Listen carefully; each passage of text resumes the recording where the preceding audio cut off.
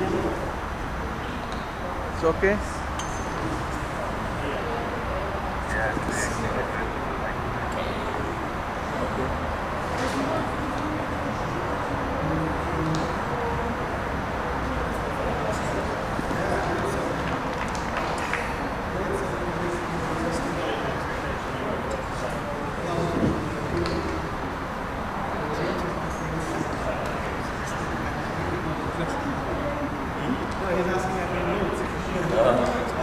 That's good.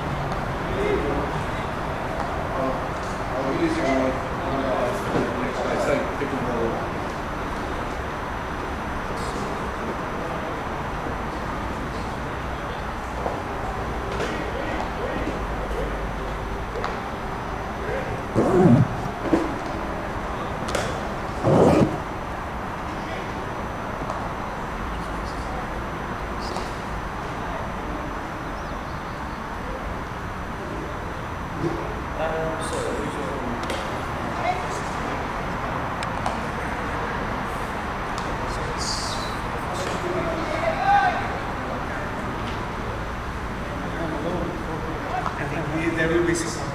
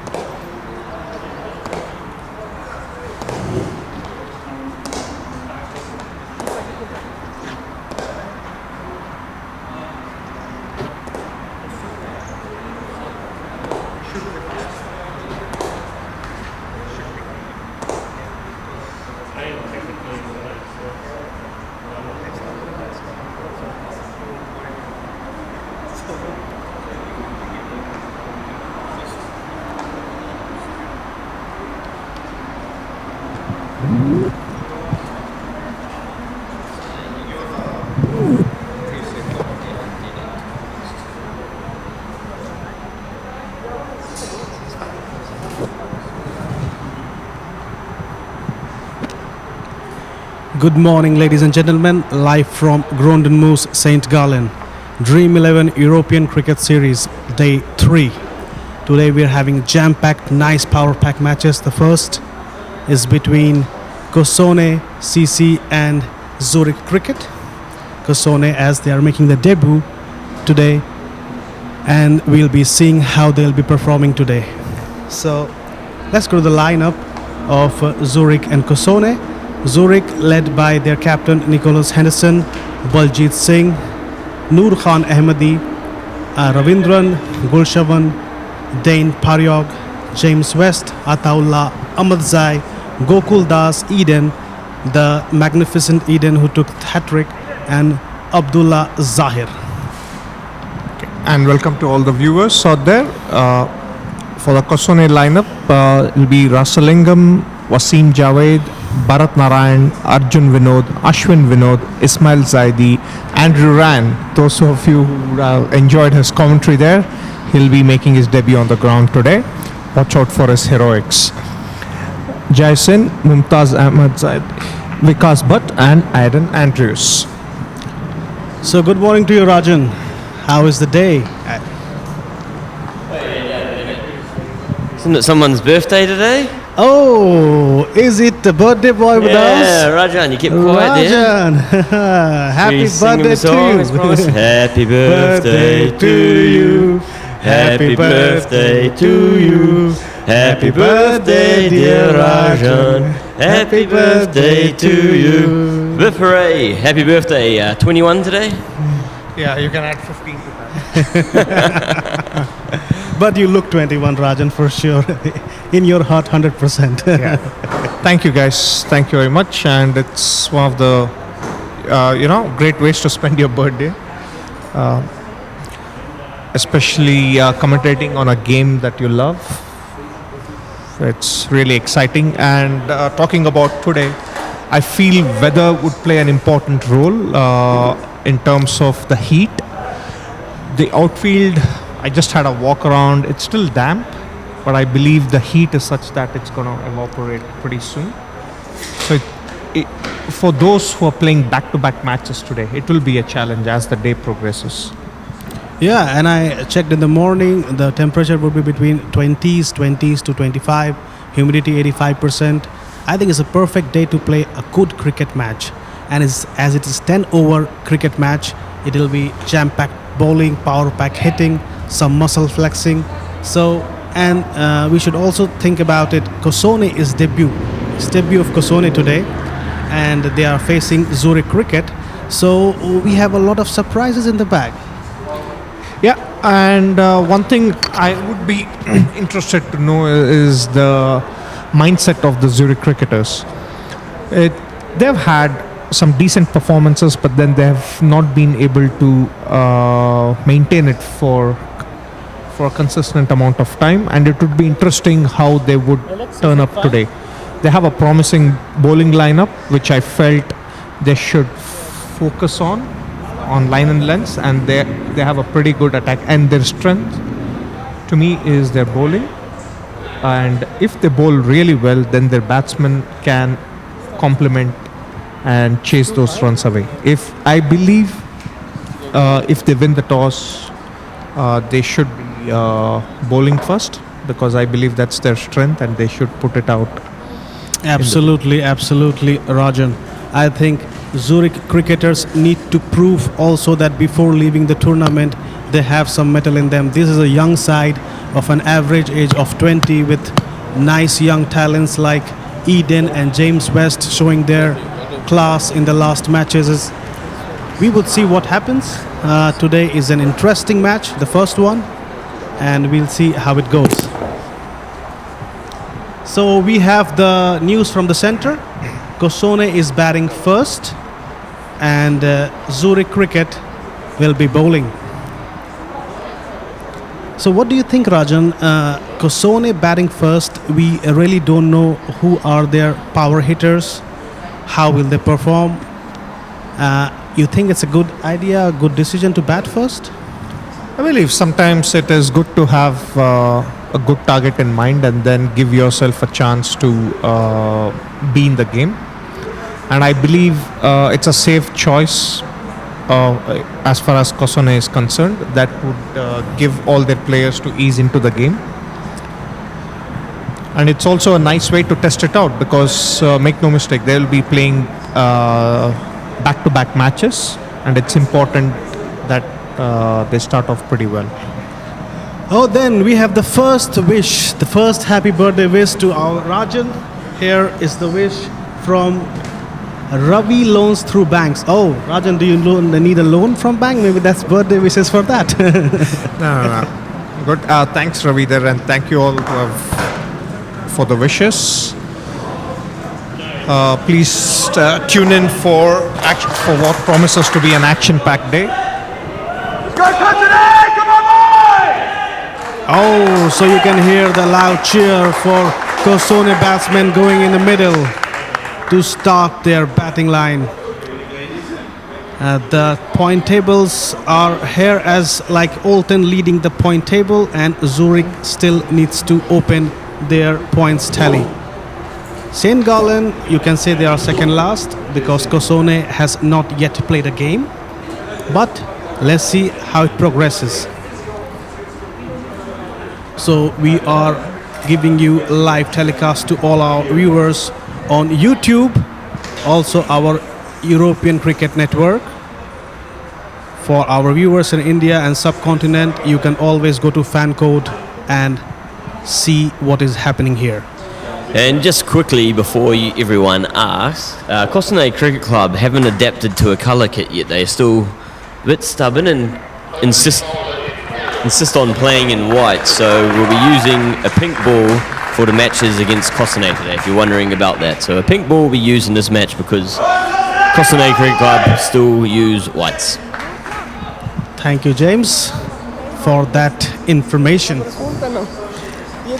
So we have everything in this Dream11 European Cricket Series. We have white ball cricket and we have pink ball cricket as well. So Kosone are in the middle.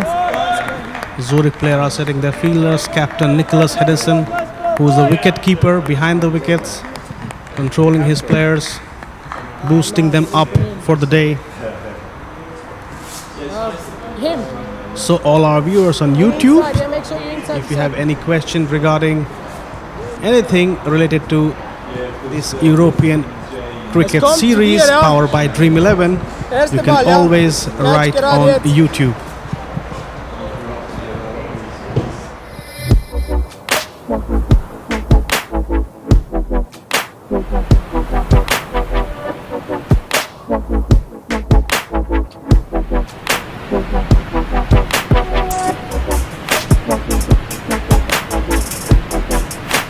And after a long period of playing cricket, the best place to come in Europe is the great Rhine Falls.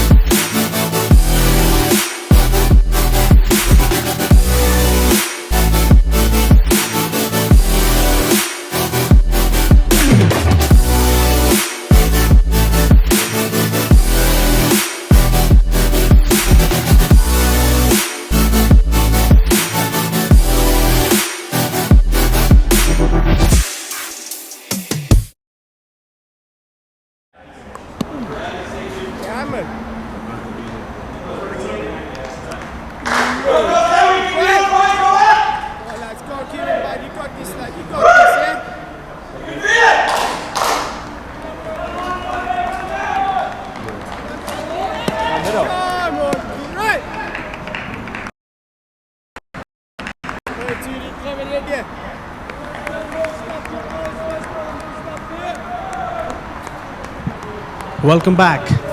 Aiden Andrews from Kosone is taking guard and he'll be facing the first ball from Ravindran. So in just few seconds you'll be seeing the first ball being bowled.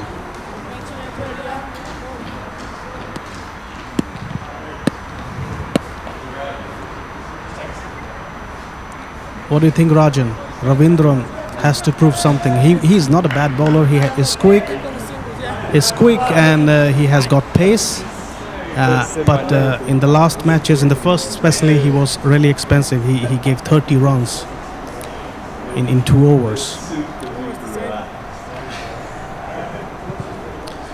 He did start off pretty well. I think he just needs to be much more consistent. I think it will come. And one thing we need to make a note here is that Zurich cricketers is comprised of young cricketers, and for them, every match they play, it's an experience. I personally feel they have improved with each match. They just need to piece it together to secure that elusive victory. I second you on that 100%. So, first match for the day, first bowl is to be bowled. Here goes Ravindran for the first ball to Aiden Andrews. Oh, down the leg side, it should be a wide, and it's a bye also, I see. 2 runs and 0 balls. What a start of the day. And you can hear from the background there is a strong support here for Kosone, who are playing their first match.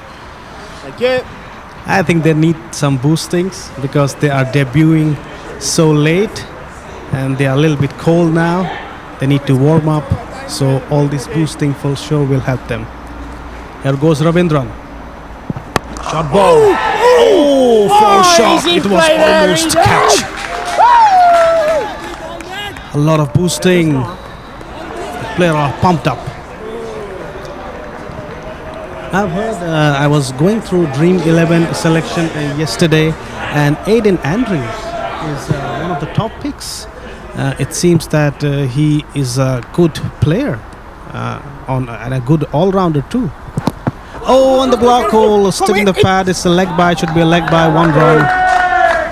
1 run. And it's important that when a batsman is getting his eye in, they need to make sure to take those singles early on in the innings. Yes, of course, the T10 is all about scoring boundaries, but we must not forget the basics. When it's always better for your confidence that you keep running to the other end instead of just having to face the dot balls. Lost his run up somehow, Ravindran. Yeah, absolutely. One more thing is a 10-over cricket. The outfield is not so fast. You have to lift the ball up over the boundary, but yes, you need to rotate the strike too if you're not hitting the ball and timing it. On the leg side, going to the foul leg. That's a 4-run, first boundary of the day. That's an amazing shot, showing some class. Amazing hit. That's as you said, Rajan.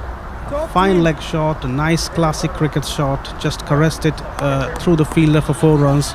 Sometimes shots that are traditional will also help.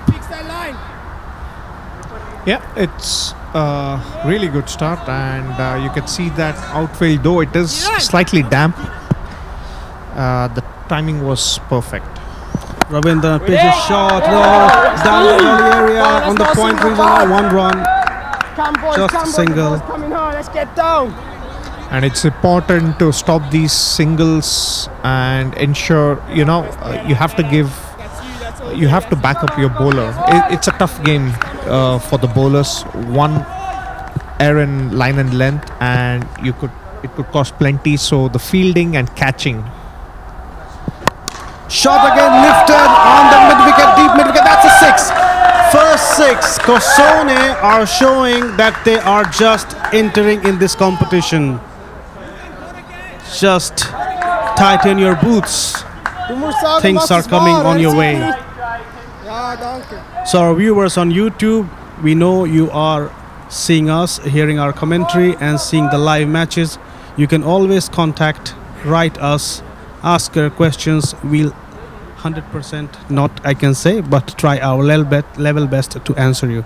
Here comes the next ball for Rabindra, lifted up, over long on, that's 4, going for 4, is he going to stop it? Oh, almost, no, that's a boundary. It was very close, he could not stop it. That's a 4, that's an expensive first over. And it's a great start for Kosone team, who are playing their first match, and they couldn't have hoped for a better start. 17 runs, first over, and that puts them right on target to score in excess of 100.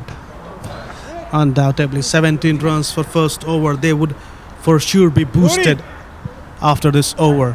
And both the batsmen, Aiden Andrew and Jay Singh. Jay Singh made 10 and Aiden Andrew makes 7, I guess. Or 5. 2 was extra. That's fine. Just come slightly in. Good. That's 18 runs. The first over. Ravindran proving costly. 17 runs for first over, Rajan. Yeah, I guess he was nervous to start with. It appeared so. He erred in line and length. It remains to be seen how this over pans out. Down, come on! Amazing hit. Hard, keep it In the region, the outfield is not so fast, so he'll just get a single. It seems Kosone is playing very classical cricket. It's not like just see the ball and hit the ball. They're timing the ball. They're seeing where the players are. They're collecting their singles. And as you can see, you will get a bad ball in the over, the way it pans out. So you got to take those singles and 2 runs in the remaining. Again down the outside. He missed field. He's going for 4 runs. Yes, they're going for 2 runs. The throw comes in, but it's too late. They have completed 2 runs quite comfortably. I must say the fielding so far has been sloppy from Zurich cricketers. They have been excellent so far in this tournament, and I believe they just need to calm down, calm their nerves, and just go about their business. For sure. I mean, they are one of the best fielding sides in the tournament till now. But maybe the first over had made them a little bit nervous because they are being bashed by Kosone, CC all over the ground. So Abdullah Zahir with the next delivery. Let's see what happens. In the block hole after a long time. A very good delivery. Just missed the edge. That's a line They bad. appealed for it, but it was a half-hearted appeal. Still believe outside the off-stump is the right channel to operate. You got to make batsmen drive Short ball. and drive in such a way that it is much more difficult to hit it along, chip it over the offside field rather than bowling it short or in the slot towards the leg stump. Catches out here, boys. Catches out here. Jay Singh facing, already made 12 runs on 6 balls. In the block hole again. Oh, but it was over pitch. What a shot over the cover area for 4 runs. Just missed by few inches for a 6. Now we are seeing some entertainment in the morning. All of you guys who are seeing us in Europe, maybe it's time to wake up and see this batting. And he had to, and that shot was so magnificent that it's a cameraman's delight. Especially the pose, the follow through after scoring that shot. Of course, you can click it and put it in your club and show the young guys this is how cover drive is played.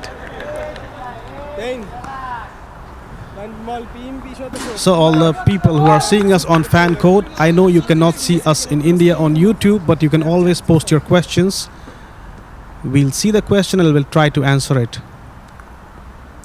Here comes the next ball in the block hole. Oh, it's an appeal, and he is given out. He is given out. Abdullah Zahir was trying to bowl in that area, and he got one in the end. Jay Singh departed after a very good and magnificent knock. He was blasting the bowlers all over the ground. Yes, and the trick of bowling outside the off-stump pays dividend. It is really difficult for a batsman to keep following it up with excellent shots on the off-stump, because that's one thing, no matter how good you are, it's pretty tough to score boundaries from that line. As long as it's tight and not giving too much room on the off-stump, the bowlers will benefit from that line. Absolutely. Actually, also for the bowlers, if they earl in their length and make it a little bit over pitch and the batsman come underneath the ball is traveling. You have to accept it. And for those of you who have sent in their wishes, thank you very much. It's really nice to hear those wishes. Hope you're enjoying this game of cricket. It's a great comeback by Zurich cricketers. Now it remains to be seen how they proceed further in this match. Zurich cricketers have played already 4 matches. This is the 5th match of them. They have lost all of them. Let's see what happens in quite short on the offside, the cover region, 1 run. Aiden Andrews taking it slow this time. New batsman is Wasim Javed from Kosone side. Ataullah Ahmadzai. Ataullah Ahmadzai. Some interesting fact I found about him. He just played first 2 matches.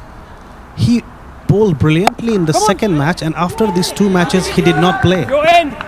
And then this is the 5th match he's playing. I wonder why, because Zurich cricketer thought that he don't have enough pace, but he really got wickets. I can see he bowled 2 overs and he gave 11 runs and 3 wickets in the second match. Let's see what he can do in this one. Down the offside, wide offside. And for those of you who are asking when does Andrew come out to bat, I think he's one of those team guys who lets other players express themselves. He backs his team well, so it remains to be seen when he comes out to bat. Down the leg side again, very fine. He's missed the fielder for 4 runs. Aiden Andrews, as was expected, playing some lovely shots in the morning. And I believe again erring in the line.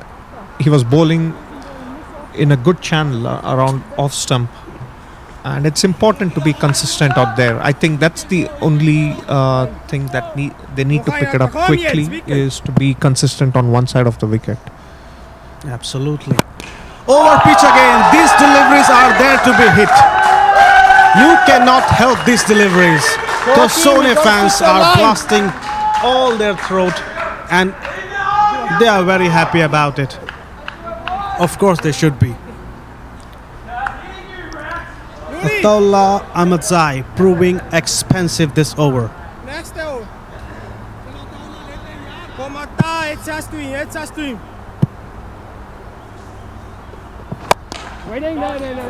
Yes, he did! That's the standard, boys!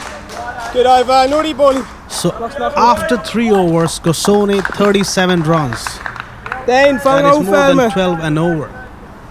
And that's a really great start, considering they're playing in their first match and they know that runs are important, and they might have also had a chance to analyze their opposition, and they know that against Zurich cricketers, if you score runs in excess of 100, you can put pressure on them.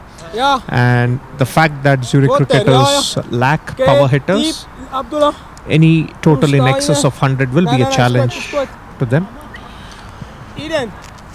They use power play really nicely. First 3 overs, they used power play and they made 37 runs. Jay Sin and Aiden Andrews. And for those who are asking why use pink ball is mainly because Kosone have not been able to have using the same kit that they use for the local players, and it would be unfair to play with the white ball with a white kit. So that's the basic reasoning with using the pink ball. Yeah, Kosone is determined to use their traditional white kit for this tournament, so the organizer have decided to use a pink ball, so there is no confusion in spotting the ball. Again in the block hole to the cover region, 1 run. Come on, lads, pick up the ball And clean. to add Let's to go. that Let's pink work ball, hard. the league uses the pink ball, and all the teams have experience playing with the pink ball. So I don't think any team is at a disadvantage here. Absolutely. Noor Khan Ahmadi went 2 wide down the leg side and again giving extras. We have seen, Rajan, extras have cost really expensive for the team. Giving easy extras is giving extra balls and extra runs so easily. Again, Noor Khan Ahmadi. That's a full toss. A misfield. 1 run. Come on, lads! Either he's bowling down the Come on, leg boys, side come on, or let's get the feeling right, full boys. toss down the offside. He has to control his line and length. And for me, as long as he's not conceding boundaries and extras, that's a victory for the bowler. Noor Khan again. Let's see what he bowls this time. Full toss again. Down the long onside. That's straight down the boundary for 4 runs. Aiden Andrews, if you keep bowling like that and you give him gifts like that, he'll accept it with a grinning face.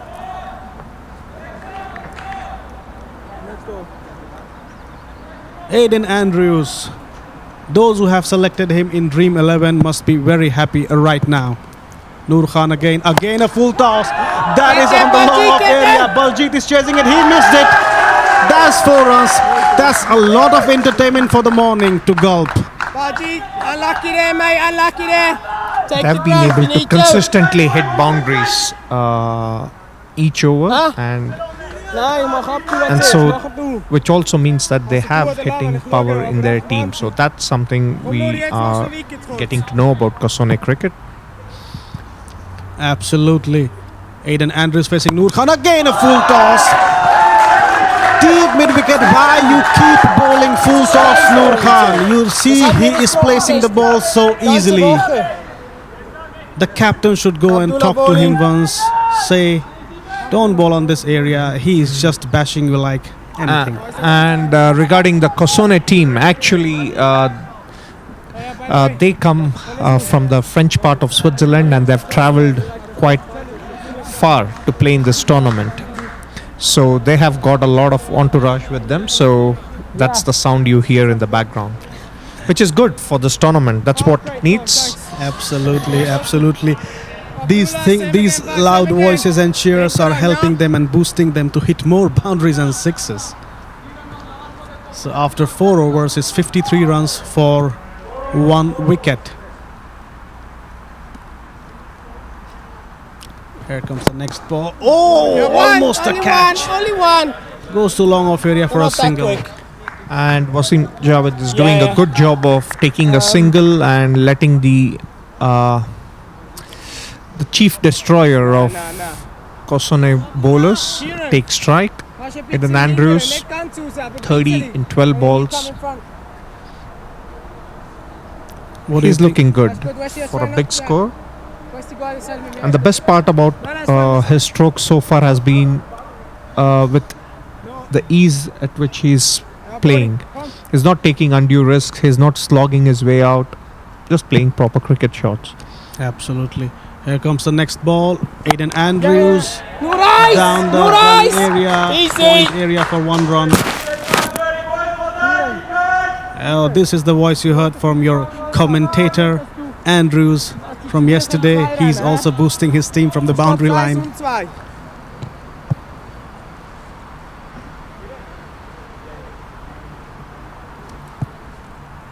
Abdullah Zahir with the next delivery. In the block hole. That was a good ball. Just a single. Yes. You need to keep bowling those Yorkers. You need to target the block hole area.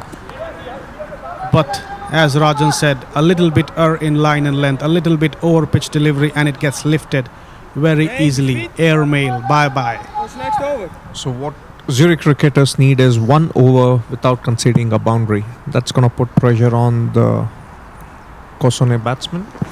Again over pitch, as I said, but it could be a catch. It could be a catch. No, it's not. It's fall just behind the boundary line. You see from here and you thought it's going to be catch, but it did not. Aiden Andrews, don't do a mistake. Don't do anything wrong with your line and length. He'll punish you. He'll punish you hard. And it's been clean cricketing shots so far. And it's been a delight to watch him bat. Next ball, no, that no, no. was fall shot. Easy. I think balls like this, Let's make sure you can see Aiden Andrews scored most of his runs on a full toss or an over pitch delivery. But if you're bowling him good length deliveries, he's also giving respect. So Go at the line. you Yeah, should- he's a proper batsman. He's not a slogger. And in this tournament, you need batsmen of such caliber who pay respect to good balls. Again, over pitch is going to be a catch. Baljit is underneath it. Baljit took an amazing, brilliant catch.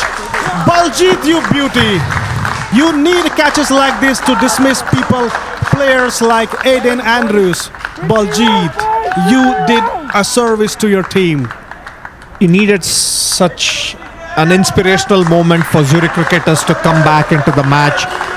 Aiden Andrews looks set to take the match away from Zurich cricketers, but Baljit Singh, and it goes to show good fielding helps to raise the morale of your team, and I hope Zurich cricketers get inspired by this awe-inspiring moment from Baljit.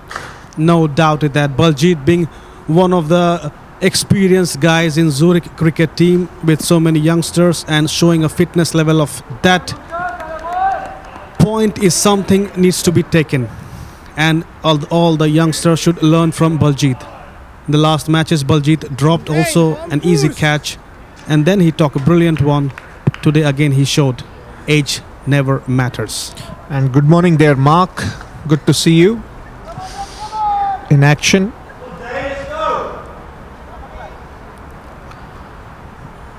Here comes a new bowler. Again down the leg side. No, you keep on bowling there and they keep on hitting you. It's easy pick for the batsman. So easy.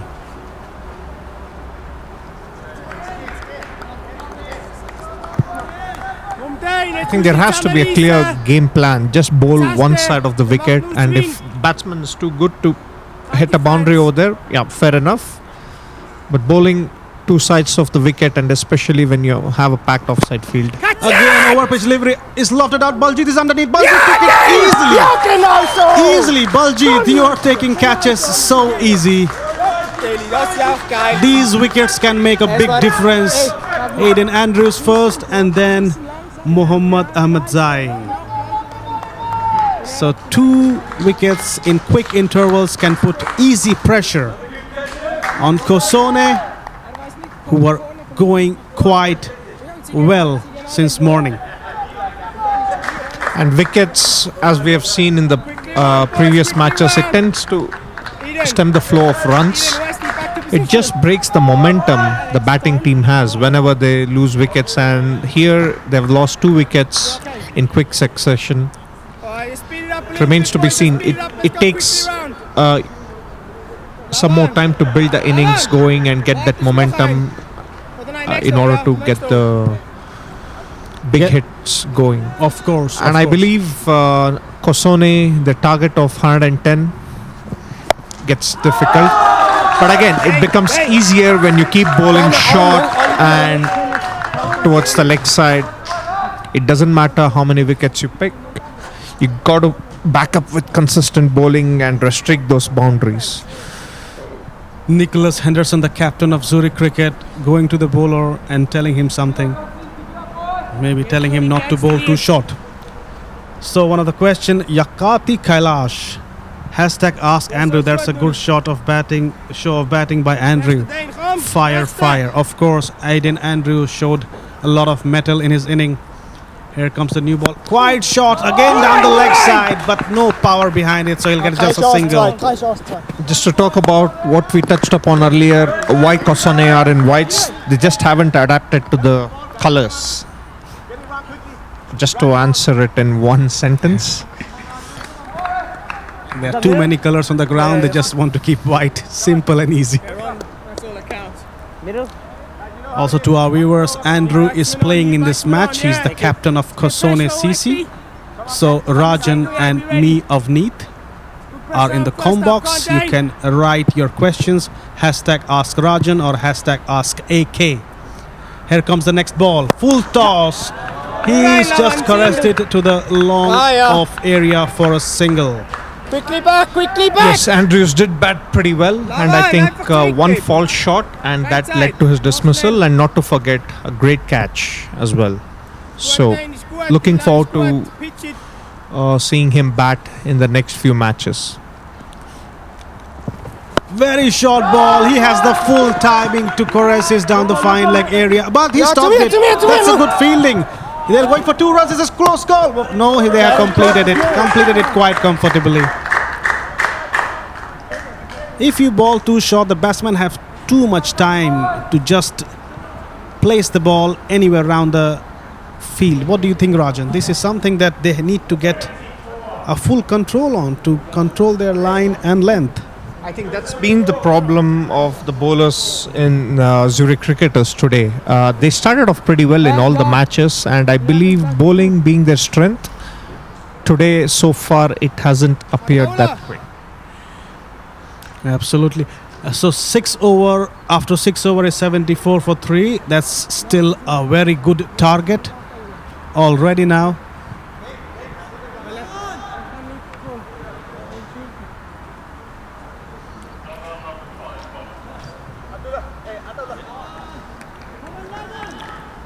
So Ravindran back in action. Maybe they need the experience and the pace of Ravindran to halt this run. And again he bowled short, but it was just going to bulge it on the long off for 1 run. Like I stated before, Zurich cricketers need 1 over where they don't concede any boundaries, and you can see that. I mean, if they can restrict Kosone to less than 100, they have a fighting chance to win this match. So that should be their aim, to not concede boundaries, and or at least make it difficult for the Kosone batsmen to make those big shots. Again short ball, but mistimed it. They're going for a single. He's throwing the ball. No, it's not. No run. 1 run only. I thought he's hitting the wickets, and it'll be a run out. We have also seen, Rajan, they are not hitting the wickets. They are not aiming for the stump. Even they do, they are not getting too much success. I think getting some run outs, getting good catches, being awesome in field can also help. I'm also wondering why Eden is not being given the ball till now. Ravindran with the next delivery. Shot again, lifted over mid-wicket area for a 6. Amazing shot and shot and shot and shot, and you'll get these shots. And that's been the problem with Zurich cricketers today, and they haven't been consistently bowling those areas where it would be difficult for batsmen to score runs, and they have been giving freebies at will. Bowl 2 good balls and then give a freebie, and that just lets the pressure off the batsman. Ravindran back. So that is Gulshavan, sorry, that Gulshavan bowled the 4th ball, and he has given considerable amount of run. Gulshavan Santi Sekiram. First over. Yes, boys, Gallen. And Arjun Vinod. Come on, Lavan. One more talk. Lavan actually bowled really well in yesterday's matches, but with no luck. Again, over pitch delivery, giving full time to the batsman, and they're not going to miss those.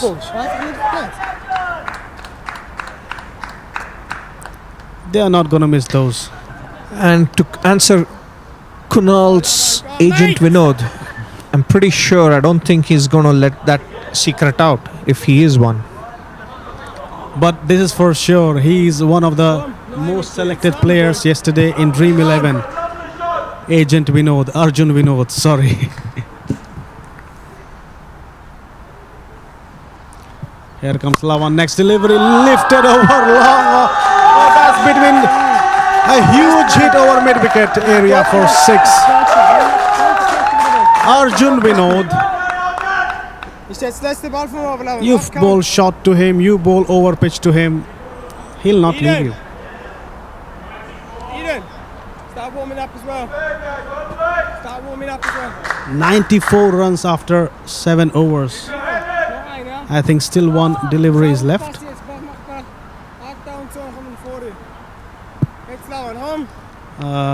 The umpires are stopping play. It's over. The scorer is saying it's an over, yeah. And to answer about Andrews, yes, he did play in the ice cricket with the alongside some legendary cricketers. Yeah, he's a talent to watch out. End of the over. Who is coming? Ataullah is coming back. Arjun Vinod, Wasim Javed. Arjun Vinod.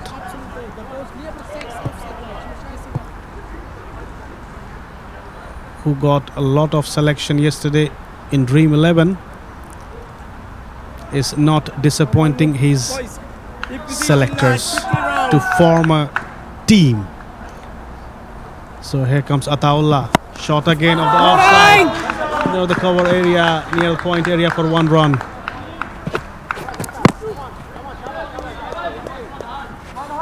Ask your question, hashtag ask Rajan, hashtag ask AK about the matches, statistics. What do you think? Your suggestions about St. Gallen, about Switzerland, about cricket in Switzerland. Ataullah again. 1 run only to the long on area. Easy back. And I already believe damage has been done with respect to the score. 95 runs, and even if I piece it together, 20-30 runs, the target is going to be difficult for Zurich cricketers to chase. However, Again, oh, that's straight. Oh, yes. That's straight. Eden caught it. I think it's Eden. It was straight to him. It was a short ball. He had no power behind it, and straight in the bucket hands of Eden. Alex, how are we for time? Are we okay? Just about okay. Alright, let's keep going like this. Lavon, so what you pass next? So, Kosone scoring 96, but keep on losing wicket. It seems they have scored enough. What do you think, Rajan? I would still say, anything less than 100, I would give a chance for the opposition here. But then 120, 130, then it becomes tricky.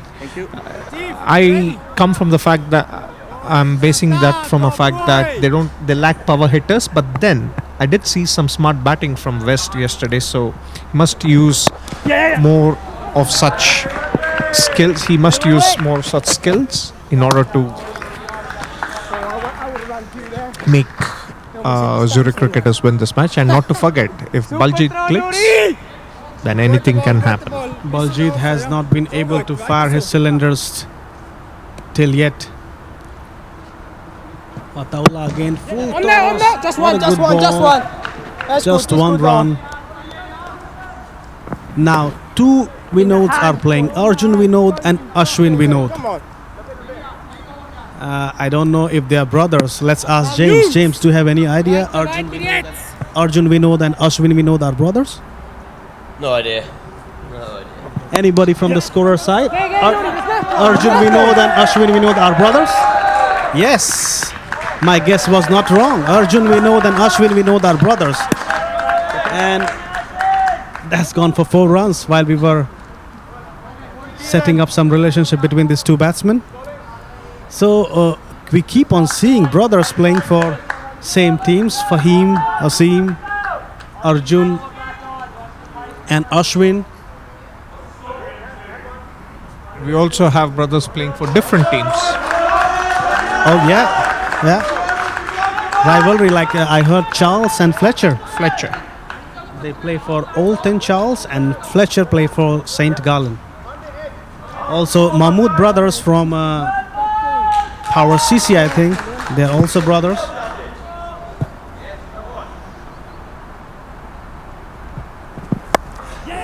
Down the offside, going misfielded.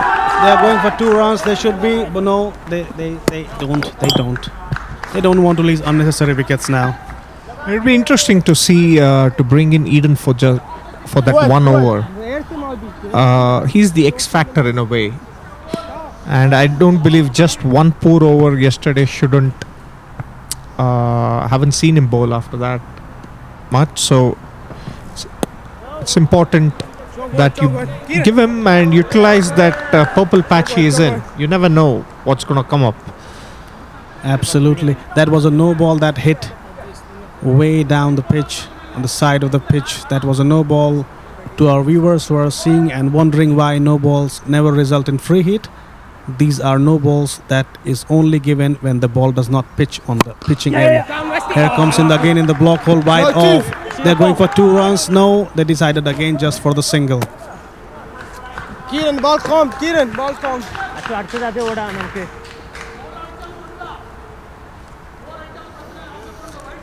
They have made already 104. As you were guessing, Rajan, 100, more than 100, they have upper hand. Ravindran again lifted over long on area. That's single. They're going for 2 runs. Let's see what happens. They're going for the throw comes. No, he's not able to collect it. So Sone fans are cheering them up for taking 2, stealing it from the fielder.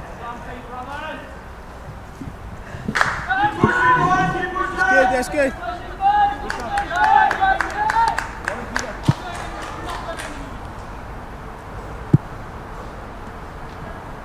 Here comes Ravindran again. Straight to Baljit. One drop. Oh! He slipped.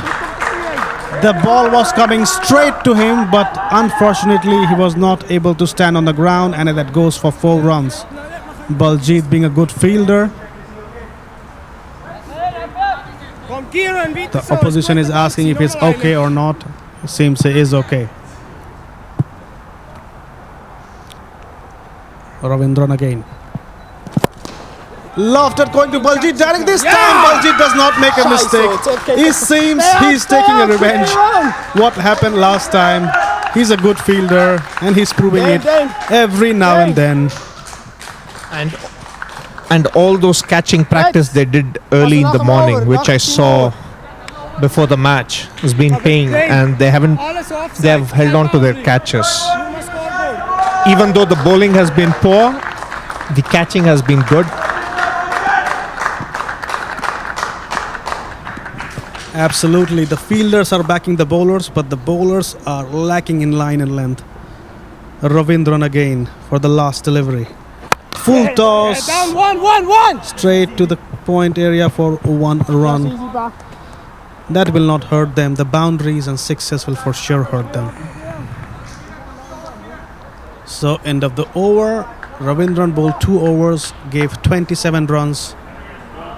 Kosone 112 for 5 wickets. 1 last over to go. So all our viewers seeing on Fan Code, on Dream, on ECN Network, on YouTube, post your questions. We'll try to answer them. Rajan and I for the first 2 matches. Rajan will continue on the 3rd match. And it's interesting to note that for those of you who had Eden in their Dream11 today, they must be disappointed. I understand. I cannot understand the tactics, so we'll wait to hear from the team if he's all right or if there is an injury. Oh, straight to the fielder. It's going before us. No, that's a misfield. You are doing so good fielding Zurich cricket, and then you come up with something like this. So you keep the viewers guessing. Will be a 4 or will be a catch or will be a run out. And the comments over there is still pointing to the fact that the highest chase has been 89. Yes, chasing has been difficult over here.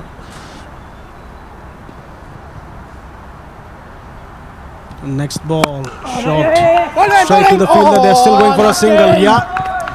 If you don't collect the ball cleanly, you will give easy singles.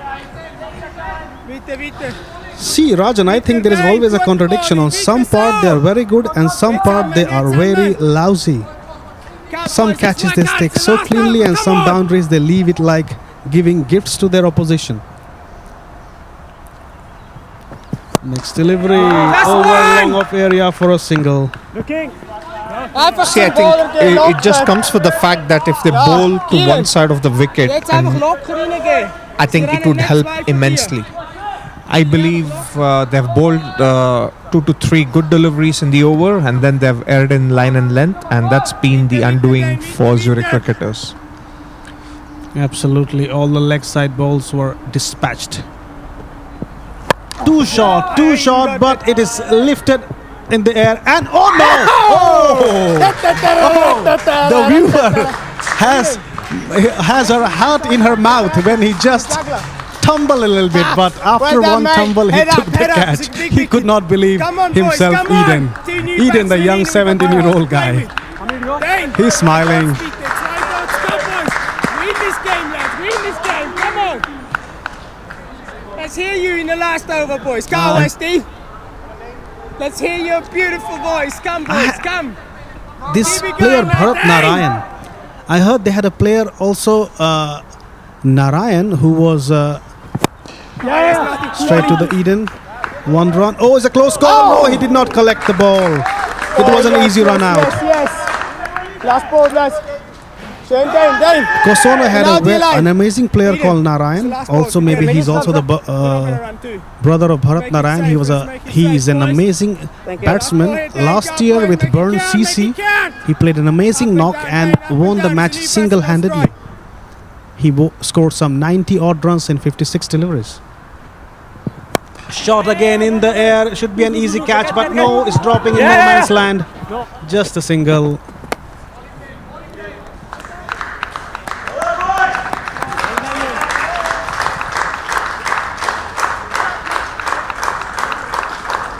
So, at the end of 10 overs, 120 runs, and I believe it's going to be a challenge for the Zurich cricketers. But having said that, if Baljit gets in and if West starts innovating early on in this innings, you never know. They have the talent, but it's all about executing those talents and as well as having a game plan ready. So. Absolutely.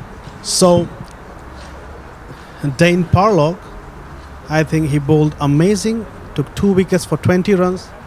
Abdullah Zahir also for 16 runs. He given for 2 overs and took 2 wickets. So, going to the scorecard of Kosone CC, they batted amazing. Aiden Andrews, pick of the batsman, 37 runs for 16 deliveries, 5 fours and 2 sixes. Jason Au also 16 runs, 9 balls, 2 fours, 1 6. Wasim Javed, 14 runs of 11 deliveries, 1 4, 0 sixes. Mumtaz Ahmed Zai, 4 runs for 2 balls. Arjun Vinod, also a good hitter, 12 balls, 29 runs, 3 sixes and 1 4. His brother Ashwin Vinod helped him a little bit with 12 runs, made on 8 deliveries with 2 fours. Bharat Narayan not out, 2 runs, and Andrew Ryan, the captain, could only face 1 delivery and he made 1 run. Kosone made 120 runs in 10 overs, 12 runs per over. The opponent Zurich Cricket needs 121.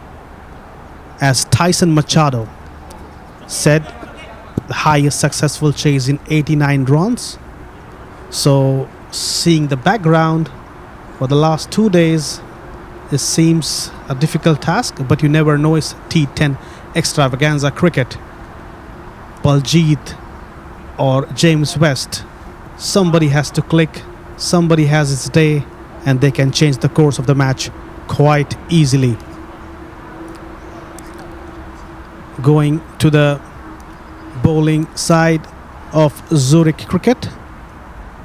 So the bowling has been not up to the mark.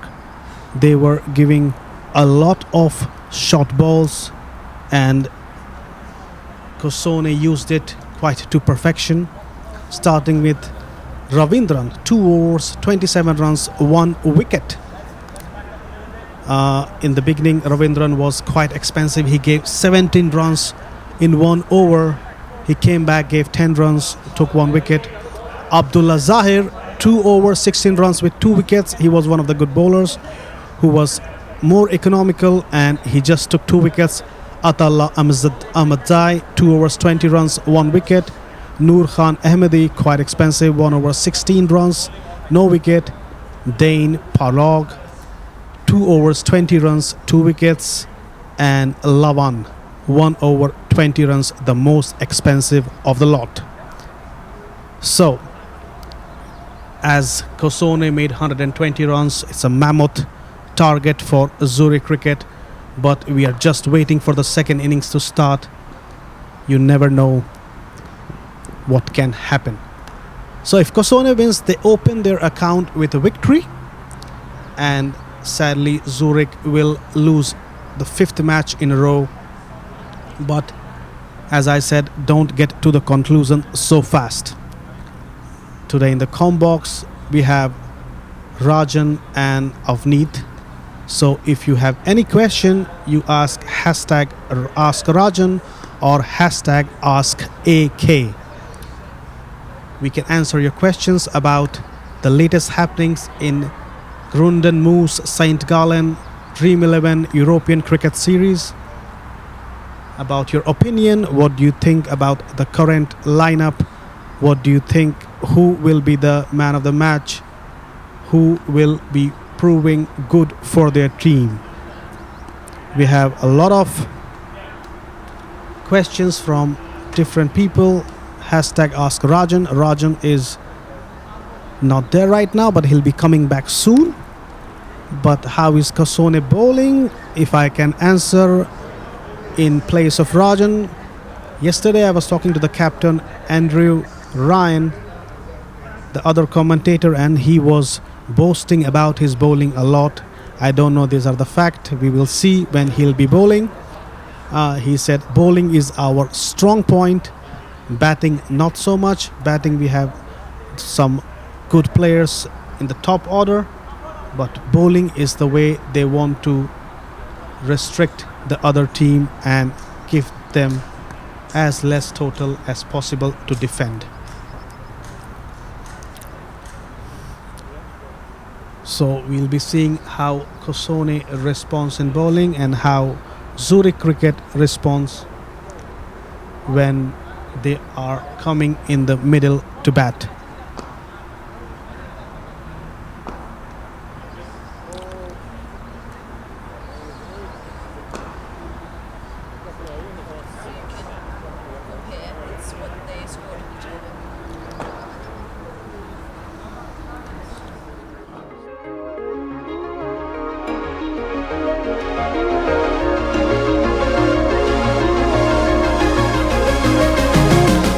Here we are with St. Gallen Cricket Club at Mount Saintis, the highest mountain in East Switzerland with a height of 2,500 meters, looking over 4 different countries.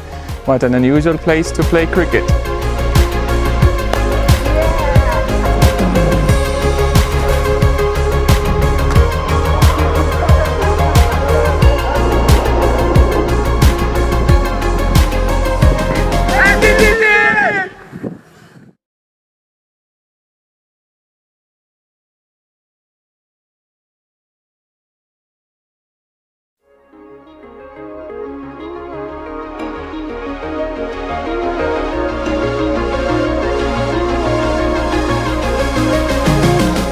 Here we are with St. Gallen Cricket Club at Mount Saintis, the highest mountain in East Switzerland with a height of 2,500 meters, looking over 4 different countries. What an unusual place to play cricket.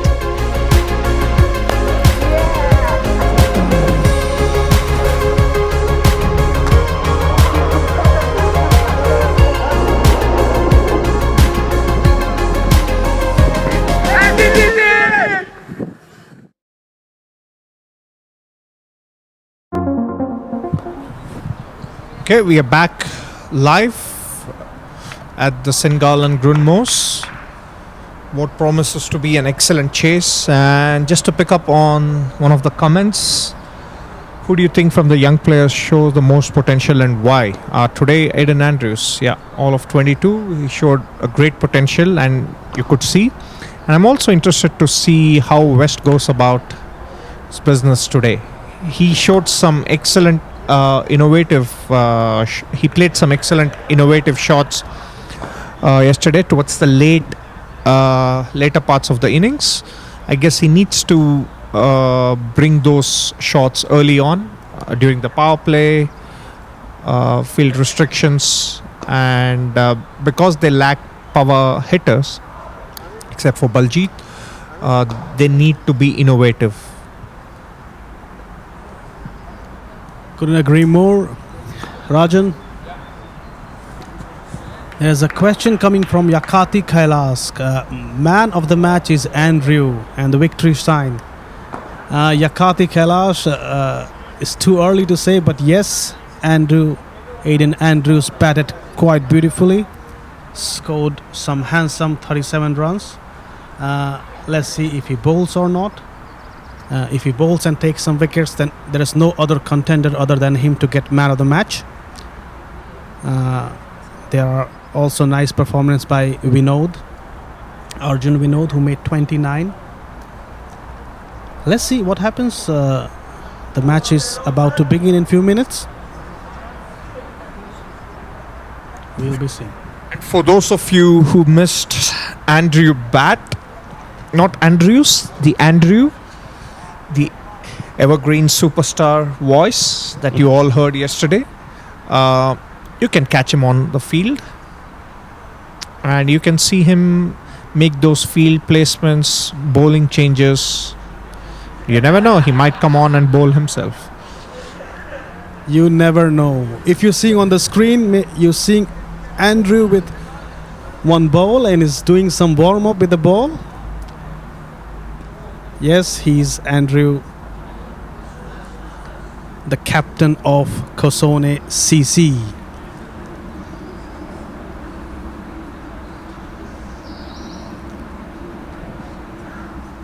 Do drop with your amazing questions, suggestions about cricket, about tourism, about cricket in Switzerland. We'll try to answer as many questions as possible and keep you busy and interested in this T10 Extravaganza Dream11 European Cricket Series St. Gallen. Today is the third day of the series. First match, Kosone CC versus Zurich Cricket. Kosone has posted a mammoth target of 120, and Zurich Cricket is waiting to respond back.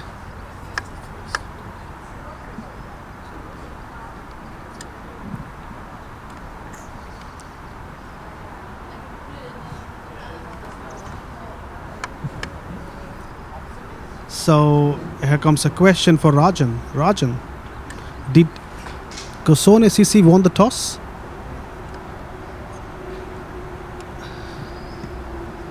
We'll just try to find out for you. We know that Kosone is batting first.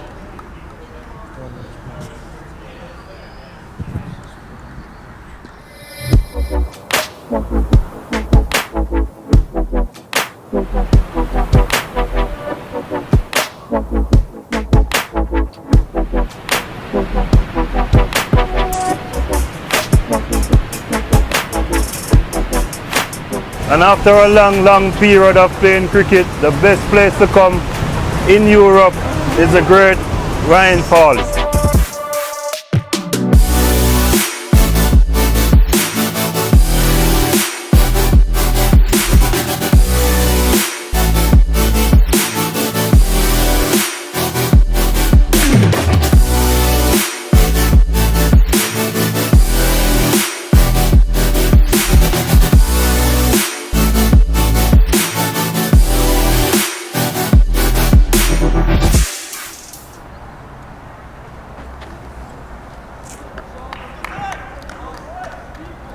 Middle stump, Alex. Alex.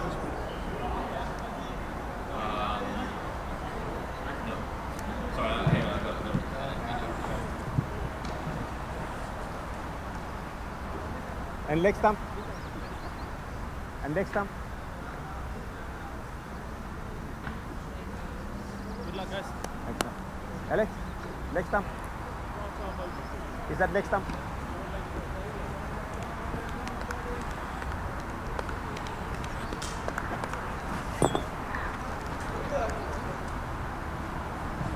Welcome back to the St. Gallen Grundmos and what promises to be an excellent chase. all eyes, hopes are on Baljeet to give a great start for the cricketers, and I believe he's due for some runs. This could be the match. And right now, this is me, Rajan, speaking. I'll be soon joined by AK in the commentary box. So, Aiden to start the proceedings for the Kosone. Good old-fashioned leave by Baljeet.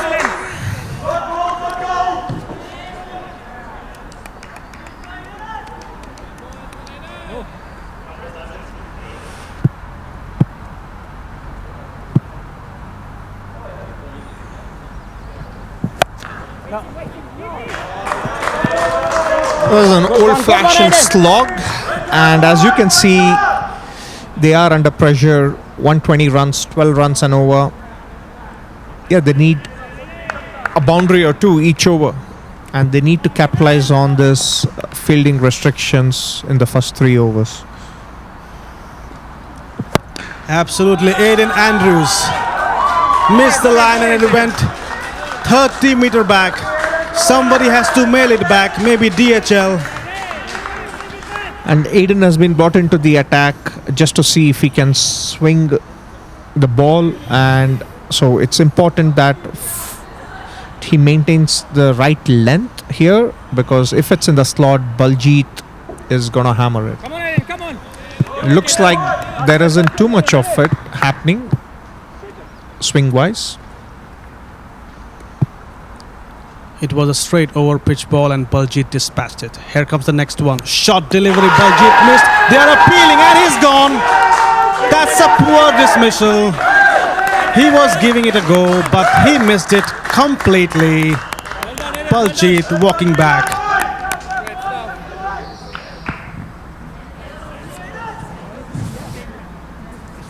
Baljeet after scoring a 6. So Aiden Andrews, as Yakati Kailash was guessing, Aiden Andrews could be a contender of man of the match. Yes, he took 1 wicket and scored 37 runs. I think he's the front 4 runner for man of the match award. And Ismail Zaidi is playing in the squad, so hope that answers your question. And I believe personally Baljeet should have been a little more patient. He got his 6 runs. Bowlers have this tendency to bowl poor deliveries. He just had to capitalize on that and didn't have to slog his way around. And that was a poor shot in the context of the match, after having known that he is one of the main strikers and Zurich cricketers lacked strikers, so he had to play a few more deliveries and give himself a chance later on. I believe it's also important to take the game deep. Now a lot of pressure on James West and Nurkan Ahmadi. Down the leg side, umpire says they were appealing for a leg before. Aiden Andrews opening the bowling, opening the batting. Seems one of the most important and useful asset for Kosone CC. So there is a question from Likawa Maposa. Which commentator is speaking now? Is it AK? Yes, it is AK, and is it Rajan? So we are giving you live telecast from Grundenmoos, St. Gallen. Dream11 cricket series, European cricket series going on. Again an appeal, and again he's gone, poorly gone, the same fashion like Baljeet. 2 gone in this over. Aiden Andrews, you beauty. All the team must be eyeing on you. And he was brought in for this over, or rather to start the proceedings, to see whether he could swing the ball. And he got to swing just a little, and that was enough to get the edge through to the keeper, and I believe it's poor strokes, and I believe it's stroking your way out is not the way to play the swing bowling. You got to be innovative in your stroke making and try to play it outside the off stump and try to score it over the offside instead of slogging your way towards the leg stump, and that brought about the dismissals of the two batsmen. Now huge pressure on James West, who is yet to face a ball, and he's accompanied by Gokul Das, who also yet to face a ball. So two fresh batsmen after end of first over. Aiden Andrews proved he can bat and he can swing his arm also. You can see on the ground Andrew Ryan, the captain, controlling the field.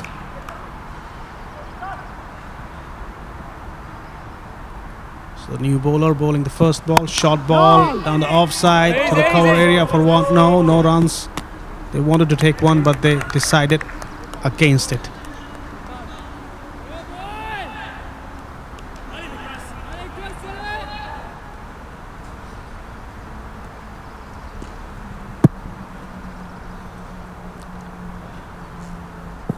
Short ball again, going to Andrew Ryan. Andrew Ryan picks this up and they take one run quite comfortably. Early wickets bring pressure. Early wickets of Baljit and early wicket of Noor Khan Ahmadi brought immense pressure on Zurich cricket. Vikas Butt trying to settle in nicely.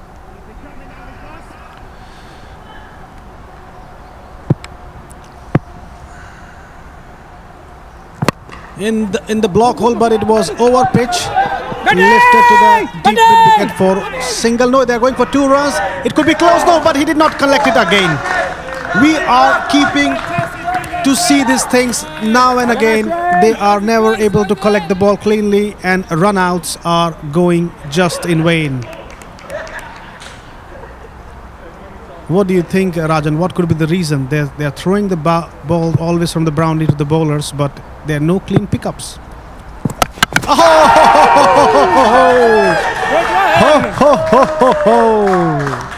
And that slog again towards the leg side. You just got to pitch it right up, and people, the batsmen have no clue whatsoever.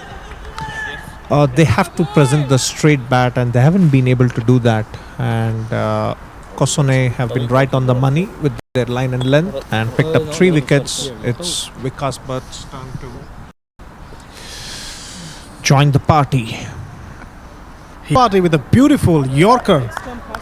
And straight in the block hole, you are just not seeing, just slogging it.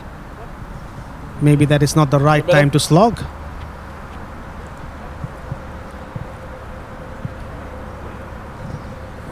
So Keith Davis asks a question. It's 45 minutes. The bowling side have to bowl their quota of 10 overs. And so far we have had instances where people have completed well on time.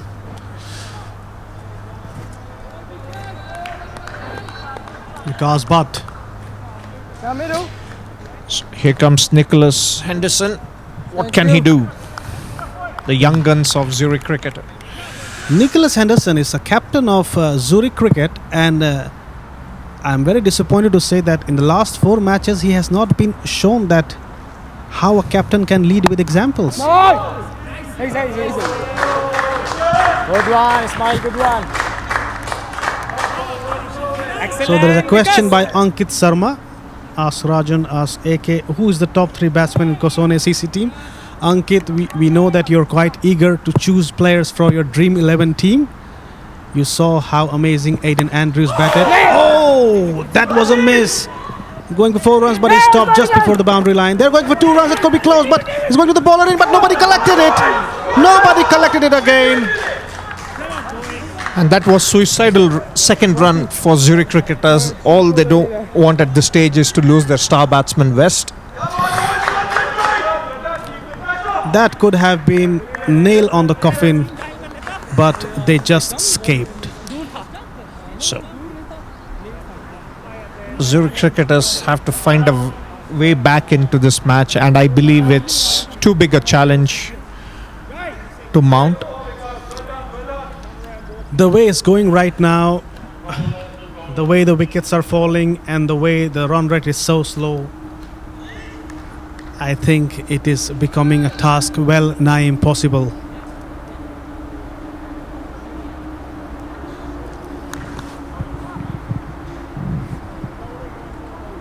Thank you.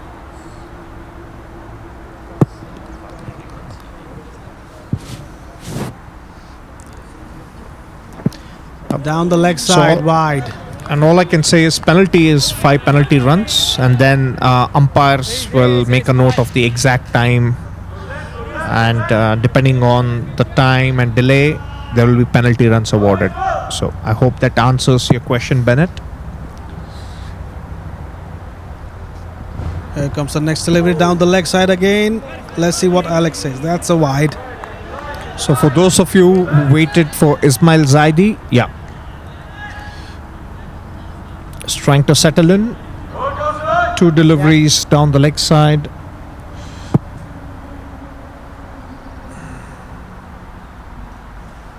Smiles idea again. Charge it, going through the point, recover reason. They'll not go for 4, but they'll complete 2 quite easily. Quite easily. They want to take third, but they say no, they need runs. They are hungry. You can see the energy in the field such that 3 people were chasing after the ball.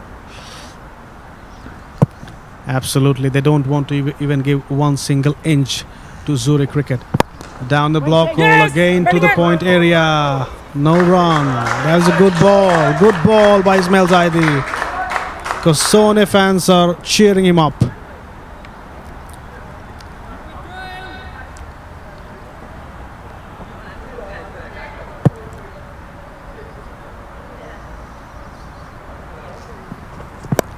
Again in the block hole.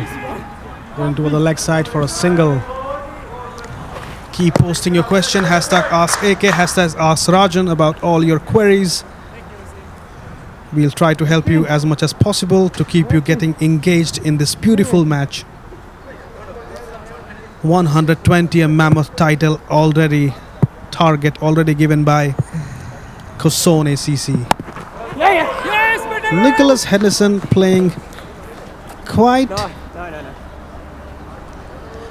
I don't know. I can just say he just tried to take singles. I think singles won't help them, Rajan. What do you think?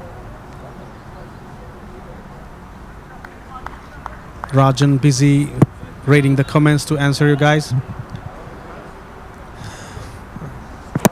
Oh, that was going down the leg side.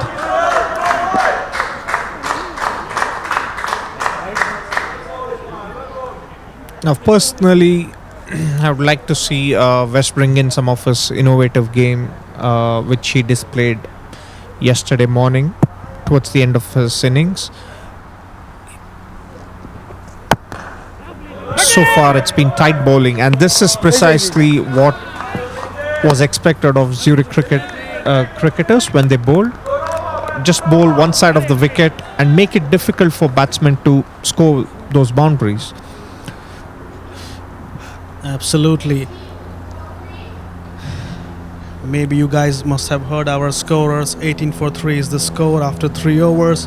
The team is doing a tremendous job by keeping up with the score. Maybe our cameraman could show them also sometime.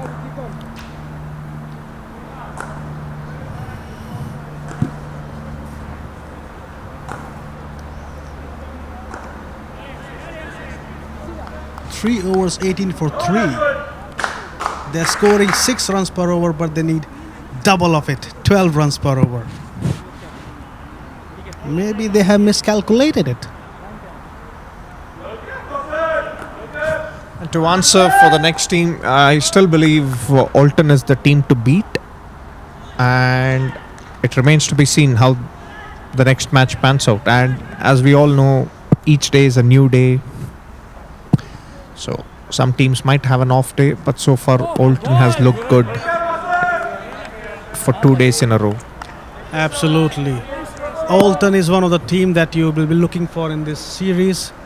They are a complete package with good bowling, good batting by Saheed, good batting by Yasso, Ali and Ali, the front runner bowlers.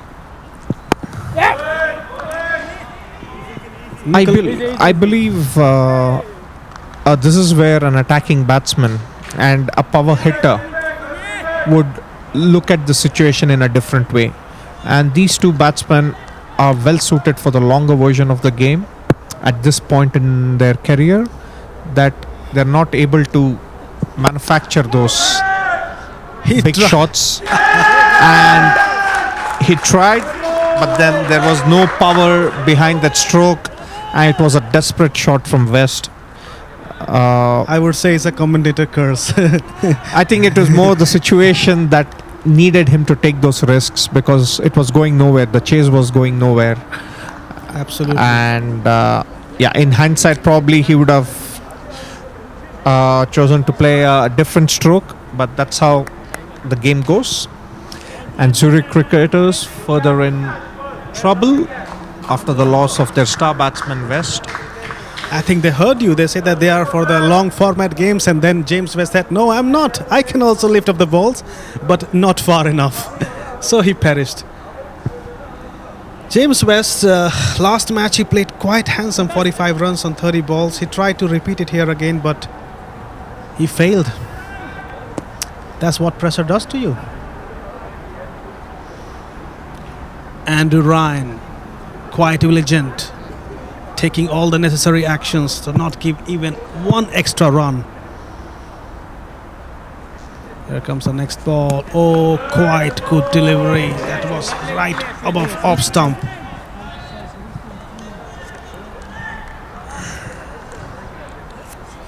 There are some questions, direct questions like who will win the next match, or this is something we are not fortune tellers.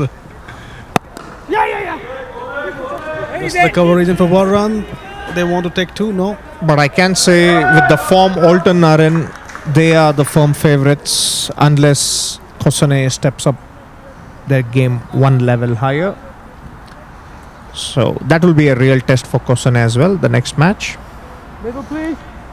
Absolutely, but Kosane already made 120 against Zurich today. But we don't know. They can repeat the same thing with tight bowling lineup of Oulton CC. Oulton have some nice spinner also.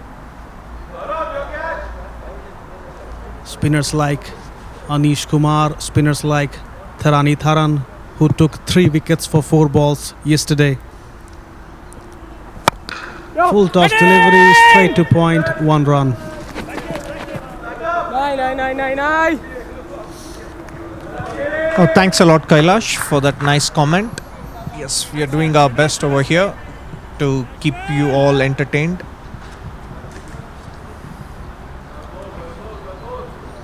Thank you, Yakati Kailash, for your beautiful words.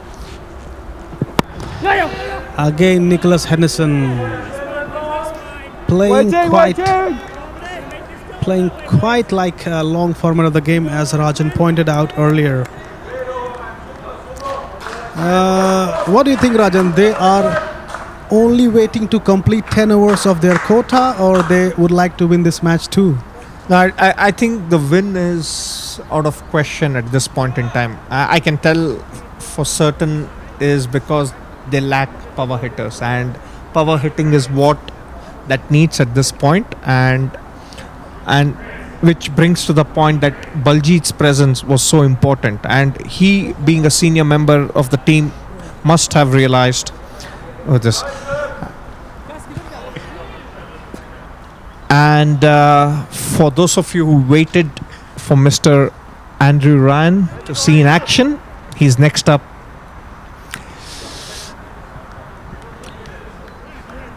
Taking his mark. I think Andrew Ryan has chosen the most safest time to bowl. The Zurich cricket is under pressure.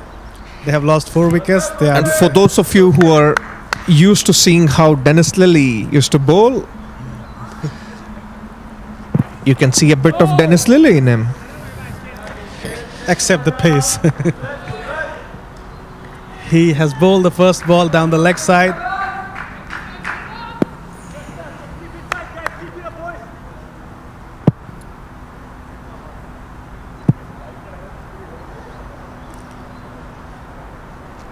Andrew Ryan, over pitch delivery to the cover area. Oh, that could be close, but as it's been going on since morning, nobody's hitting the wickets. I believe it's the right time for Kosone to bring in and test their reserve bowlers and also their top bowlers to get in shape for the next big match coming up. Because I believe the match is in their hands now and they can prep well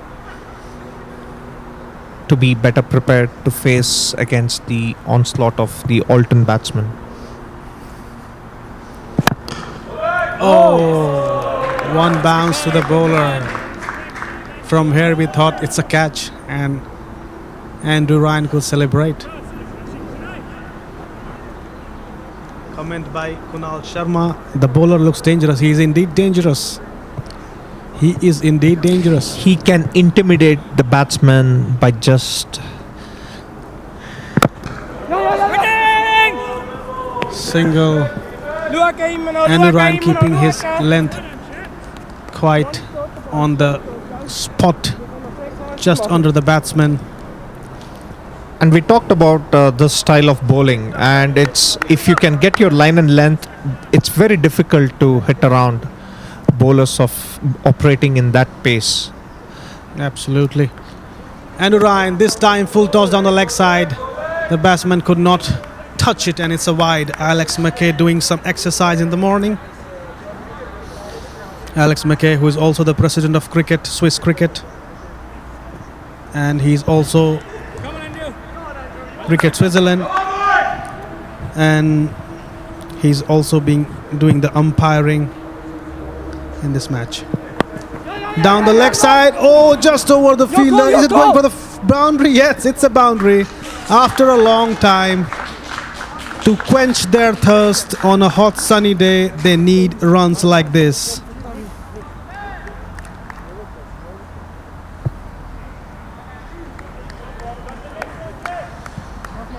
And it's important. See, you can see these ground strokes. They have these strokes pretty well, but they got to be consistent with stroke making. And Baljit would have been. Having Going said down that, the fine leg. these strokes are not going to help Zurich cricketers get to the target, but at least they can have some batting practice. And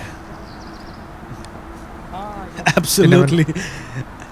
That's why I asked you, are they really waiting to complete their 10 overs or they are want to go close to the target? It seems they just want to complete this 10 overs comfortably. I think, Mark, it's more than Steve Waugh. It's he looks more like Dennis Lilly I was going for at four the runs. age Let's of- see. No, it just stopped. towards the end of his career. Of course, as you said, Rajan, Andrew is exactly like Dennis Lilly. Dennis Lilly's aggression too. I hope he does not play with an aluminium bat, but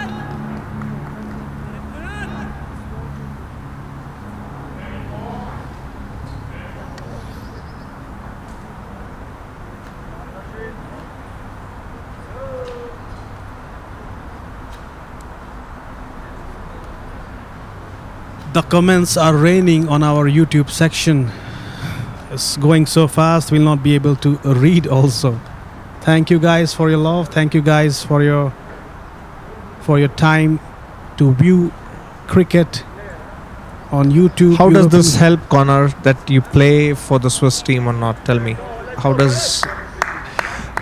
Yeah, Connor seems to be spamming the comment area by just proving that he plays for under 19. Yes, okay. Under 13. Under 13, sorry.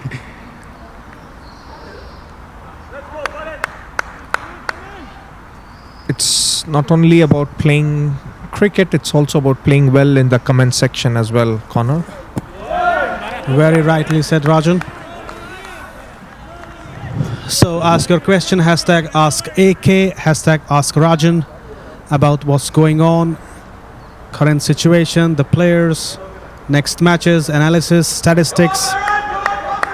James, as you can see, is trying hard to keep up with. Do you have any interesting insights, James?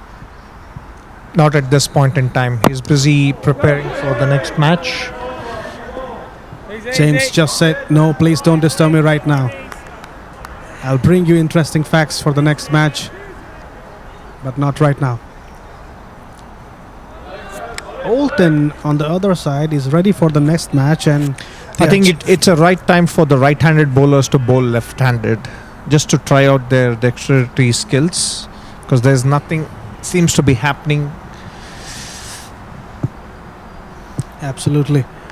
I think this is the Yeah. Let's go on to the long off area for one run. Yes, you're absolutely right. They should put some variation. I hope you're getting the lighter side of what I'm trying to say about Dennis Lilly. So that's the Aussie in Andrew. The keeper completely missed it. It's going to be buys. Let's see what the umpire says. Yes, it's buys. Yeah, looks like the way the proceedings are going, even the audience have given up any hopes on this match, and they're looking forward to the next match. And we all have the best team in the tournament against Kosone, who I feel haven't been tested so far, and that will be the real test to see where they stand. And at this point in time, I believe Alton start as firm favourites. I mean,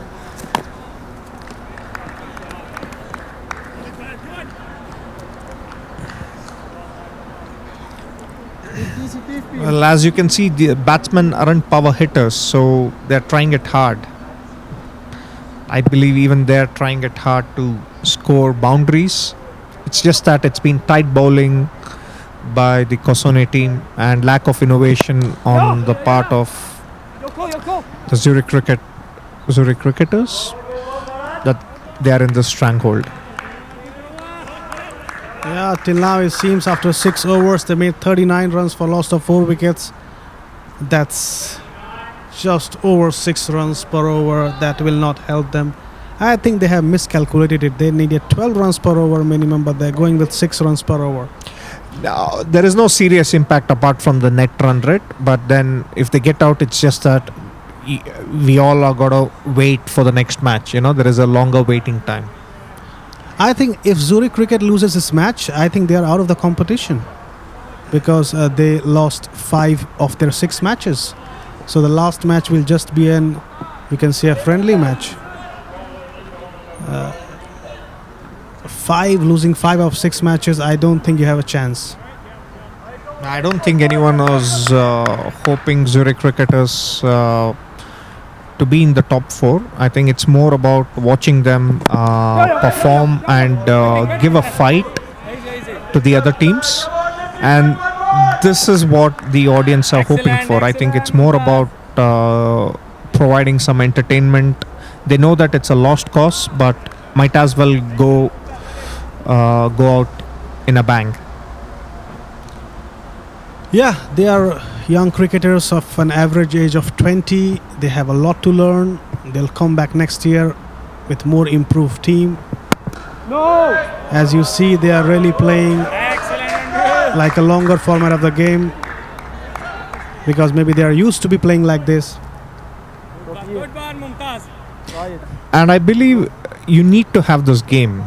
As a cricketer, you need to develop skills to play the longer version of the game.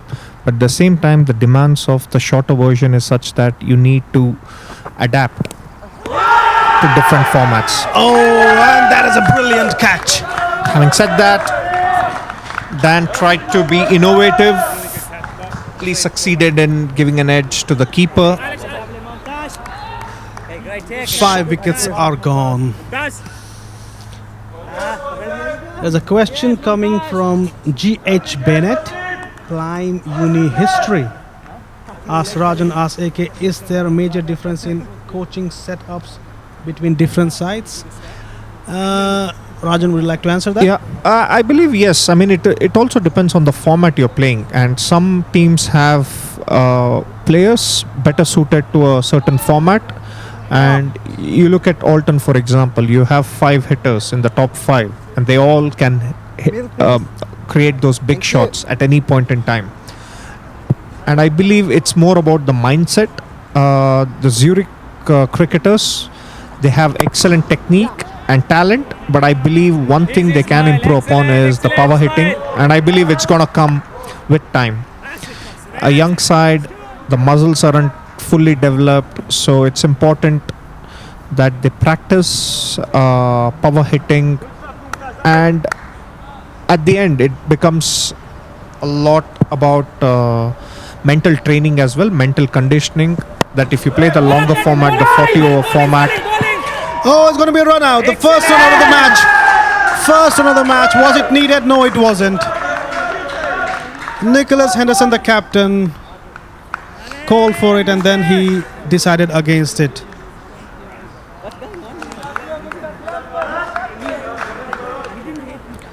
So yeah, continuing on the might, I think at the end of it, it's all about mental conditioning, to know what strokes to play in the format you're in. For the longer format, you need to bring in your defensive game, at the same time attack when the opportunity presents itself. But however, in formats like T10, you got to have your attacking game at any point in time. The whole point is to score runs, and you need to find a way to score runs every delivery. If not a boundary, a single or 2 runs.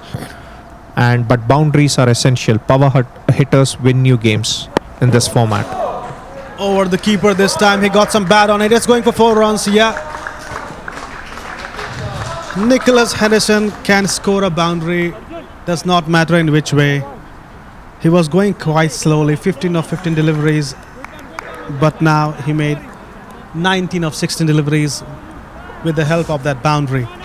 Nicholas Henderson being the captain, maybe he wants to show his side that you can also face the ball like this, spend some time in the middle, get used to the ball, and then can start hitting. Arjun! Arjun! Do you remember it, huh? Yeah. But rightly said Rajan, the nurturing of this young talents has to be done in a different way for different formats. Sometimes you need players who are adaptable to different situations, different formats, and who can perform in different situations too. So I think it's a learning curve for Zurich cricket, these series. They will take a lot of positive out of it.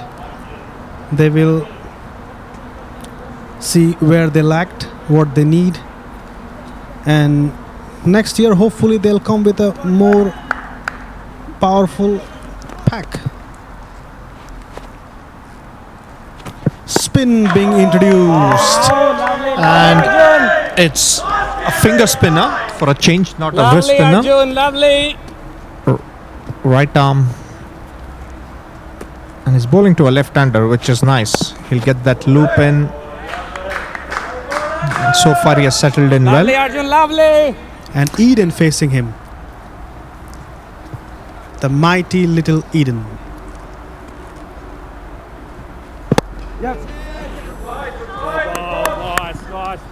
Excellent, Arjun. Just a single.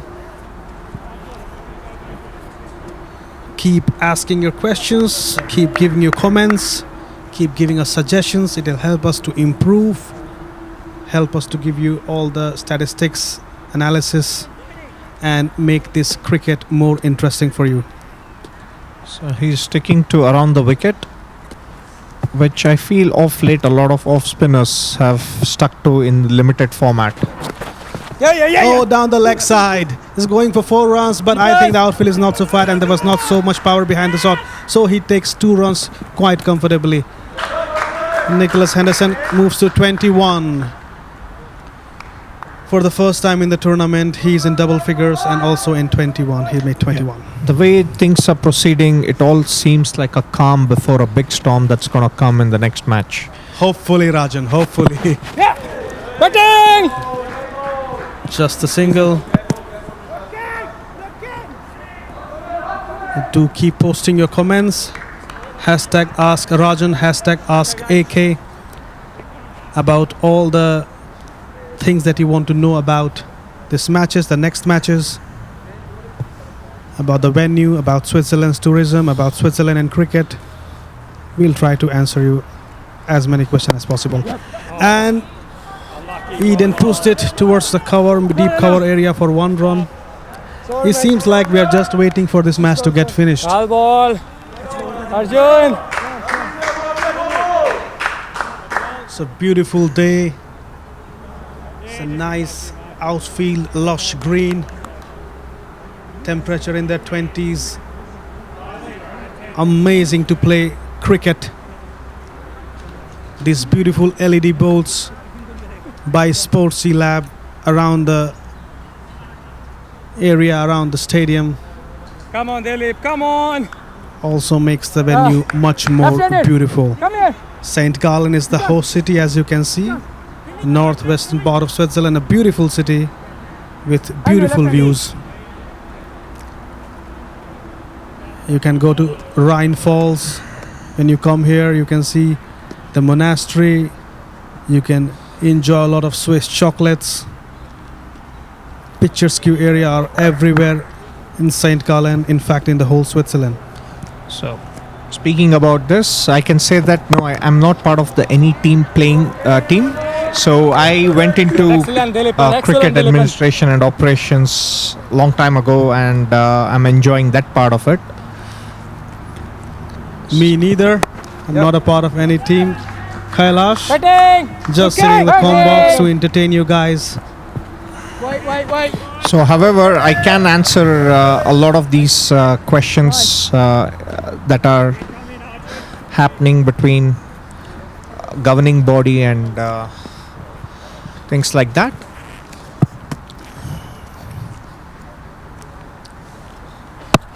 Again a finger spinner. Batting. A very good ball. Right, Flying I guess right, it's right, important. Arjun. No worries, no worries.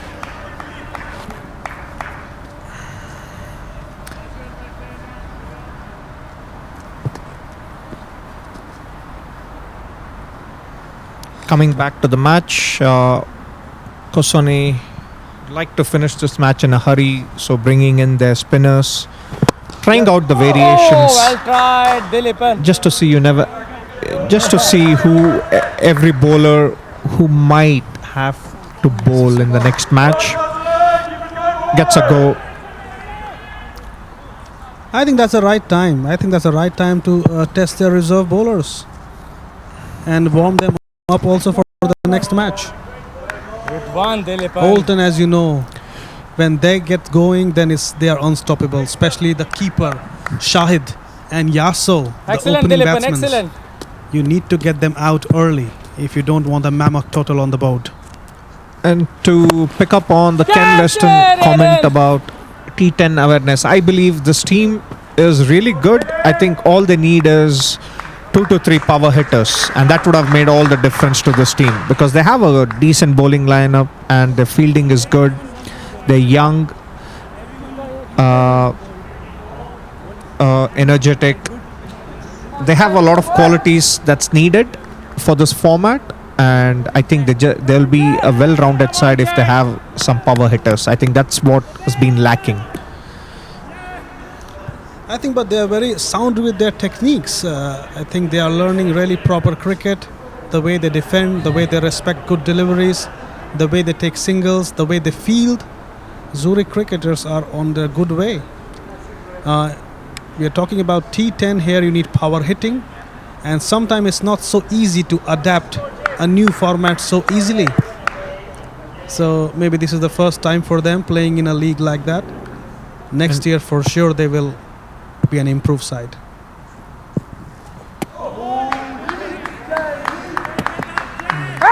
Jai coming into the attack to finish things off.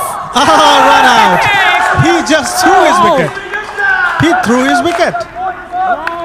The captain thought he is a clever fox and he can steal a run very easily, but no. And I cannot understand, with 5 deliveries to go, this sort of urgency, is it necessary? He could have just batted the next 5 balls and finished the game. This sort of urgency was needed at the start of the innings and not towards the end, where it. He did not heed to your advice. He was too late, Nicholas. A question coming from G.H. Bennett. G.H. Bennett looks that he is very active. It's 800 feet above sea level, so I don't think it's that elevated. So it's not like we are playing in Bolivia or in the National Stadium over there, where it makes a big impact, or in Mexico City, which we saw in 1968 Olympics, making a big. So 800 feet is not too much. Amazing of a delivery. difference. Yeah, G.H. Bennett, I would say it is amazing atmosphere to play cricket. Sometime you should visit Switzerland if you're not from here around, and maybe some leagues is going on. You should see them, enjoy them. I think you'll enjoy it a lot. So Easy catch. Easy catch. Take the lollipop in the morning. He gave it straight to his hand. Eden, left-hand batsman, walking back to the pavilion.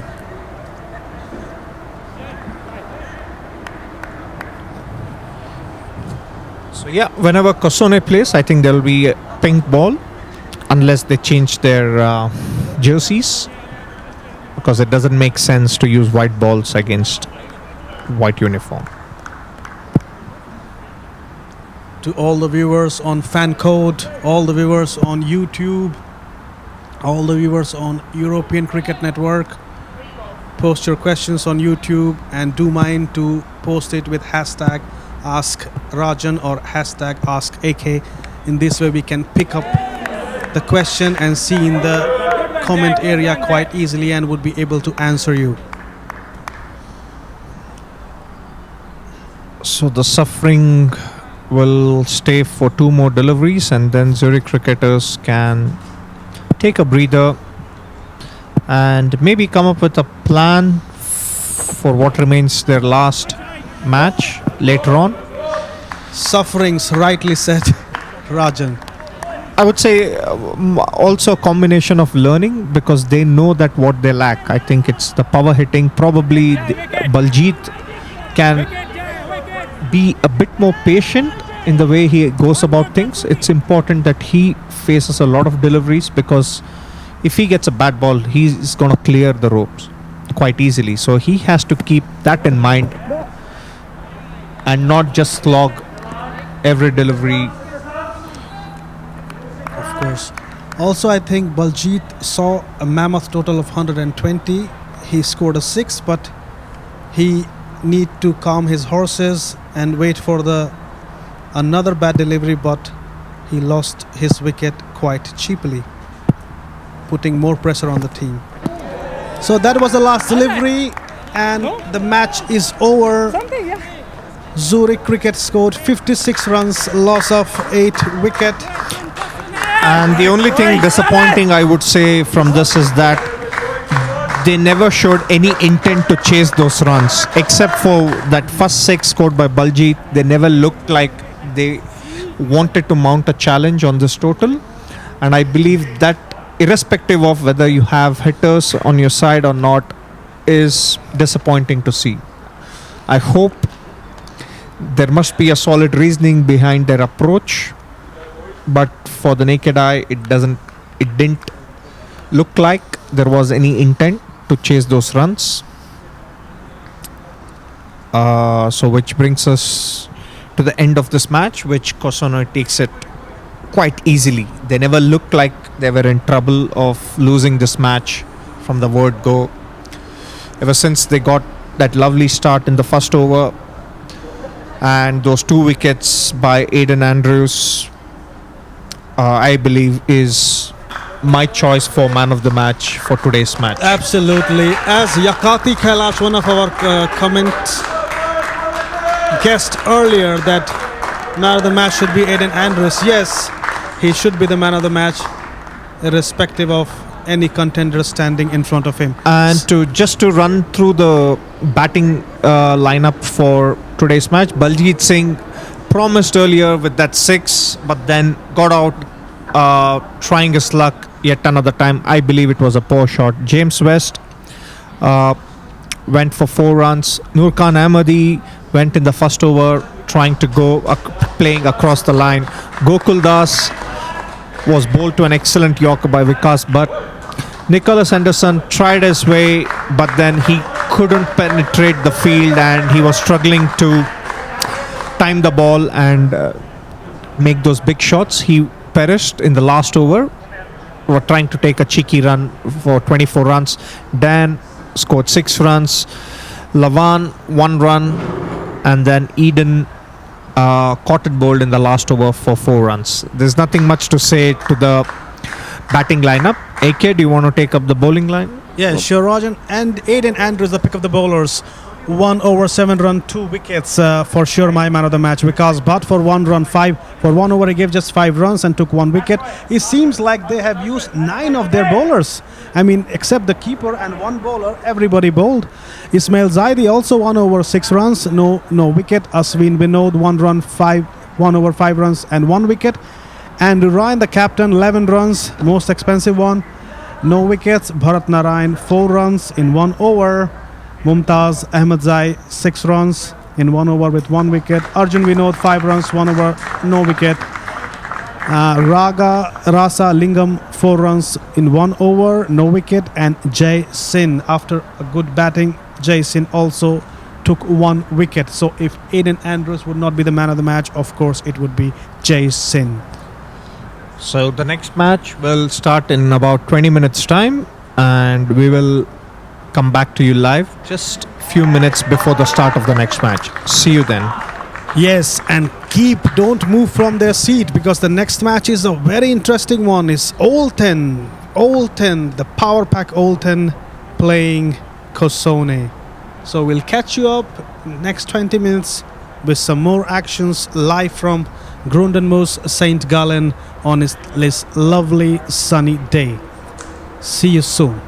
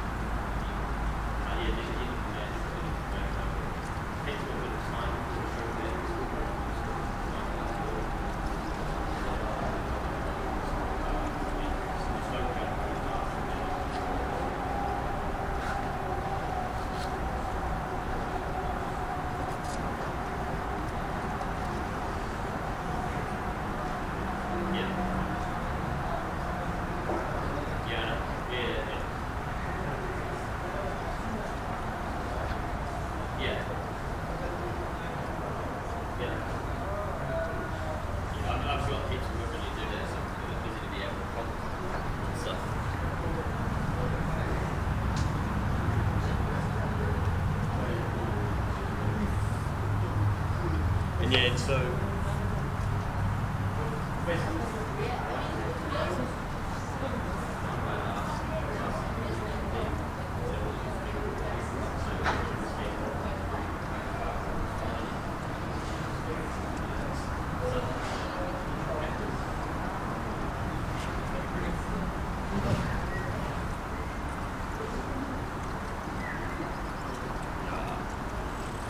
will be on the website. This isn't on the mesh anymore. I can't remember.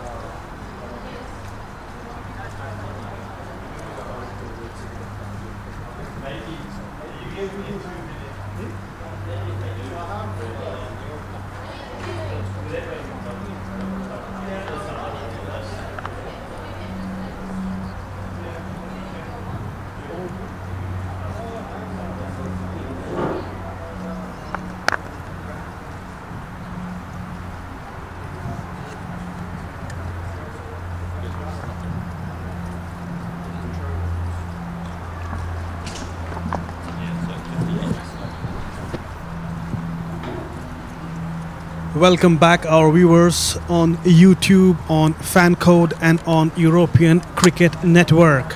This is gonna be a jam-packed, powerful match between Olten CC and Kosone CC. Olten as one of the best sides in the tournament right now, with 3 out of 3 wins, and all of them they did it quite comfortably. Kosone also played their first match nicely against Zurich Cricket, and they can be a good challenge for Olten CC. We'll find out just in 10 minutes after the game starts. It has been a very beautiful morning. First match was totally one-sided. Aiden Andrews took it away from Zurich CC quite comfortably with the help of Jason and 9 bowlers being tested by Kosone CC to warm them up for this match. So this is match to be seen, as 120 was the total put on by Kosone CC and 149 was the total put on by Olten CC. So they both have crossed more than 100, given the target of more than 100, and they both have good players we have already seen. We'll be seeing how it goes. Yeah, welcome back. Thanks, AK. Yeah, we have a lot of discussions going on regarding the camera placements and can we get the camera near the dugout and things like that. I believe it's best left to the organizational team, the logistics. They have planned it out to the best of their abilities and with the crew that's available. So we'll see what we can do. Yeah. Of course, we will try our level best to give you the best footage, best actions from here. Thanks for your comments, your suggestions. It will help us a lot in improving in the new seasons and the new matches to come. That's why we are quite open to suggestions on our YouTube broadcast that is being presented to you live from Grundenmoos St. Gallen. In this beautiful stadium, a very nicely organized match by Dream11 and Cricket Switzerland, powered by European Cricket Series, European Cricket League. You can always go to our website ECN and get latest news, latest statistics, analysis, toss, best player, most runs, most wickets, and get ahead in the selection of your Dream11 team. And as you can see in the lineup for the match, they have made some changes, Kosone, to their team. I think it's also to do with the fact that they want to test their reserve strength against Olten. Maybe it's their strategy that Olten is a too strong a team and maybe they're not backing themselves. Also, I think Assis Das is the new inclusion, I think, in Kosone, and Cameroon Ruwan Jaya Kodi. I think he's a bowler and he's also new inclusion. I think Kosone tested their bowling power and batting power in the first match. They know whom to exclude and whom to include. And that cannot be said about Olten. I think they're going all guns blazing. They just want to keep the form they're in. And to continue marching towards the final 4.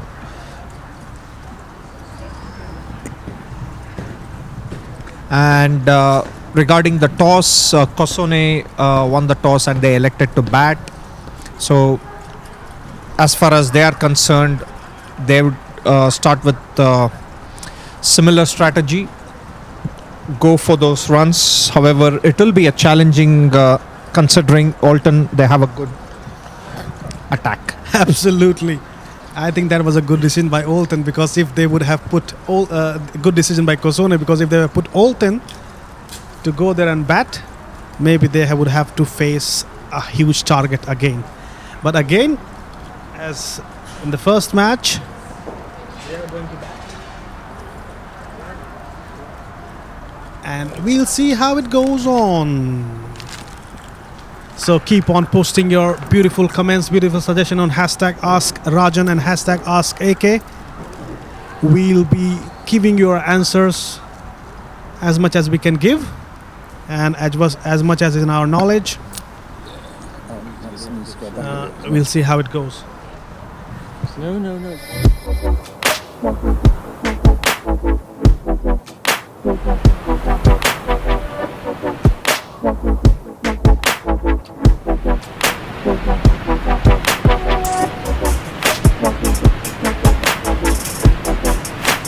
And after a long period of playing cricket, the best place to come in Europe is the great Rhine Falls.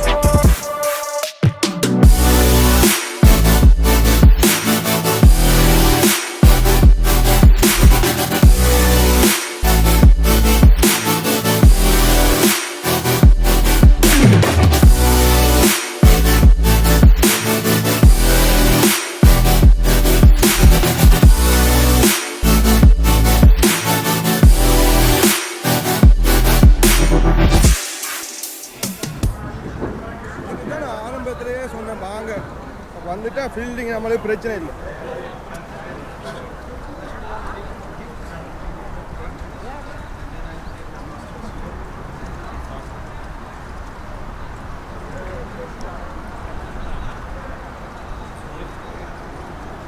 Partha!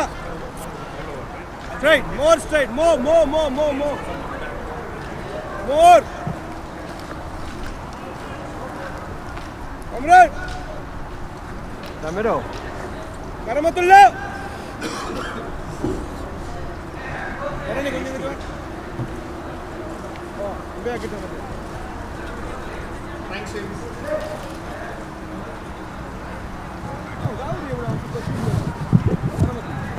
And we are back live.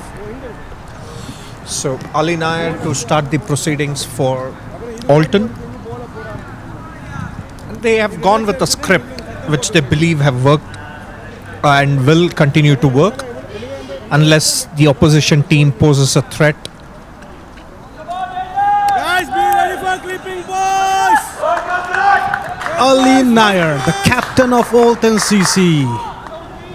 Fit young captain, going to deliver his first ball to the man of the match of the last match, Aiden Andrews. This is going to be a good competition. All of you guys who are stuck to their seat, go ahead and see this amazing right in the block hole before I could finish my sentence. Keep posting your comments. Hashtag Ask AK, hashtag Ask Rajan for all the latest updates and suggestions. This is going to be a good match, you can see. And with regards to prediction, you can only predict based on the previous results, and that shows that Alton being the team to beat. Thank you.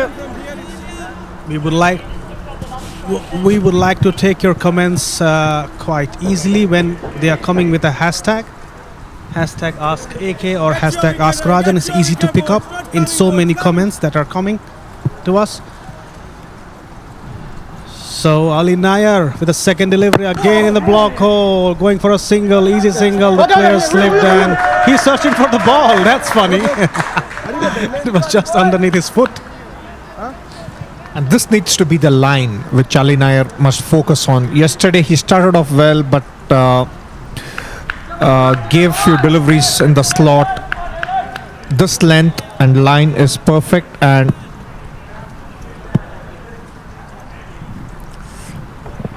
a little bit short.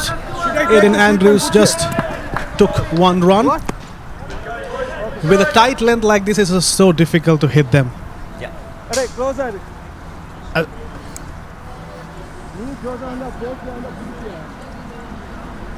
as you have seen many times, bowling around off stump with a packed offside field makes it difficult for batsmen to hit it freely. Again, Ali Nair in the block hole to the long off area. It could be a single. No, it was close. I thought it was close. Sometime action are happening faster before I can complete Nice one, my boys! sentence. So Ali Nair is right on line, right on the money from the word go.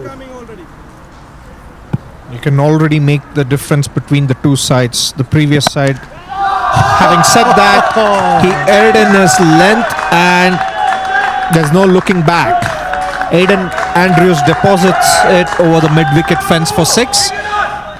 And Ali Nair, after having bowled 4 good deliveries, errs in his length, it's dispatched for a 6. A great start for Kosone, continuing on their previous hitting form they displayed in the last match. Be ready, boys.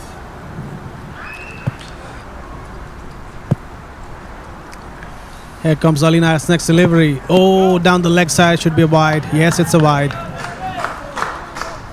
You can see this format, a little bit of error in your line and length and you are dispatched. The ball flies like it has got wings. No worries, just the one you can go, man. Come on. Use it. 11 runs already. Again in the block hole and between the two fielder, correct straight away for 4 runs. What a shot! That's a copybook stuff by Aiden Andrews. Copybook and copybook. So it's the indications are quite clear. If you err in line and length, you're going to be dispatched, and all it took was 2 bad deliveries by Ali Nair, and you can see that Kosone have managed to score 2 boundaries out of it, and that's the opposition they're against as well. Alton, they cannot err in line and length. They need to be having bowled those 4 deliveries outside off. I didn't see why Ali Nair had to experiment any other way. Ali Nair got too confidence, maybe overconfidence after bowling those good balls in the beginning, and then he wanted to test Aiden Andrews, but Aiden Andrews is not the batsman to test. You can see here easily. You have to have your line and length on spot. Ali Usman, the star, someone who has an X factor, he has a zip, and being a left-hander, he gets that awkward angles outside the off stump. And normally is to come around the wicket, bring the ball in, and then just let it deviate off the seam. Now he's sticking to around the wicket. Full toss, and then 1 run is quite a quick loss. No, he did not pick it up. He did, but he was too late. I think the plan here is to bowl outside the off stump, making it difficult to hit it over the top. And he has good cover on the leg side, deep mid wicket and long on. And they are the 2 fielders outside the circle for the first 3 overs. He's sticking to that field even while Aiden Andrews is on strike. So Ali Usman and Ali Nair, the front line bowlers of Alton, on their task. In the block hole, should be 1 run, it could be a close call. No, it should be wanted a direct hit. Sometimes direct hit is required to change the course of the match. You need to practice those, lads. So, considering the Bennett score, I think they need 130 or for starters in excess of 120, 130. That would be a comfort zone. But having said that, the batting lineup of Alton is so strong that 130 Ali Usman might seem look. And he should play for the Football League, I think. And if you can notice, they are playing with the white ball. It all depends on the opposition team. If they agree to play with the white ball, with the white outfit that Kosone are playing, then we go ahead with the white ball, or else it's the pink ball. So it's the opposition's call. Caressed it for 4, Jay Singh. Over the cover area, dissected between 2 fielders. Nobody can stop those. We need more of those to have some more interest in this match. Jay Singh and Aiden Andrews, quite an openers. Ali Usman being dispatched. Down the leg side, I think he'll just take a single. Interesting fact, Ali Usman has taken 3 wickets in this series till now. So far they haven't lost any wickets. So it's Jai and Eden batting. So Ismail has not yet batted. Here comes Ali Usman. Aiden, wide down the offside. Let's see what the umpire says. Now it's a legal delivery. End of the over. So, Kailash, to answer your point, what do I think after 2 overs? I believe you need to bowl one side of the wicket and make it difficult for batsmen to score on that side of the wicket. If you err in line and length, these two batsmen are too good to miss out on those things, as we saw in the first over by Ali Nair. And if they do manage to pierce the field, well, that's fine. But at least you need to make them difficult and not dish out freebies. And sooner they take a wicket, it's better for Oulton. Otherwise, they look really good in posting a total in excess of 120. So guys, all you're seeing us in subcontinent, tell your friends, tell your families, tell everybody there's an interesting match going on in Switzerland between Oulton CC and Kosone. Get to your YouTube channel just over the stumps. Missed it a little bit. It could have been another wicket, not another, the first one. This is a new bowler. I think it's Govarisan Narasa. Yeah, he is. An interesting fact about this bowler, he is number 4 in the league. The wickets he has taken 4 wickets in the league. So he's on number 4 in all the wickets that has been taken. He has quite a zippy action, one that reminds me of Australian bowler Stuart Clark. Just walks into the nice zippy action. Very similar to Stuart And Clark. Ankit, to answer your question again, yes, we both play cricket, but not for any team. And at least personally, I used to play a lot of cricket, and probably a decade ago or like ago. Now it's more about making others play, and in this case, commentating on how cricketers play. Ankit Sharma, when you say things like this and when we see matches like this, we would also like to go on the ground and swing our bats and swing our balls and throw here and there and just glide on the ground. But I can say this, Ankit, I did play for Rajasthan Royals reserve team against Rajasthan Cricket Association.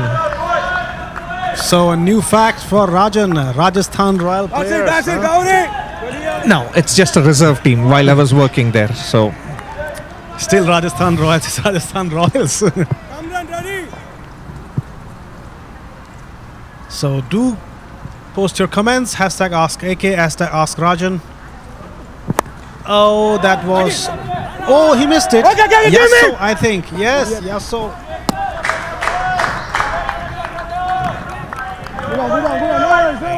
They need to keep... That is till now a tight over by... yeah, they've pulled back quite nicely. Ali Usman just conceded 7 runs, and Gaurisan just going about nicely. And that's precisely what I was talking about. You know, make it difficult for batsmen to score runs, score those boundaries. And if they score and pierce the field, well, good job for the batsman. But then at least they're bowling to a plan, and he's been consistent. And anything less than 10 runs in an over, I believe bowlers have done a good job. I think they have already scored 29 runs in 3 overs, almost 10 and over. So Kosone is also not doing so bad. You can hear the Kosone fans cheering them up against mighty Oulton. This is a good match going on. So 3 overs, 29. Ali, straight.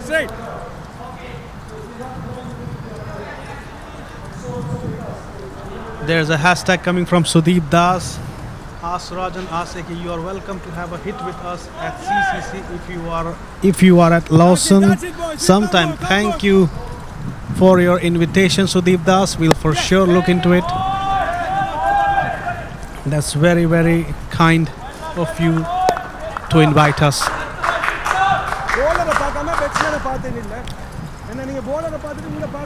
For now, stick to this match. This is going to be an interesting encounter between these two teams. An amazing match going on.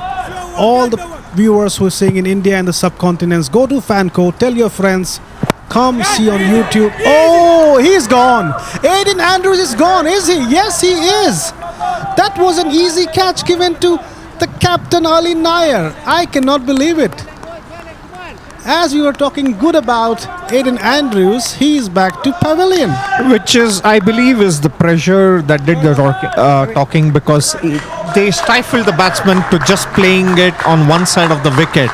So he tried to go over the top and he didn't quite medal it, and straight to Ali Nair, and an important wicket for Alton. And this is where the Alton's strength comes into play. They've learned from the first over. After a poor first over, I believe towards the end of the first over where they conceded that 6 and a 4, they have come up and stuck to a plan by bowling outside the off stump consistently and making it difficult for the Kosone batsmen to free their arms.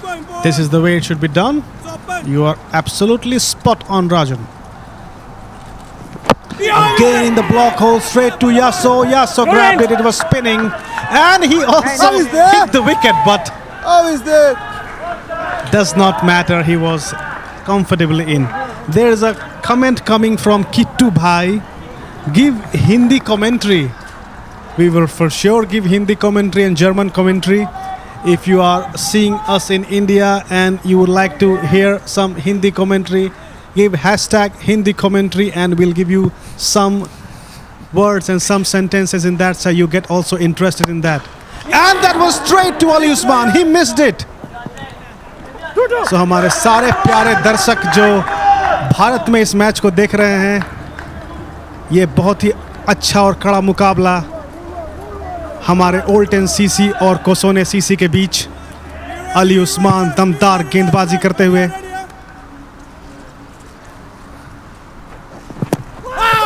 और ये it was straight hit on the pad. They were appealing, but no, umpire turned it down. And to answer Bennett's question, which team has the most travelling supporters? From the looks of it, Kosone are at least more vocal. Last one, get this one. You have a decent support for Zurich cricketers as well. Oh, that was a miss hit and he's going for 4. Today is your lucky day. Today is your lucky day, Mumtaz Ahmadzai. Cash it more and make more runs.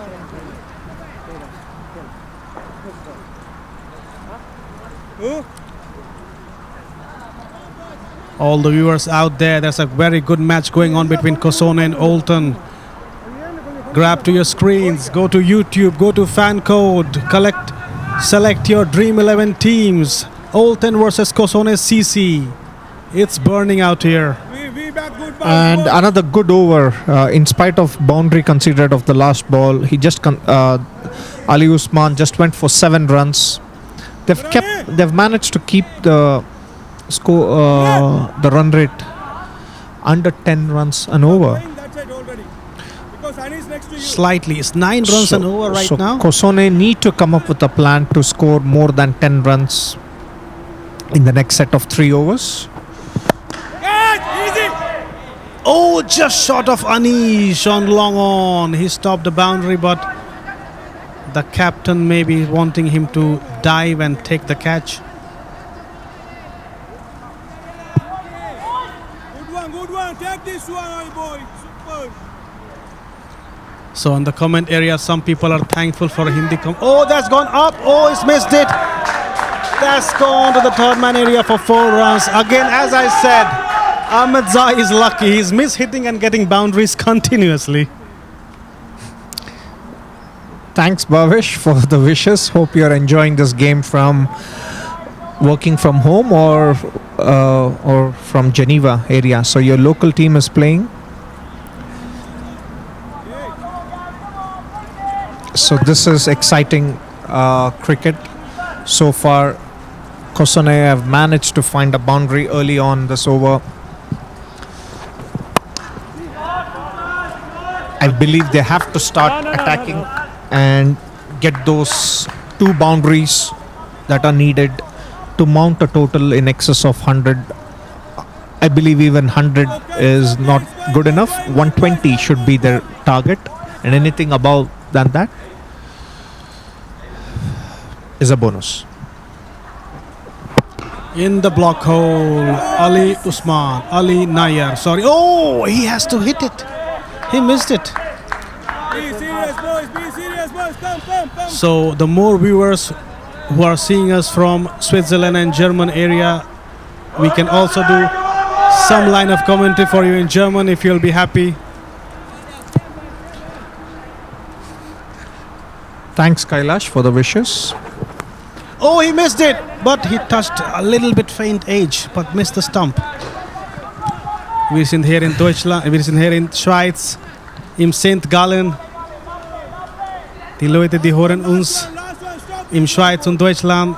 Wir geben Ihnen gerade ein Live-Broadcast aus St. Gallen, Grundenmoos.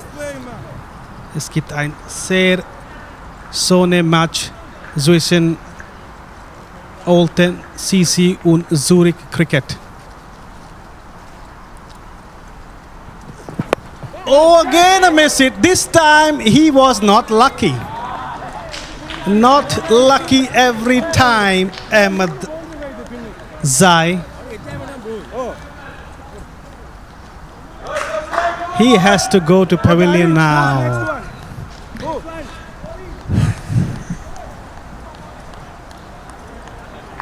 So that's 2 wickets down, and Ashish striding towards the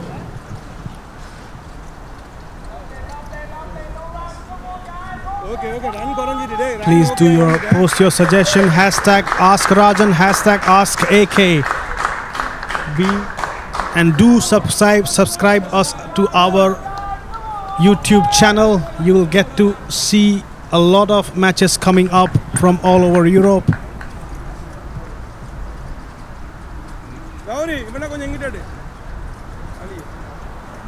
Aiden Andrews and Ahmed Zai back to pavilion. Ready, yeah? Come, boys.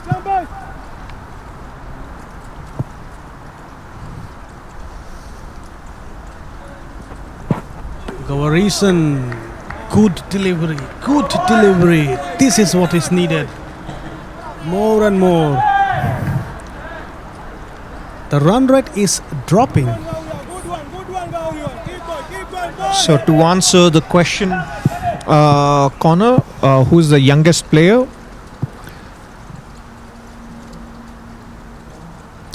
Playing for Kosone, it's Ismail Zaidi. He is 2002 born, 18 years of age.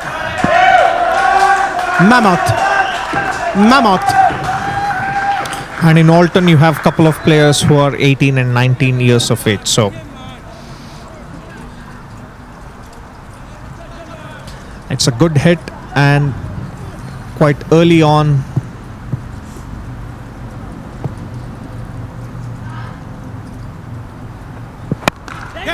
Again lifted. The player is running under this. He has taken it. So after a brilliant 6, he is back to pavilion. Not every delivery can be treated the same way. You cannot paint the whole ground with the same brush. Yep, we'll try to do that, Kailash. So yeah, Kosone, in spite of getting that boundary, they're losing wickets at regular intervals, and maybe it's time to Keep shouting, boys. Come, boys.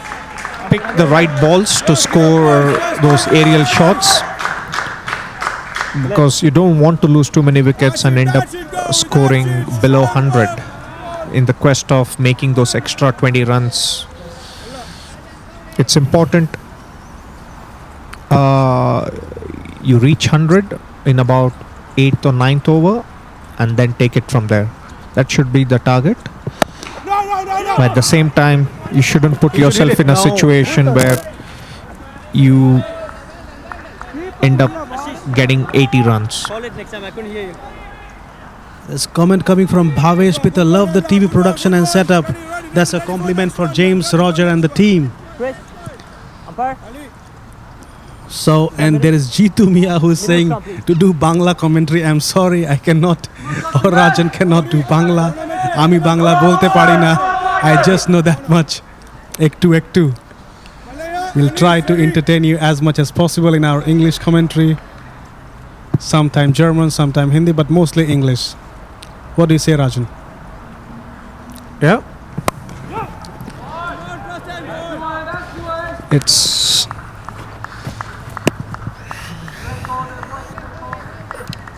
and Olton's seems to have a control over this game. They haven't been conceding too many runs and they're picking up wickets.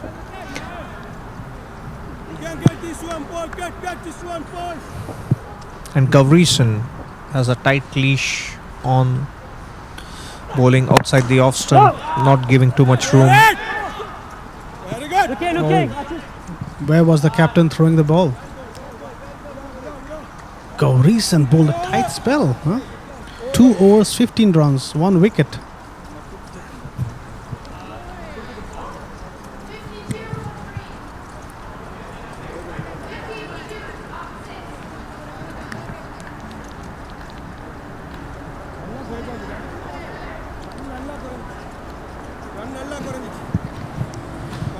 Do ask your question, hashtag ask Rajan, hashtag ask AK. We'll try to pick your questions and try to answer your questions as much as possible. The match is going quite evenly poised now. This is the first inning, but Kosone were all guns blazing for the first 3 overs, and then they got a little bit halt because the station came by Olton CC. Loopy delivery. He was trying to roll his finger. Make slow balls. Rajan, I was hearing yesterday you were saying that you are quite a fan of slow balls. Yeah, I love slow bowlers, especially this is conducive. This format is conducive for slow and importantly smart bowlers. You need to be smart, not just slow. And I'm a big fan of wrist spinners and spinners because they bring in a lot to this game. And if it happens to be a thinking bowler, then he can use the lack of pace and thereof to his advantage. I believe it's pretty easy to play bowlers who bowl quick, and if they lack in direction, if they err in direction, it's easy to hit them. Yeah, we didn't see a lot of spin also in this tournament. He was appealing for it, but it was a nick, I think. Malayar is also a good batsman. He's a good hitter.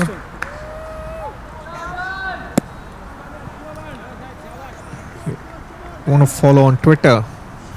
So just my name @TR. Oh, I have an account on Twitter also, Kailash. Is my name AWNEETK.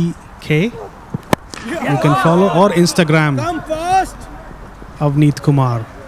So it's just Rajan TR for me.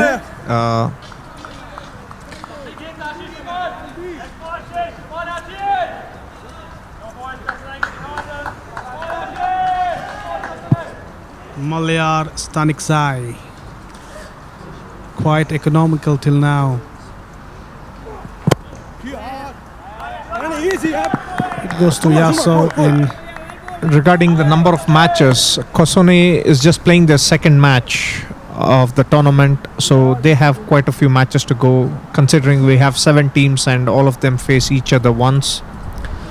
So you have the round robin, so to speak, that goes on till tomorrow evening, and then we have the semi-finals and the finals and the bronze match on Friday. Straight to the fielder this time. It seems like Malayar has restricted them quite comfortably.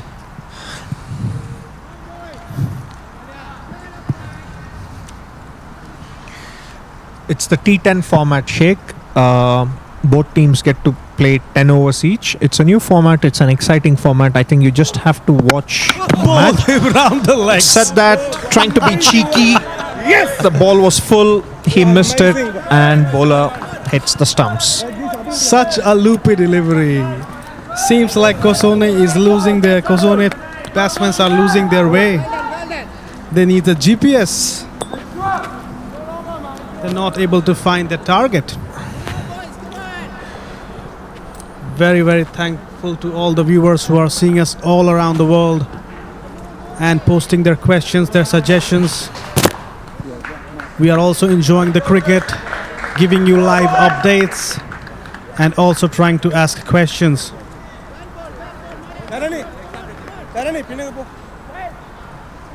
Yeah, I'm sending him. So here comes the next Yeah, I'll over. take one. Sanjit Edward asks Rajan asking a shout out to my friend Prateep Raj Varun Dhyan, jersey number 20 OTC. Of course, we shout out to Prateep Raj Varun Dhyan. He's an amazing cricketer, a powerful hitter. He made 45 runs in the series till now and he has scored 6 sixes. So it's more than a shout out to you, Prateep Raj. I hope it makes you happy. So, as we go further, 6 overs have been bowled totally. And Rajan, it seems that there is a halt in the innings of 7 overs have been bowled and they have just scored 56 runs. And they've just lost their way ever since that first over. After having a great start in that first over, they've just seems to have lost their way. And the credit goes to the bowlers more than poor shot selection by the batsmen. The bowlers have bowled to a plan, and bowling to the one side of the wicket helps. And this is precisely what I'm saying. Batsmen have to take those risks. It pays off. It's fine, but then at least you're making the batsmen take those risks. And if it's on the outside or if it's on the offside, it's much more difficult than, say, putting it on the slot and giving freebies to the batsman on the leg side.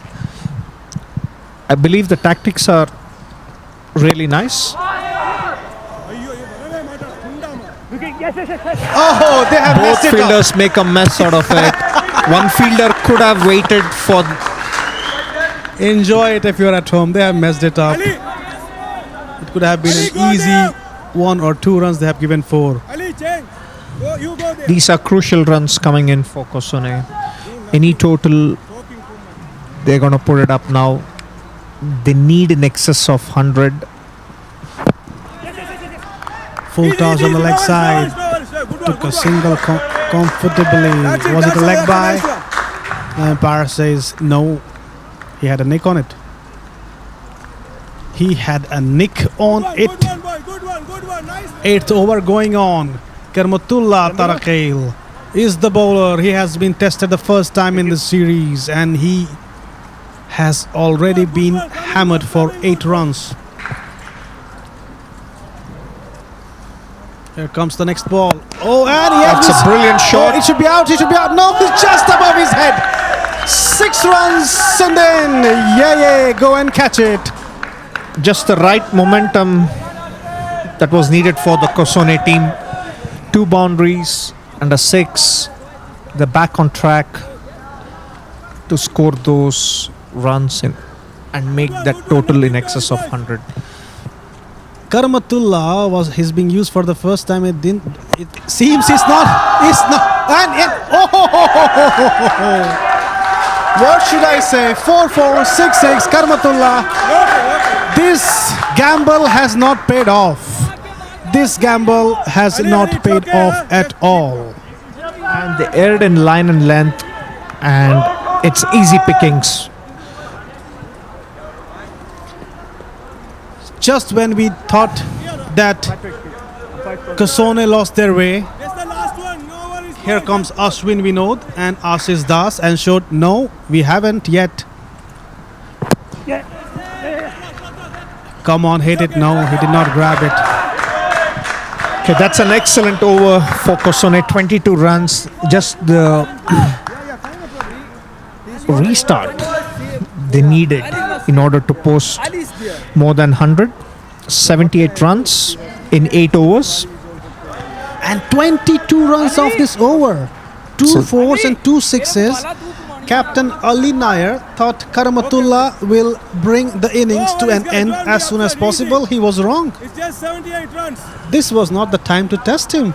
Nothing happened, man. You have bowlers like Tarani Tharan, Anish Kumar, who took 3 wickets and 2 wickets in the last matches. You should have tested them, not a new bowler.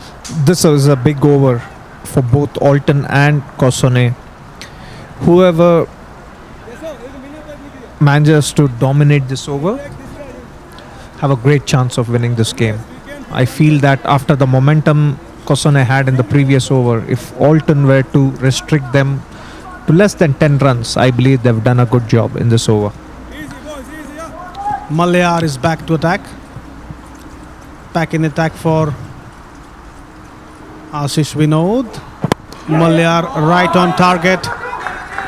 They are going for 2 runs, but no, they said 1 is enough for now. Come on, come on. Keep counting, boys. Just come on. Keep posting your comments. Keep posting your suggestions. Tell your family, friends, whoever is watching us on Fan Code, on YouTube, on European Cricket Network. Stick to your screens because the ball has been lifted and he's under the ball. He has taken it. It is a nice catch. He has to run 10 meters at least to take that catch. And at this point of time, boosting like this is needed. And wickets at this stage are only going to help the Alton team. And more importantly, it's a dot ball. And dot balls are gold at this stage in this format.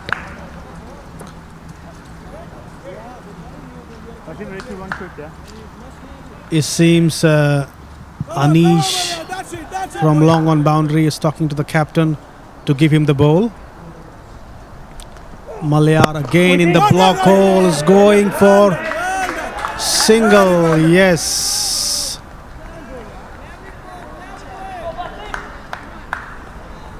Let's see what happens. It's already the 9th over. They have made 79 runs for the loss of 5 wickets. I think they need 100, at least 100, for also the psychological effect.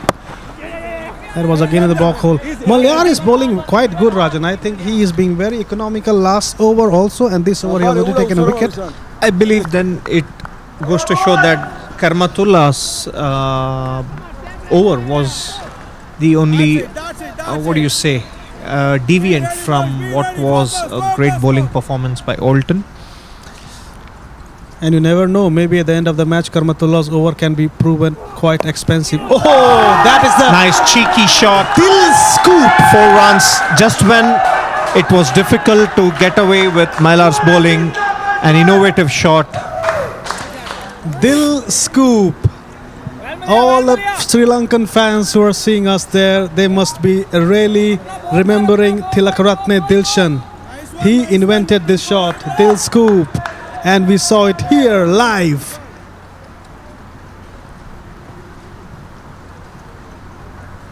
Here comes the next ball from Malayar. Again in the block hole. Again, I think he was doing good by this scoop shot, because each and every ball he's blocking, he's giving in the block hole. I believe it's an excellent over considering it's the penultimate over. He has just conceded 8 runs and picked up a wicket. In spite of conceding the boundary, this is an excellent over. And now Kosone needs a big over in excess of 20.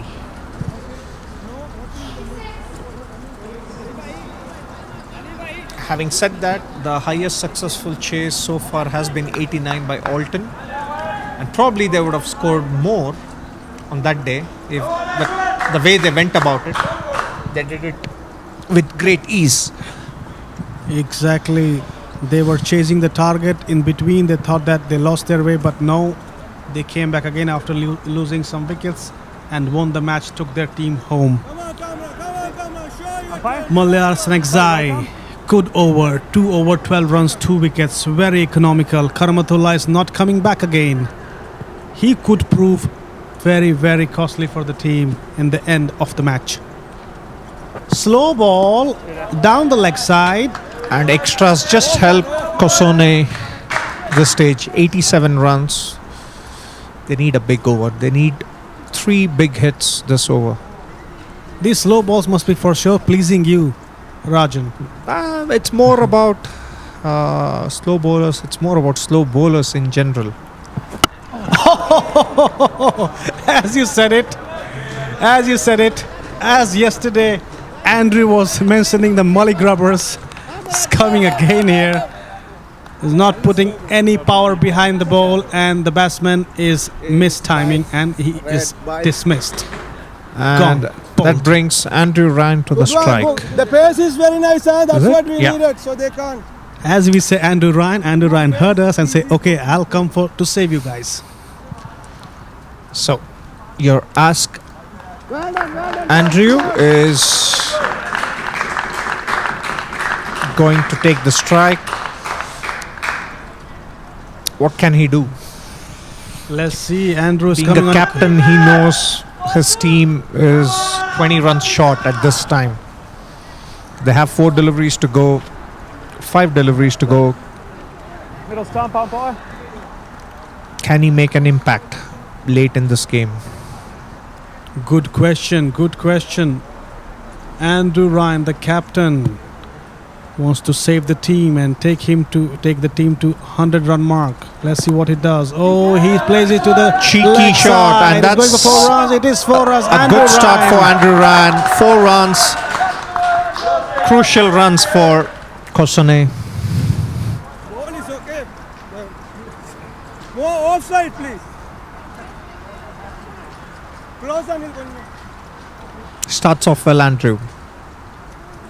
The bowler will try to pitch it on around off stump. Anything if he airs a length, it's gonna go up. Let's see what Andrew does again. Oh, he has hit it. It was a missed time. It's going straight to the fielder and it's gone. Just as predicted, outside the off stump with no pace. Batsmen have to generate all the power. It's a difficult proposition, and a short little cameo by the captain ends. He has just faced 2 deliveries, 1-4, and on 1 he gave the catch to the fielder. He wanted to save his team and make them help more runs, but his innings were short and short too. Good one. Here comes Mohammad Kamran again with his slow balls. He has taken 2 wickets, I think, already. Mohammad Kamran has taken in his only over. Yes, Connor, I think we do have some players who play for different teams.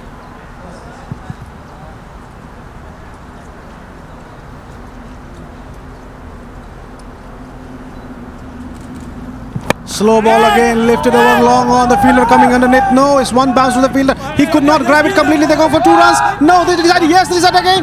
No, it's a run out. No, it's not a run out. It's not a run out because they are blaming the fielder did not throw the ball on time and they missed a run out.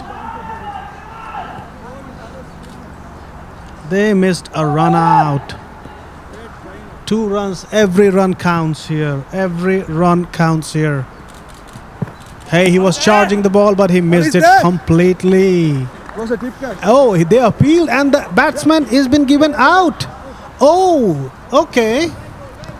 The batsman did not know at all that he has been given out and he was quite relaxed. The keeper had a faint, half-hearted shout Same. and the umpire says, yes, sir, you have nicked it. You should go back.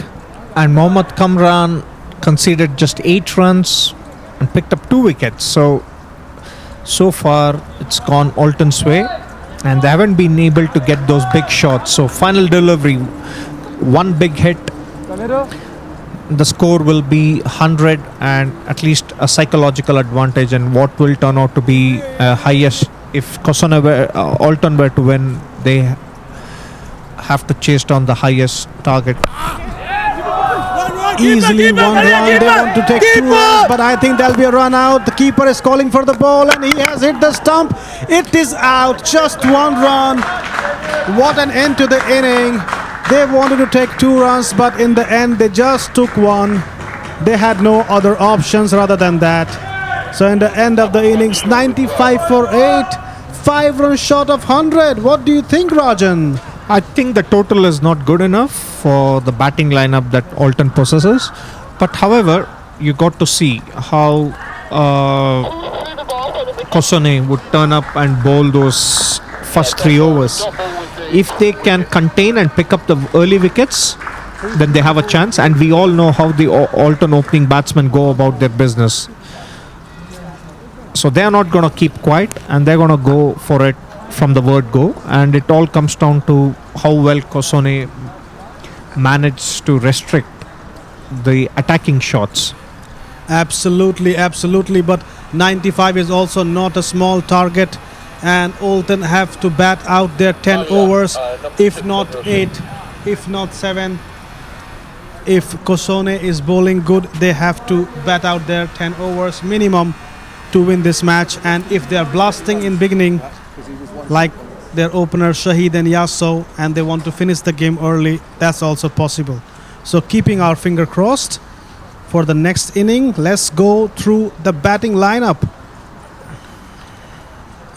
We will just come to the batting lineup and the score in short time for you guys. It has been a very entertaining innings from Kosone. They started quite well, then in the middle they lost their way, but then again a costly over from Karmatullah that cost 22 runs, put them back on their track. So 94 runs, 95 to win. It's 95 actually, 96 to win. And that was a very good score to give to Alton.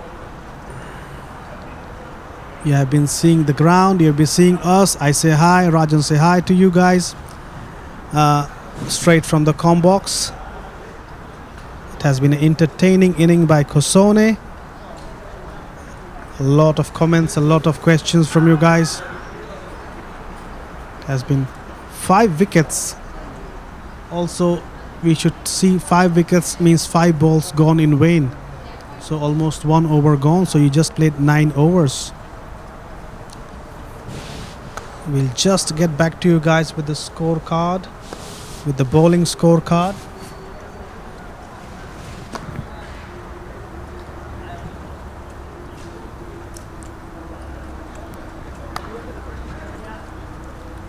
We got a comment that the commentary is just was like used to be in the horse race event.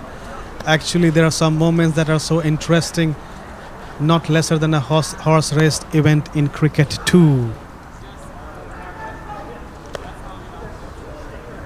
So, as the opposition is preparing Kosone to go in the middle and bowl, they must be thinking to bowl them out. So we're going back to the scorecard. Aiden Andrews, 18 runs, 9 balls, 2 fours and 1 6. Jay Sin, 20 runs and 17 balls, 1 4 and 1 6. Aiden Andrews and Jay Sin really batted well in the beginning of the inning. Mumtaz Ahmed Zai, 10 runs and 7 balls, just 2 fours. And Assis Das joined him with 13 runs and 8 balls and 2 fours in that. Arjun Vinod, a lot of people are saying him aged Vinod. He made 2 runs for 5 balls, and his brother Ashwin Vinod scored 2 sixes, the maximum of by a player in this inning. Scored 20 in 8 balls with 1 4. Wasim Javed came on then for 3 runs. Andrew Ryan, the captain, played 2 balls with 4 runs. Ismail Zaidi and Ruwan Jaya Kodi score not. So Rajan will take you soon to our bowling cards, and he'll explain you what Alton did good and not good in their bowling area. Yeah, just to pick up a point on the batting lineup of Kosone, just 4 sixes. And if you were to pose a big target, you need more than 4 sixes. Well, they did run between the wickets pretty well, but then I think they needed those big hits. They had to be in excess of 8, 9 to make a difference. So the bowling lineup, Ali Nair started poorly the first over. That gave Kosone a great chance of building up, posting a huge target. But then Ali Usman and Gaurisan, I thought, tightened the screws pretty well and picked up wickets as well. Ali Nair came back and was economical in his second spell. Malyar, I thought, bowled really well. Just when Karmatul had conceded 22 runs, Malyar came back and restricted the flow of runs. And Mohammad Kamran finished with 3 wickets in what looked like Kosone would post a target in excess of 100, 110. He restricted pretty well in that final over. Overall, Alton still need to get the 95 runs, and it will be the highest chase if they were to get it. So Yeah, but Rajan, I think Olten was also the team who chased this highest 86 runs. So I think they know how to chase, how to pace up the innings, and I think I personally think that they'll be able to chase down this target. Yes, but you never know. Yeah, it all depends on the wickets. I believe last time around, teams have been really nice to them by dropping catches, and with attacking batsmen in their lineup, they are going to present their chances in the air, and Kosone need to grab those chances if they have any chance in the match. I believe many teams were too lenient in dropping those catches. Absolutely, absolutely. Because you cannot be lenient to teams like Olten at all. You cannot, or at all. And to pick up on point on Connor, what are all the teams of tournament? Connor, I think it is best if you visit our website ecn.cricket or download the app. You'll get all the details of all the matches, scorecard, stats, and the upcoming matches and the matches that took place in the last 2 days. Absolutely. There is a comment from Ben2976. I came from Italian Romanian background and learned the game and loved it. We are very thankful to you to learn a new game of cricket, and we also loved that you loved it.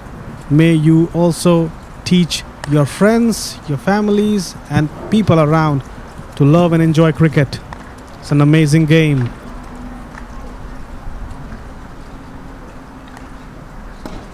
So, as the opposition is preparing to go back, keep on posting your comments, your questions. Hashtag Ask Rajan, hashtag Ask AK, about all the queries you have about team statistics analysis and the beautiful view of St. Gallen. We'll be back soon with the chase. See you soon, guys.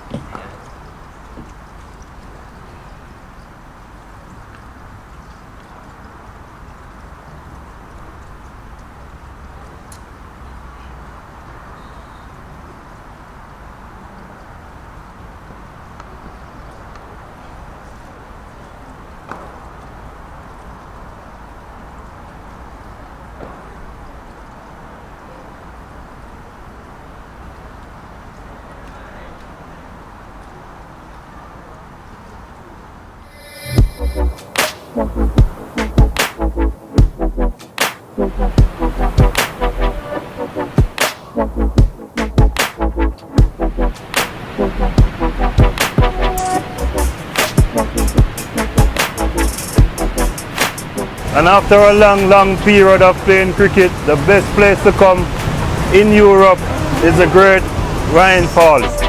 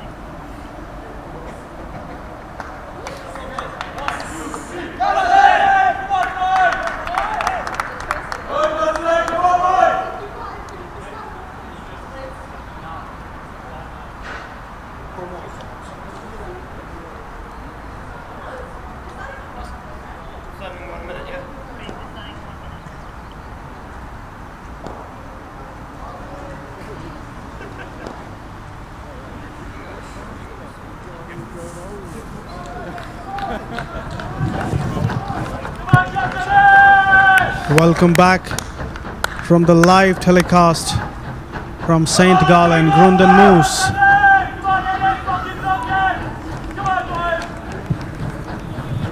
Alton CC is ready to chase down this target and be undefeated in this tournament.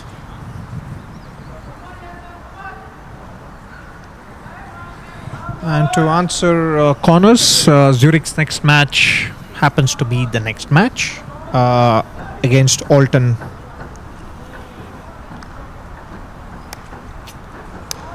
That's also going to be a good match for sure. So the viewers who are seeing us, these two openers can be quite devastating. They can give you nightmares. They can give you nightmares if you don't get them out early. Shahid and Yasso.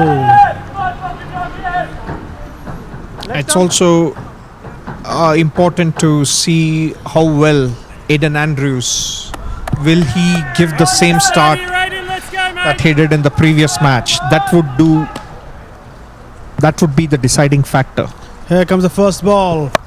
Oh, it's lifted up high. Yasso, what did you do? Somebody's going to get under it. Oh, they did. Oh, they have taken it. They have taken it. I thought it's fumbled, but he has taken it. First ball, Yasso gone. The match is very, very interesting now. And like I told you, Alton, they only seem to have one gear going, that is attack, attack, attack. And if the teams take their catches, I think they'll be in trouble. But having said that, they still have 4 more hitters to come. Will they change the approach? Yasso was the highest run getter in this series. The highest run getter dismissed on the first delivery. Will this change the course of the match? Shahid taking the guard. He also scored 61 on 27 deliveries in the last game. Aiden Andrews, the man with the golden arm. He picked up the 2 wickets to stem the chase for the Zurich cricketers. What will he do now? 1 more wicket this over. The match is right open. Second ball from Aiden Andrews. Short ball. Shahid punished it. He's going for 4 runs, but it's just stopped before the boundary. They have taken 2 runs. You have to be very careful with Shahid. I would like to see him pitch up a bit more outside the off stump, just to see, not in the slot, but just make it much more difficult so that he plays the aerial shot on the outside off stump and not bowl any short deliveries. It would be interesting to see Shahid's response. That was too much wide down the offside. It was short, but too much wide. It's given wide by the umpire. First ball wicket of Yasso has changed a lot in this match. Malyar is the new batsman. Malyar's Stanikzai can be also devastating. He can also destroy any attack anytime. Short ball again. Shahid is swinging his arms. I think, Rajan, you read very, very aptly that if you bowl outside the off, he's not so comfortable to hit these deliveries. Again, swinging and missing. You hear Kosone fans super excited. Super excited.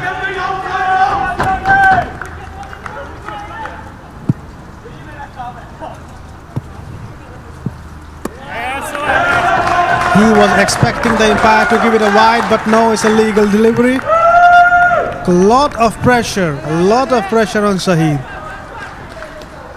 Mohammad Shahid, the wicketkeeper. It needs a good finish to this over to keep the pressure going. And that's a bad finish. That's a poor finish. Even if it doesn't go to the boundary, you cannot bowl short deliveries after having realized that the batsman is struggling outside the off stump full length. But two times he got unlucky. The ball just stopped before the boundary. He would have got 8 runs, but he just got 4 runs.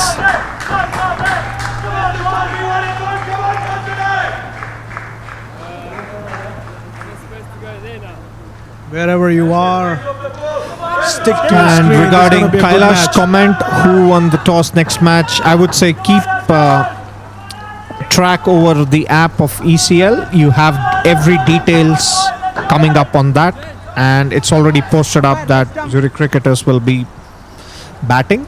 So I would suggest keep track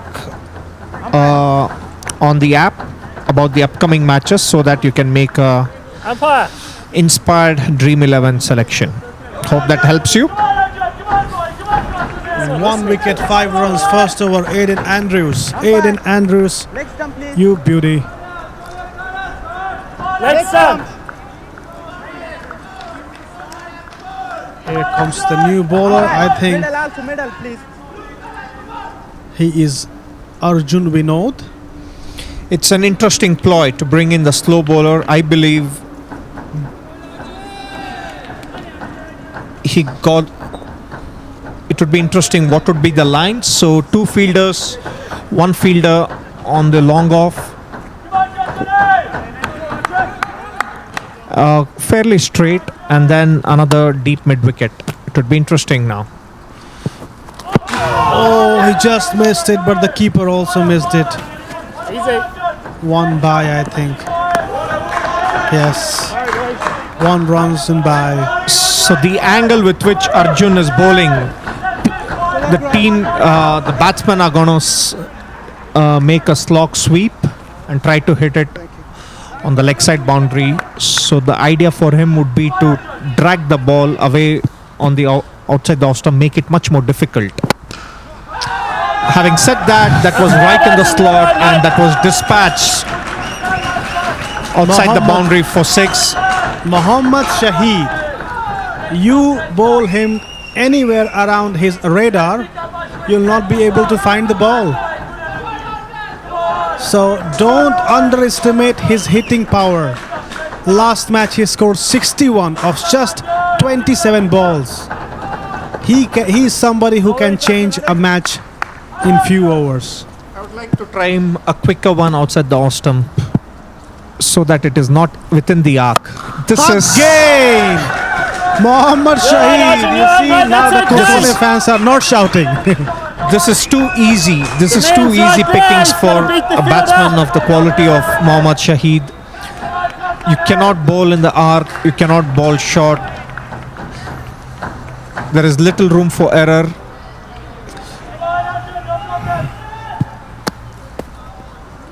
A quicker one maybe near the block hole. Over the wicket to Mohammad Shahid. Yes, that's better. Don't give him room to free his arms. Don't give him in the slot. You're bowling in the power play. Bowl wicket to wicket straight. The crowds are on their feet. Mohammad Shahid again, straight to the long off. The players coming to cut it off. Yes, just 1 run.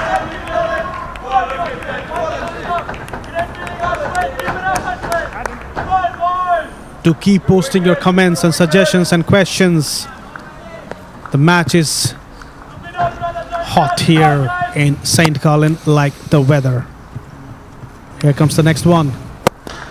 And straight to the one bounce. It's just bound off of 4 runs. It's the fielder didn't make an effort to go for the chance. I believe he could have if he had paid a bit more attention. He could have dived and taken a catch, and having not committed anything, he got a bad bounce and was unable to stop from going into the boundary. Malyar Stanikzai this time. It could have been an easy catch, but the fielder at long off got confused, didn't know what to do. So, Aiden Andrews getting a second over on the trot. You know what the thinking of Andrew Rand, the captain, is. They need wickets. That's the only way. And so far, Aiden Andrews is look like picking up wickets with his line and length. Has to focus on that. Second over for Aiden Andrews. Tight length. Don't know. Oh! There was a chance.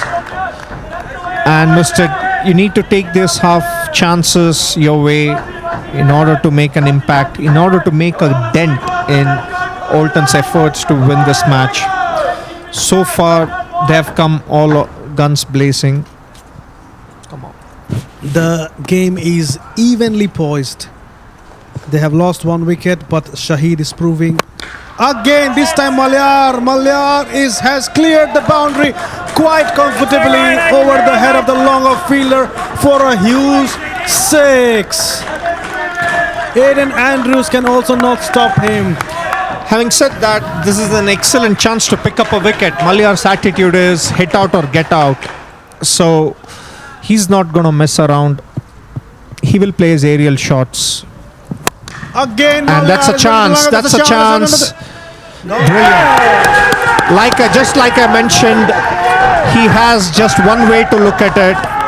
Either hit out or get out, and that's about it. There is no other play from what we have seen so far. He just hits. He just goes for aerial shots, and this time they have picked up the catch. That's what we are seeing. Sometimes the run goes so high, and then comes a wicket, and it keeps the game in a good balance. You never know who's gonna win. And if I were to pick, if Oulton's strategy here, it pays off when players hit the boundaries and if they lose early wickets. Now this is a test for their batsmen as well. This test, a test they never had in the previous matches. How will they cope with the loss of early wickets? Will they go for the attacking shots, or will they play a bit with a bit more application and look and hit only for the bad deliveries and not just slog every ball they get? So here comes Pradeep Raj Varuthayan in the middle. He is a powerful hitter. Already has 6 sixes in his name in this tournament. To the mid-wicket area. They did not run. Why did they not run? It's also important now for the Kosone fielders to back the bowler up. One more wicket. One more wicket. And Kosone looks good. Here comes Aiden Andrews. Oh, good length ball there, appealing, but it's just missed the outside edge. Just missed it by a whisker. He has made a difference. He has indeed made a difference, Aiden Andrews. One more ball. What can he do? Down the offside, it's a no ball because it hit on the wrong side of the turf. Did not bounce enough. Umpire says straight away no ball. The tactics behind Oulton is just to go and attack. They are not defending. They are just swinging at every delivery, and if it hits, it clears the ground. Andrews again over fine leg. That's the 4 runs. That's a poor finish to what was an excellent over by Aiden Andrews. Boundaries such as these are going to hurt the Kosone team. They got to be careful not to leak such runs and stick to a plan which is to bowl one side of the wicket. Absolutely, and Shahid and Pradeep Raj can take also game from you anytime if you don't pay attention. Captain Andrew Ryan is quite concerned about the fieldings for Shahid. He's putting one extra deep mid-wicket fielder for Shahid because he's lofting balls over that area for easy sixes.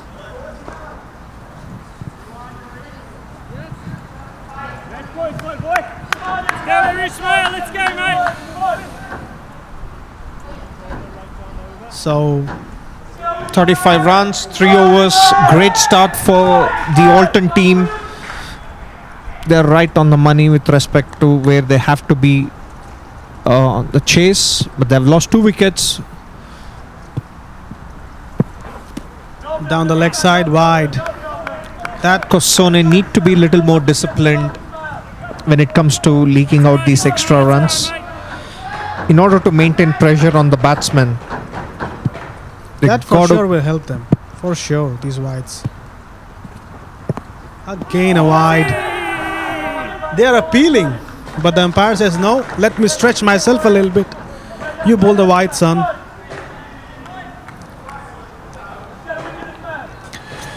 This is great. This is a big over for Kosone. If Alton were to score runs out of this over, then it makes it much more harder for Kosone to come back in this match. Every over you don't pick up a wicket, it makes Alton's task that much easier. Speaking of picking up wickets, Mark Lowell from our team is giving a suggestion. If they get Mohammad Shahid in next 10 balls, it could get interesting. Indeed, Mark, it could get interesting because Shahid can open his arms and Malyar too. And Pradeep Raj too. Malyar is back to the pavilion, but Pradeep Raj too. That was a 4 by Pradeep Raj. 4 runs on the cover area. Mohammad Shahid, Pradeep Raj, both are very important. And they both need to get out soon if Alton needs to lose this match. Again in the cover area, 4 runs, same shot. Two cracking shots, two cracking cut shots to the boundary. And there's nothing Kosone can do about it. It's pure class which Pradeep has displayed in those last 2 balls. Andrew Ryan, the captain, placing himself in the point region to save those boundaries. That was a better ball. He could not time it.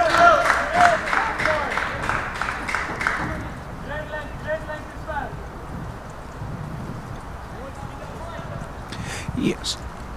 And that's precisely why Mark nailed it in his comments. Alton bats deep, and hence picking up wickets are crucial. Having said that, there is an opportunity. Takes it. Taken it. Pradeep Raj, after scoring 2 hands-up boundaries, you have to walk back. Because I believe Alton, though they bat deep, they haven't been tested yet. The bottom order haven't been tested yet, so they need to be picking up wickets is the only way, I believe, is to put a challenge on Alton team. And so far they've done well in picking up the 3 wickets and 1 more wicket now. If they can pick Shahid in the next over or so, this game is gonna go down to the wire. This game is absolutely a belter here. Shahid is still in the middle. Malyar, Pradeep Raj and Yaso is back to pavilion. Shahid taking the card and stop the ball. He wants to take a single. He's thrown the ball to the keeper. Let's see what the umpire says.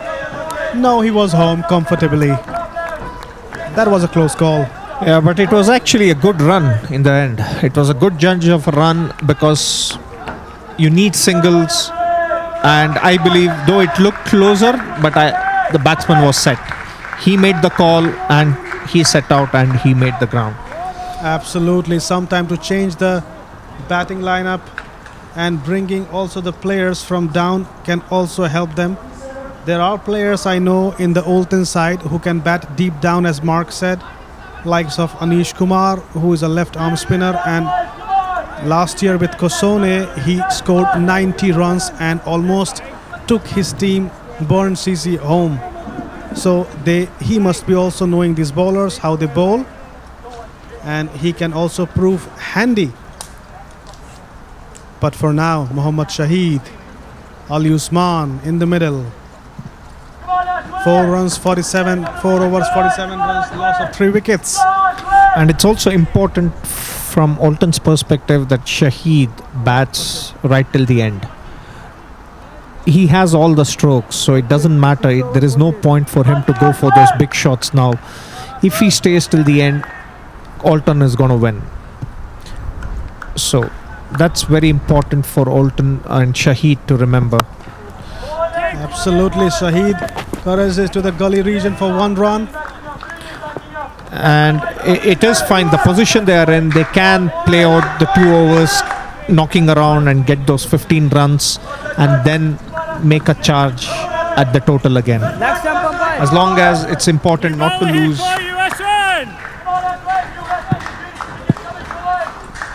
any wickets. As Bobby Singh pointed out, Andrew's voice is exactly in the middle for his fielder right now. You'll hear him soon.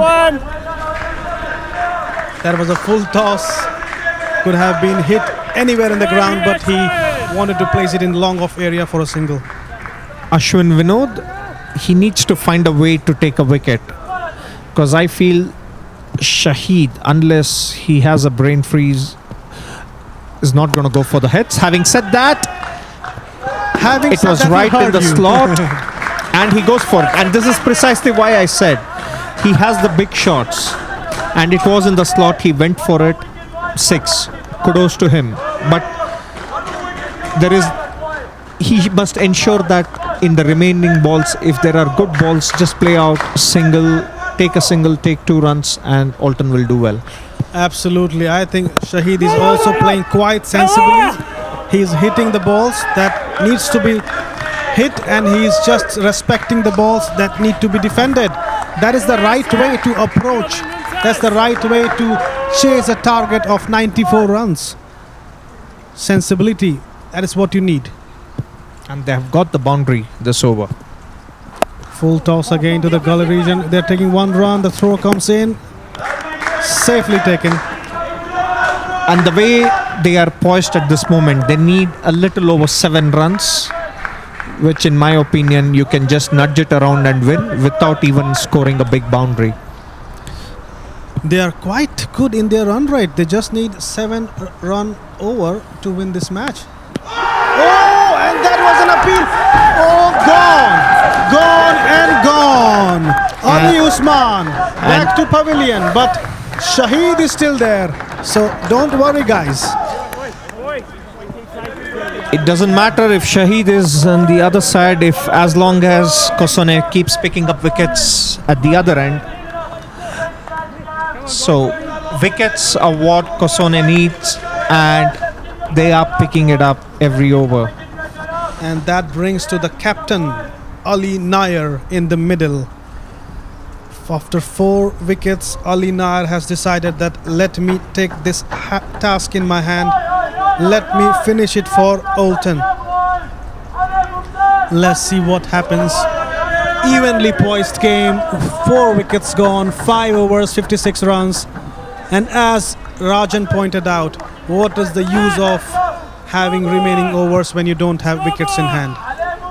Shahid needs somebody on the other side to support him. And And I still believe this is Alton's games to lose because they're in an excellent position. All they need is nudge around, take singles, and you win. But Kosone is showing up fight and one more wicket. Absolutely. To get 39 runs in 30 balls in this T10 format is not at all a difficult task. But for that, you have to play sensibly. For that, you need to keep wickets. For that, you need to respect good balls. Down the leg side, wide. And it's important to cut down these extras. It's very important for Mumtaz to settle in early and keep the pressure that has been applied by the previous bowlers. And it's important not to concede a boundary, at the same time not bowl those wides. Offside, and he's over the gully region for 6. I thought it's 4, but the batsman is himself saying, excuse me, that's a 6. And this Shahid is or Shahid?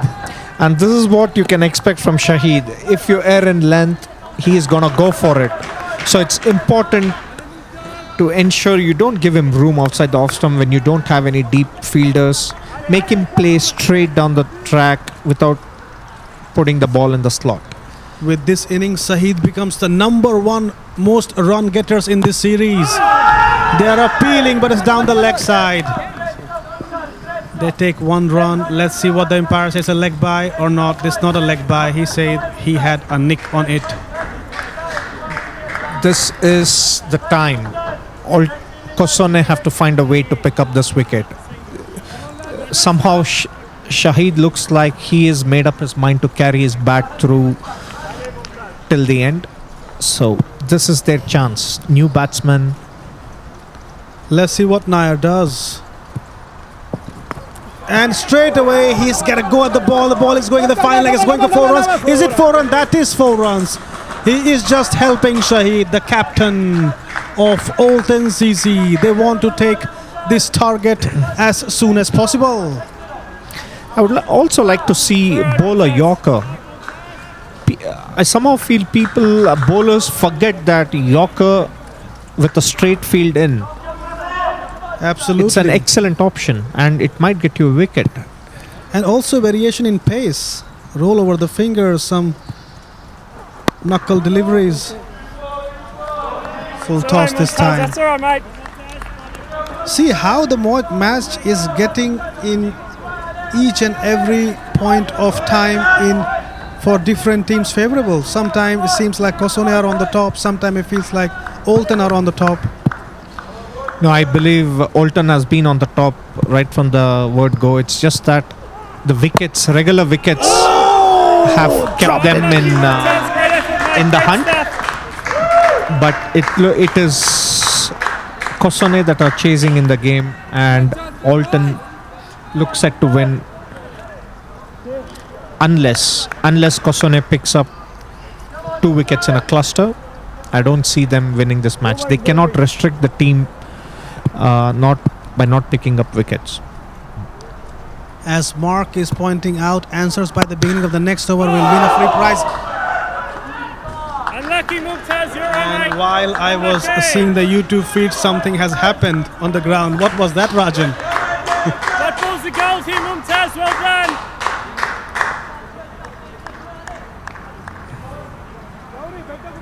You got to pick up those catches if it comes your way.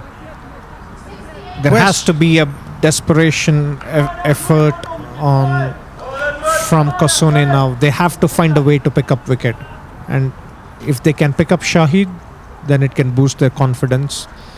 But however, I feel right now it's important this over not to concede any boundaries if they are unable to pick up Shahid. Question being put by Mark Lowell from our team. How many balls remaining will Alton win? So he has already accepted the Alton win. You just have to say how many balls will be remaining and you're going to win a prize. His number is 13 balls. Put up your number and see how close you get. So from a Kosone's perspective, this is a good start. Mohammad Shahid on the non-striker's end. Now is the time to pick up Ali Nair, who I must say, he's not mug with the bat. He can bat. 27 needed of 24 balls. And if you bowl there, then you have to pack up your bags soon and come back for lunch. Maybe you guys are more hungry. Kosone CC. That was a full toss delivery and he just chipped it over mid-wicket area. Huge 6. That makes the equation more poised towards Oulton, and it seems to be an easy win from Oulton from now. So as Mark said, 13 deliveries would be remaining. I say 15 with this shot. Again over cover for 1 run.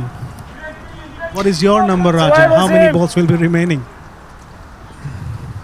It all depends on how well this over gets. I mean, what would be the... And also another question to the audience. Who do you think is the man of the match? In the block hole. In the block hole. There have been good performances by the Oulton team thus far. And who do you think? Get in your answers through your comments. Keep it more interesting, guys. Give your answers, ask your question, and Shahid is given a dolly. Is this the turning point, Oulton? What a disaster. Rajan. Nah, I still feel it is Oulton's match to lose, and because number of runs to get is less than number of balls, I believe, or about equal, on par. I think they still have a chance. But Kosone, by picking up wickets, they are in the hunt. Amazing. It's still too early to call them favourites at this point. I believe with 5 wickets in hand and 19 runs to get, with 19 deliveries to go, Oulton is slightly ahead, but Kosone is not far behind. After long time in this lockdown and the effect of COVID-19, we are seeing an amazing cricket match in St. Gallen in Grundmos. Ali Nair. Say, excuse me, Shahid does not matter here. I am here. That's more important. And this is precisely what I said. They bat deep, and if you err in length, the high of getting a wicket, you must not forget that you still need to go out and bowl those deliveries, do those hard yards, and make it difficult for batsmen to hit. You can't give those freebies when you are containing just 20 runs. So it's the equation is much easier now for the Oulton team. 13 runs in 18 balls. So all the cheers of Kosone fans are slowly diminishing in the thin air. They are getting lost. I would also like to emphasize Kosone are in this position is also because of the fact that they've picked up all the catches. Yes, they have had some 2 tough ones which they couldn't hold of it. That's fine, but they have picked up all the catches that have come in their way, and that's made it difficult for Oulton in what would have been a walk in the park. I second you on that, Rajan. For sure, they had done good fieldings. Kosone, that's wide down the leg side. They're appealing, but that's a wide. That's a wide. Just 12 runs needed in 3 overs. Takes 5 good deliveries of 5 wickets. That's all they need. So there is a question being posted by our ECN European Cricket Network. It looks plumb. Down the leg side. But the main man who was... So a question is posted by ECN European Cricket Network, our network, asking a question: if Oulton wins, Shahid or Malayar, who will be the man of the match? A tight over here will make things interesting with the last 2 overs to go. So it's important that they keep things tight. For sure, and that's a very good... Nice bowling.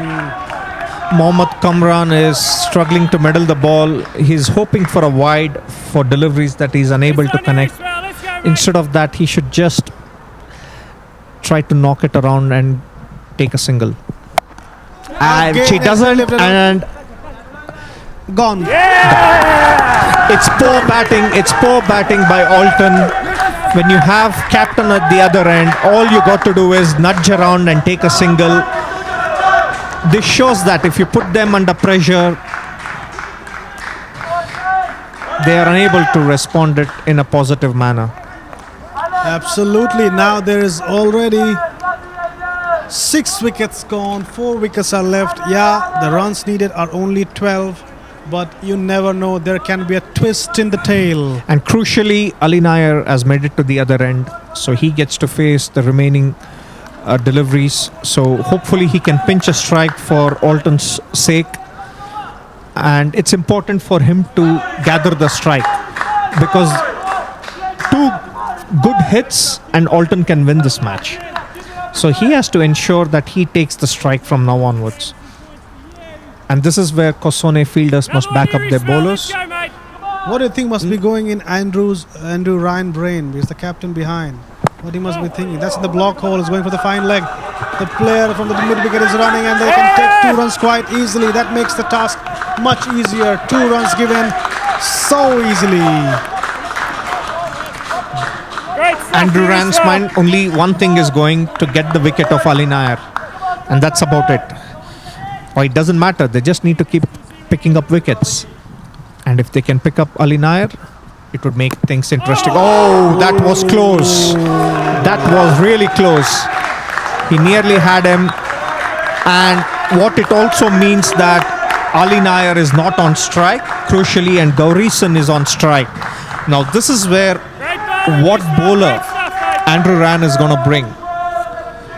He needs to bring in a bowler who looks like picking up a wicket. Exactly. He needs to take the risk.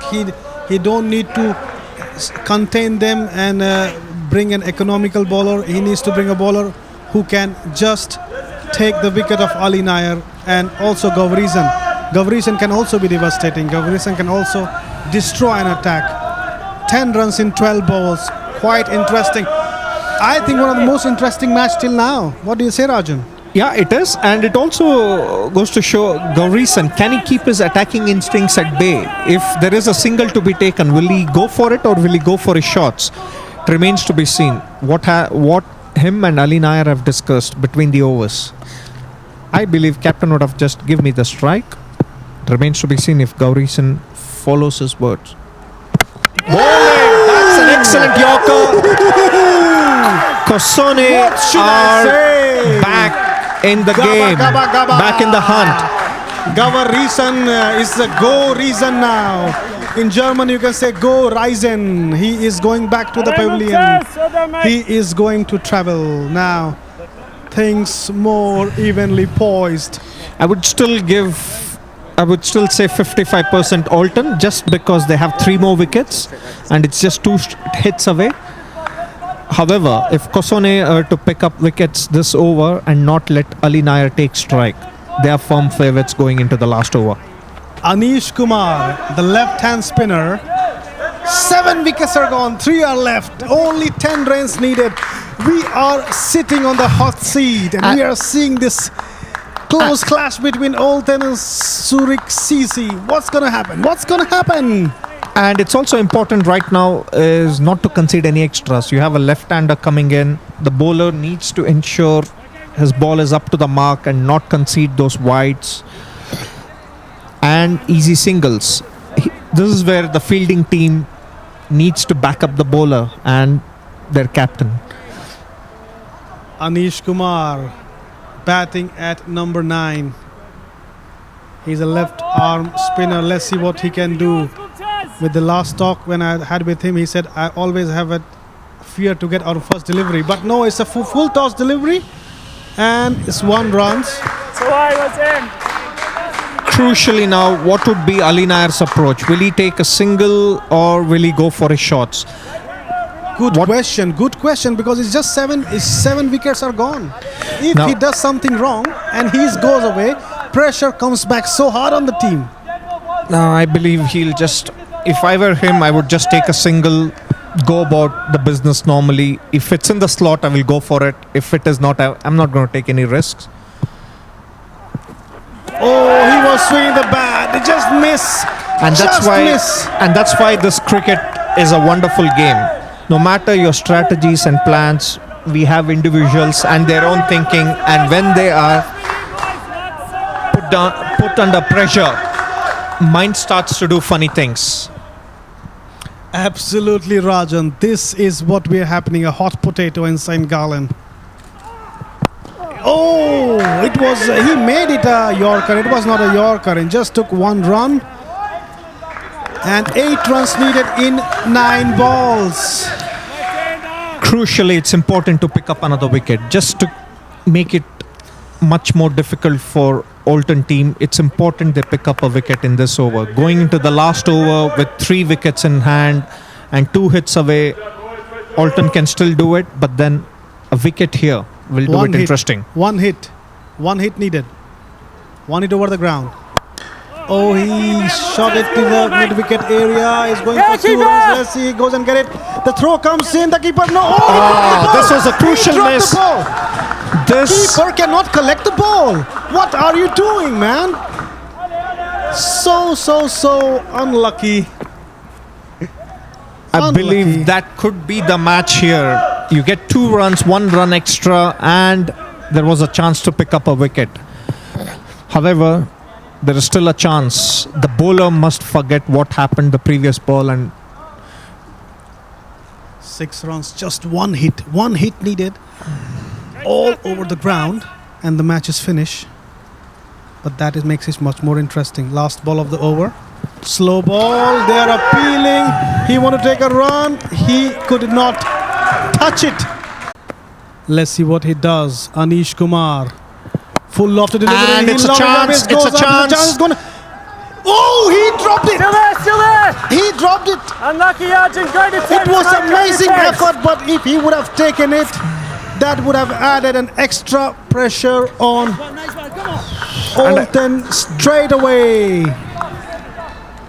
Oh, what is it's happening a here? crucial miss here. 2 crucial things in a space of few deliveries: a run out and this cotton ball. This could well be the difference between the match, the win and defeat for Kosane. However, this ball is the crucial delivery. What would Ali do? Ali. Oh, brilliant catch! Brilliant catch! What that catch! Catches like this changes matches. Ali Nair has been dismissed. 4 needed out of 3, Rajan. So interesting to sit here and see the match. We need moments like this. You need moments like this. We all need to see cricket in this way. A beautiful game. I told you, you had to wait for the stroke making. I think they went in early. They could have just played around for one more single, one more round of singles, I guess. But then if it's in the slot, it's in your instinct to go for it. And he went for it. And credit to the bowler for picking up a great catch after having missed a cotton ball in the previous ball. Kudos to him. Now more pressure. Number 9 coming to bat with Anish Kumar. 3 more deliveries to go. All they need to do is not give easy runs. And not to all say Alton need is a boundary or a 6. So 3 balls. 3 balls. and basics again not in the arc. It's a stumping miss. It was a stumping, but importantly it's a dot ball. More pressure on the Alton batsmen, but again one more hit that will do it for them.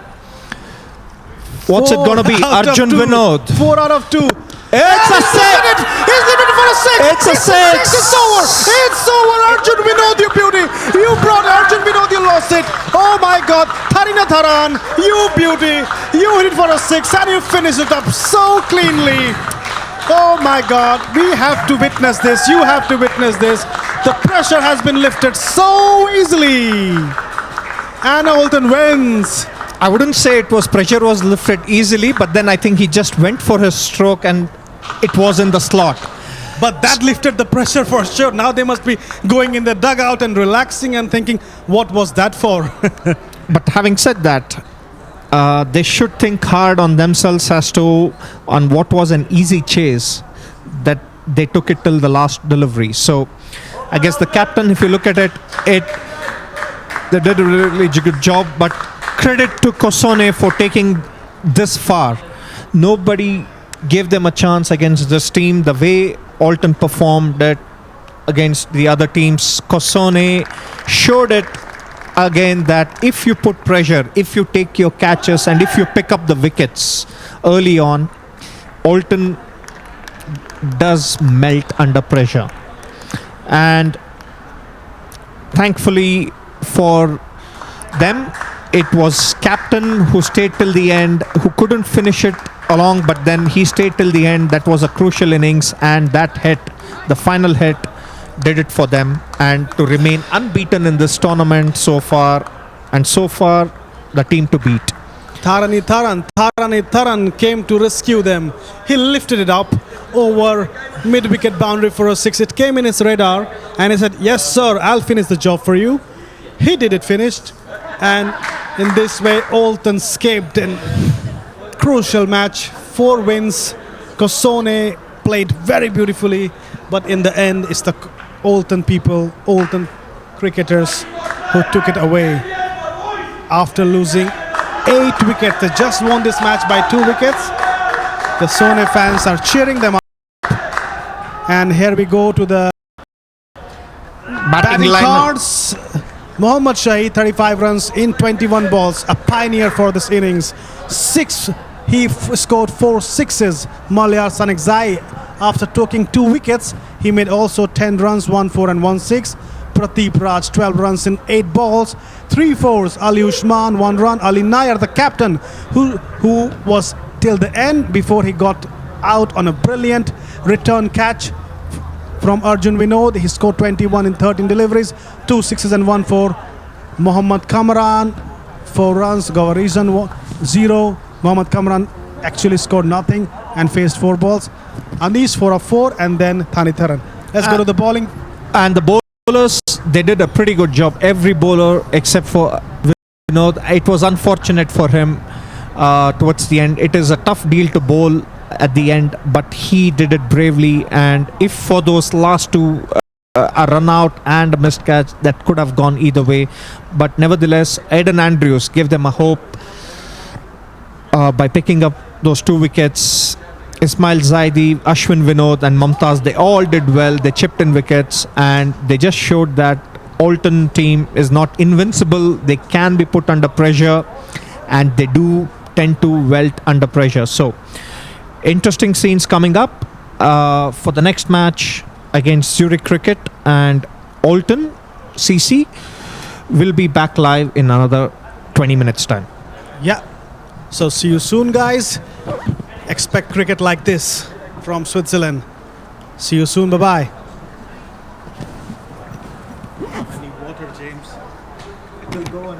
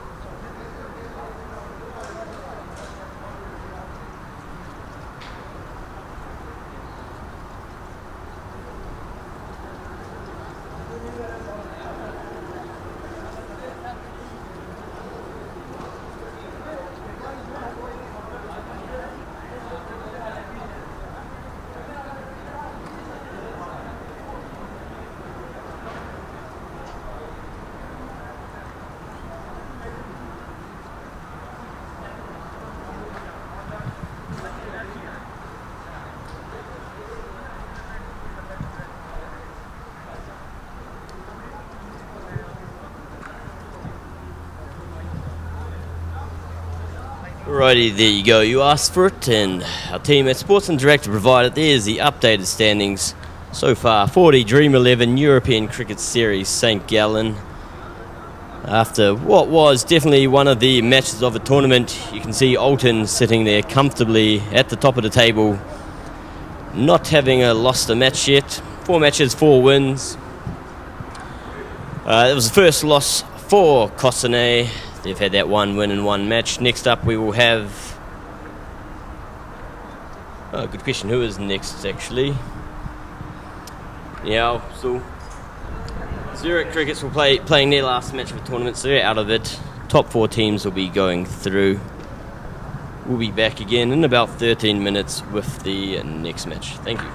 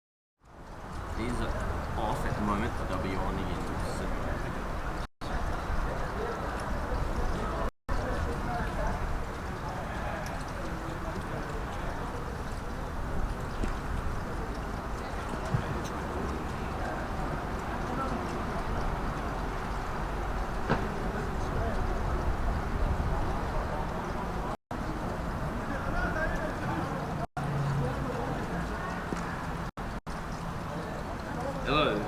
Sorry, I have a missed call from this number. Hello?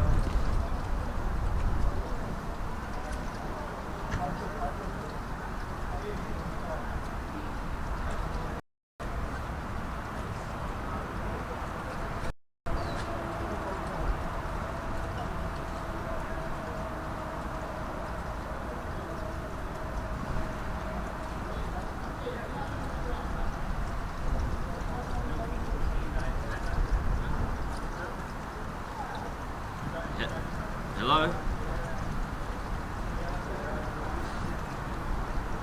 Yes? Hello? Who's this? Yep. Hi.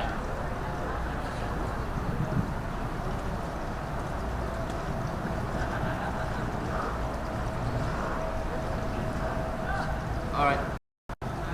Okay, if you can send me that in a message, and then I'll follow it up for you. You just send me what one you're, what the ball and what. Yeah. Yeah. Can you? Sorry. Can you just send me in? Yeah, I'm very busy. I'm not actually doing the scoring. I'm doing other things here. So bye.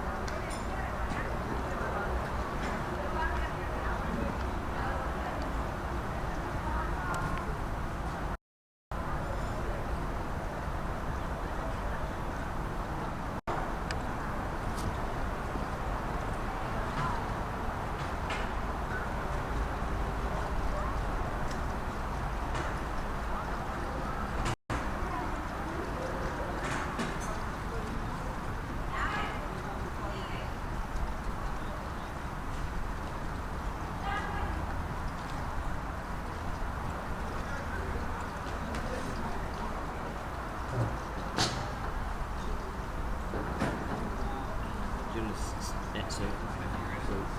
at 58 before the start of the match, and before the start of innings, a video is going to come on, so if you just wrap everything up by then, and you can start when you get there. So, yeah, so you can start now for 2 minutes. Just probably get the food. Oh, that's right. The place where they stand, they tend to.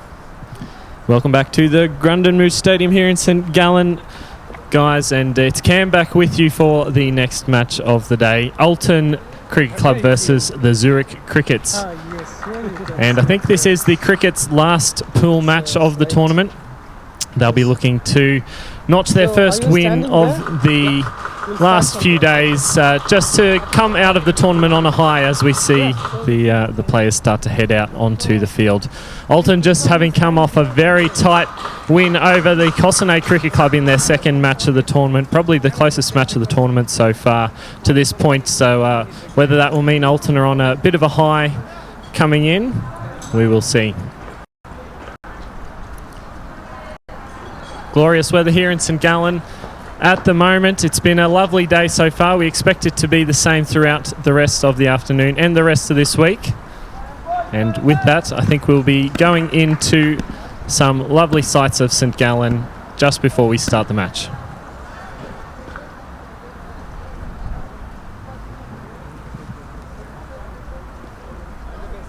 Thank you.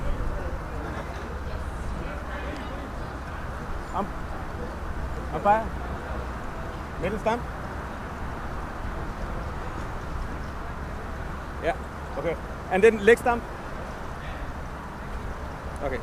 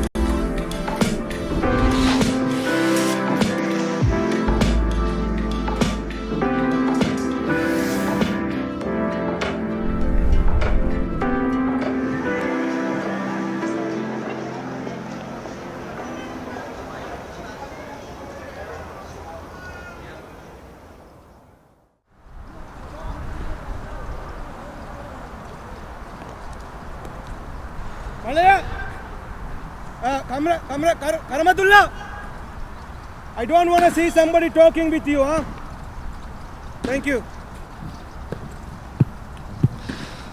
And we're ready now to start off this third match of the third day of the St Gallen Dream11 T10 tournament here in Switzerland. Zurich Crickets out there in the middle, ready to bat. And we have Alton Cricket Club with the ball. Just a quick run through the table for those asking on the YouTube feed, looking at the standings at the moment, about halfway through the round stage of the competition. Alton Cricket Club well on top at the moment, 4 matches with 4 wins. So this team out there in the field at the moment are the team to beat. And the Crickets down the bottom at the moment, 5 matches, no losses. So they will be looking to take something out of the tournament here now.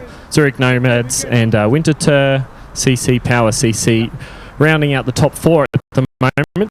So those are the ones that will go through to the semi-finals on Friday.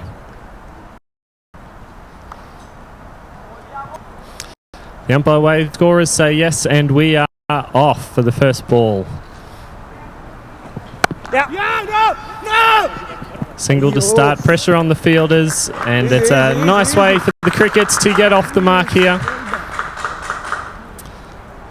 It's the second match of the day for both of these teams. Crickets playing Cossonay for their first match of the tournament this morning. That's Cossonay's first match. And it was a good win for Cossonay in their opening match. And the second match of the day was Alton also versus Cossonay, and it was a very tight win for the Alton side to keep their unbeaten streak going.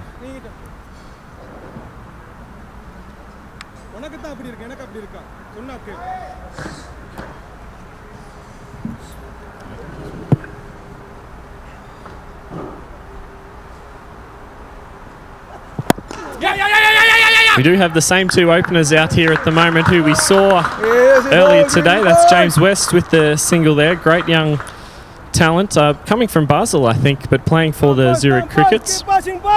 We saw them in the final of the Cricket Switzerland Premier League last year, going down to the Zurich Nomads. And Balit Singh at the other end hit a towering 6 in the first over of the first match of the day, but was unfortunately out not long after that. Nicely coming, it's getting outside. And we do have Rajan back with us for this match as well. He's had a tough shift today, I think. He needs some sustenance to get him through the afternoon. Thanks, Cameron. Lovely shots from Bajit Singh there away over the boundary, and that's crickets for this match. And I believe Baljit should stay and play out a lot of deliveries in order for Zurich cricketers to post a good total. I think he should restrict playing those slog shots. What do you think? Yeah, it's interesting because I think James West at the other end is a very classical batsman, possibly more suited to the anchor role in T10 cricket. So whether that gives Bajit free his arms up, knowing he has the solid player at the other end. Yeah, but because I feel one thing I would say about Zurich cricketers, they lack power hitters, and I think Baljit is the only guy who can fit that role. Yeah, I don't disagree with you there, absolutely. Probably lacking the power that we see in some of the other sides throughout this tournament. And T10 is quite a new format. This is the first time we've seen it in Switzerland, so I guess it takes a bit of getting used to, but we know the Crickets are a very young side as well. Yes, and they can only improve from here.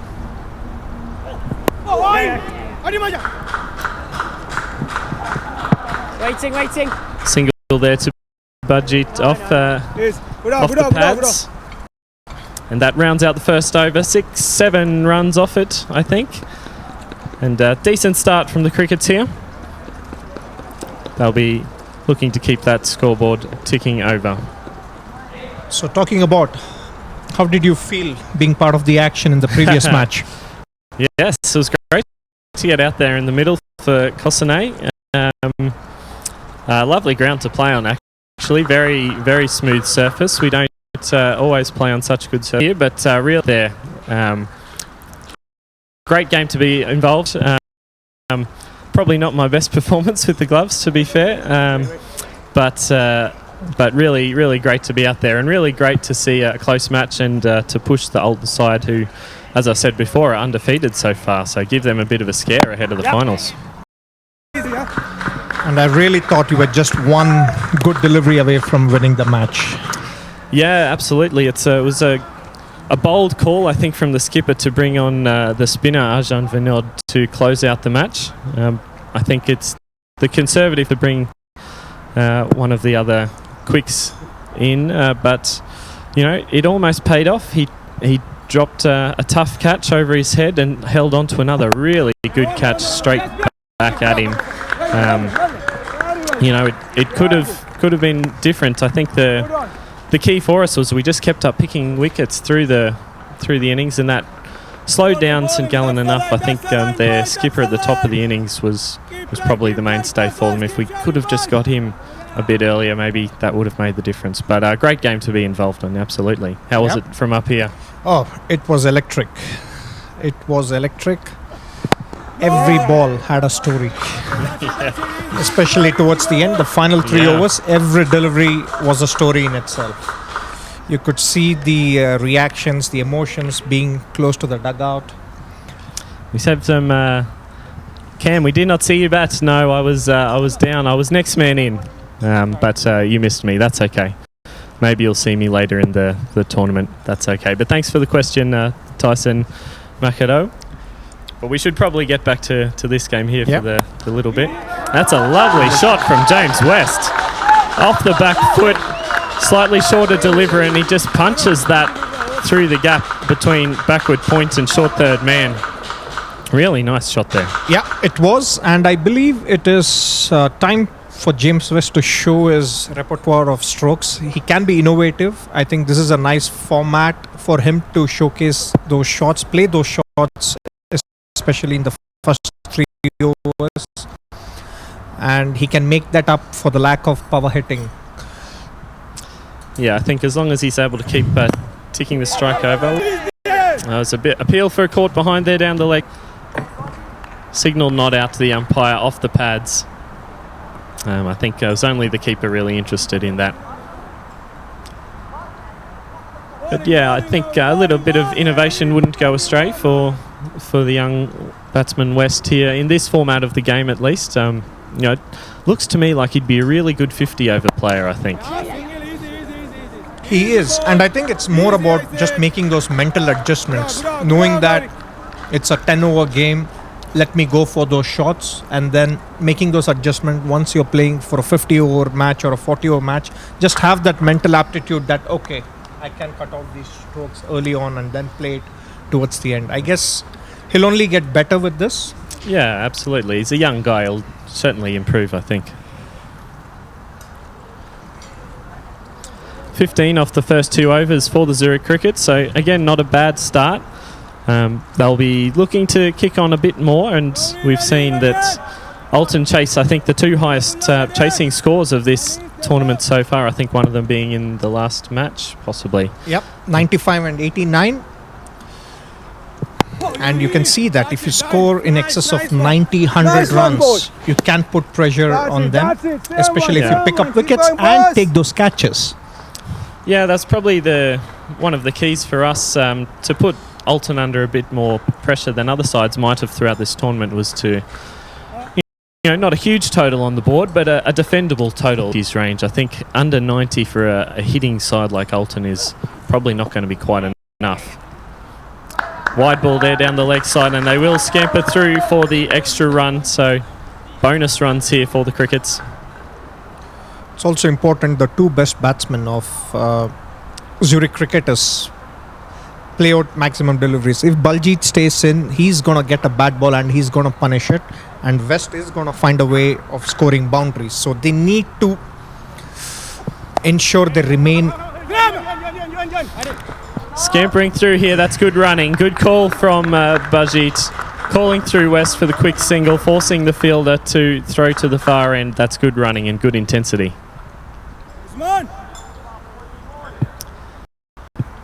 It's only getting hotter out there now. Not scorchingly hot, but we do see in Switzerland that the heat builds throughout the day, and he's gone for that one. He's got that loose ball, as you were talking about, Rajan, and he has dispatched it. Pulled that away, you know, right? What I backward mean? of square, and he picks up his second boundary of the innings, I think. Okay. Keeping the scoreboard ticking over for the Zurich Crickets. And this is precisely why he should not slog every delivery, because he gets bad deliveries, he is going to punish it. Yeah. That's it. And good intensity there with running between the wickets. Good call and an easy single there. How many to come? Really important that you take every opportunity for the single, I think. Dot balls are absolute match killers in such a short game. Singles, and the trend is such that the bowlers have given 1 loose delivery every over. And you need a batsman who can capitalize on that. And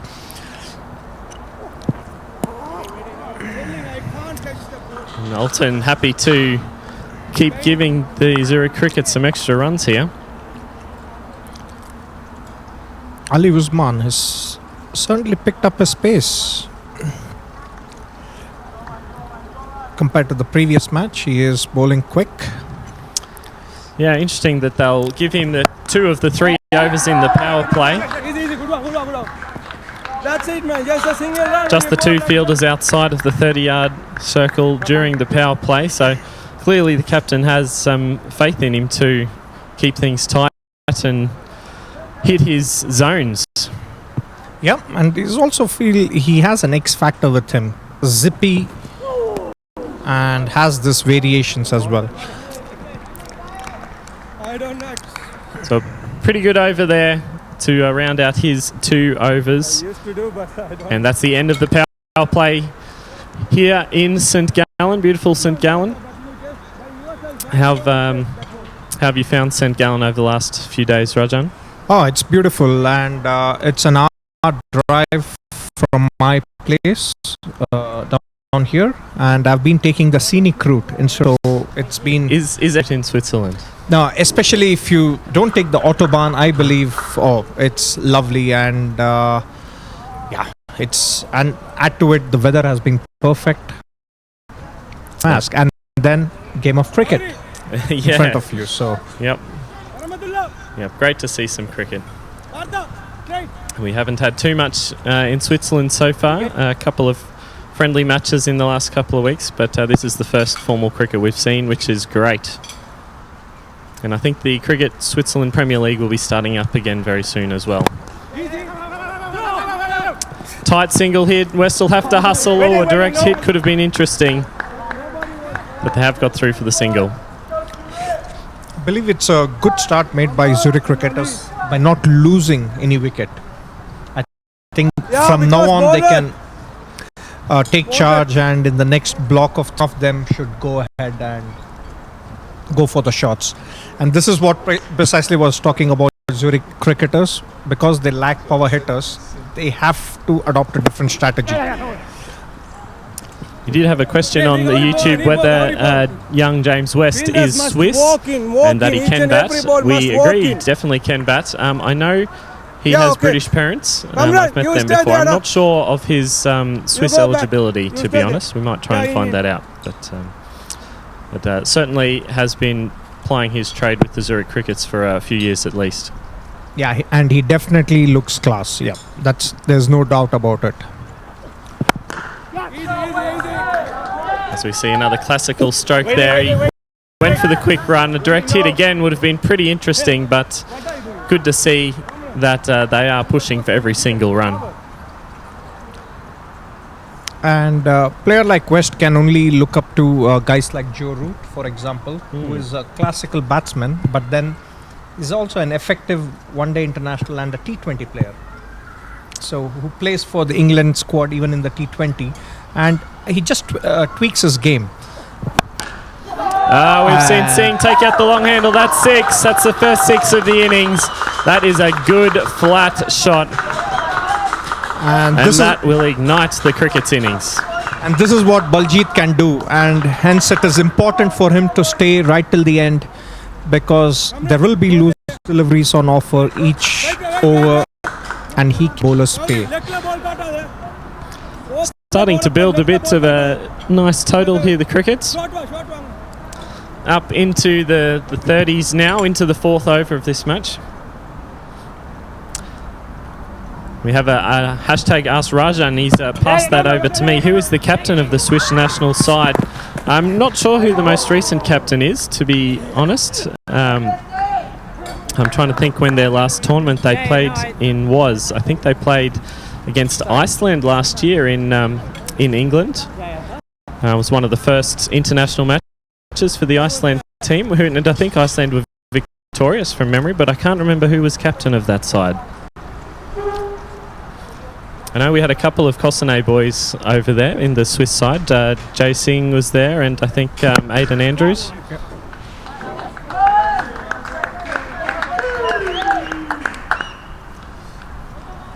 We have a good group of young cricketers in Switzerland, and everyone looks good to be a leader as well. So that's the positive aspect of Swiss cricket moving forward. And it's always interesting watching I guess these associate cricket nations. When you're watching the play, you're not always sure if all the players are eligible to represent that country. A lot of people will move to places like Switzerland for family reasons or work reasons, and obviously continue playing the game we all love.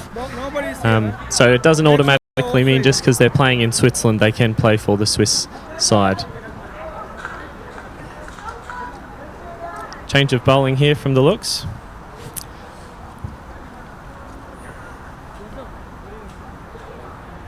No wickets lost yet for the Zurich Cricket, so that's giving them a strong foundation to hopefully launch from here. 6 overs left in their innings, so they should be able to utilise that and take the pressure off these two batsmen to lose their wickets. They've done their job to an extent. They can probably afford to open their arms up a bit more. Slower ball to start, and that's well whipped off the pads from West. It trickles down. It won't go for a boundary, but they will come through for the second. And that's a good start to the over for the Crickets. I said in the beginning, first ball itself I said.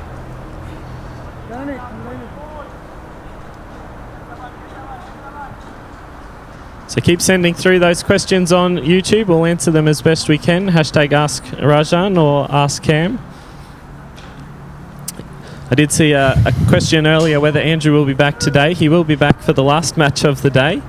He's having a bit of a rest at the moment. I believe he's back for the last match of the day anyway. He's having a rest at the moment after captaining Kosane for 2 games, and he'll be playing in the match after this one. And then straight up into the commentary box. No rest for the wicked man. And then you can hear all the insights from him. You go there. Just pray that he doesn't get a wicket or hits a big 6. You'll never hear the end of it up here. Well, you can hear about the boundary hit of the first delivery, I guess. True. Yes. That was good. It got us up to a decent task. Not an easy job to come into the last over an innings and just hit. Fielded there. Very well fielded, and they'll get the overthrow. That's harsh for a good pick up there. It looked like it could have been a catch. He picked it up well. It was firmly struck by Bajit. Had a shy at the stumps, and unfortunately there was no backup from the Alton fielders, and they do scamper through for the overthrow.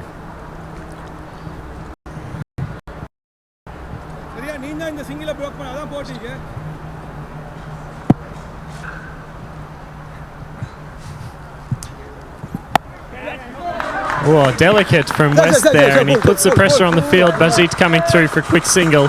That's well run. We do have a hashtag Ask Cam question. Whereabouts in Australia am I from? I did answer this one yesterday as well. No one place that I can really say definitive for moving to Switzerland, but Queensland before that in a few different places. Skied from Bajit and very well taken. That's a great catch. You'd think there'd be a bit more enthusiasm from the Alton fielders there, because that is a good catch running in. Gaurison picks up the catch, and it's a brilliant catch to dismiss the strike batsman of Zurich Cricketers. And I believe there is more pressure on Zurich Cricketers now that their strike batsman is out. Nur Khan Ahmadi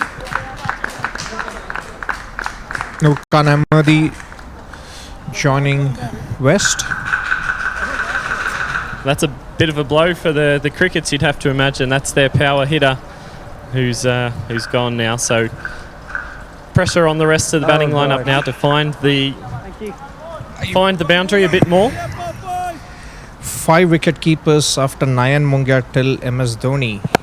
Okay, let me give a Sabah Karim, MSK Prasad, Deep Das Gupta, Ajay Ratra, Parthiv Patel, and Dinesh Karthik to an extent. Sounds pretty good to me. I'm happy to let and you take the lead on that one. And Ajay Ratra. That's more than 5, I think. And Dravid and the internationals keep wickets. Will that answer your question, Vaishak? Yep. Thank you for that trivia question, Vaishak. Hopefully Rajan has nailed that. Tyson Machado. Am I not playing them? See, the skipper will let the squad know after pondering the first 2 games who will trot out against St Gallen in the next match. James is looking at me with a bemused look on his face, and I'm expecting some heat here. Do you think he's considering replacing the keeper? I would definitely do that if I was the captain, for sure. You didn't see that last match. It was quite a big missed run-out chance there. I'll let Cam tell you about it. I missed a run-out for sure. In the second last over, had a bit of a clanger with the gloves. And yeah, didn't cover myself with glory, sadly.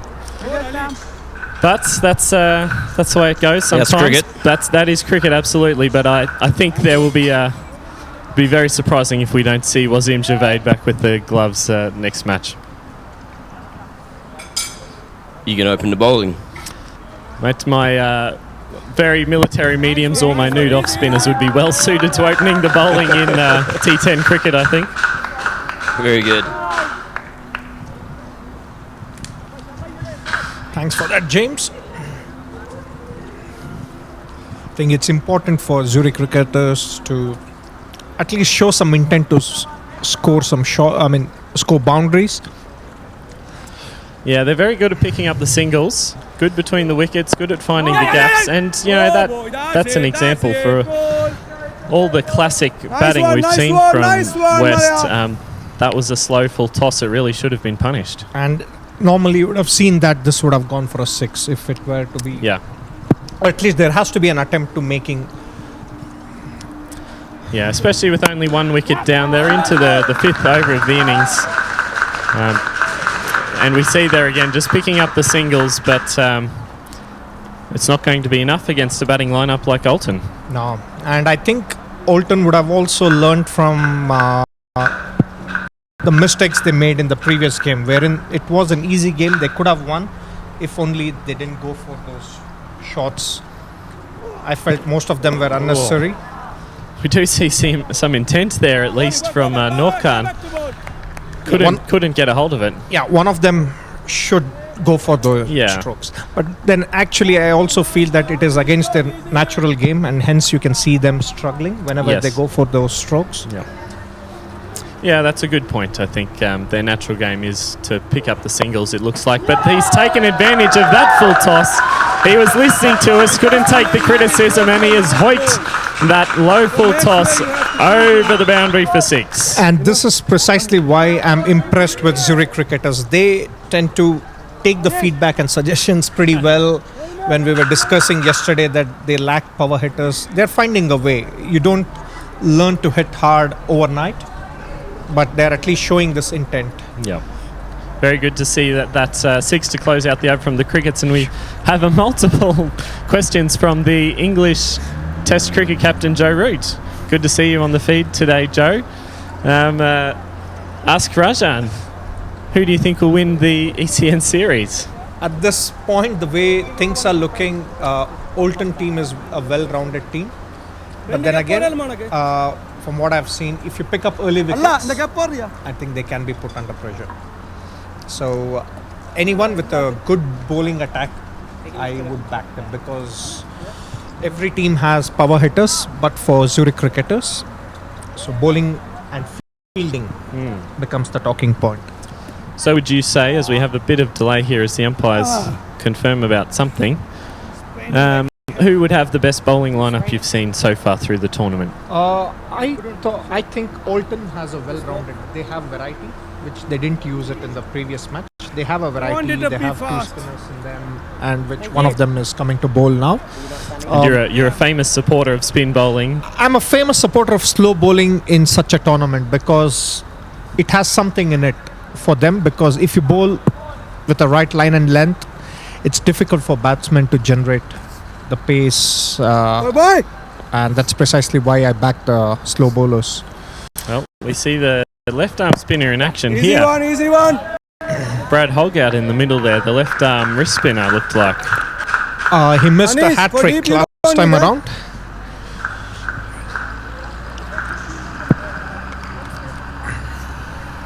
Into his second ball now, coming in front of the umpire. Yes, man. Big swing from Norkan there. Good to see the intent, but just a single again. Couldn't time it. And he's landed them pretty well so far. He's found his spot. Bowling on his boys. And you need to find a way to come down the track and attack the spinner. Easy. Because if you play from the crease and wait for him to bowl Bowling on here, bowling on this. Speak up, ball boys. Speak up, ball boys. So far he has bowled Lendelby. He's flighted a bit. Dancing down the wicket was the batsman West. Don't get injured. Big single, putting the fielder under pressure, but just the single. And Joe Roots there, thanks you for your answer there before. So thanks, Joe. Good to have you on the coverage. The reverse switch hit from Norkan.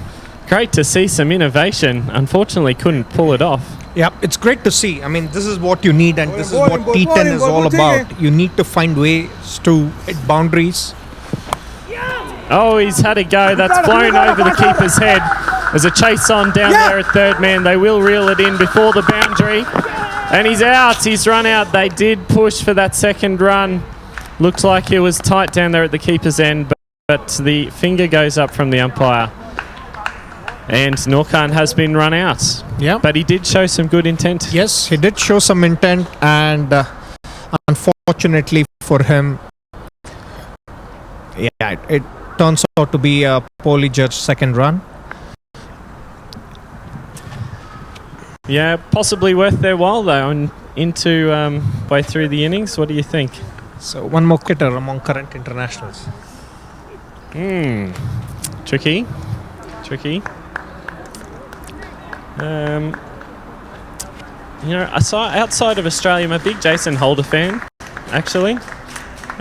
Just the leadership that the young captain has shown for the West Indies, and a little bit of a revival for them. So a lot of respect for Jason Holder, to be honest.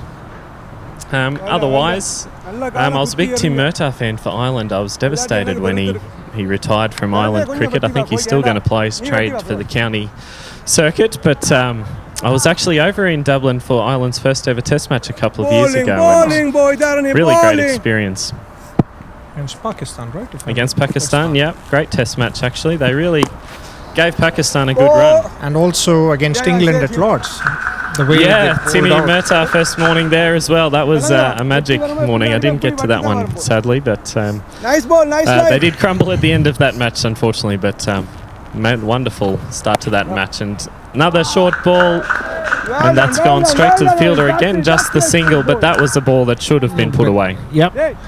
And probably these, if I were to be the coach of Zurich cricketers, I would make note of this, and that's about it. I think the only big area for the cricketers to improve is to put these balls to the boundaries and make them count. So we have the new batsman on strike now. It's the captain for the Crickets, Nicholas Henderson, I believe. He was the top scorer against Kosane in the first match of the day. 25, I think, off the top of my head. 24, yeah. So. Delicate little dab down to third man there, and he gets the single to get off the mark. So what do you think would be a good total, considering Zurich cricketers, the way they are going about? What do you think they will be reaching? From where they are now, as we see, another thick edge. West starting to show some intent now as well. Just a single, but that could potentially have run away for a boundary. From where they are now into the 8th over here, looking at around 60. If they can push that up into the 90s, as Kosane were able to do last match, then we've seen to be put under pressure. They'll have to really start going for it from here, though. But 2 wickets down, I think the batsmen have absolute license to start going for it. I think they need to target 90, minimum 90, and then anything above it, it's bonus. The way they are in. West advancing there. He's got a hold of that one. It will be cut off. Just a single. But trying to manufacture a half volley there for him to get over the infield, but currently the Alton guys able to cut off the boundaries as we see the end of the over. And it's also good to see, or rather we think that it's an easy game, cricket, for the batsmen, but with the many formats coming in, it's become a mental battle for a lot of them. What to play, what shot to play, when to play. And with T10 coming in, it's you feel T20 is a longer game. Yeah, it's a really interesting point. We played at Cossonay against Geneva Cricket Club a couple of weeks ago, just to try and get some legs in us, I suppose. Real much longer T20. As it's skied ball straight onto it, easy catch down there, and we see West depart. He's batted very solidly, 25 runs at a runner ball. Kept the innings together, but that's only the third wicket to fall, so with 11 balls left in the innings, I think. Yeah. Time to go. Yeah, I think they should go for the boundaries. And there is no point taking those singles because Alton batting lineup is too good, and they're going to make them. I mean, they're going to go for their shots and they're going to win in any case. But then you got to make it. What? We have Joe Root. He wants to know Rajan's opinion. Do you think we, that being the England Test side, of course, could play these guys? I'm not sure if he means the Crickets or Alton. Let's say Alton, for example. Yeah, you could game. All you got to do is get out of England and come to St. Gallen, enjoy St. Gallen's weather, hospitality, and yeah, why not? You never know. I'm pretty sure Alton are going to give a run for your money. I'm pretty sure because they have been practicing cricket, and I'm not sure about you guys. That's true. Good point. And I think they're warming up for the Test series at the moment and not a T10. Alton are in form. Yeah, July 8th is when the action begins, and against West Indies. And I heard recently from the ECB they've created a so-called medical bubble for the players. Yeah. Well, if once you get out of your biosecure bubble, Joe, if you want to come over to St. Gallen, we'll be happy to host you here at the Grundenmus Stadium, and I'm sure we can get Alton or possibly even who we will see in the next match coming up to give your England guys a bit of a workout.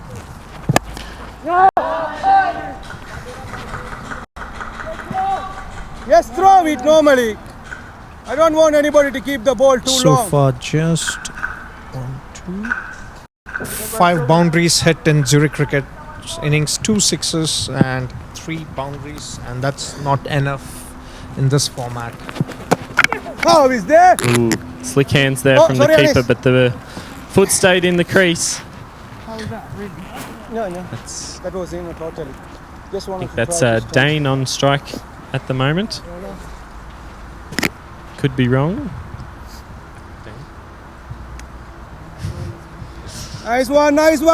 Bit of a pause as the umpires fix the stumps back up.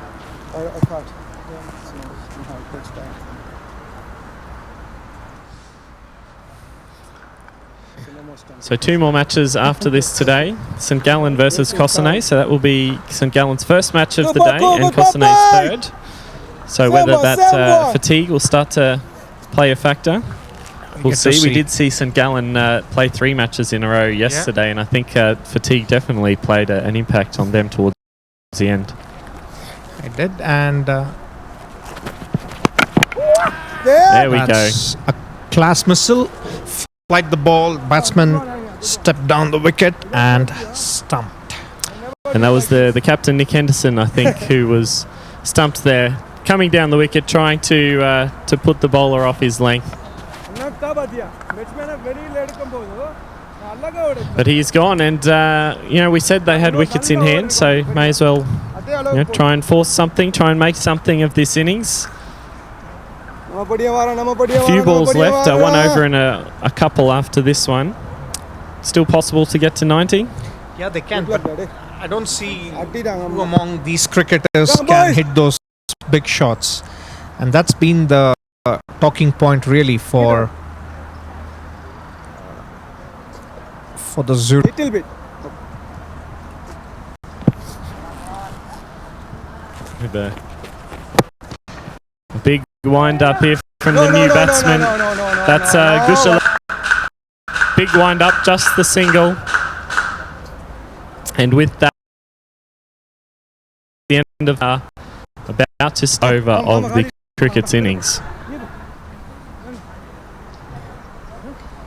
Yeah, when you don't score too many boundaries, the bowlers in the opposite through their overs, and you can see that. And all of a sudden, it's 9 overs, and the batsman starts to wonder what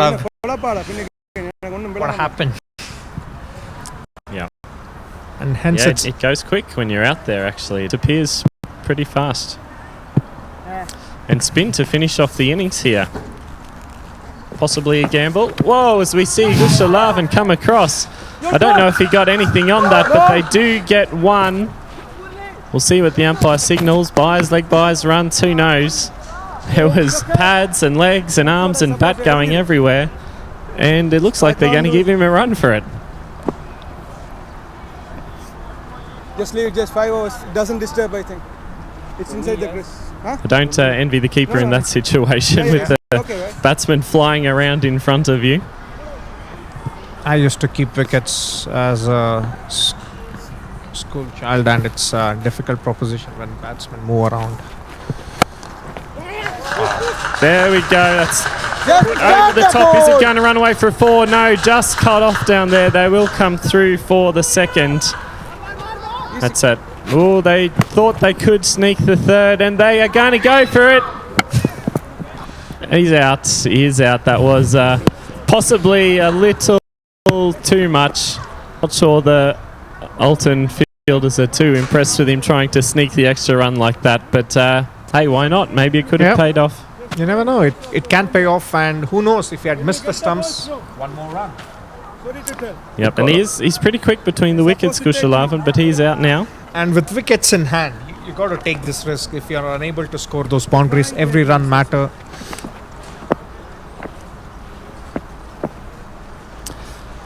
I think that might be Eden Wardle heading out there now to bat. We'll wait for that to be confirmed. Do you think Eden Wardle will bowl today? Yeah, it's an interesting question. I would have said yes, but then he didn't bowl at all in the first match today, and I know there were certainly some spectators here expressing their confusion as to why they didn't see him bowling after his heroics with the hat-trick on the first day of the tournament. Yeah, and also with the Dream11. Many of them had him in his Dream11 team, and good shot. He's had to go for it. There is no fielder out there, and it... Great start for that young man. He has pushed that. Alton fielders not too happy with themselves, I think. And come to think of it, when the left armers were bowling, it would have been a good idea for Eden to come in early. You come in, and please. just to Come in. play it with the spin and hit it along. So Alton have pushed a deep man out to that region now and pulled in the deep long off, and he's gone to that area now. Great batting. Very clever from Eden Wardle. He saw the Alton fielders had changed, and he attacked that space where that deep fielder had just come from. This is a classic definition of playing with the field.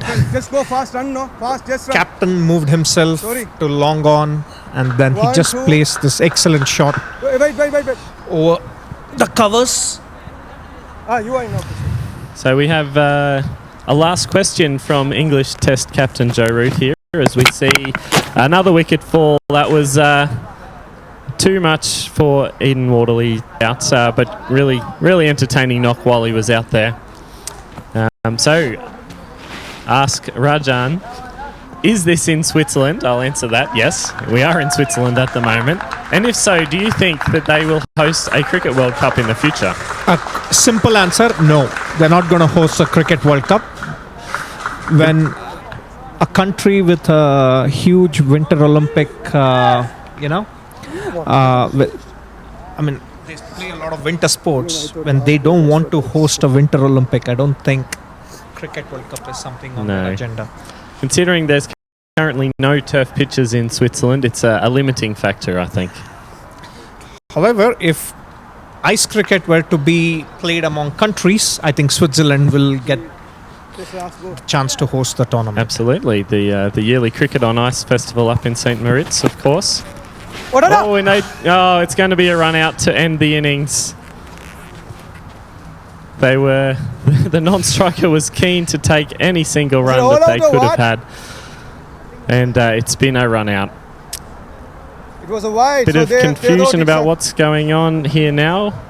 Is there another batsman about to go out? Yes, looks like it. Right? No one's really sure what's happening out there, but for sure the non-striker has run out. It's a wide. Okay, so we will see another delivery, but the run out, of course, will still stand. Unfortunate for that batsman trying to push through. And the only positive thing over here is one extra run and one extra delivery. Yes, good point. He's gonna move. He's gonna move for sure. So what? I think we have one ball, one legal delivery left to go. Malaya, come in. Three more runs to get to 80. Yeah. It's an improvement. They're improving steadily, Zurich cricketers.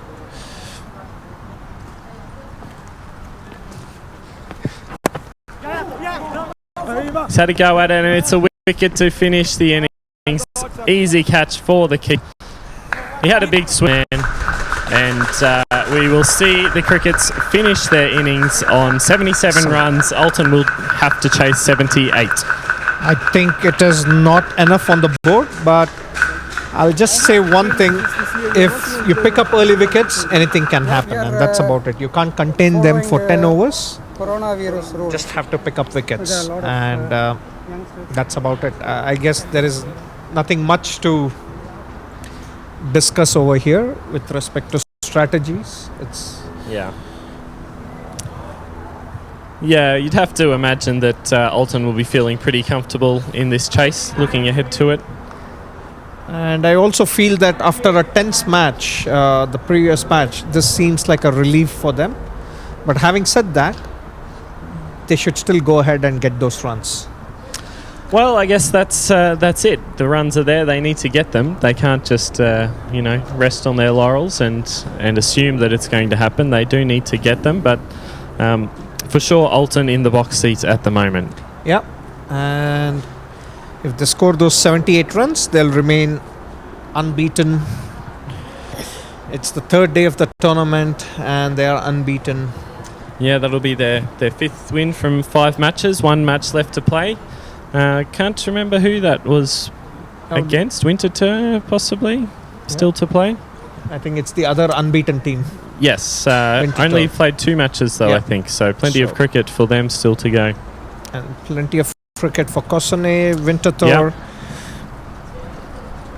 Power, I think, also have a few matches left to go. So still plenty of cricket to go. Another day and a half of round matches here ahead of the semi-finals and finals on Friday here in beautiful St. Gallen. Maybe we should just quickly run through the scorecard here from the Zurich Crickets. Not too much to write home about, unfortunately. Just 2 batsmen in double figures. And that was the openers, Bajit Singh and James West. 22 off 15 for Bajit Singh, and he looked promising while he was out there. 25 off 25 for James West. Unfortunately, just probably not fast enough at this format of the game. 9 off 6 for Norkan Amadi. 3 off 6 for the captain, Nick Henderson. Dane Porlag, 3 runs off 2 balls. Gush Alavan run out very enthusiastically. 2 runs off 2 balls. Eden Wardle, 2 beautiful shots for 4, and then out.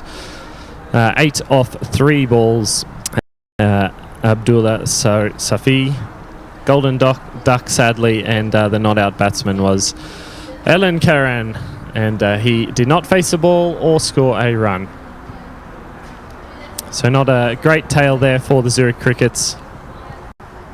Ali Usman with Baljit being on strike, he went for some runs. And then Gaurison, I thought, bowled pretty well, but he too conceded 2 boundaries. Slightly freakish, but then Mohammad Kamran, after picking up the wicket of Baljit, and that's where they started applying brakes on the scoring of the Zurich cricketers, and Zurich cricketers didn't find any momentum to score those boundaries, and which left them, I guess, a total of 77. which is should be a walk in the park, going by the way Olton have performed in the last few matches. Early wickets, and I hope for Zurich cricketers and for everyone's sake, they do pick up early wickets and make this match interesting.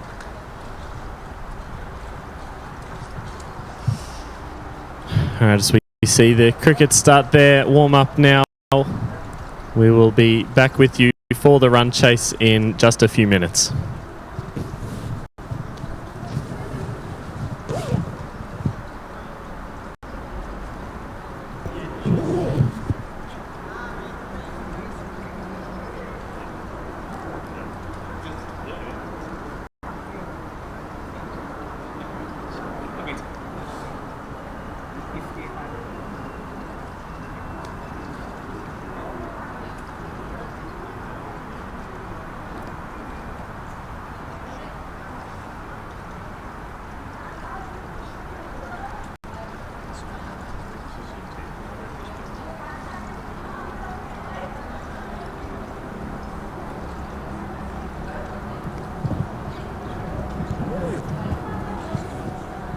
And Tanush, could you ask what was the question? Or is it for Joe? Okay, sorry for that.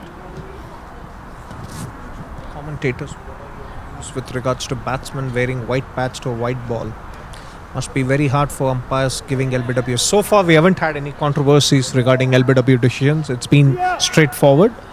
So, I guess, yeah. Yeah, interesting question. I think Cricket Switzerland has made the decision on the equipment and the balls, and all the umpires are part of the Swiss Cricket Umpiring and Scorers Association, so I'm sure they would have been involved in the decision in that regard. But it's a good point, and thank you for the question. Umpires are also experienced enough to make those calls on the field with respect to the judgment calls, LBWs.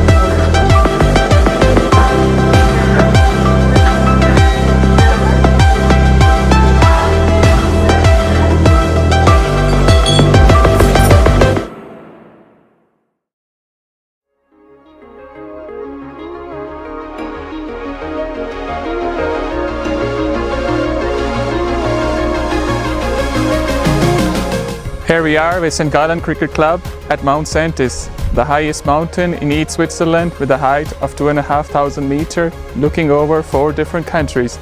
What an unusual place to play cricket.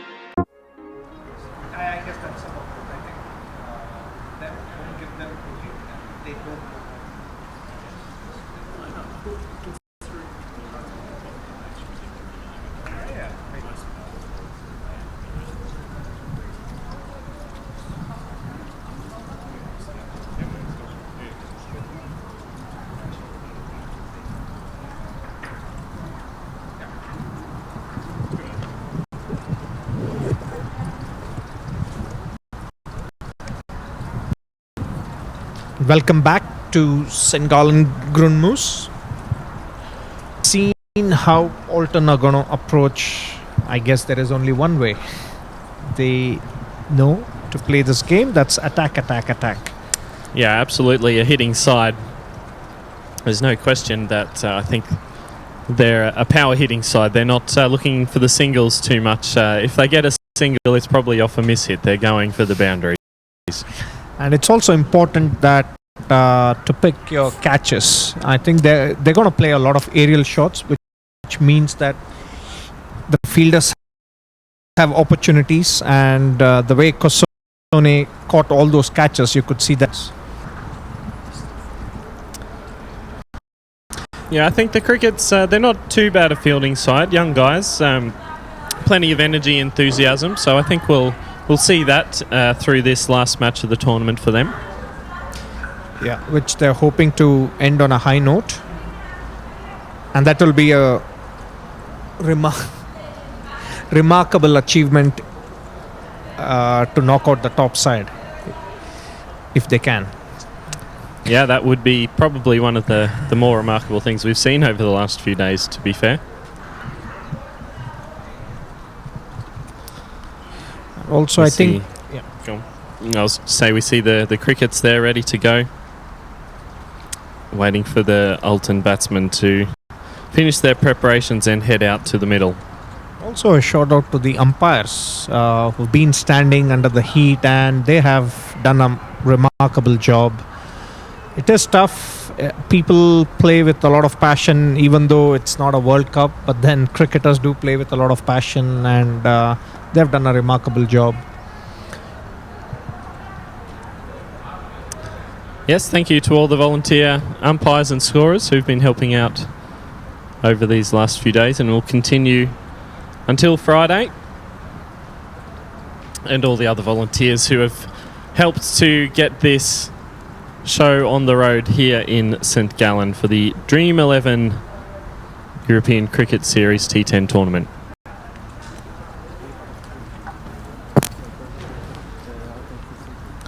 What would be your strategy if you were to be the Zurich Cricketers captain now? What would you tell your bowlers, and what would be your plan, fielding plan?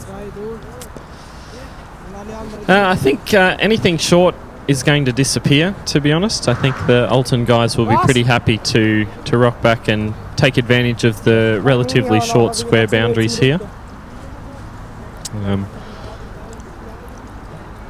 I think change-ups are important, especially in this format of the game. We've seen in T20 cricket, professional T20 cricket, over the short time that it's been going as well, that changes of pace, changes in line and where you are bowling from on the crease are quite important. So I think it's possibly a skill that could be used a bit more over this tournament, as we see the Alton batsmen coming out to the middle now.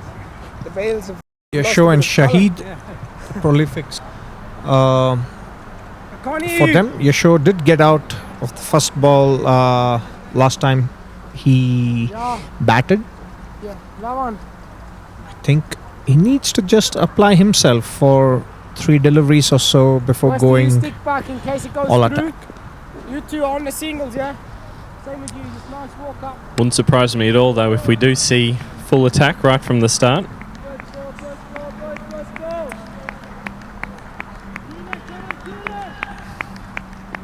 Squat.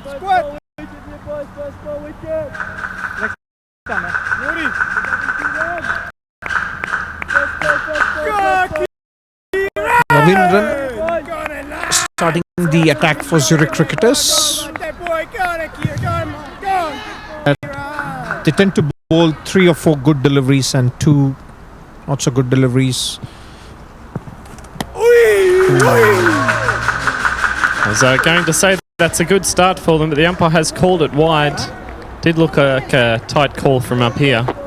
Still the pitch is very narrow. Actually, you don't realise until you're out there how narrow the actual pitch surface itself is. So pretty much anything going off the pitch is going to be a wide, and if it stays on the pitch, it seems to be okay. And he has absolutely launched that second delivery, and that is 6 straight over square leg. And the intent from Alton is clear right from the start. And I think that is one delivery you can not afford to bowl against these batsmen. Pitched in short, asking for trouble, and 6.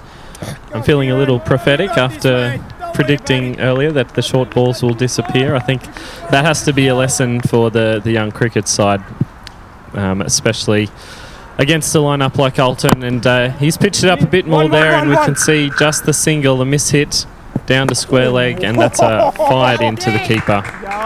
But a good start for Alton. Yeah. Also, I would like them to see bowl one side of the wicket, pack the offside, and make them actually lift it over the infield on the offside, and at least that would create them a chance, because normally if you bowl outside the off stump, tendency is to slog it on the leg side, and that opens up a chance for the outfielders to have a catch. There again, and just helped on its way by the Alton batsman, and that is 4 runs, taking the total to 12 now early on in the Alton chase. Looks like they want to finish this match in a hurry. Yeah, I'm not sure they'll be getting back to Alton. I got it.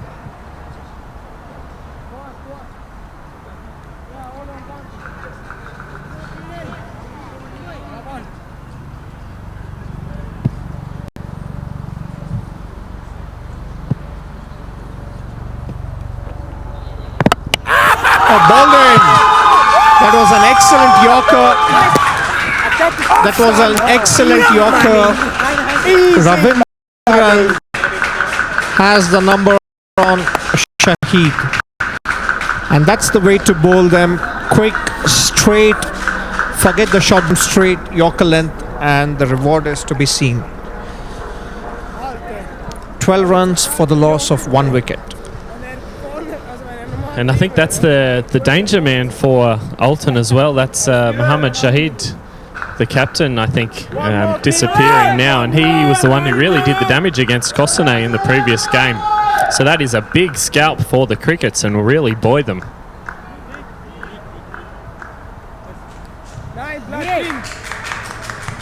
Which brings in, is it Malia? We'll wait for confirmation of the new batter out there. Next time. That's good. One middle also, please. Same again, Kieran, same line. As we wait for the start of the second over. Looks like a rough start for the Crickets, but they'll be very happy to see the way that over finished up. Yeah, and 1 more wicket here will lift the energies.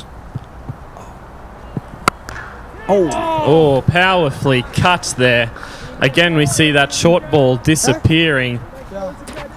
Very, very powerful shot there, and that would have been a hell of a catch for the point fielder if he was able to get across and cling on to it, but that has gone like an absolute tracer bullet to the boundary. Yeah, and it's also with Malyar, you pitch him up and bowl a little wide off stump and try to make him hit, and there is a chance you can get him out.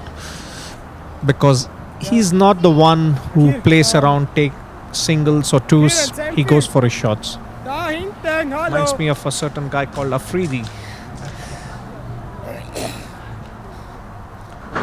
Shaheen Shah Afridi? Yeah, No, Shahid yeah. Afridi. Shahid Afridi, not Shahid Shaheen Afridi. Shah No, not Afridi, Shaheen yes. Afridi, but Shahid Afridi. So you're right, that is Malia out there batting now.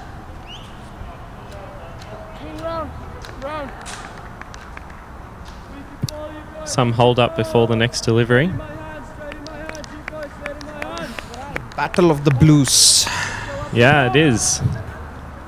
I often get asked, actually, and that's an exaggeration. I have been asked before, not often, if 2 teams are playing cricket and they both wear the same colour, like example, is that a problem? Is that both teams wear white in test matches? Yes. That's a simple answer, and that's about it, I guess. if you know your players well, I think it shouldn't be a problem. Wow. Oh, bit of confusion there between the Alton batsmen. Possibly a bye gone begging there. They should have taken that. And here I think we can see the difference in styles between the two teams, the hard-hitting power of Alton. I think the Crickets definitely would have taken that single. Yeah, they would have taken a single, and the way the wickets, I think there is a chance of picking up the wicket. That's gone very high. Said that. Oh, it has not even gone just for a gone boundary. over. I think they will call it a 4. Yes, it just trickled over the boundary. That's gone straight up into the sky. That's Bajit Singh on the boundary down there. He's pointing to the sun. He says he lost it. That would have been a hell of a catch, but the end result is 4 for Alton. I think it would have, with this sun, I think it's advisable to wear your sunglasses. I'm pretty sure, especially if you're fielding in the outfield. Possibly a chance there for the Crickets gone down. Would have been a great catch. And unfortunately, the mistake has been punished. Next delivery, that's an easy 6 from that shorter delivery, just helped on its way over square leg, and Alton are rocketing along here. The bowling performance of Zurich cricketers reminds me of a story, Dr. Jekyll and Hyde. They're good, at the same time they're poor in the same over, and yeah, I guess the only way to look at that bunch of youngsters, experience, and especially the bowlers, learn to be more disciplined in their length. At least if you err, at least err one side of the wicket. It's not out. They've gone for the big appeal. The bowler was keen, the keeper not so much, but that's a much better delivery and shows the benefit of just pitching it up that little bit more. It does, and wicket to wicket line, you have a chance. If the batsman misses, you can hit the stumps. Oh, he's found the edge. That's tough luck for the cricket that has flown away. Really, that could have gone anywhere, that edge, and lucky not to lose his wicket. Yep, that's quite unfortunate for Zurich cricketers. That's how it goes. If you are in an attacking frame of mind, you have to expect those edges flying behind the wicket. So 30 is the score now. So that's really flying along at the rate they're going. We won't be here for too much longer. Yeah. Just need a run a ball now. What it means. But expect something to happen this over. Either you will get few, he's gonna get out. I think that's Kushalavin coming on to bowl now, possibly, for the Crickets. And this is, of course, the last over of the power play. And he's called wide. Again, possibly a tough call, but, you know, if you push it that far away from the batsman, then you open yourself up to the possibility. Oh, that's the ball, you can't hit that.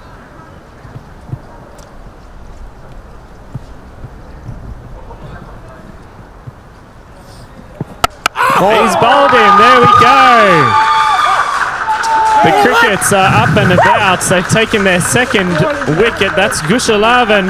It was a nice ball. He's pitched it quite full, and the Alton power game has swung right over the top of it. Yeah, I called it because Malyar, from what I've seen him, he either goes for a big shot or he gets out, and there is no other way for him to handle this situation. It looks good, it looks pretty when it comes off, but it looks ugly when he gets out.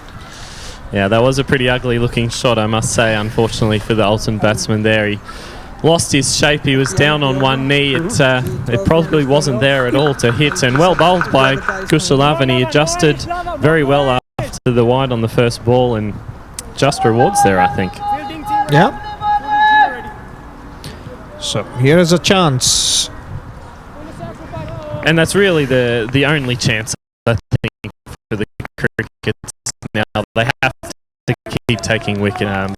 Yeah, the You low wickets in quick sunders because they're all big hitters. If you give them anything in the slot, they're going to punish you. So keep those hashtag Ask Rajan or Ask Cam questions coming through on the YouTube feed. We love interacting with you. Kushlavan comes in again. Of his bat and just a single now, a very wayward. The wicket keeper Henderson diving away there spectacularly, not able to reel it in.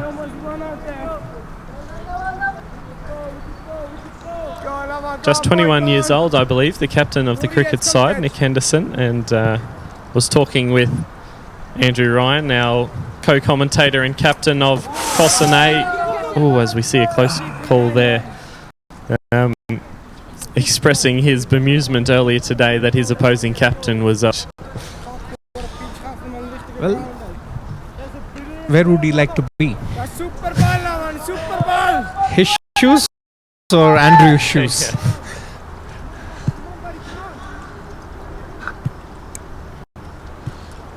Kushlavan in again. Good over so far this. So the chance, is there a man out there? It is. Chance. He's taken it! 2 wickets in the over for Kushlavan. Alton, is something going to happen here? Are we going to see something unthinkable? The crickets are up and about. There's a lot of energy out there for them now. But two of the best batsmen again coming in, Yasho and Prathipan now. So I guess they need to knock these two off if they have a good chance of winning this game. And that also speaks about the depth in Alton's batting lineup. Yes, well, as we saw in the previous game, was it the number 9, I think, that hit the winning 6 off his first ball out there? Yeah, not a bad way to do it. But that's a great spell of bowling here for the Crickets. It's still in the power play, still just the 2 fielders outside the 30-yard circle. 2 wickets in the over for Kushlavan and really turning the match on its head. Yeah.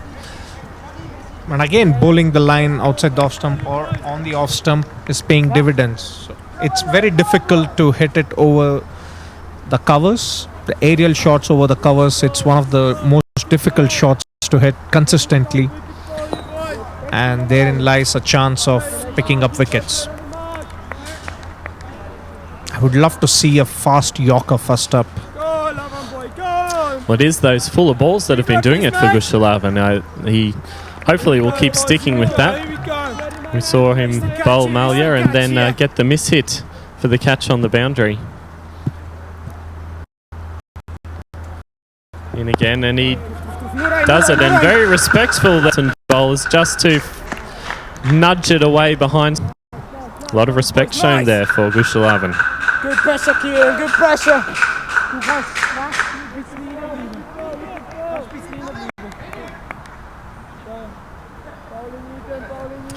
We have had an Ask Cam question here from David Ackrell. Is there a reason for the gap in the edging along the right of the pitch? My understanding is that there's just not enough edging, unfortunately. And speaking of edging, I think that has gone pretty close to hitting it. The umpire has called wide.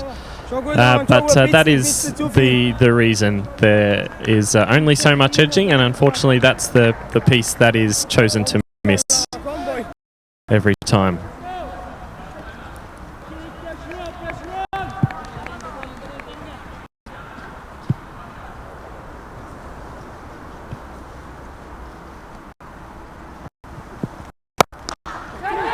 It's another catch attempt, shielded on the boundary. He's put it down. That was a soda.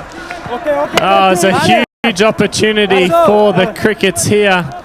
4 wickets down inside the power play. That could have absolutely turned this game around.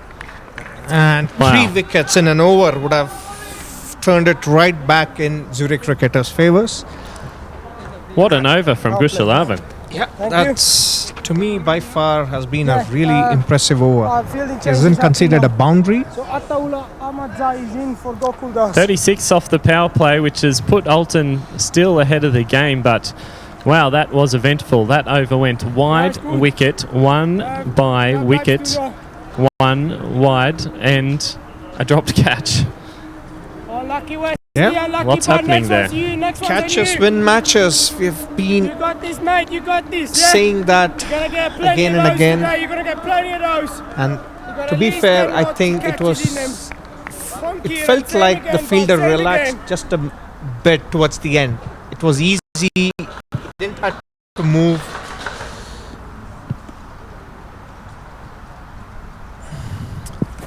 Big slog there. Outside of the power play now, so we can have more fielders outside of the 30-yard circle. We can see 4 out at the moment, so interesting choice from the cricket's captain to keep one of his fielders up inside the circle. He could have one more out. Keeping the pressure on, I guess, and trying to pick up that wicket as we were talking about.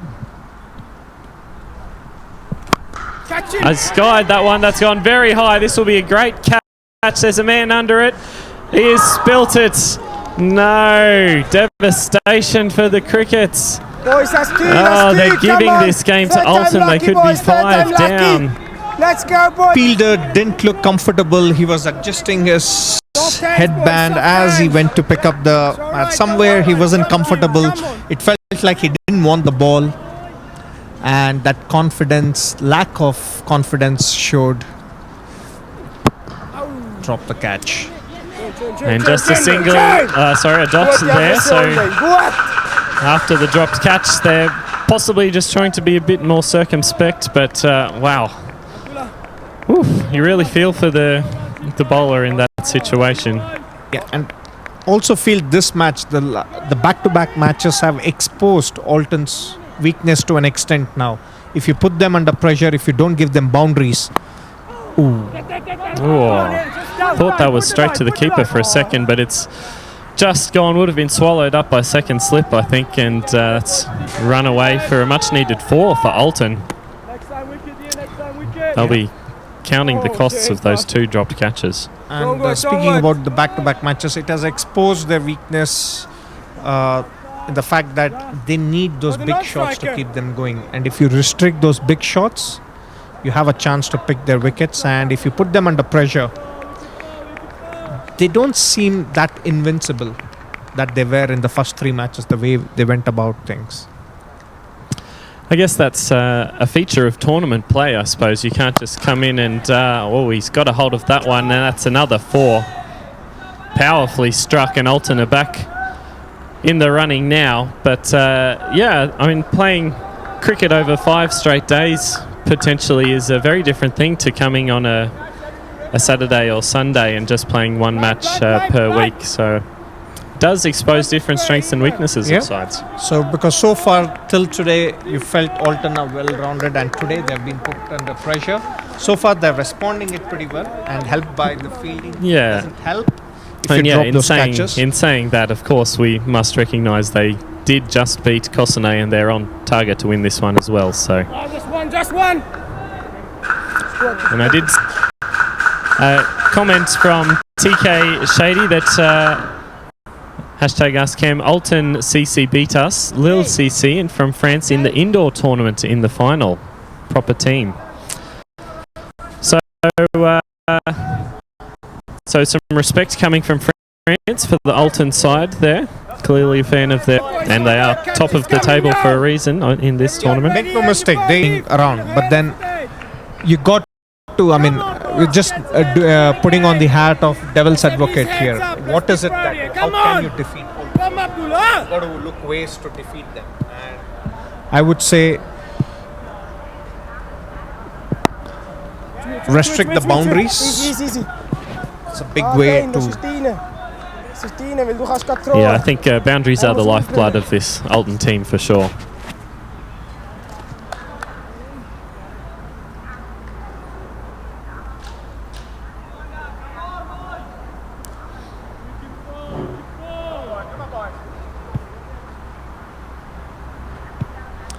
Another question here from TK Shady, saying that there is turf pitches in Geneva and Basel, as we see that absolutely slogged.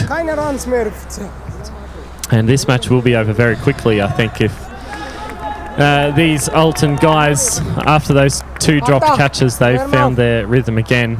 Saying there are turf pitches at Basel and CERN in Geneva. I've been to CERN. I can confirm there's an artificial pitch there. I haven't seen a turf pitch.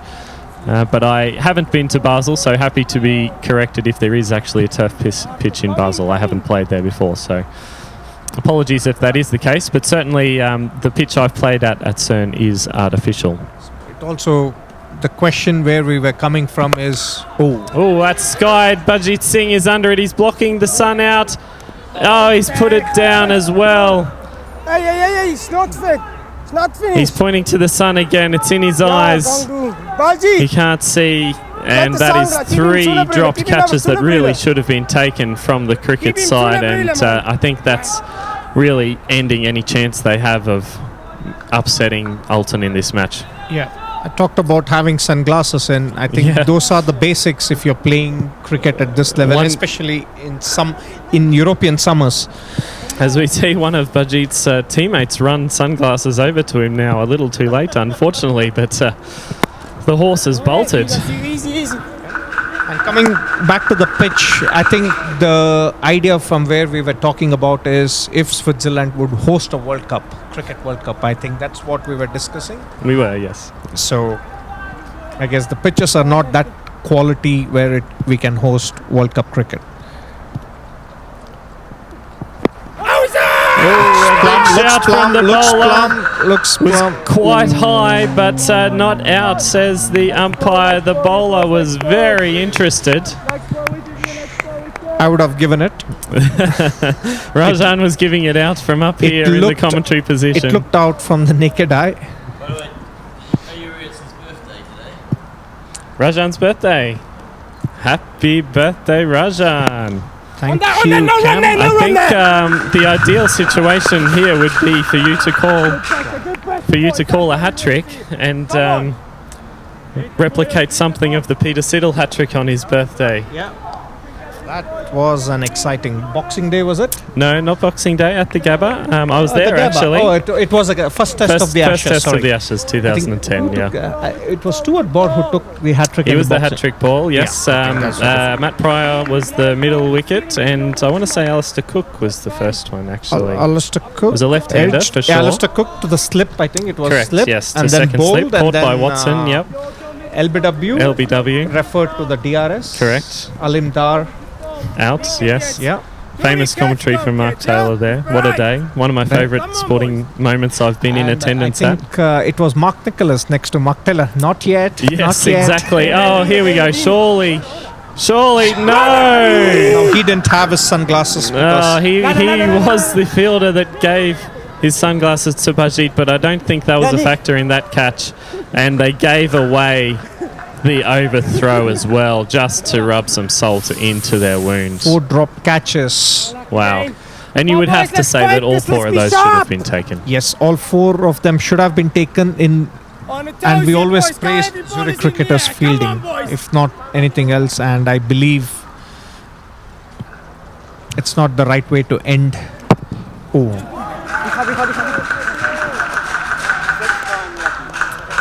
Well, a bit of frustration, I think, out there from Nick Henderson, the cricket's captain. Fair enough, too. His fielders really haven't been pulling their weight here. You're giving the party. I think if you got to come to St. Gallen, I guess that's where I'll be. Here is the party. Having said that, this will be the last match I'll be commentating for the day. Have some family commitments as well. Okay, yes, nice. Birthday celebrations, of course. Just the single there, punched down the ground as Alton tick closer to their target, and a few happy birthdays in the chat to you. Where are you giving the party? Yeah. So, St. Gallen seems to be the party destination. It's a beautiful place, and for those of you who have not been here, please do consider this place when you visit Switzerland next time around. Ooh.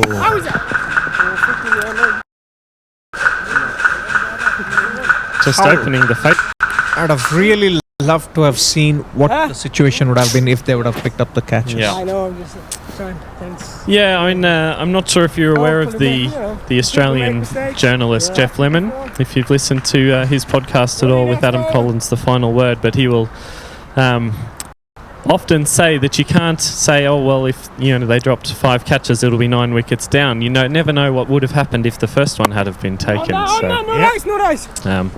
Anything could have happened. The next batsman could have come in and belted it, of course, but they really haven't helped themselves, the crickets, at all. If either of those first 2 catches had been taken, I think it really could have made a difference to the outcome of this match.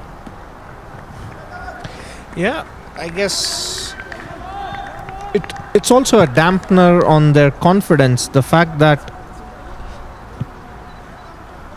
they considered themselves to be a good fielding side. To drop those catches, I guess. He's picked Another up that catch. short ball. Ooh, that's not really a catching attempt there that time. Very close to the boundary. They've called a 4. Fielder signalled 4 as well. Powerful strike there, though, and that back of the length delivery just sitting up to be hit. 62 is the score now after 6 overs, I think. Yep. Going nicely. 10 runs and over. Just the 17 runs needed now off 24 balls. So any time in a T10 match you get down under a run of ball, you would think that the batting side has it comfortably in hand. And especially with wickets, 7 wickets remaining, you got to give it to the batting team. Anything less than 10, I believe, batting team has a chance in the final 4 overs with wickets in hand. And we have the hashtag comment there from TK Shady, catches win matches, period. It's an old adage, but it's hard to argue with. Is this one going to be? No, it's just going to drop short of the deep fielder there. Back in. Just for the single this time. Well done. Nurka, pitch ball, yeah. Schön Aufstand. Super. Save again, Nurka, save again. Latif, let's come catch, yeah. He asked the question, what's the boundary dimensions? 50 metres, we understand, and that's been launched. They're under it, 2 of them. Brilliant catch. It's Bajit Singh. And he had to have the sunglasses He on. has the sunglasses now. Now he can see. And he gives a high five who gave him the sunglasses. And that was a much harder catch than the one he put down earlier. Running around to his right, he had another one of his teammates coming towards him. Was hoping it wasn't going to be a walk in there, but a really good catch. Was it called Candy, right? Candy, I think, Candy, yes. Yeah. First time I saw a helicopter on the stadium was to airlift them. Wow, that was something. Unfortunately, a bit too late now for the crickets. That should have happened overs ago. Yeah, it should have, but you never know. If you can pick up 2 to 3 more wickets. Let's see. Catch. And, great attempt there, running around to his right on the boundary. I think that's Gushalavan down there, possibly. That would have been the catch of the tournament. That really would have been. But unfortunately, just parried over the boundary. St. Gallen just charging home now. I think they only need 12 runs. He's gone again. They're not catching that. It is gone. And that's a big shot. Must be about 70 metres out there. And that would have been a 6 in a small international stadium. I think so. Big shot. Or at least in New Zealand, for sure. It's they're almost home there now, Alton. Yeah. 2 hits away. Ooh, that's a better ball. What are your thoughts on men of the match for this game? It's a good question. Not too many wickets lost throughout the innings, except for a bit of a flurry of runouts and stuff at the end for Alton. So Yasho for me scored 37 runs, Yeah, 19 deliveries. Yeah, I guess. he really broke the back of the chase, I think. And not a big chase, to be fair, but they were under a little bit of pressure after 2 wickets off the third over, I think. Yeah. So yeah, I think that's not a bad shout to the opener. Bit of a shout to LBW. Not out, says the umpire. The keeper Henderson has a shot at the stumps. They get the single. Hasn't signalled leg by, so clearly he thinks there's been an edge from the batsman. Ja, scheißegal. Schäfer Bier, Alter. We've got a 75 is the score here now, so only a few more runs required for Alton to wrap up this victory. It'll be their second of the day. A hard-fought one against Cossonay last game, and a fairly more today. And I think the question is possibly going to be asked now if I wonder if Eden Wardle has an injury or something. We haven't seen him bowling yet again today for the Crickets. Certainly looks like that, but then the way he came out and batted, it certainly didn't look like he had an injury. Yeah. Should be number 7 on the list.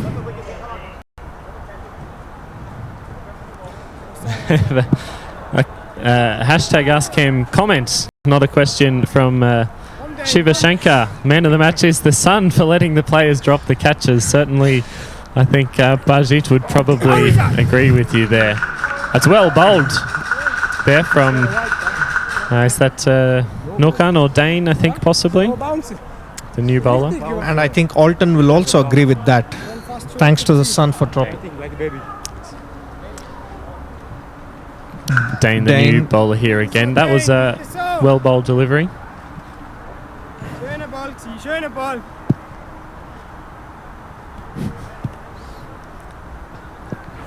Tough time to come into bowl. I think it's going to go over the fielder's head there. He was over the boundary, and that will finish the match. And what turned out to be quite comfortable in the end for the Alton team. I think it's a case of what if for the Crickets. They had the opportunity just to really give it a shake there, and unfortunately their hands let them down. Yeah, they did, and it's a disappointing end to the Zurich Cricketers campaign, I must admit.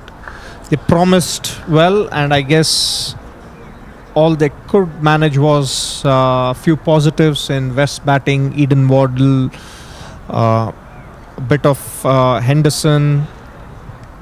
But in the end, I feel it's their fielding that would disappoint them. I think they pride themselves to be a great fielding outfit. Yeah, I think that's fair to say. They'll be pretty disappointed with the way they finished up the match just here. There was a lot of energy and a lot of enthusiasm after those 2 wickets from Gushalavan in the third over, but they really let it slip through their hands, to use a very bad pun, I think. Yeah, they did. And which means Alton maintained after playing 5 matches. Impressive. For Alton now, they are undefeated. Just the one match left for them. I think it's against Winterthur, off the top of my head. They bowled reasonably well to restrict the Crickets.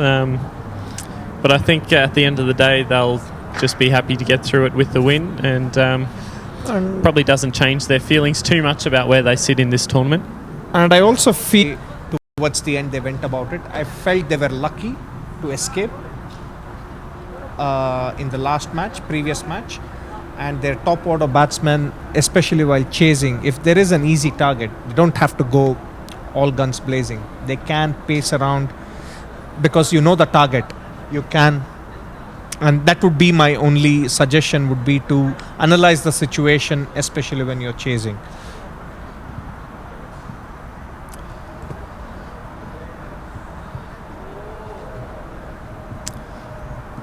So that's it for the Crickets. We've seen them play the very first match of the tournament against the Nomads. Pretty full few days for them, but we won't see them again. So good to see them here in St. Gallen. They'll drive back to Zurich tonight. And it's time to run through the scorecard, I think. What do you think of the batting from Alton there, Rajan? Yeah, I think Yesho, they all, you knew what to expect from them. Mohammad Shahid went for it, and he was actually bowled by a beautiful delivery by Ravindran. It surprised him. And Mohammad Shahid, and that would have lifted the spirits. But then constant boundary hitting by Yesho kept them in hunt and didn't put them under any pressure. I feel that was crucial.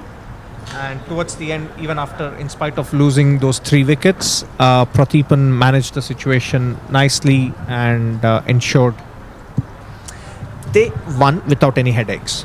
And it is interesting to go through that as comfortably as they did it. They do actually only have 2 batsmen in double figures, with Yasthran and Varathayan, 37 and 30 between them, and that's pretty much the whole innings. So if either of them had a fallen, there could have been some more pressure. But just to quickly look at the cricket's bowling as well. Gushalavan, clearly the star there, just going for 13 runs off his 2 overs and picking up 2 wickets. Really thought the match could have been within the cricket's grasp at that point. But otherwise, we had Ellen Karan with 1 wicket, 26 runs off him, so quite expensive. Abdullah Zahir, 22 runs off his 2, also quite expensive. Gushalavan, as we said, the 2 wickets. Just the 1 over today for Norkan Amadi, 1 wicket, but 13 runs going off his over. And then Dane Parlag, just the 2 balls at the end there to close it out and going for 6 runs. So aside from Gushalavan, not a lot to write home there for the Crickets. So speaking about the next match, in about 30 minutes time, you will see Kosone face the home team St. Gallen. And it will be interesting, and looks like, from the looks of it, Kosone looks as the favorite team to win the match. But then you never know how a rested team would do. And one more factor to keep in mind is that Kosone will be playing their 3rd match, while St. Gallen will be fresh. So it remains to be seen, will that fatigue have any role to play in the next match. So it's me, Rajan, signing off from today's commentary duties. I will see you guys tomorrow, first up at 9 a.m. And next up, it will be Avneet who will take charge for the next match. And in the end, I think it will be Cameron and Andrew. Yes, we'll be back later on. And, Okay. and happy birthday again, Rajan. Thanks. Thank you. Lovely to see you here in St. Gallen today. Looking forward to seeing you tomorrow. Yep. Lovely. And good luck to your team for the next match. Thank you very much. Thanks, guys. We'll talk to you later.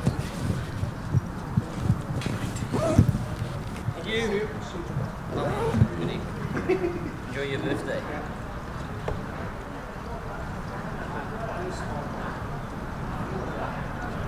It's cooler here. You don't feel it after wearing that anytime. Yeah, it's funny. There's a little bit of breeze, so you don't immediately feel it. While driving, you feel it. When you're driving, yeah. Like, even with the sunglasses on, you're like, gosh.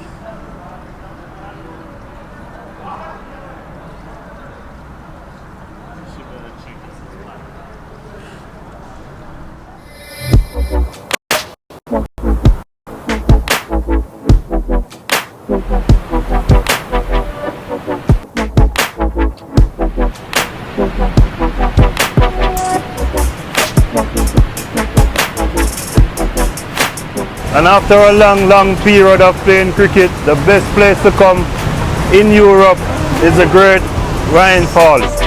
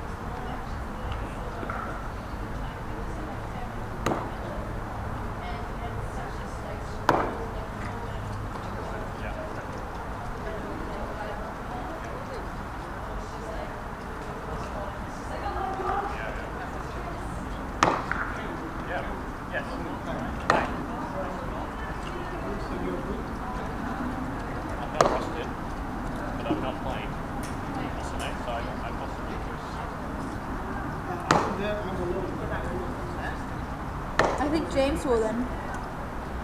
James. I know, I can. I guess. There's no reason why I can't.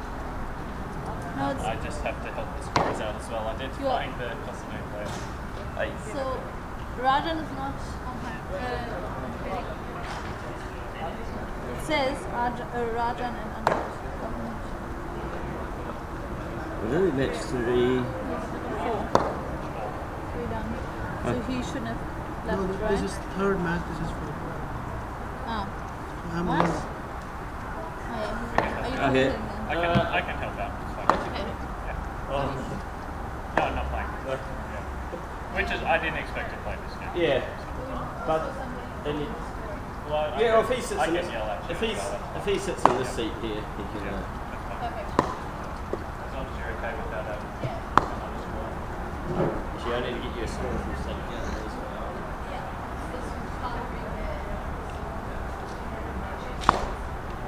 Good, then you'll be knowing about your team much more than you myself. Yeah.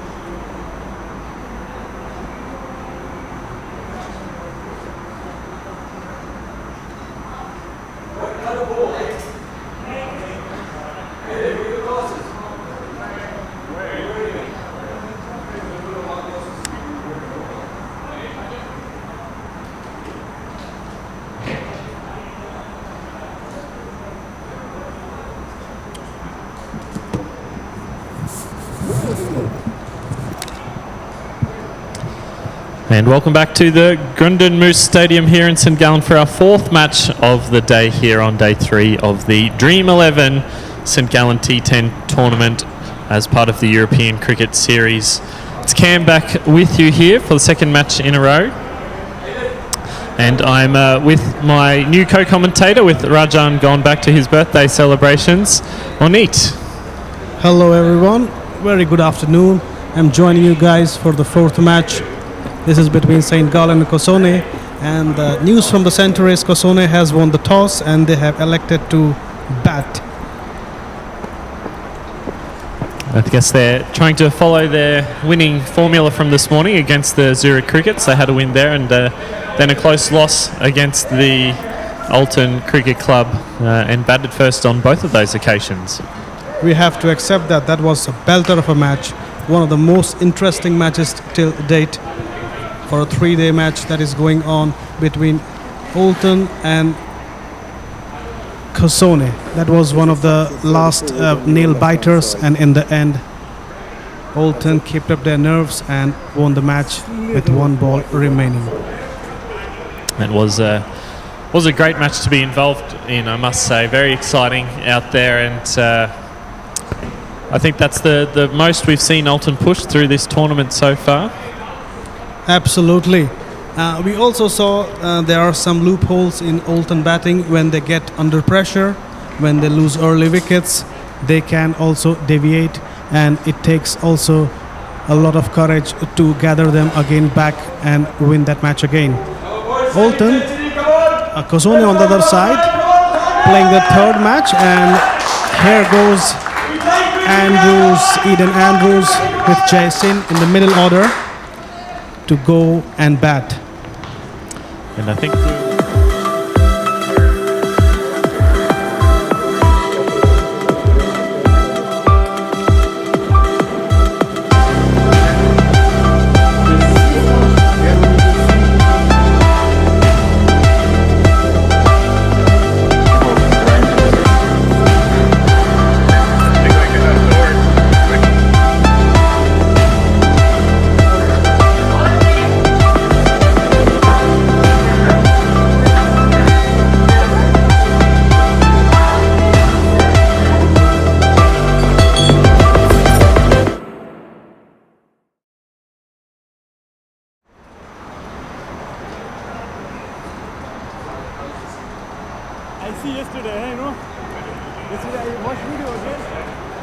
Welcome back, guys. Eden Andrews taking guard. He is going to face the captain Nasir Mahmood. Eden Andrews was superb in this last 2 matches, both with the bat and bowl. He scored 36 odd runs and another 30 in the second match and took 2 wickets in both innings. Absolutely one of the stars of the Cossonay lineup, and also for the Swiss national team lineup has often done the goods for them as well. I remember he was the player of a tournament in a tri-series with the Czech Republic and Austria, I think, a couple of years ago. So certainly no stranger to high-pressure matches, and he was telling me earlier today that he was actually feeling the nerves before the first match against the Crickets. New stadium, new format. He hasn't played T10 before. He said he did feel a bit of a nerves, which is odd for Aiden. He's usually a pretty relaxed sort of guy, but he said once he was going, got through that first over, he was ready to go. Absolutely, and he showed that his nerves are made of metal when he was out there expressing himself in this field. So we have a lot of expectation from Aiden Andrews. If he's in your Dream 11 team, you should be lucky today because he has performed well. First ball's coming. Aiden Andrews straight to the cover fielder. No run. Boys, good start. SGCC, come on. Just a dot to start here. Cossonay, I think, will be feeling pretty confident after their first couple of matches today. As we said, a good win against the Crickets and then a close loss against the top team in Alton. Good running between the wickets there. The non-striker Jay Singh calling Andrews through for the quick single. I think that's what a feature we've seen for Cossonay earlier today was they're not scared of taking a quick single. They are very good between the wickets, and they call the batsman is quite clear. And here comes the third ball. It was a faint appeal. Close call. It's a run out or not? We have to see. Direct hit from the wicket keeper there, and the umpire has said not out, and the Cossonay batsman very sharp. They've gone through for the overthrow from the ricochet off the stumps. That's quite cheeky. Jay Singh, what do you expect, Cam, Andrew, after super first 2 matches? There are a lot of expectations sitting on his shoulders. For Aiden Andrews? Yeah, I think more of the same. I think he's the sort of guy who won't let things get to him at all. He's pretty relaxed. I think he'll just go out there and play as he knows how. That one in the block hole, the mid-wicket area for a single. Oh, this is the first time a Chinese person, I cannot read the name, saying hi. Hi to you also. I hope cricket is also very famous in China or Hong Kong, wherever you're from. This is a good over so far, starting off for St Gallen here. And a tough day for St Gallen yesterday, so they'll be really looking to bounce back strongly. They played the last 3 matches of the day, 3 losses, unfortunately. So they'll be really looking to get back on board there as Aiden Andrews gets a full aboard that he just guides into the backward point region. They cut off, but 2 easy runs there. Still searching for their first boundary of this innings though. Actually, this outfield is also not that fast. This boundary, this shot in any other outfield would be straight away 4 runs. As you said, Cam, 3 loss together in a row yesterday. So I think in the first match versus Alton, they were really annihilated by 10 wickets. They lost within 4 overs. Alton chased the target of 63 odd runs in just 4 overs. And I think that is really not so good for their confidence to start the tournament. But then came back and won 18 runs with 18 runs from Zurich Cricket, and after that it's a row of losses. Yeah, a tough first game again against Alton. I think that's a hard way for a side to start against probably the favourite to take this tournament out. But as you say, then a close victory against the Crickets, and but then 3 losses. As we see the ball tossed to Big Canado Fletcher, bowling in the power play, a bit of extra pace. We saw that used against him yesterday on quite a few occasions. The batsman able to use his pace to get up and over the boundary. Obviously in the power play only 2 fielders out, and we see a deep third man on the boundary. and a deep long on. Interesting field. Oh, and that deep third man is in play straight away. A thick edge from Jay Singh. Straight over the keeper's head and down to that deep third man fielder. So clearly the captain has an idea in mind. Absolutely. It seems Andrew Ryan has a good cricketing brain. Not, yes, on the batsman part. I'm talking about Nasir Mahmood right now. Yes. Had a heavy lunch. the captain of St. Gallen, of course, Nasir Mahmood.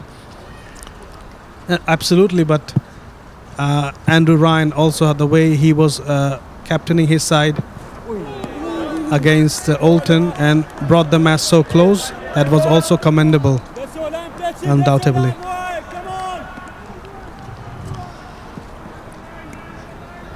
And we saw yesterday that Fletcher is not scared of dropping the ball a bit shorter, although that did cause it to go over these short square boundaries a little bit. It'll be interesting to see if he is keen to keep that tactic up of the shorter balls. We did see that the first ball this over.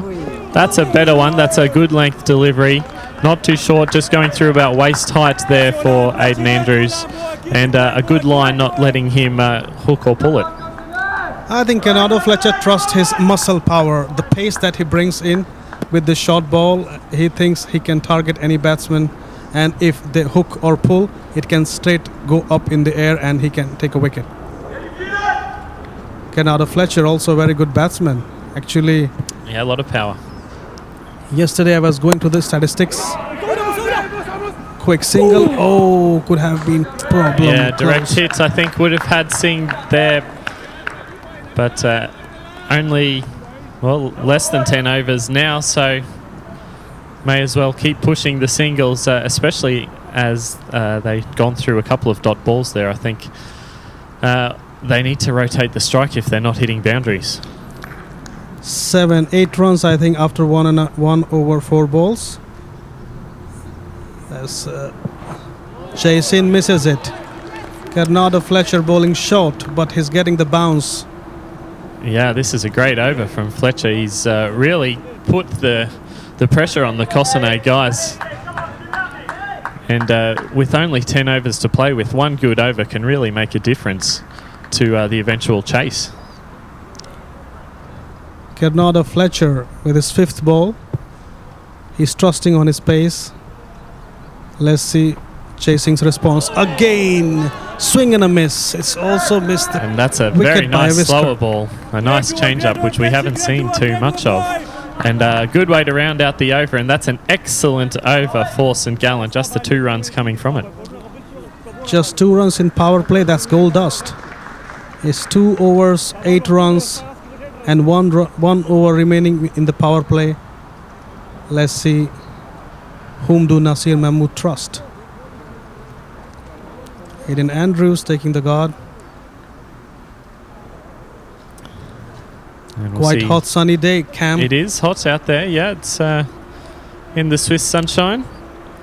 And it's a little humid, actually, I'll say. Just a little bit sticky out there. A little bit of breeze that makes it a bit more comfortable for the players. But still, and I think it will only get hotter later today. What do you think? Cossonay is playing their 3rd match and St. Gallen their 1st one. Would you think that they'll affect the performance of Cossonay? They are tired, or? Yeah, it's a good question. We did see that yesterday with St. Gallen, I think, but they had a couple of hours break just then while the Crickets and Olton were playing their match. So we'll see. I think possibly not in the batting innings, but maybe at the end of the fielding innings we'll see that start to come into play. That can really affect the result of a match.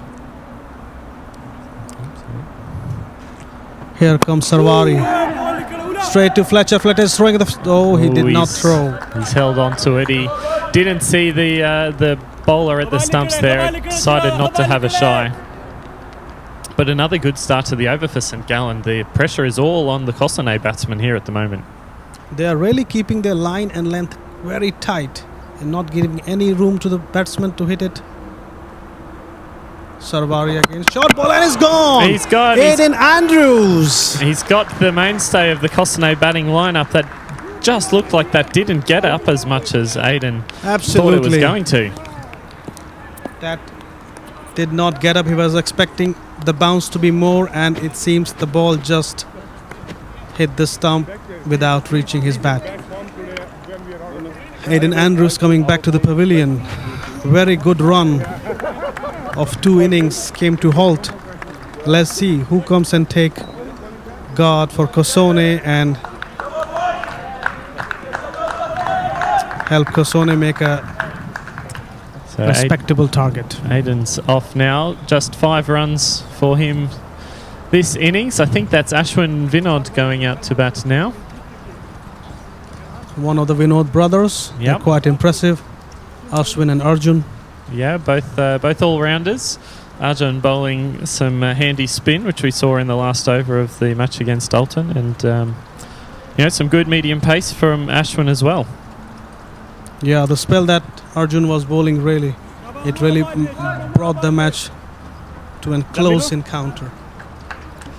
Interesting bit of trivia about the Vinod brothers. They've come to Kosane this season, and they were actually playing at different clubs in Geneva last season.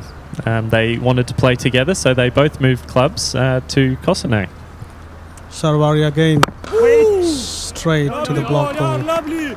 Shiraza, good Yeah, thinking, I was yeah. also talking to their father in the morning, and he was quite pleased. He was explaining, and he was very proud about their son, and he was explaining me where he's originally from, and I think one of the son also play for Middlesex, he said. Yeah, there's some university connections over there where they're studying in the UK. Impressive. Swing and a miss, and they are A peeling it. big appeal from both the umpire and keeper. The umpire unmoved. Clearly some noise out there. The batsman didn't look particularly perturbed. It seems Kosone is feeling the pressure. What do you say, Cam? It's your team. Yeah. Look, 10 runs off almost the end of the power play. That's really putting the rest of the lineup under pressure for the rest. But you must pay tribute to the St Gallen bowlers. I think they've really nailed it at the start of this innings. Yeah. Come on. Just a single wicket. to Ashwin there now. Quick single. Getting Jay Singh back on strike. I think this is what variation of bowling can do, and bowling tight line and lengths. If you just focus a little bit, not bowl short, ball in the block hole, some wide Yorkers, and keep the batsman guessing, you can control the lineup, the opposition quite well. So the power play is over. That is the end of the power play. We'll be interested to see what do you think of the strategy of keeping more players up to keep the pressure on the batsmen, given they are under so much pressure at the moment. I think that's a good strategy because it's putting more and more pressure. The singles are not coming, the boundaries are not coming. So when you keep the players up, you are restricting the batsmen to even get a single, and that put more pressure. So they will do some mistake. They will lift the ball in the air, and you can get a couple of chances of catches or nicks behind, or even bowled out. So I think that's a good strategy by Nasir. Yeah, and it looks like Nazir Mahmood, the captain of St Gallen, has gone with that strategy. Only the 3 men out at the moment. That same deep third man, deep long on, and then there was a deep point, but that's just whipped off the pads of Ashwin Vinod just for the single. So whom of these two brothers, Ashwin or Arjun, is a better batsman? Oh, it's like asking to choose between your 2 favourite children. Probably Ashwin has more power. I think Ashwin's possibly more suited to this format of the game. Arjun possibly a little more classical. Good try, boy. And we did see that against the Crickets in the first match of the tournament. Ashwin was it 3 sixes in a row, I think. Yeah, and he helped the Kosone team to go to such a total of 94 where they were not looking for. Again a Dil scoop, and the scoop has been taken like an ice cream by the keeper. Jay He's gone. Singh trying to innovate. I think it was Singh trying to innovate, and it was not Singh, sorry, it's Ashwin Vinod that was trying to innovate out there, get the run rate going, and unfortunately just flicked it straight to the keeper, and we see Mumtaz Ahmadzai going out to bat now. I think the pressure is mounting on Kosone. Yeah, it really is. Yeah, they are losing. They have lost 2 wickets, and the score is not at all at par with this format of the game.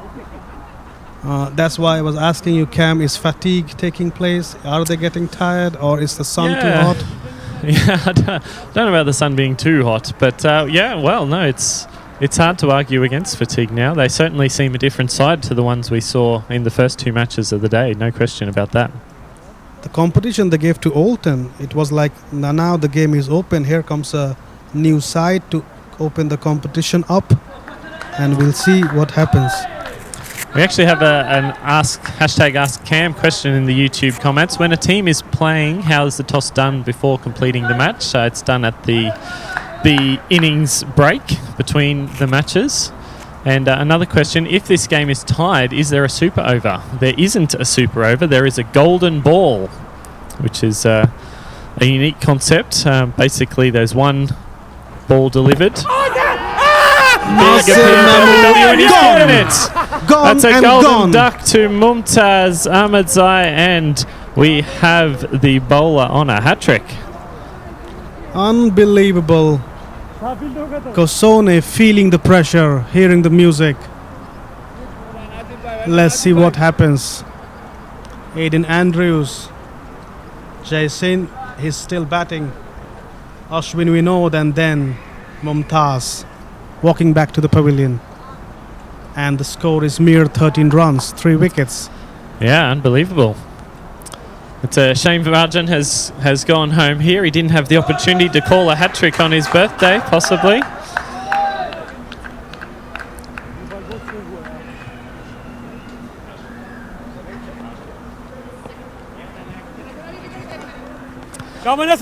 This is the hat-trick ball about to be bowled.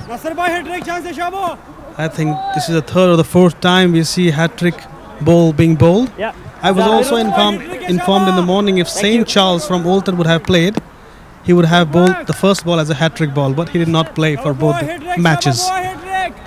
Nasir, come on. Here comes the hat-trick ball. Oh, no, he defended it. By the new batsman Arjan Vinod. Easy. He had brought all his field in, the skipper who was on the hat-trick, and out they go again now. So, Cam, what advice would you give at this moment to your team? Well, I mean, it's hard to say to consolidate in such a short format. They need to keep going. They need to try and find something, whether if there's another wicket they send out someone from a bit lower down the order, like maybe even the captain himself, Andrew Ryan, to just try and slog a few and just get the innings to some sort of momentum, because it's really in some dire peril at the moment of going nowhere. Absolutely. Nasir Mahmood completing his 2 overs, taking 2 wickets and giving just 8 runs. What a spell in this format. What a spell. Nasir, the captain, leading with examples. Shiraz Shanwari, 1 over, 1 wicket, 3 runs. I think he'll be bowling now. He has given ball to Musa, I think. Musa will bowl the next over with a sidearm action. I always tell him he's a left-handed Malinga. Yeah, he does have a striking resemblance to Malinga, but with the left hand, as you say. Thank you. Quite aggressive fielding, Cam. I think this fielding is also affecting fair enough, yeah. No, as you were saying earlier, keep the fielders up and keep the pressure on in such a situation. They have got one more out now, 4 fielders outside the circle as Musa comes in. There we go. The shoulders are opened up, and that's the first boundary of the innings for Kosane.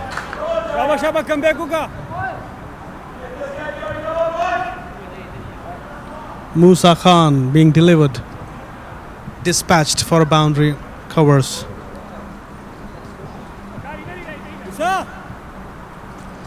Do you think, Cam, this extra pressure, keeping the cover not in the deep but close, is also a strategy? He wants the batsman to drive, makes a mistake. Yeah, good question. I think it's more of a strategy of just trying to cut off the singles, to be honest, and while there is pressure on the batsman, just trying to eliminate the easy scoring option and keep the pressure up. Nasir coming himself to point. Musa coming again, lifted it on the leg side, going for 4 runs. I think it's unstoppable. That's 4. 2 in this over. Musa Khan, expensive. And you did get the feeling that if someone was going to break the shackles here, it probably would have to be Jai Singh. 2 boundaries in this over now, so we'll see if that can just kick-start the Kosane innings. That was on life support before this.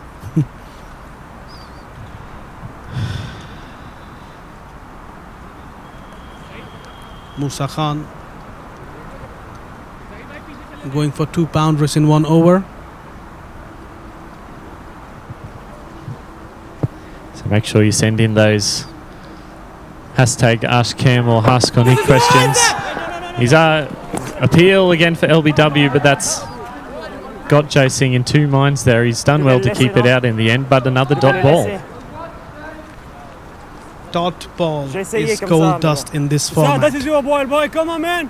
And if that ball takes your wicket, then it's a win-win situation. Yes, to reminding all the viewers who are seeing on YouTube, you're seeing on fan code and our ECN network. Oh, that's big. Butchered that. 40 meters away. Jai Singh, you have to take the authority to take Kosane to a respectable total. Yeah, Jai Singh, the opener, he's watched his top order teammates just crumble around him, and he's taken the responsibility on himself, which is absolutely fair enough. Another member of the Swiss national side. So good to see him taking responsibility for the innings now, and to be fair, somebody had to. Somebody have to, absolutely. You have to lead with examples. Last ball coming. He's got a hold of that one, flayed out to point, and a terrible attempt at fielding out on the boundary there. Not even trying to get his body down to stop the ball, going with the foot and missing it completely. So that is an excellent over for Kosane and for Jai Singh. I think getting the innings back online. Kosane needed it. That makes it 33 runs in 5 overs. 6.6 runs per over is the run rate. They need to accelerate. Come on, boy! Yeah, they'll need at least another 2 or 3 overs like that one. I think they won't be happy even with that over to see where they are at the moment. I think they will want over 90, over 100 probably even on the board to feel they're in the match. In this format, 90 or 100 is the minimum that you need, because you never know, one batsman have his day and he can just flip the game upside down. So as Cam said, keep your questions, keep your love, keep your hashtags running. Hashtag AskCam, hashtag AskAK, about the venue, about the analysis, about the statistics for your Dream11 team.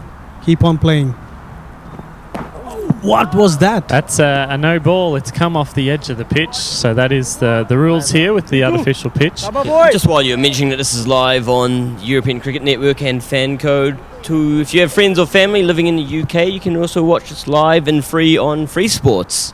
So it's on Channel 64 on Freeview, 422 on Sky, 553 on Virgin, Freecast 252, TalkTalk TV, Channel 64, BT TV, Channel 64, and also freesportsplayer.tv. So welcome to all our Free Sports viewers.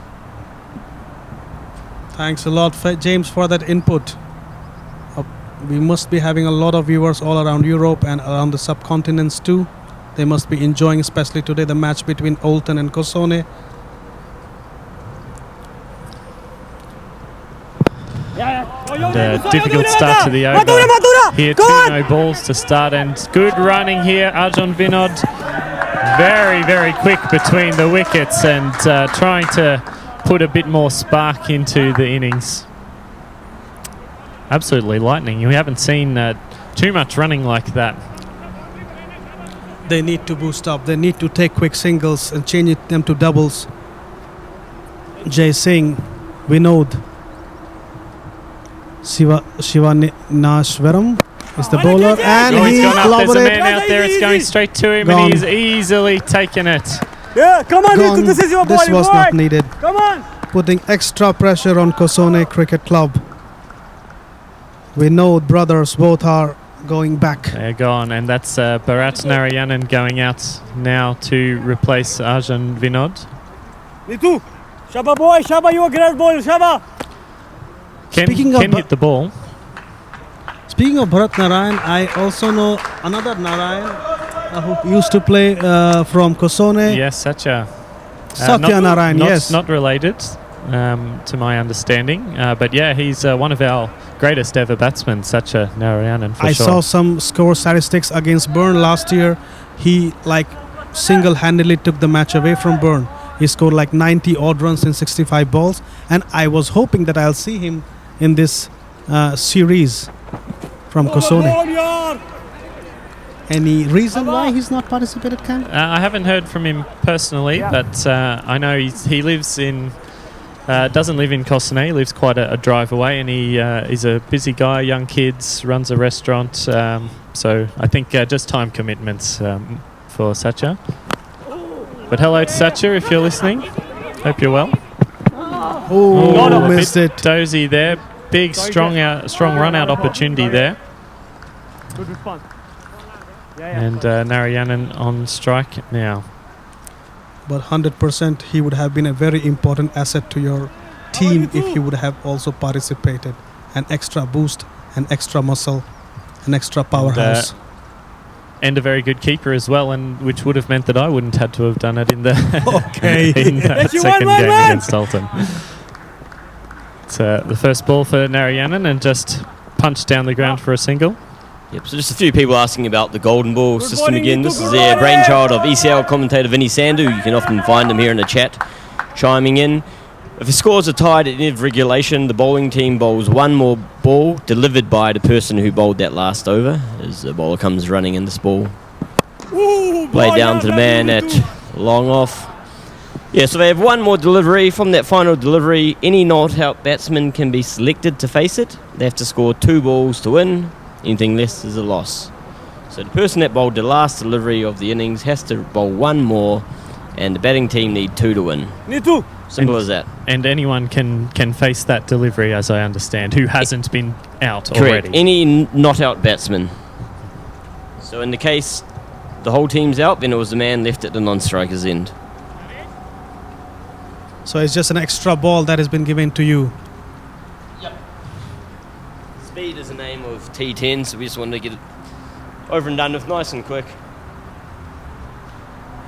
I think that's the best solution. In 10 overs cricket, you cannot give 1 over extra to both the teams. So it's 1 ball extra. So it's not golden O, it's not an extra over, but it's a golden bowl. Would have been interesting to see how that would have changed the fortunes of the Men's Cricket World Cup final last year. Or should I not bring that up, James? Sorry. Rather than going to the super over. Yeah. I know in New Zealand's... The last ball of a New Zealand innings, Mitch Santa ducked it. If he had just put his bat up, who knows what would have happened. If ifs and buts, I think the biggest if and but in that match was Trent Bolt stepping on the boundary probably at towards the end of the match. Good start. Captain.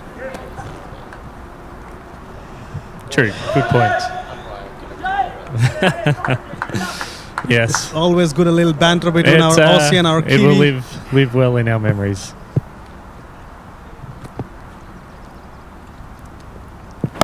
Lifted it And up that's over gone. mid-wicket. 6. Written all over it.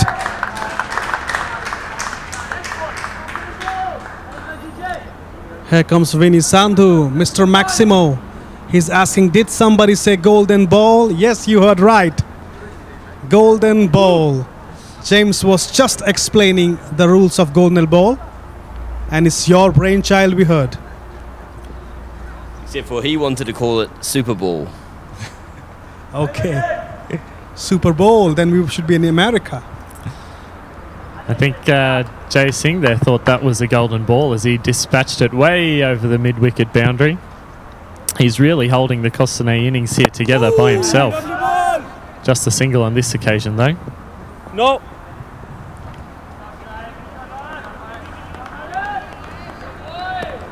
Come on, boys, 47 runs, 7th over. What do you think, Cam? I think it's below par. It's well below par at the moment. It's they'll need a few big overs to get up to anything like a score they'll be happy with at the moment. Yeah, I don't think they'll be very comfortable at all with where they are. In saying that, they do have a strong bowling lineup, and I know Captain Andrew Ryan fancies the bowling to be the stronger suit of Costanet, but they'll want more runs, and that is exactly what Jay Singh is giving them right now. That is big. Jay Singh, you beauty, you are taking the responsibility of Costanet on your shoulders. The whole Costanet team is looking up to you. In fact, the whole ECN network is looking up to you. Yeah, he's being the shining light for Costanet here at the moment. Still time in this over to improve the position as well. Can he take another one? He's gone. There's a man out there. It's Fletcher. He's safe under the high ball and takes it this time. Jay Singh, you were going so good. One missed time, one error, and you are out. So they are lost. They have lost 5 wickets already. Hello, Mr. Maximo. Winnie Sandhu saying hello. And he's suggesting I think the winner should get 24k ball, but we are still working on that. Naresh, me too.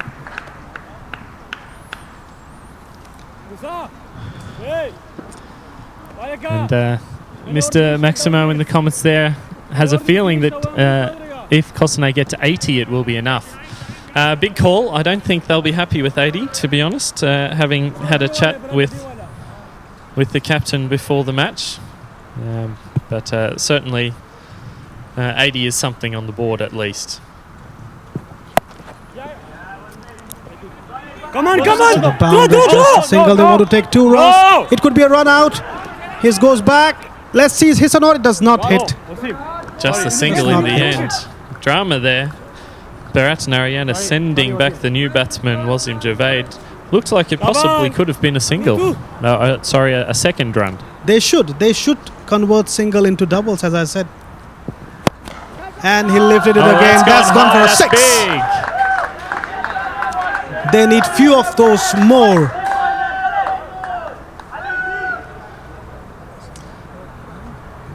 Yeah, great strike from Bharat Narayanan there. He's been training very hard for this tournament, and you can see his hard work paying off.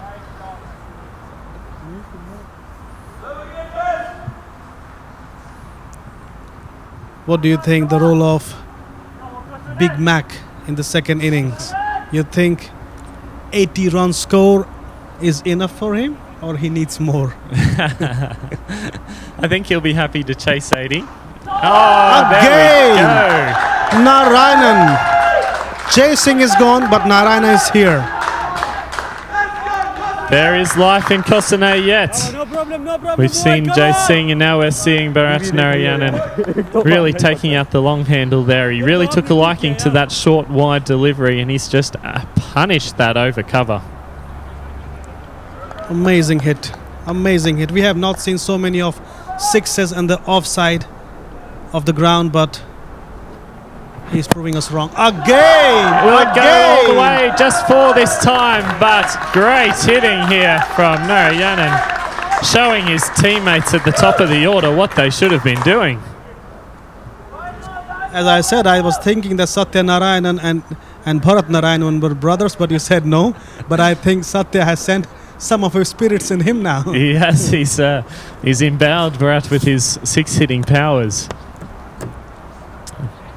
Great striking here, and they're just putting it into his hitting zone here from Nithishan. the bowler. And He's again, tried to this go time. again, just the single this time.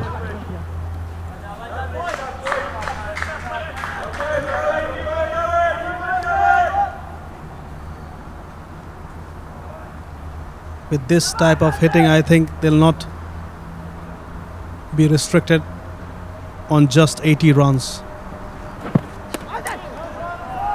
Wide down the leg So side. wide, and they will happily accept any extra run that St. Gallen are happy to give them. Mr. Maximo has asked a question here. I don't think we've seen 4 overthrows this series. I don't think we have either. Although I do recall there was a 7 in one match. That was a no ball. Goes high up in the air. The keeper's coming underneath. He has dropped it, Dolly. He's dropped it. He has dropped it. You don't need that at this looked moment. very uncomfortable under it and tried to take it high above his head. That is a great stroke of luck for Kosane. That is indeed. And it was from Narayanan, I think. Narayanan, who was so good, who is so good. Kosuna would not want to lose him so cheaply. They want some more firepower from him.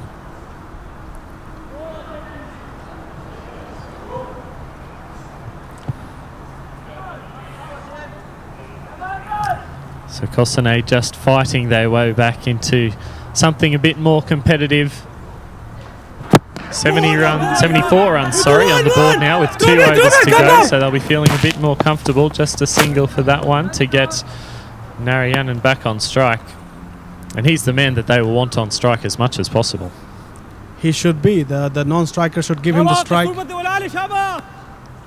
as much as possible.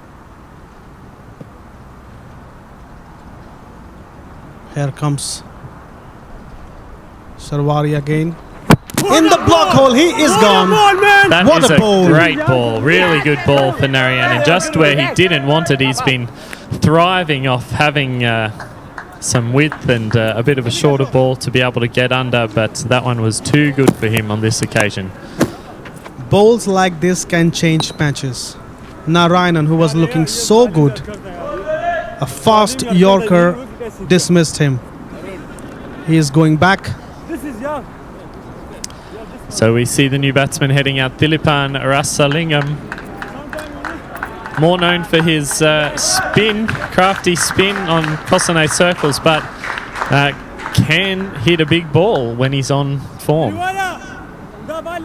Cam, I would like to know more about Andrew Ryan. He's the captain, and what is his strength, on which down the order he comes, and because a lot of people asked in the morning that what role he's playing and is he lethal or not, and I said he can be lethal.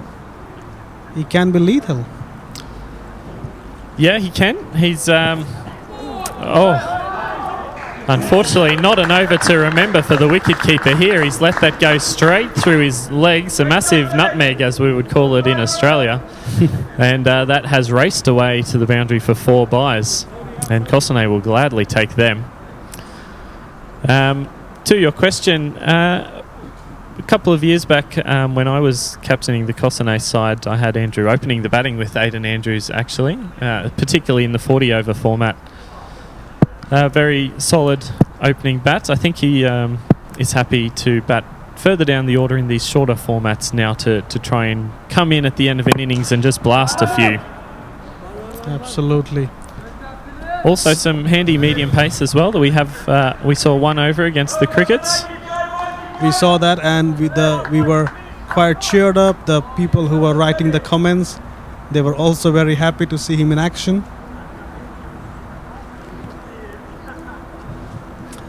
Yeah, he's a popular man, and a popular man at Kosane especially. A very sage captain. He will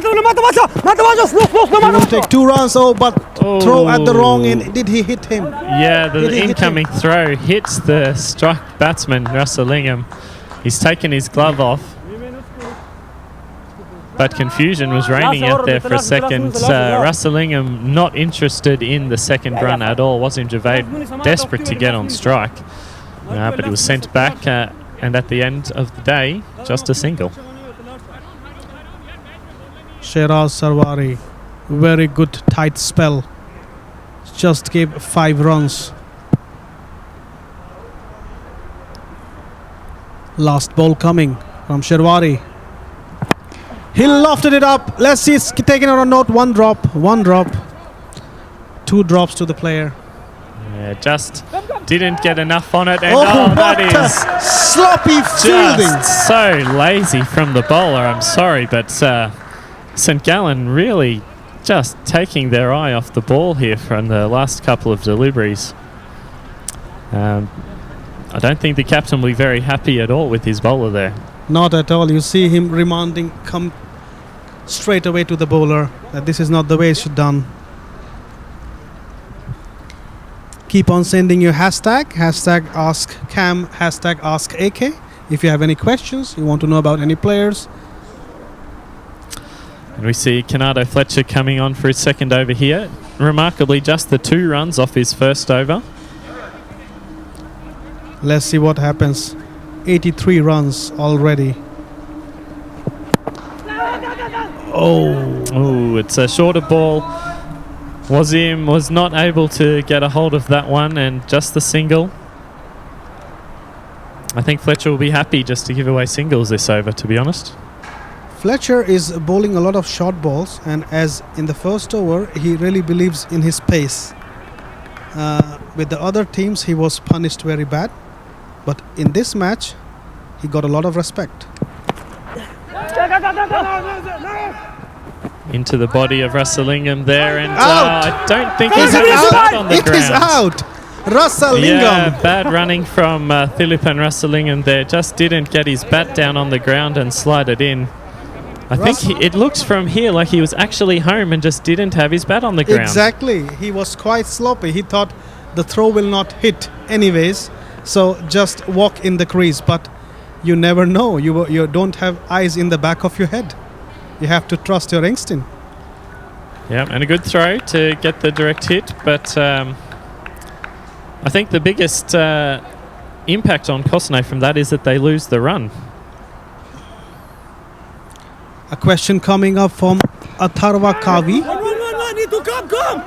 Can you tell us about the Ashwin and Arjun Vinod? I think Cam is the best person to answer this question because they are from his team. We already talked about him a little bit in the beginning of the innings. But Cam, would you like to say a few words about them? Get middle stump, umpire. Yeah, and we won't take our eyes too much on the match, take our eyes off the match that's happening at the moment, but very promising all-rounders, both of them. Arjun, classical batsman, bowling some handy off-spin, and Ashwin, as we've seen, able to really bring out the power with the bat, and also bowls very good medium pace. As we see a single there to the captain, Andrew Ryan, out in the middle now off his first ball. I think they'll be very keen to get a few extra boundaries off these last, 8 or so balls of the innings. 85 runs. 90 would be psychologically more effective on the opposition. Wide ball for sure would help it. Yeah, again, they'll very happily accept any extras that the St. Gallen bowlers are happy to give them. But yeah, from Geneva, the Vinod brothers, very talented cricketers, and as I said earlier, have just come to Kosane this season so that they can play together when they're in the off season from their university commitments in the UK. Fletcher again, slow ball, over cover, just a single. Slashed away from Wazim there, as you said, just a single. One to go, yep. That brings the captain, One to go. Andrew Ryan, in the middle. The last ball, as we heard.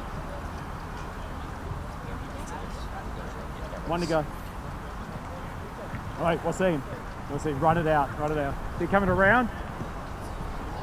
Nice, Backo. And last ball to come in this over from Canado Fletcher, and then one over after this for the innings, and it's a wide ball. Kosane will take it. Happily. They need more of these wides and no's now. And these are just nice gifts for Canada Fletcher. And hashtag Ask Cam, why haven't we seen you repeat your heroics from CERN game 3 years back? Well, that was a good innings, but it was 3 years back as we see a big swing from the captain, Andrew Ryan. He's not happy with himself, and that's a dot ball to close out Canado Fletcher's over. One more to go in this Cossonay innings, or was that it? They're coming off the field. I was looking at the wrong scorecard down there.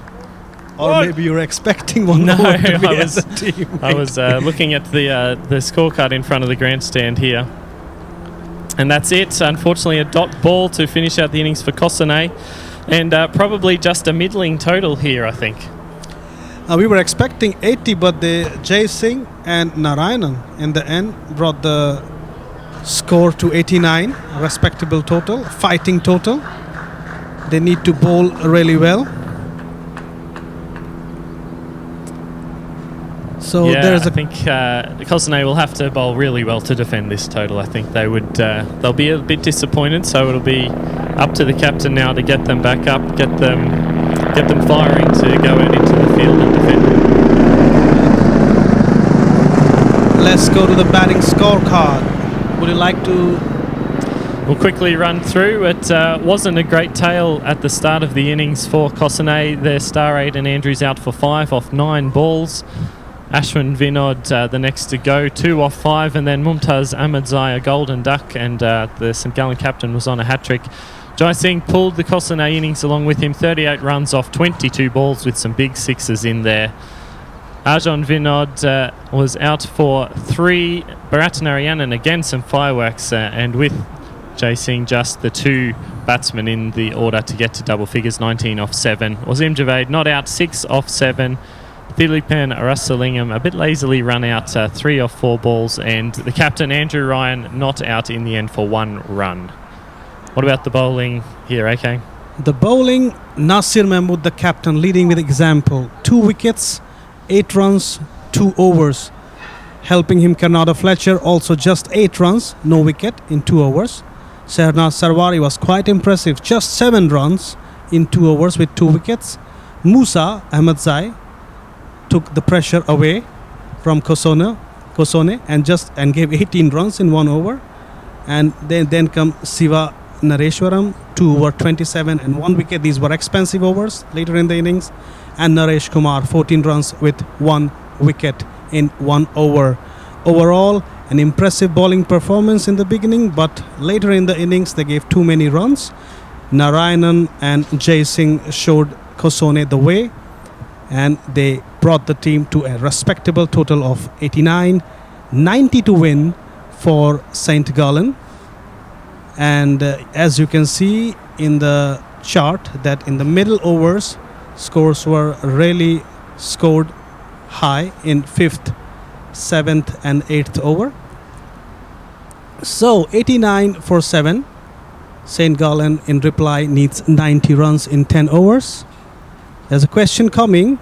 What is your favorite match? Which is a favorite game so far? For me, the favorite game is a question from Simon Kumar. The favorite game for me was undoubtedly Olten versus Kosone. Nail biter. You could not stand up from your seat. But in the last ball, I really jumped and was shouting, "Is that a 6?" It was a big 6 to end out the match, and I had a very good view of it from just behind the batsman, unfortunately. But for sure, that was, I think, the most exciting match of the tournament so far. Hopefully, we'll see a few more close matches over the next day. So, Cam, what chances are you giving your team for this match? They're not out of it, for sure. They're not out of it. I think the St Gallen batting lineup didn't fire yesterday. They did struggle a bit, so that will give the Cossonay bowlers some confidence. I think it will be a good effort, though, to restrict this tally. I think they can do it. I don't think they would be favourites to do it, to be honest, but I think they can.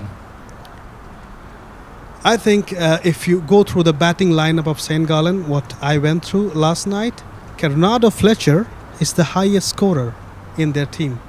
There have been good performance by Big Mac and also Khan, but Wakar Khan, but nobody has really consistently performed. In this match, St. Gallen's top order need to perform, need to put some runs on the board, and then it'll be a good match to watch out for. So we will catch you in some time for the reply of St. Gallen CC. See you in a bit.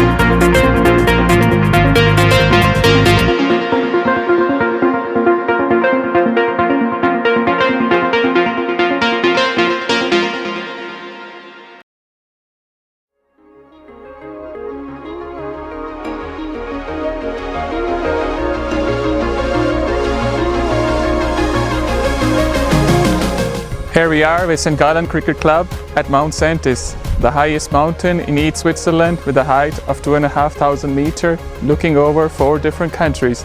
What an unusual place to play cricket.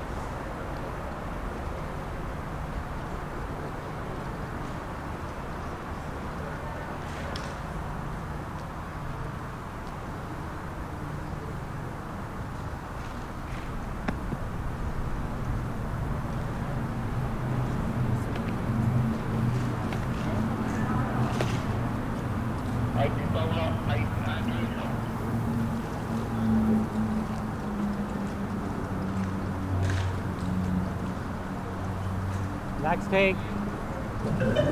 One leg umpire.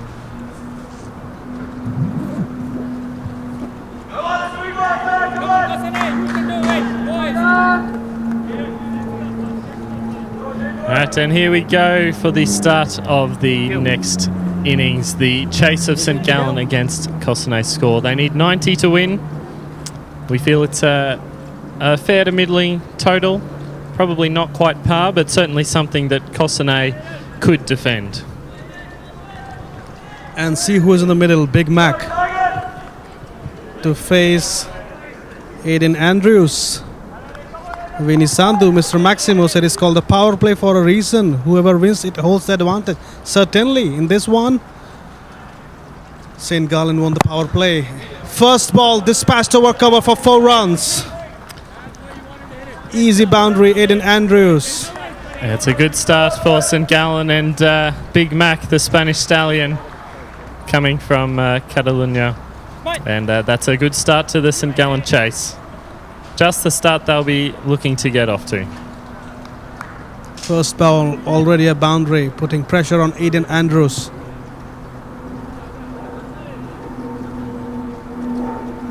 Here comes the next delivery. Let's see what Khan has to say, the Big Mac. Again, over point region is going for 4 runs. Nobody can stop it. That's 4. You are coming back. You are coming back. Yep, taking advantage of the power play, as Mr. Maximo was commenting in the YouTube chats. It is called a power play for a reason. If you have a go with a bit of power and get it up over the infield, then there's runs to be had. Two Obviously, boundaries on 2 balls. Only 2 fielders outside as well. The third ball. Respect. I thought he'll go for a hat-trick boundaries.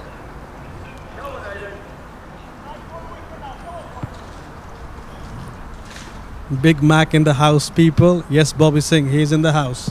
Oh, swing and a miss. Aiden Andrews just pulling it back a little bit now, starting to find his line again. He's been the man for Cossonay. He's taken a wicket in the first over of the last 2 matches they've played, I think, from memory. Exactly. In the block hole. He has controlled his length after the first 2 fours. He has taken 4 wickets in the first 2 matches, 2 each. Yes, I think you're right there. Certainly been a star for Cossonay. Driven down the ground, but just the single.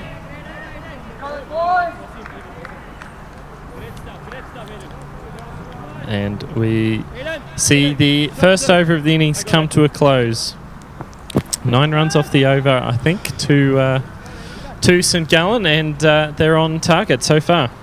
And that's what they need, 9 runs per over to get 90. So interesting to see who the new bowler is. I think it will be Vikas Bhatt. And we did see him take the second over in the first match against the Crickets as well. What are his specialities? Does he has nice variations? Some Yorkers, some short balls? Yeah, not so much short balls. Bowls are pretty good length usually. We find he's a form bowler. Once he's in form, he's really accurate. As he is today. That's a good start for Vikas. But yeah, not so much on the short ball, but thrives on the challenge. I think he likes bowling the power play, and in recent matches that we've played, he is asked to bowl the last over of the match as well. Big Mac taking God. Swing, and that's gone for a big. 6. Yep, the Big Mac living up to his name there. That has gone big. Yesterday I was hearing some comments here, actually reading some comments, and people were comparing him to Inzi Mamullak. The lazy elegance. And Yeah, I mean, why not? There's worse comparisons, I guess.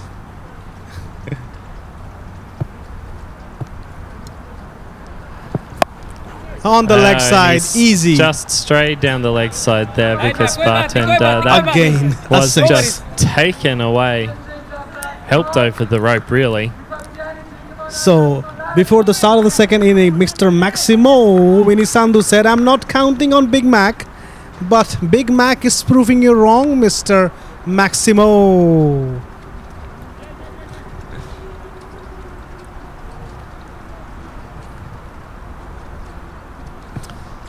Yep, Because great start for the Big Mac here. 2 falls in the last over before Andrews blocked him up a bit, but he's really taken a liking to Vickers Butt's bowling here. And all 21 scored by him. 2 4s and 2 6s. Ready. If he stays 2 overs more, match could be straight out of the hands of Kosone Cricket Club, that's for sure. Probably smart batting there from Big Mac. Taking the 2 6s and then just the dot ball.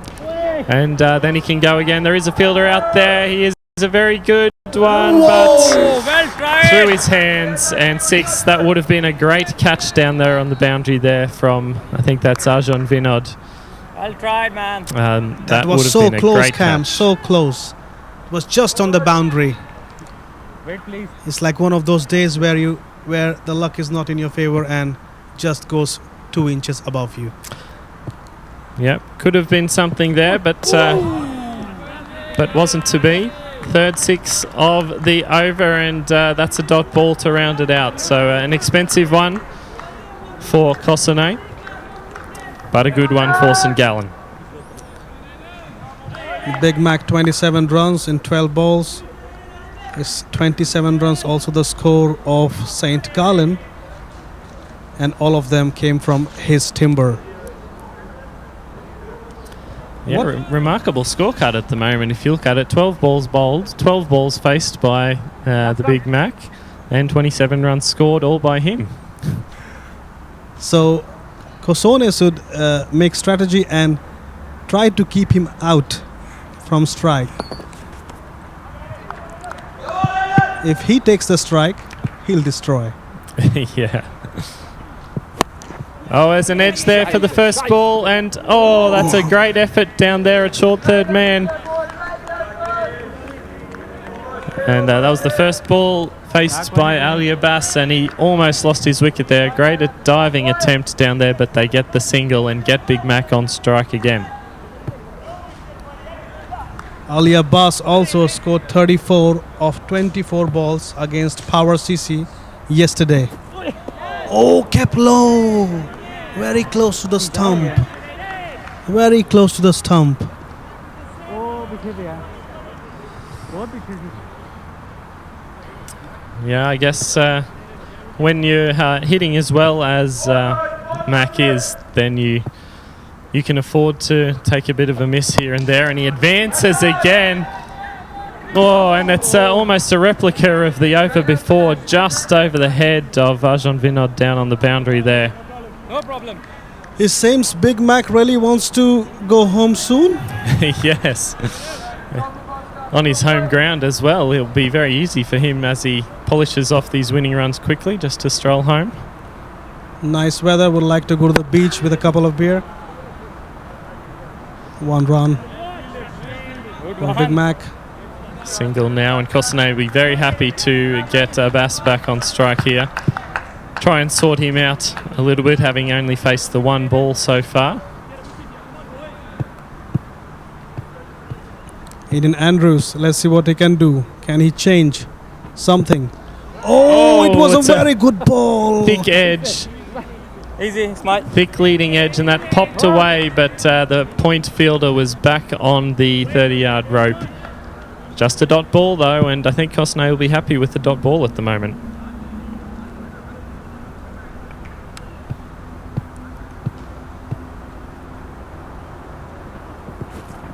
Oh, Swing that one and a miss. really kept low. They don't push through for the bye, so it is a dot, and that rounds out Aiden Andrews' second over. And still a really good start for St. Gallen as that finishes up the power play. Absolutely, 35 runs in 3 overs. They are going almost 12 runs an over, and they need just 10. They capitalized on the power play, 3 overs, which unfortunately Kosone could not do. Long on, where Ashwin was. Captain Andrew Ryan using his cricketing brain, adjusting his fielders, changing his bowlers. I think it's Ashwin Vinod getting the ball there now. Coming in to bowl his medium paces, which we saw that have been pretty effective in the first 2 games. 2 wickets against Alton, as I remember. Thank you. You can do it, Ashwin. Yes, he got 2 wickets against Alton and got the game so close. We need again a performance like this from him in this match. First ball. In the block hole. To the covers, to the point.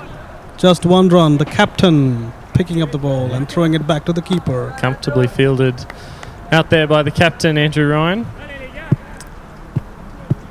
So just a single. Be very keen on some wickets pretty soon. It seems an obvious thing to say, but Kosane have been used to taking more wickets than this in the first few overs of the innings in the first 2 games they've played so far. Ooh. Oh, very close. Good ball. That's just snuck between the pad and the wickets of Ali Abbas there. Really nice bowling. St. Gallen, they have played 5 matches and they have lost 4 of them and just won 1. If they win this one, it will boost their confidence extremely. And you never know, they have a chance for semi-final. Long shot. Long shot, 6. Yeah, over the boundary. No chance for the fielder down there now. And St. Gallen really taking the game away from Kosane here at the moment. Both the batsmen, especially Big Mac, Ali Abbas, also come into action. So, Mr. Maximo asks you a question, Cam. Just preparing my preview video for tomorrow. Nomads versus Power. What do you think, guys? Yeah, Nomads versus Power. That should be a great game, actually. We saw Power comfortably take care of St. Gallen in the last game last night. And the Zurich Nomads have been sitting second overall, I think. Just the 1 loss against Alton so far. And also comfortably taking care of St. Gallen yesterday. That's another huge 6 from the Big Mac. He is taking it away from Kosone very swiftly. Yeah, Power CC, as we said, Power CC is also a good team. But for the match, for Zurich Nomads and Power CC, I'll give an edge. I'll give more an advantage to. There is an advantage to Zurich Nomads. Their brothers Fahim and Azim, amazing cricketers. Going to the captain. Captain fielded it just for 1 run. Just a single there, but yeah, I think I'll go with you there, AK. I think the Nomads will probably have the slight advantage over the Power. They've been in form. Yeah, I think that's the way I would lean as well. And they have lovely spinner. There's one of the team who used their spinners quite well. Shafaqat leg spin was really quite effective. Come on, Dilip, you can do Yep, it. the spinner from Kosane, Thilipan Rasalingam, coming on to bowl now as we see the score hit 50 off just 4 overs. St. Gallen doing it comfortably at the moment. This just looks like walk in the park. And when Big Mac is there, seems to get finished before 8 overs, I think. He has scored 42 runs in 18 balls. You think he'll go for 50? Yeah, I haven't seen him yet spin, so we'll see, but I think he's well on track. I think I'll back him in for a 50. Not out, says the umpire to the question from the wicket keeper there for a run out. as we see Abbas back on strike. Actually. So Rasa Lingam with his spin bowling to Ali Abbas. Let's see how Ali Abbas responds. The umpire is still fixing the stumps, and Ali Abbas already was taking the guard. He was ready to face. He did not see the umpire. Yeah, just while we have a little break into play, I'm just going to post a link for you to view Mohammad Amgan Khan's ECL highlights. That's just been posted in the stream chat for you if you want to go check him out at the ECL. So that's from the ECL last year down in Lamanga. Out! And that is a wicket. Spin does it for Kossen. He's Aiden Andrews' throat down there on the field. Rasanalingam, he get the breakthrough from Kosone. Will we see some drama in this match, or will Big Mac just take it away? They were desperate for that wicket. They needed something to change. It wasn't the man they would have really wanted. Big Mac is still out there, but just something to change the flow of scoring that St Gallen have been able to do easily so far. And if you guys want to see amazing inning from Big Mac from last year, there's a link being posted by our network. Go and click the link. Have a look at his power, how he batted last year. Amazing 50, 61 I think. Down the leg side, they'll take one run. He did not hit the stumps. Cam, don't you think in this crucial matches, these hitting the stumps, catching, take really important part to change the game? Yeah, absolutely. I mean, we even saw last match between Alton and the Crickets. Some crucial drops in the outfield just when they were looking like putting the Alton side under pressure. Sharp single there. And, Big Mac easily taking singles, rotating strikes, respecting the balls. He has a lot of overs to finish this game. He's down on his haunches there. He's been out there for a while. I'm not sure he'll be keen for the quick singles that Naresh Kumar will be keen to have. And that's a positive point for Kosone. So, after end of 5 overs,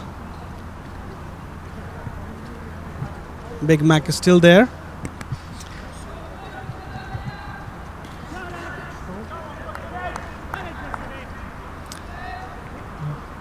So we have a new bowler coming in there now. I think that is Mumtaz Ahmadzai. So they've gone for some pace.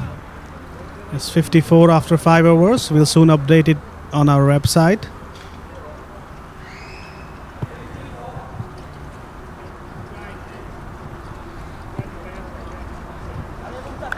So we saw Mumtaz with some key overs at the end of the Alton match. He did take a wicket, I think, from the second last over. That really put Kosane in with the chance of taking Alton out. And here he is against the Big Mac. He's asked for LBW. Not out, says the umpire very quickly. That could have been a crucial decision. That could have been a crucial point in this match too.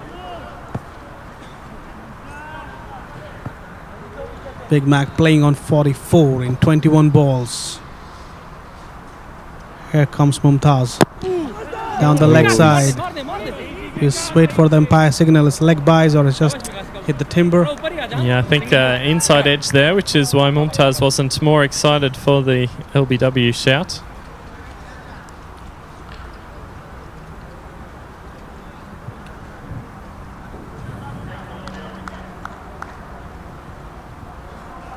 New batsman is Nithurshan Sivaneshwaram.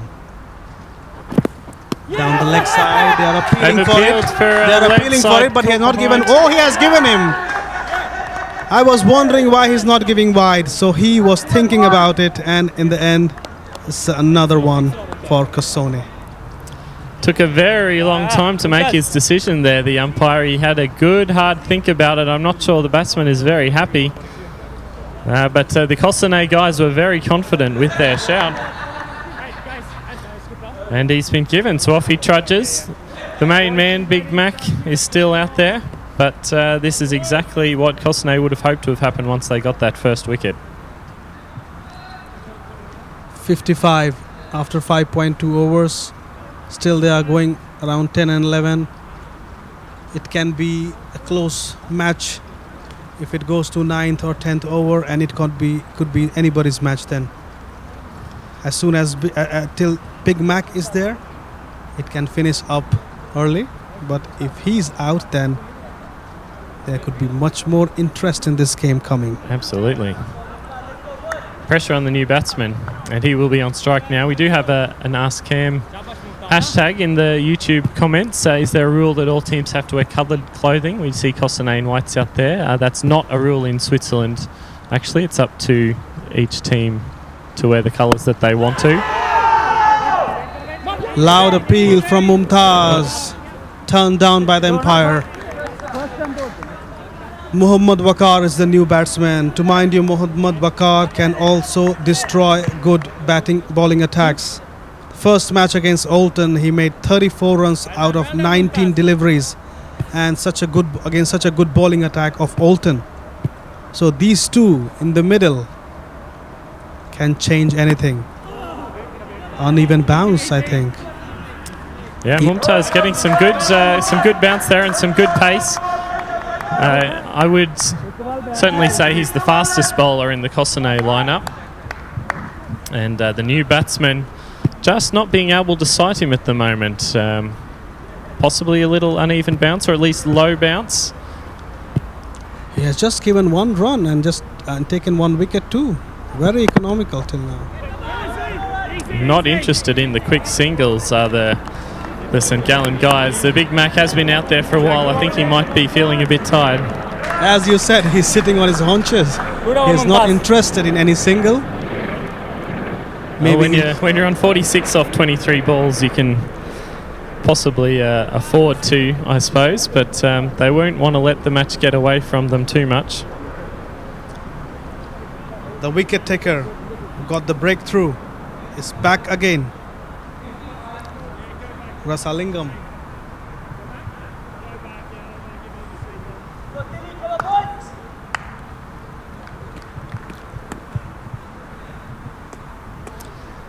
So spin again. They'll be hoping that he can get another breakthrough here. All 5 legal fielders outside the circle at the moment are out. And that's a great catch from Philippen Rasalingam. He has held on to a very firm drive back from the Spanish stallion, the Big Mac. That is absolutely crucial for this game. That could be a turning point. He cannot believe it. Return catch. He absolutely can't believe it. You're right. Mac doesn't know what's happened. He thought he middled it. I think he did. It absolutely flew back to the bowler, Philippen, and he's absolutely held on to a great catch. He didn't even want to leave the pitch. He was saying what really happened. But then he thought, yes, I'm really out. I have to go. Yeah, he's very slowly making his way off the pitch. He's disappointed. He's just missed out on the 50 that you predicted. It was very close. 46, I think. Yep, 46 runs. What a great innings, though. We must pay tribute to him. That is very, very well batted. And still smiling. Still, he has this lazy elegance, you know, like Inzamamulak. He's really walking also like Inzi, smiling. Out, not out, he does not care. What a grab from Philippen Rasalingam. Absolutely, absolutely. He caught a flying bird. Possibly a game-changing moment, but St. Gallen still in a very good position even with that, but 2 new batsmen at the crease now. Oh, and a dot ball for the new batsman to start. And I expect to see now, with the fall of that wicket, a few more cries for #Free Fletch. I thought he'd be coming in next after the Big Mac got out, but we haven't seen him yet. The big man, Canado Fletcher. That's also very interesting. As I was saying in the beginning of the innings, Bernardo Fletcher is the highest run getter for St. Gallen. And in the last match, he made 30 out of 15 deliveries, 3 sixes. Amazing hitter. Maybe they are saving him for the end if things goes really wrong. Yep, possibly. That's another big hit. I think that will be over the fielder's head down there. Wakar, Mohammad Wakar. He's not a tall man at the best of times, Aidan Andrews, but even if he had another foot or so, he wouldn't have had a chance on that. And that will just settle the nerves of St. Gallen if any were starting to form, just to reassure them, yes, we're still on track here. Underestimating Mohammad Wakar will be foolish. As I said in the first innings, first match, he made 34 out of 19. Again! That's another 6. 2 in a row. Even adding insult to injury. He had the great grab, Philippin, but he's been spanked these last 2 balls. They have gone the distance. And that take the score to 74, I guess. Very close to victory. Just 6 runs away. Yep, plenty of time here to knock these runs off. They don't need to push it too hard now, St. Gallen. And again was a catch. It's going for 4 runs. It's 4. Rasalingam. You grabbed a flying bird. This time you missed. That would have been another great catch from him. He's shaking his hand there. Sore fingers, I think that whizzed through his outstretched hands. And 4. And St. Gallen almost home now. 1 over can change the course of the match so fast. 2 sixes and a 4 where Kosone was looking in command in the driver's seat, and suddenly St. Gallen said, "Excuse me, stop the bus, I want to drive it." Very well said.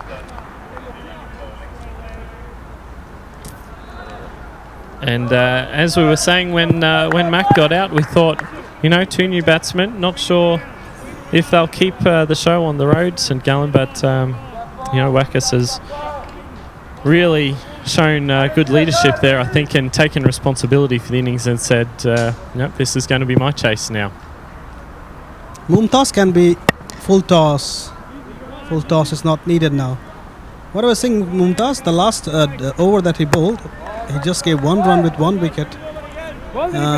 If he bowls a tight over, this one, again the pressure can go back. It's still not over. We saw the match between Olton and Kosone. It went till the last ball, second last ball. So in T10 you cannot, I don't think it's wise to declare it. No, absolutely. Oh, unlucky there. Mumtaz throws his hands up inside edge through the batsman's legs. Just the single as it's tracked down by the wicketkeeper, Javed. Nasir Mahmood and Muhammad Wakar.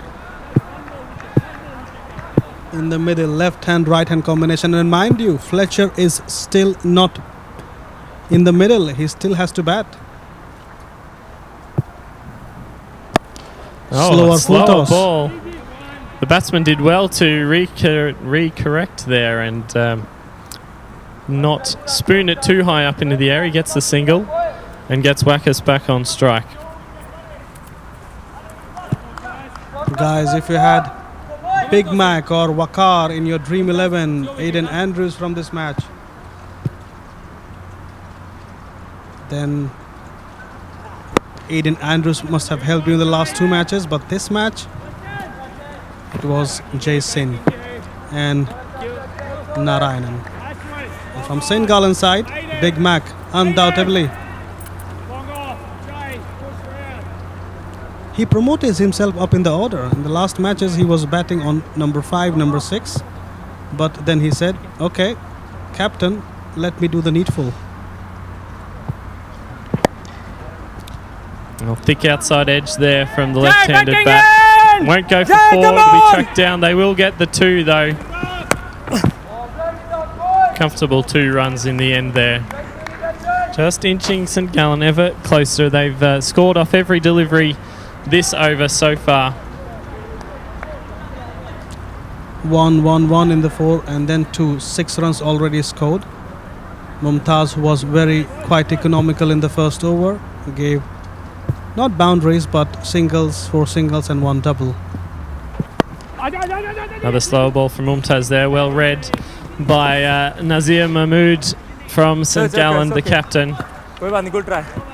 And that finishes off the 2-over spell from Mumtaz Amazai. Not a bad spell of bowling for him, though. Not at all, not at all. Actually, 2 overs, 7 runs, 8 runs for 1 wicket is an amazing spell in this format. But you know your team better. What do you think at this moment? Who should be bowling the 9th over? Because there's only 11 runs to get. It's exactly coming like a nail biter. What happened with Oulton? I think the difference between the Oulton game and this one is we'd taken a lot more wickets. And the new bowler we see now is Bharat Narayanan.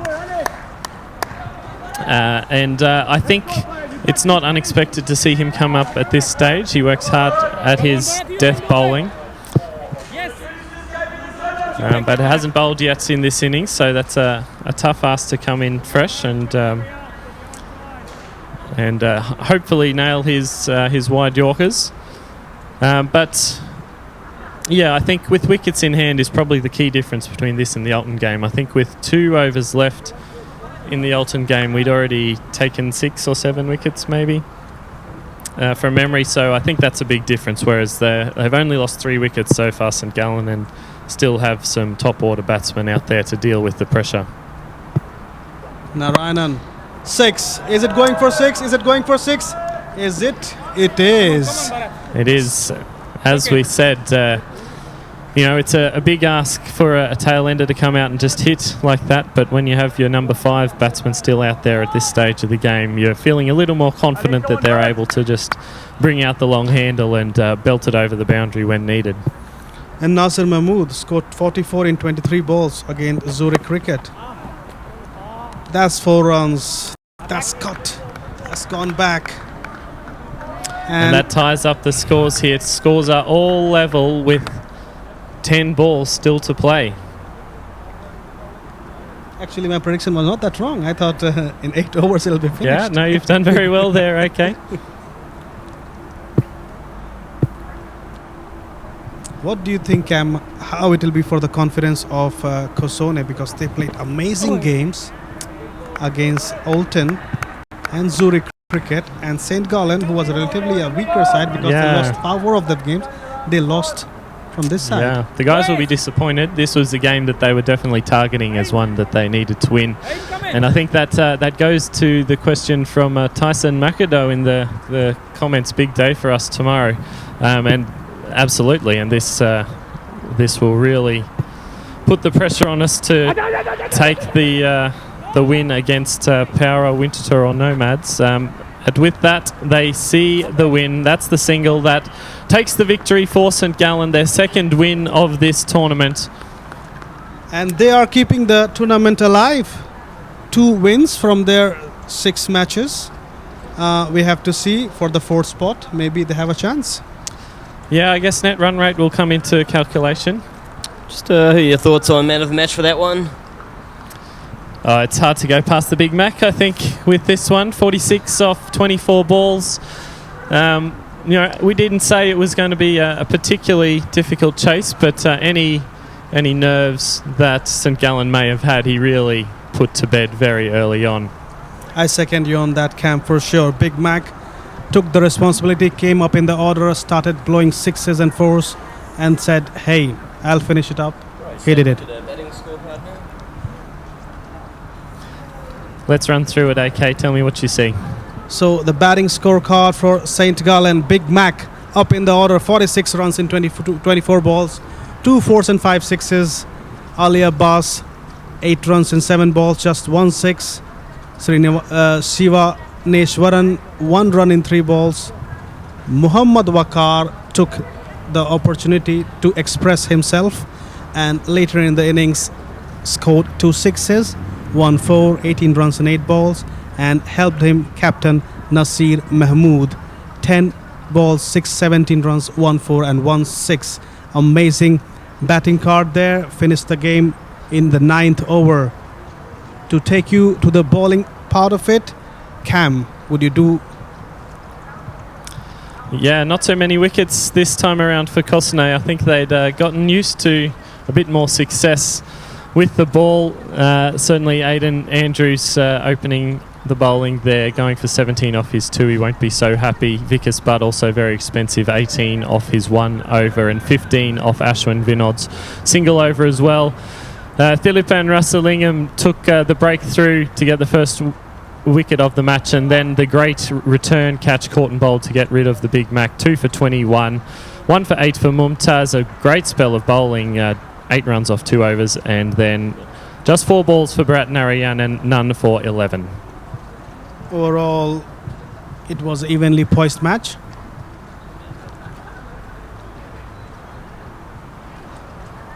And let's go to the Manhattan. There have been powerful hitting by Big Mac. In the beginning of the innings, he started exploding, and you can see in the third over it was an expensive over. Then in the fifth over also it was, and if you compare them, then you will see the Kosane side is white and St. Gallen is yellow, and power play is being used by St. Gallen quite wisely as compared to Kosane, and I think that made a very big impact on the match. What do you think, Cam? Yeah, certainly it was the power play in the batting innings and the bowling innings that probably hurt Kosane the most. Were they 13 for 3, I think, after the power play in their batting innings, Kosane, and they did well to get back to a score in the 80s, but it was always going to be difficult from there, and as you say, they were fairly torn apart by the Big Mac in the power play in their bowling innings, and it again was going to be tough for them to defend the middling total from there. I think it's the second highest total to be chased, if I'm not wrong. Yeah, I think you're correct there, which is quite remarkable, really, considering how comfortably the St. Gallen guys did it now. So, standings, Oulton, number 1 position, yet to lose a match. Winter Tour, also 2 of 2. They have won. Zurich Nomads have won 2 of their 3 matches, and as I said, Winter Tour 2 of 2, Oulton 5 of 5, Zurich Nomads won 2 of their 3 matches, just 1 lost. Power CC 2 matches won, 1 lost. St. Gallen, a nice victory in the end, 2 wins, 4 losses. Kosane played 3, won 1, lost 2, and Zurich 0. Yeah, it's interesting. It keeps the tournament alive for St. Gallen now and puts a little bit of pressure on Kosane. They've got some tough matches tomorrow. Yeah, so, really tough matches for us tomorrow. You know, they're going to need a win. Well, they need to win at least one of them and then improve. Hope they keep their net run rate above. Yeah, I think that's the key for us is from our win against the Crickets earlier in the competition. The net run rate is pretty healthy, but we'll definitely need a minimum of 1, at least 2 victories tomorrow against either the Nomads, the Power, or Winterthur. And they're all strong teams who would be expecting to be in the semi-finals. But I personally think the way you guys played against Oulton, I think you're a surprising side like Team Pakistan, you know. They can perform anytime, any place in a different ways. So with a side like St. Gallen, the performance was not so good, but a side like Oulton, a power pack team, you guys really went there and expressed yourself. Yeah, just some consistency, I guess, now is the key for the Kosane side. But good for St. Gallen to take their second win of the tournament in their home field and to keep the challenge alive for them. So, with all this, amazing match, amazing day of play, 5 matches, 4 matches done, 1 still to come. And that'll be also expecting to have some nice fireworks in that match. So to take you to the match will be the captain of Kosane, Mr. Andrew Ryan and Mr. Cameron, He just need to come to Combox, congratulating the teams, and they will take you to that match. I, AK Avneet, is signing off for today. It was a pleasure doing commentary with my partner Cam. It's just pleasure and would like to do it again for sure, commentary with you. Thank you very much, AK. Absolute pleasure to sit beside you again. I think we will be again together for a match tomorrow, which will be great. Looking forward to it, and looking forward to joining you for the last match of today coming up soon between the Alton Cricket Club and Winterthur Cricket Club. So hasta la vista from my side.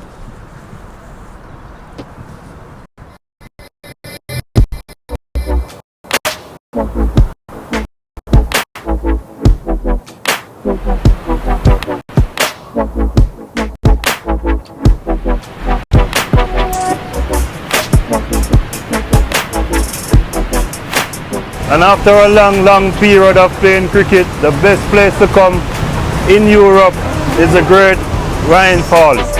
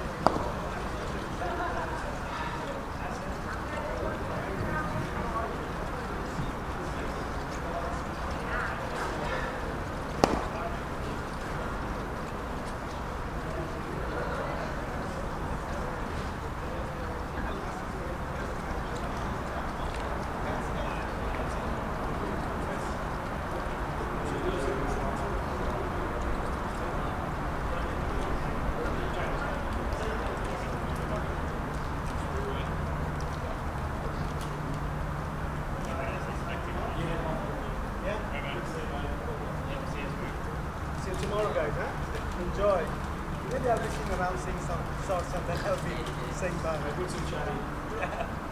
Thank you very much.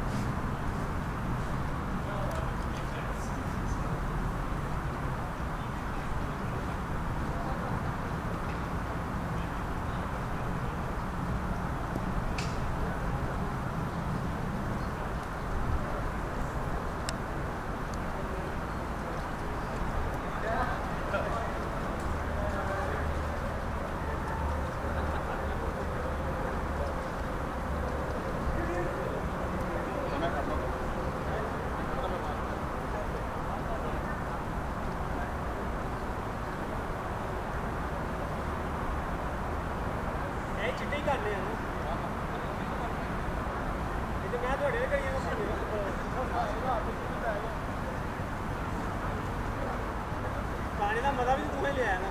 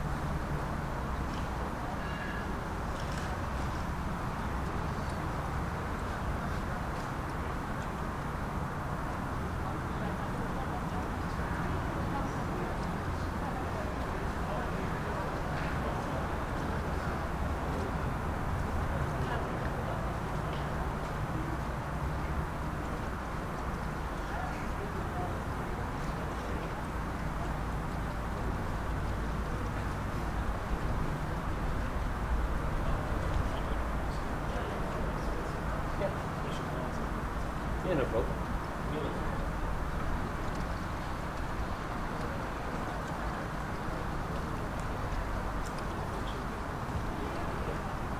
Yeah, it's going well. Good matches. You've got people alongside them.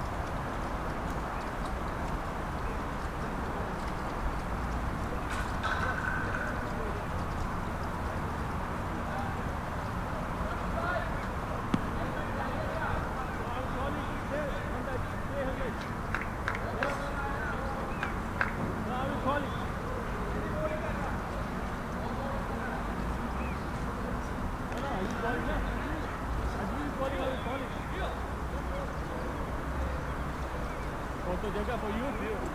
Yes. Jaga. You are bowling second? Which over are you bowling?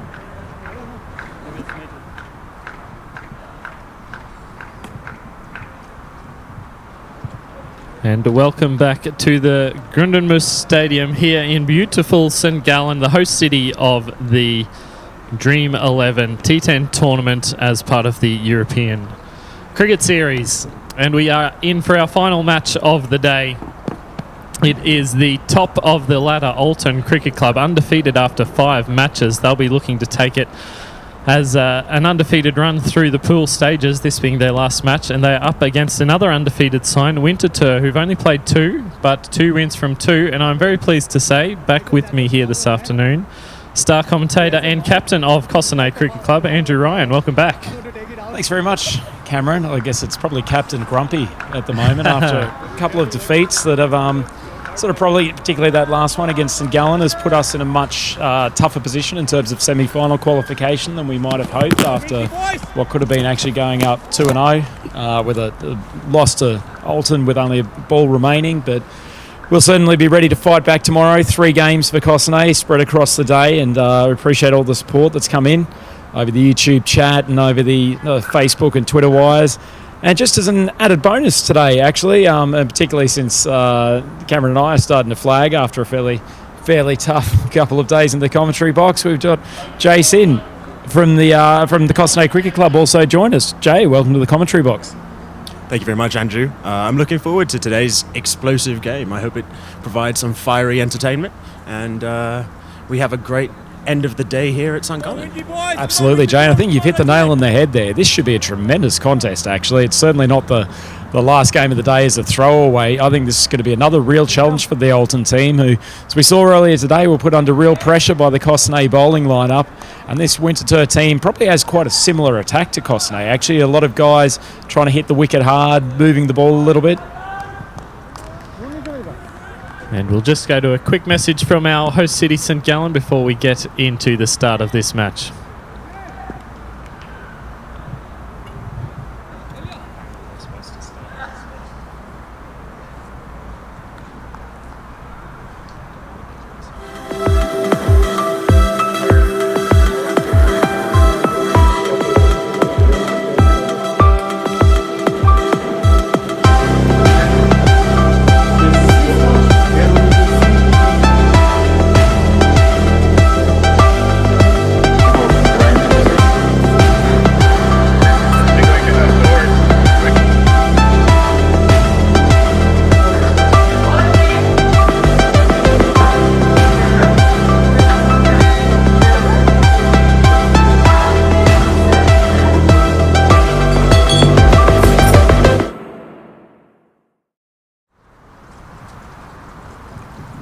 What do you need, Jay, to get on the chair? Yeah. Well, I'll step out for a second. I've done the last 2 months. Sure. Yeah, sure.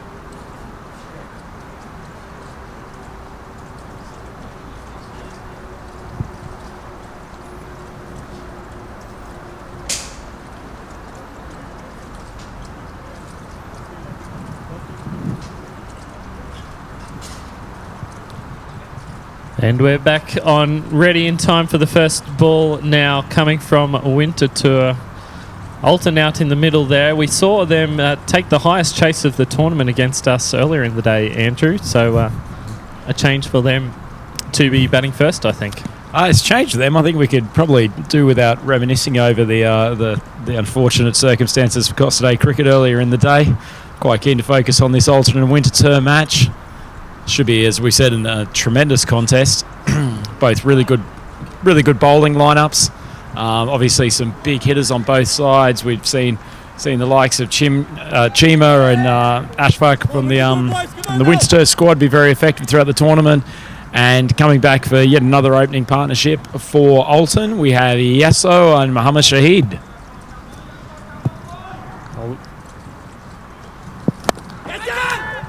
Oh, they've placed the deep third man down there just for that shot, but it's evaded everyone straight over the keeper's head, and a great start to the innings for Alton, but probably not what they intended. Jay? I think it's really important now to understand that the Alton guys are playing their third match, I believe, today. And it's been a really nice hot day out here, and they're probably going to be under a little bit of trouble in terms of fatigue coming out here towards the end of the match, especially they've spent all day and had a little bit of a break now in between the last two games. Wide down the leg side there. Getting a little bit of an opportunity here with the bat early on, even though they are a little bit tired, I believe. Hopefully the bowlers come back and attack them with something more at the stumps and a little bit fuller, hopefully. Yeah, Bashir's actually been pretty impressive so far in the tournament. Hits the deck hard, a little bit of swing, particularly with the new ball. He's gone for that short of a length. Yasso's tried to heave it over the mid-wicket boundary, hasn't made contact. This pitch starting to show a little bit of variable bounce towards the end of the day. Certainly a couple kept low in the last game. Yeah, I think the wooden slats underneath are starting to push and move as people run over the wicket. So I think as the day goes on, it's only going to get more and more interesting as the bowlers steam in here. Well, it's just like a set of tectonic plates, just without a volcanic eruption some moments later. I thought there was about to be a volcanic eruption from the skipper this morning when we were putting the pitch together. Bit of a slow old process, which you weren't real happy about.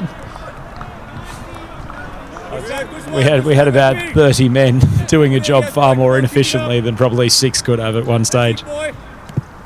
Bashir managed to get a few dot balls in this over. Started off with the 4. Yasso's gone big. That's up in the air. The man coming around. They're going to convert. They've dropped it. It's landed an inch inside the boundary. That's gone for 4. All it needed was a bit of communication, and the Alton opener, Yasso, could have been on his way. Takes you really back to the basics of cricket and catching.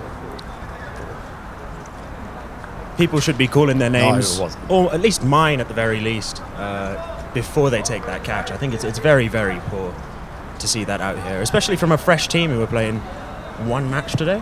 Absolutely, and Chima's been really good in the outfield. He's patrolled that long on position effectively through all of their games so far. Short ball, heaved over the side. Yasso's picked it early. It's too full, and that's 10 runs off the last 2 balls. And what started off as a good over from Bashir has slowly turned into one where Alton is definitely on top. They seem to take these first 3 overs very explosively, and I think that's definitely a key in these short format matches where these power play overs will become probably the telltale point between the winners and losers of this tournament. Well, we were certainly saying after our game against St Gallen there, Jay, as Yasso pops one up, he somehow found the gap in between the man at short cover and the other one coming around from mid-off. And he survives, and no wicket down for the first over, and 15 runs on the board for Alton CC. But we were saying, Jay, after our loss to St Gallen just in the previous match, actually, that it was a match that was really won and lost in the first 3 overs of each innings, and we were fairly comprehensively beaten in both of the power plays, and were really playing catch-up from then on. I think a question here from Bobby Singh, asking you how you're feeling after the games today. Thanks, Bobby. Appreciate you checking in. It's always good to check in on your friends' mental health. I've seen plenty of campaigns on that over the last couple of years. I don't know, it's a bit of a tough one, Bobby. I was feeling very, very positive after that Alton game, but we also knew that the St Gallen match was a must-win for Cosnay. And I think by losing that, we've put ourselves in a really, really difficult position. We've got 3 strong teams tomorrow and have to probably win 2, if not 3. It's an appeal coming, Elias. Been very impressed with him so far. The left armour coming over the wicket. Very clean delivery.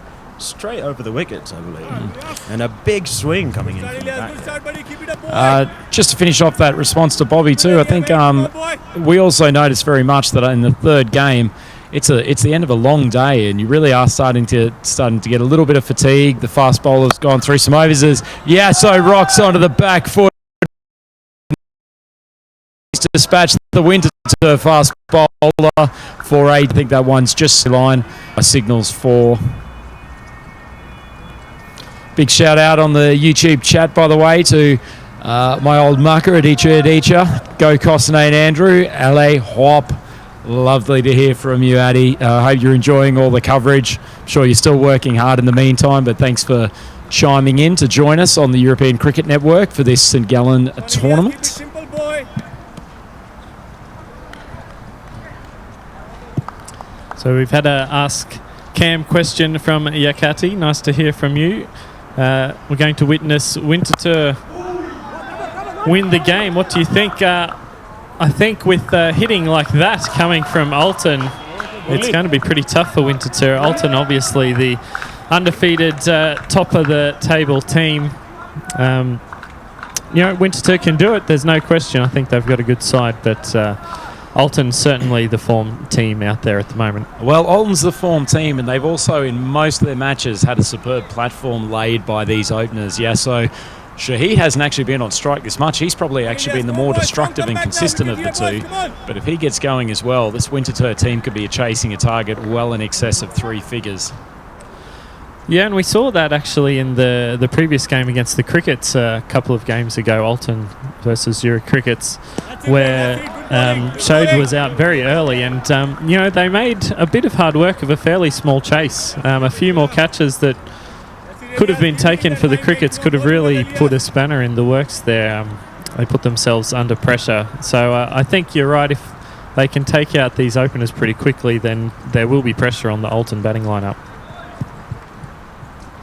Elias comes in again, trying to close out his over. He goes full. It's just beefed down the ground, and Yasu will settle for the single. Good comeback, Elias. Good comeback. So, Jay, pretty good innings from you last match, 38. What are the batting conditions out there like? What would these Alton batsmen be feeling at the moment? Well, I mean, as we were saying earlier, the wicket seems to sort of be giving a little bit more variable bounce, so I think they'll definitely be looking out for it. I know they used it as bowlers very effectively. We'll see whether that turns on them a little bit here with Winterthur. Well played there, actually, watching that. There's a chance at the striker's end. Not a great throw. It's high. The keeper has failed to take it. I'm not sure even if he was clean, they would have affected the run out. It's pretty risky single, particularly for two batsmen who tend to rely on both hitting two and clearing the boundary. Their main run scoring options. I think the keepers really have a difficult day out here in the sun. They have to be in the pads while behind the sticks and when they get into the middle eventually. Yep, tough job indeed. And you notice tactically, actually, the Cosnay side gave the gloves to Cam Allen in that second game, trying to ensure that our number one keeper, Wasim Javed, is able to physically last throughout the tournament, and Cam thoroughly enjoyed the chance to exhibit his skill honed over many years with the gloves. I probably enjoyed it more than the extra grey hairs on your head would belie. To be fair, not the best match with the gloves from me, but yes, did aside from that enjoy the experience. Big appeal from Bashir there. Not sure that was any chance of getting a favourable decision from the umpire, but he goes for one leg by. Just revert back to the YouTube chat. We've got Yakati Kalash, hashtag Andrew. You beauty bowling is so superb, Andrew. Batting too, but a bit of hard luck. Hope we can see more good innings. Well, I think we might put it out to the YouTube chat, actually, whether or not the skipper should promote himself in the batting order and come on for a few more overs. We had Free Fletch yesterday, hashtag Free Fletch. What's your call to arms? From I think hashtag promote the skip. Promote the skip. Yeah. Ooh, okay. Might go for a competing hashtag challenge of drop the skip to see if there's some thoughts to the contrary. But I appreciate your support, Yakati. You've been a real beacon of hope on this YouTube chat, so I appreciate you still coming in. And speaking of beacons of hope, Bashir would have been hoping that his keeper could have helped him out there. He sent another ball down the leg side, just failing to control the line here. He's bowled well throughout the tournament, but surprisingly hasn't been able to find that short of a length position that he's managed to find consistently throughout the rest of it. So hashtag Ask Cam on the chat. Meliar to last more than 5 balls. Well, I'll tell you what, if he does, he'll probably end up somewhere around 30. Yeah, I'll back him in this match. I think he will last more than 5 balls. Whether it'll be 30 or not, I'm not so convinced about that. But no, I think I think these two are going to put on a bit of a partnership. That's my prediction for this match.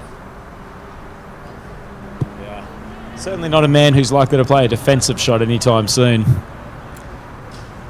Bashir comes in. That's a much better length from here. Found that short of a length position. Jumped up on Yasso a bit, and he's just mistimed it. The man who's coming in from the long on boundary. DJ Crowther coming in with hashtag promote the skip. I think it's 1-0, which is good to know. Yep, let's keep it Thanks running. Thanks for the promotion. TK Shady, don't drop the skip, promote him. Oh, speaking of dropping, Winterthur shooting themselves in the foot here. That's 2 catches down in the first few overs of the match that really should have been taken. Chima took a screamer the other day, but he unfortunately doesn't seem to have had the sickiness on his hands since then. Yeah, and especially in the power play, when you've only got those 2 fielders out, you really want to be taking every single opportunity, as that is absolutely flayed. I can't believe how far he has hit that behind square on the offside. He's used the pace of Bashir very effectively, and that has gone a long way over that backward point boundary. It's not often you see on the wagon wheel a 6 that's gone backward of point. And that is a remarkable shot, and completes, a very good power play from the Alton side. Very good power play, and certainly one that's been dominated by Yasso rather than his partner. Mohammed Shahid's only faced 3 balls to this point, which is phenomenal.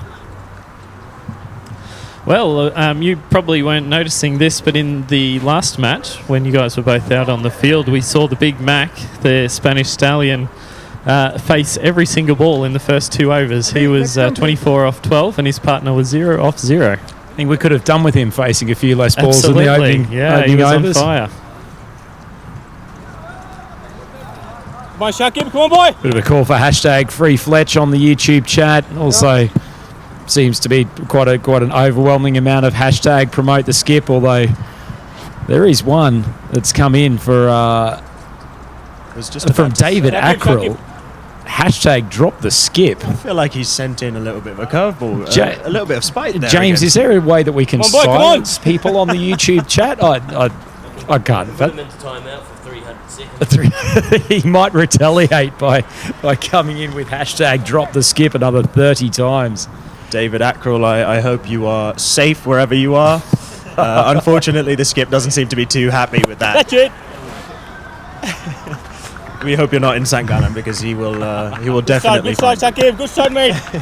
Oh, amazing. Well, speaking of amazing, it's lovely to see a leg spinner come on. They've let him get left him until the 4th over while the field can be spread. Relatively leg side heavy field. Men at cow corner, one at long on. One who almost looks like he's dead straight behind the bowler. He's slowed that down. Yasu's tried to give it a big heave. Unfortunately swung a good 15 minutes before that ball arrived. That's finally a dot for Winterthur. Good side, mate. Keep it up. Timing is huge on this pitch, especially with a deck as slow as this. Normally artificial wickets are relatively quick, but with the wooden slats underneath and the sponginess, that's it. as the ball goes up into the air, speak about spongy. Oh, he's and put it he's down. Put it down. Oh, Elias, who's been so good with the ball so far in this tournament. It's okay. That's another big drop. Yasu, he's been on fire so far. Really hoping that the juggle there would end up in his hands, but unfortunately was put down onto the turf, as I feel their hopes are sinking a little bit. How was that? Well, Yasso certainly found the change of pace from the leg spinner. Different proposition. And speaking of the bowling attack, apologies, we've been referring to the opening bowler as Bashir, but it was actually Rajveer Singh Tiwana. Apologies to both him and the Winterthur fans out there. Apparently David Ackrell's in Derbyshire in England, so he's not particularly concerned. With another huge swing that seems to take the body and run down to third man. Good indoor cricket tournament that takes place every year in Derby, the British Open.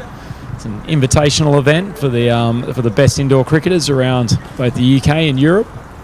Get along there, David, if you're in town Plenty of during dot balls here. November. Come on, boys. Exploded that up. Yasu's given it a big biff. Hasn't made great contact. And Dion coming in from the deep cover position. Can't quite get there to affect the catch. Good over, Shakib. Good over, mate. Come on, unlucky. Yep.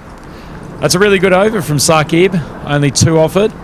Sort of dot ball progression that the Winterthur side needed just to bring this run rate back a touch.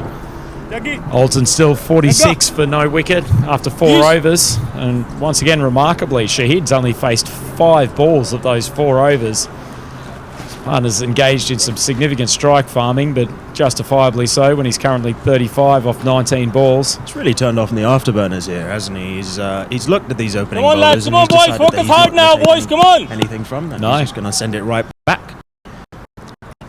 Delicious attitude. It reminds me of a young Jay Sin, if I do say so. You flatter me too He's much. coming, boys. Come on. That's what I'm paid to do, mate. That's what I'm paid to do.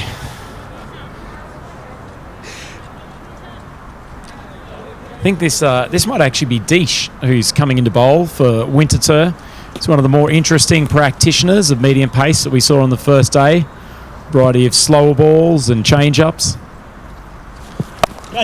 Well, whatever he's bowled there, it certainly hasn't worked, and Yasu is going on his merry way. He's pumped that for another maximum. That half-tracker has come in and he has absolutely sent it miles. That's a good bag, man. It's a good bag. I think a really good comment about the pace of the bowling has come in from Martin J. Hurst. Not enough spin in this tournament. Come on, boy! What do you think about that, Andrew? Yeah, it really is. I like the change up, taking pace off the ball. We've tried to bowl our 2 spinners in all of the games we've played so far with Cosnay. It's I wouldn't necessarily say it's that we have a set tactic for it. And we've got 2 of them in the team, 2 quite different one in the form of Arjun Vinod, who's more of a traditional spinner, puts a bit of flight on the ball and quite a bit of overspin. He gets some good jump off the pitch, and in the last game you would have seen Philippan Russellingham, who darts the ball in a lot more quickly. Took a great caught and bowled in the last game to stop the Spanish Stallion. Can they finally? Oh, I thought they might have finally stopped Yasu's onslaught. But no, that's been pumped for another 6. Chima just not able to come round and get a hand to that because it's just sailed over the boundary, a little bit too high for him. I think that one might have taken his hand off if he had have gotten to it. That was hit with some super power from Yasu. And he's inching towards a half century is a massive understatement. Deesh drops that down the leg side, trying to change the line. Lovely thought from Vinny Sandhu, Mr. Maximo, who's just joined us on the YouTube chat, asking if I'm doing commentary from my ice bath. And it's not a bad idea, actually, if we had a big enough plastic container, and it'd probably need to be a big one with myself and Jay up here. But yeah, I haven't seen the big enough receptacle for ice water around the beautiful Grundenmoos ground here. We might have to wheel in a couple of wheeling trash bins from outside of the stadium, I think. I think we might need to fill a pool with enough cold water. If any local St Gallen residents can tell us where the nearest pool would be, let us know. We'll come on down. It does remind me though, because I think it might have been Yakati on the chat yesterday who was asking me about pre-match rituals. And I was actually, and this is not meant to be a intimate or filthy discussion whatsoever, but I was standing in the shower. Let's hope not. Just standing in the shower this morning and went for my traditional. Shall he stop you there? No, standing in the shower and actually went for my traditional cold water blast, which I normally do on a daily basis to turn on the cold water full sprout. Stand under it for a good sort of 60 seconds, minute and a half, and certainly makes you wake up in the morning, and it gets rid of a few aches and pains from the previous days. So, Yikati, apologies for not detailing that aspect of my ritual when I answered that yesterday morning. Nice little comment here from Vinny Sandhu. He said, much enjoyed the big hitting from Jay today. I really appreciate it. I did try my best. You always have to put out 100% on the park for your team, and that's all you can really do. That's it.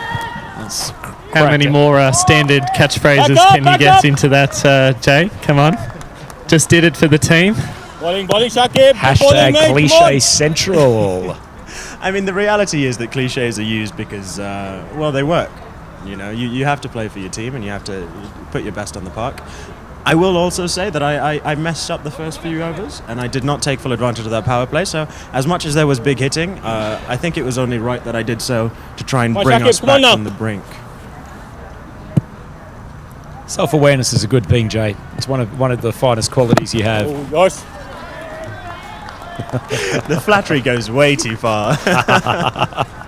Good bowling, Shakib. No, he batted very well, the young man today, and let's say Mr. Maximo, if he was doing a preview for the next Costonet game, would probably put Jay Sin in as one of the star players. I think he probably got it right with Aiden Andrews as one of his highlights yesterday morning. Excellent bowling, Aiden had a super first couple of games in the tournament. Probably didn't fire on all cylinders in the third one against St. Gallen. And I think it was also Mumtaz Ahmadzai who was the second highlighted player by Mr. Maximo. And Mumtaz has bowled some fiery overs in the tournament. His batting probably hasn't clicked as much as he'd like. He's found the fence on a couple of occasions. Come on, boy. We'll say that the strike is being rotated a little bit here as the spinners have come on. It's almost a lull in the hitting extravaganza. It's gone from the quicker one. Yasu hasn't picked it. He's tried to launch it into deep space. I almost thought that was bowled for a minute with the sounds coming from the wicket. But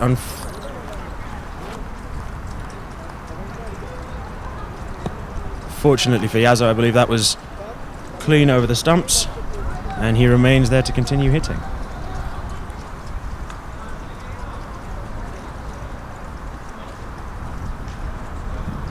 It's only one run off the 50, Yasu. He's 49 off 27.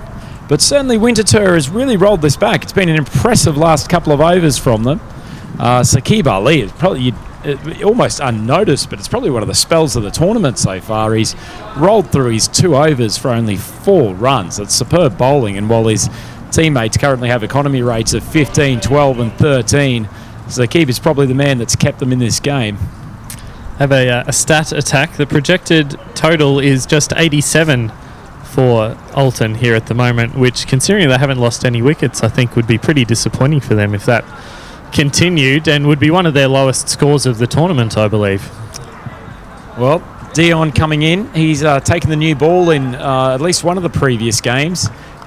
Give them some pace to work with, and finally Shahid might be able to keep the strike for a period. He's 5 off 8, which in the context of his tournament is just a remarkable score at this stage. He's gone short. He's swung himself off his feet, which he has a want to do, but he fairly frequently makes savage contact nonetheless. Good side, man. Keep it there. Clearly bowling with a plan to him to try to push it outside off stump and frustrate him.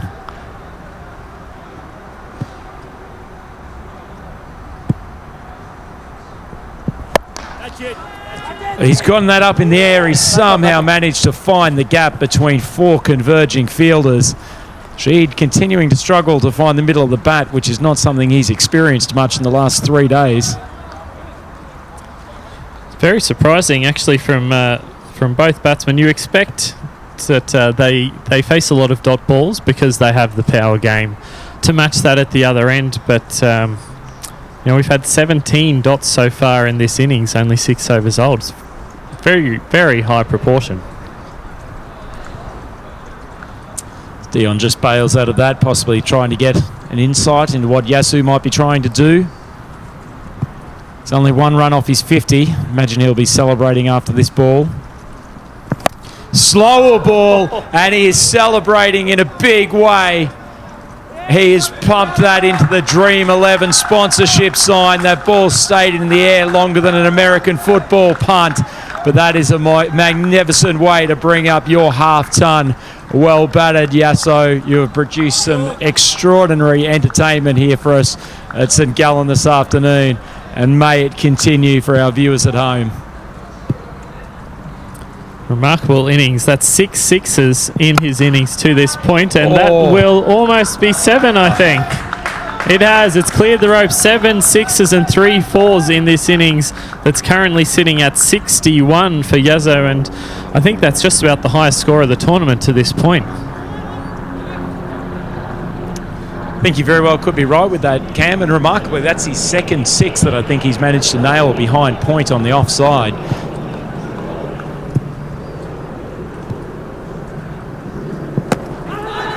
It's not a bad length. Big appeal, he's given him. I thought that might have been creeping over the top. It certainly wasn't a full ball, but umpire Alex Mackay has pulled the trigger. He's got the rifle out, and Yasu departs after a tremendous exhibition of striking. He's dismissed for 61 of 31 balls. That's a strike rate in excess of 200, 7 sixes, and he really has pumped up the total. And as the crowd is called on the YouTube chat, the young man Melia enters the cauldron. Huge expectation as to whether this young man can continue hitting his sixes more than 4 balls in succession. Good innings there from Yasso. 61 runs, 31 balls, 7 sixes, 3 fours, and remarkably 14 dots, considering such a big innings with such a high strike rate. I do love your way with words, Cam. If I came off the field after that innings and you described it as a good one, not sure I'd be understating it in that fashion. Okay, fair enough. Fair call. Pretty sublime delivery there to take out Yasso from the striking zone. Good use of sublime, Jay. It was a nice little out-swinging delivery, good length, right into that, what I assume the umpire would say was leg stump.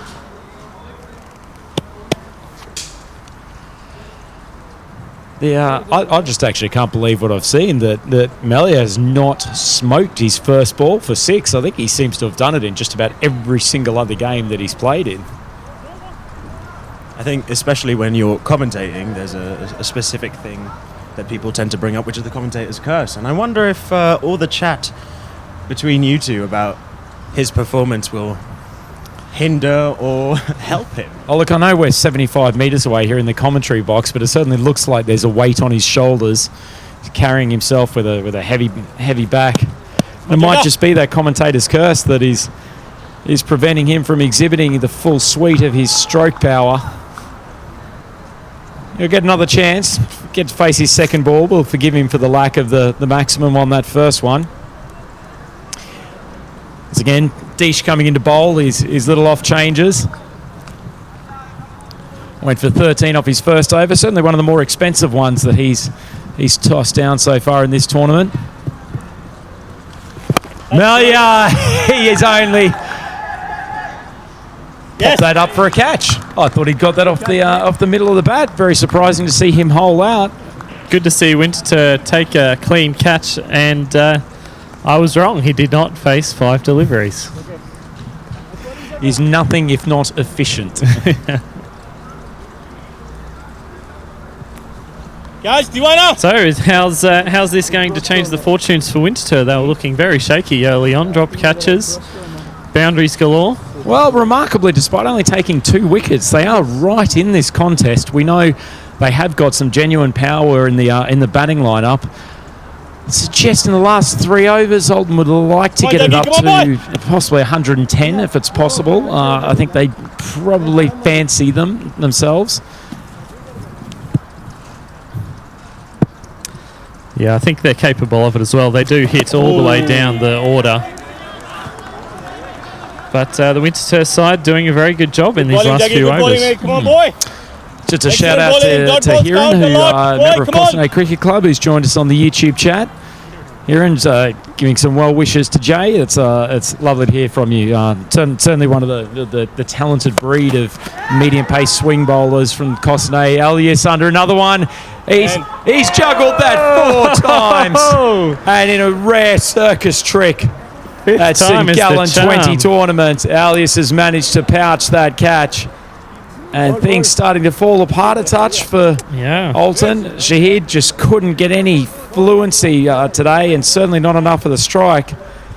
And his dismissal brings to the crease Ali, who played a really crucial knock in the close win over Kosnay earlier today, and he's going to be required to provide some fireworks to try to finish off this game from the Alton, to finish off this innings for the Alton side. It's a great catch in the circumstances, having the presence of mind to keep the ball up in the air. So note TK Shady on the YouTube chat.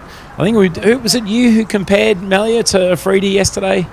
Again? No, AK was doing that and did earlier today as well on comms when we were together. Apparently he didn't take it too well. I don't know if he thinks that Afridi plays sort of slow and lengthy innings. Rajan we'll get him in touch tomorrow and let him know your feedback, TK Shady. From memory, TK Shady from... This could be another dismissal. Let's drop in quickly. It is well taken. And Deesh has come back after a slightly loose first over. And that's another wicket down. Once again, Alton starting to struggle in the back end of this innings. That long on position coming back into play there, being a very well sought after catching position today. Seems like a lot of effort from the fielder down there today. No, he moved in, made good ground, took it very comfortably in the end, given some of the catching woes of the Winterthur squad so far in the tournament. But big job on the shoulders of these two boys out there. They have 15 balls left to face. Alton 75 for 3. It's certainly not a bad position, but certainly 75 for 4 I think now. Certainly not a bad position, but not the ascendancy they've been used to playing at so far. That's it now. Well, Ali's gone. Oh, this could be a hat trick. And Deesh has got it. The hat trick, the hero. Rajan's birthday. Rajan, where are you? We wanted to call a hat trick on your birthday earlier. Shout outs to you for your birthday celebrations. What a turnaround in this match. Well, Deesh has done that just for Rajan, the commentary hero of St Gallen 20, the Dream11 team. It's a dream day for the birthday of Rajan. It's a dream day for Deesh as he's got his team well back into this contest. 3 wickets in 3 balls. That's a fantastic result.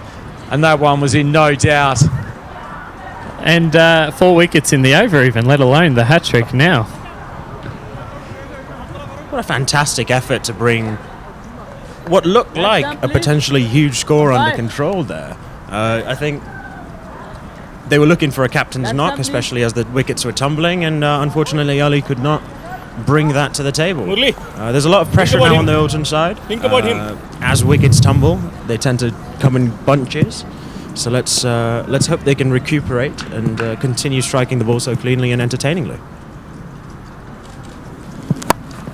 Oh, this could be 4 in succession. Who's going to take responsibility? They clash. The keeper's held onto it. They're not falling in a bunch. It's almost a bunch of grapes for the number of wickets. Tremendous change here in the innings. This is just astounding cricket. Alton trying to continue with their biff, biff, biff philosophy.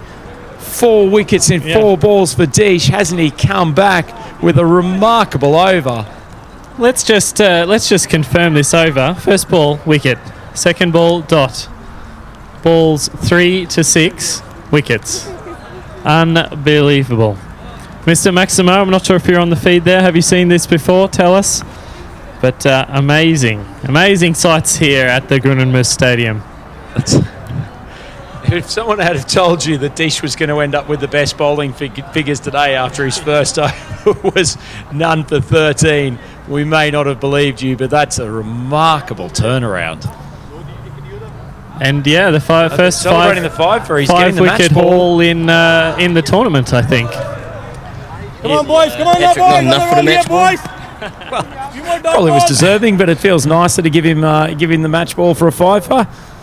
Hasn't quite signalled to the crowd or the commentary boxes yet, but I'm sure he'll do that as he's walking off the ground and may get to retain that Kookaburra turf ball. As a bowler myself, I've always wondered what happens when you get both a hat trick and a 5-fer. I dare say a few pats on the backside from your appreciative teammates, Jay. I really hope skipper Andrew isn't the one giving those pats on the backside, because they can be a terrifying thing, I do say. Very gentle when needed. Good time. I'd always thought it was more of a caress, actually, but anyway. As we've got Alias coming back to the crease with his left arm seamers. Puts that one in the block hole and just pushed for a single to stop the absolute carnage that we saw in the last over. 5 wickets in 6 balls and a dot in amongst them. Come on, Elias, come on, boy! Just like this, all left, rest of the 5 balls, come on, boy! 5 good balls, that's it, boy, come on! So what score can we think, or do we think that Alton can salvage now after everything we've just seen? Well, to be honest, if they can get up to 90, I might reassess that. That's just been smoked over the point boundary for a 6. It's just come under it and sent it straight out of the cover boundary. It's always nice to see a ball careening over the line. So the YouTube chat's been going insane as we've just seen that 5-wicket over from Deesh. We'll catch up. Ben Carbonaro, hashtag Ask Cam, hashtag Ask Andrew. Are there any turf wickets in Switzerland? Answer that one quickly. No. It's actually a recurring conversation from the previous match as we see a big shot for a run out, but I think they are home fairly safely. There was a question earlier on this, and there were some accusations that there were turf wickets in Switzerland, but I maintain that there are not. But Jay may say that there is one. So not far off in St. Moritz, I believe. I don't think you should quote me on this, but I believe there's a turf wicket maintained privately as one goes sailing. Oh, he's gone right big over that long extra cover boundary as the umpire raises his hands to signal that wonderful 6 as he comes under the ball. Well, Mohammed Cameron, he's not a man who's had a huge amount of opportunity with the bat so far in this tournament, but he has raced along with a couple of 6s in this over, and Alias suddenly feeling the pressure of the young man. He charges in, goes to the block hole, he's popped that up in the air, fielder coming in from long off, and he pouches the catch easily. Seeing that long on player come into fruition again. Lots of catches coming down for that young man. Certainly the ball not travelling over that straight boundary with the regularity that it has in the previous games. Cameron certainly did his job. 14 off 4 balls. It's a contribution that might become quite crucial. Quickly to return to the question about the turf wickets. There is one, I believe, as I said, in St. Moritz, owned by a private... I'm not sure if it's a single man or... But I think it's a private ground, and I mean, I hope they would open it up for some cricket up here for us Swiss players. Easy. It's a good way to keep a bit of dryness in the wicket. Probably a fair bit of moisture that ends up there during the ski season. So we see the just a single poked out off the last ball that over. Alias managed to take a wicket but leaked a few runs, and Oldham looking a slightly better position. 7 wickets down for 91 with just a single over to go. Cricket is such what I like to call an eclectic sport. You can listen to it and watch it, and you will always be surprised by what can happen in the final over of a game. Cliche we've rolled out a few times in the commentary. Anything can happen in T10 cricket. As we have a look at that scorecard of the Oldham CC team, it starts off very well, but then it seems to turn into a form of binary code, just a succession of 1s and 0s. We'll go through the full card after we complete this final over. Good to see Vinny checking in. Hashtag Ask Andrew. How is James's hay fever today? Well, certainly doesn't seem to have been complaining about it too much. I've been, unfortunately, down on the playing surface most of the time, but he definitely gave us the thumbs up. A big thumbs up from the skipper of Oldham CC there. Just pumped down the ground for a single from, I think it's Gowris. Key to hay fever today was staying out of the long grass. As a long-time sufferer of hay fever myself, I can understand that pain. I think I was very young when I went for a walk in the long grass and came back with eyes that looked like tennis balls. So I don't think it's it's advisable. I think James has sent his minions to do the hard work in terms of finding some lost equipment that's in the long reeds of that area just behind the wicket keeper. Gone down the leg side, he's appealed for it. Huge appeal as the umpire shakes his head, thinking not a touch on it. Obviously, you tricked the umpire and it's not signalling it wide though. So, question from Tyson Machado on the YouTube chat. He's been very influential in the discussions over the last few days, asking how do you rate Winchester's chances now? I think this game's really evenly poised, and I dare say Alton might feel that they're 10 or 15 runs short unless they can get some boundaries in these remaining balls. That one's just slapped out to the fielder at a fairly straight deep mid wicket. Bowling man, come on boys! Some more dot balls here!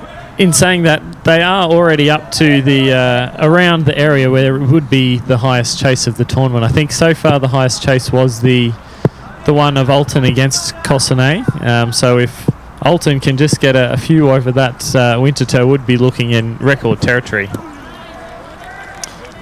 Garris just lets that one go through to the keeper. Little question for Ask Cam and Ask Andrew. A private one? Kind of like J. Paul Getty's private ground in the UK? I wouldn't know.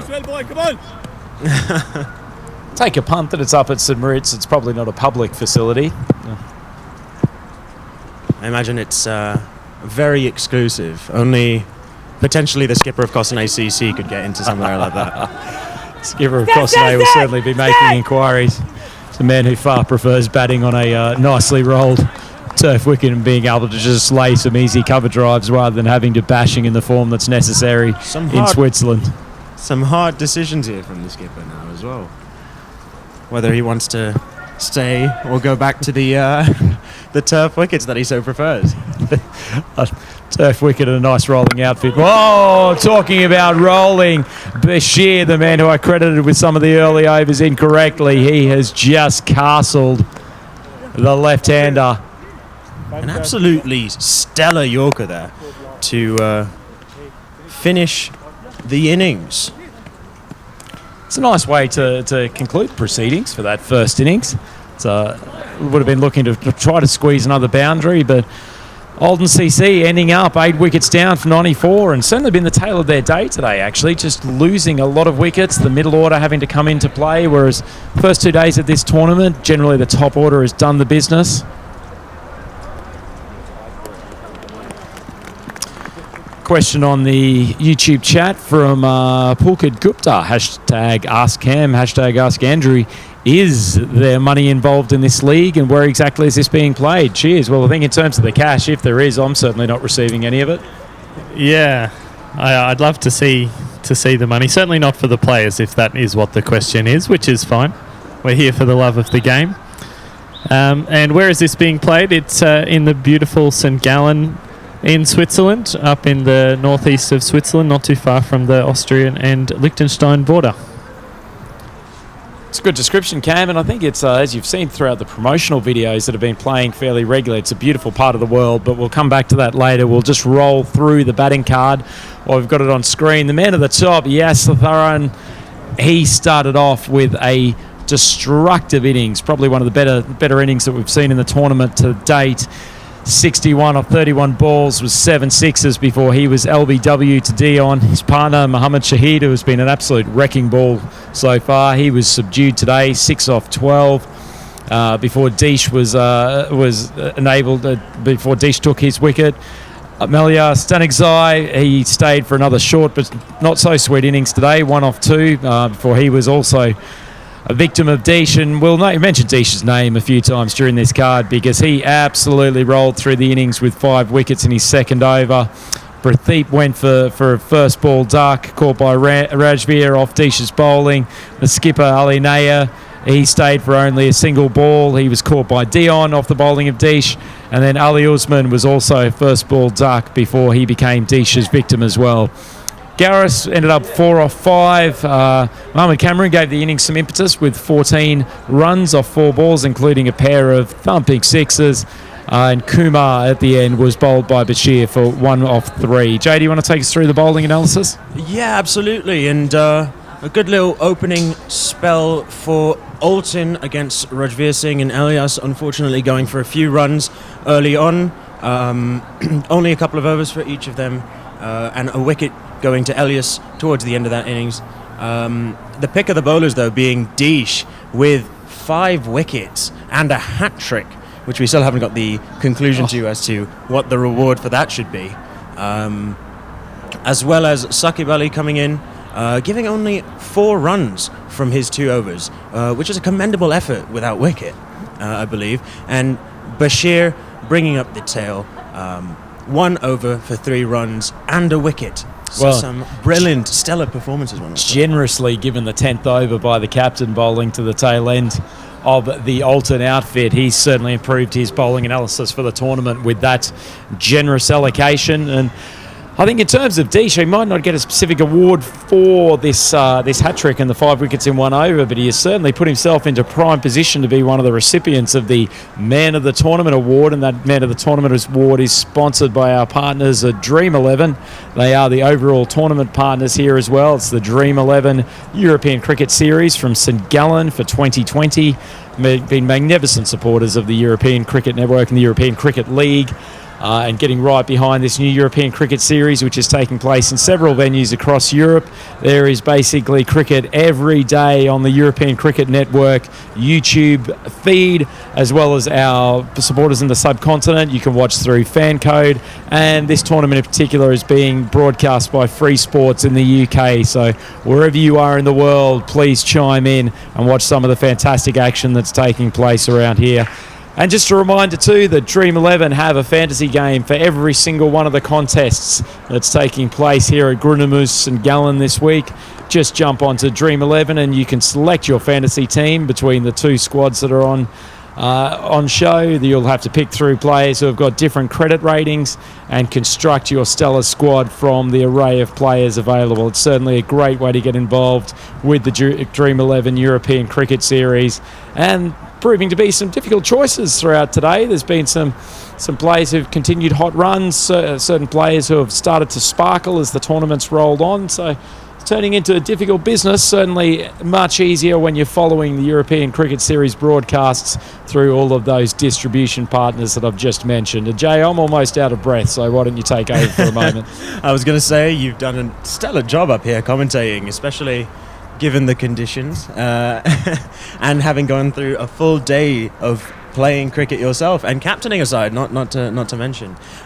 With that in mind, to give you a little bit of a break, we have a couple of Ask Cams that keep rolling in about who your favourites are to win this competition, coming from M2TP Elite, who seems very keen on it. It's a question we get asked a lot through the course of the commentary. And I think this match will probably influence people's opinions a lot about the favouritism of Alton. As we've continued to say, 5 matches, 5 wins at this point, even though one of those was a very close win over Cossonay. I think if they can come home and restrict the chase of Winterthur here, I think they will hang on to their favouritism.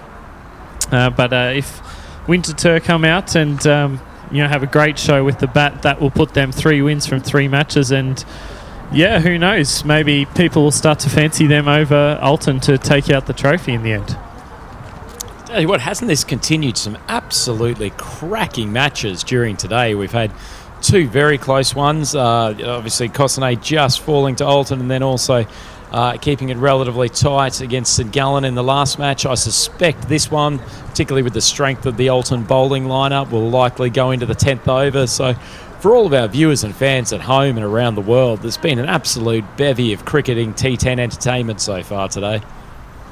I think it's going to look to be an interesting chase. The scores in the mid-90s seem to be coming up as the royal clashes of this tournament. Absolutely. Couldn't agree more, Jay. We'll be back to conclude the action here at the St Gallen ground, the Grundemus Arena, in just a few moments. We'll take a break, let you go and grab a coffee, just calm yourself down before we come up with the final 10 overs of this contest, and which is the final match of today. Please join us then.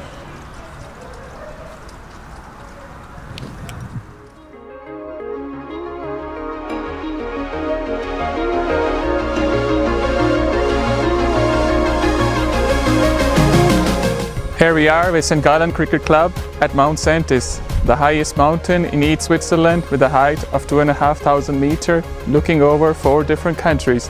What an unusual place to play cricket.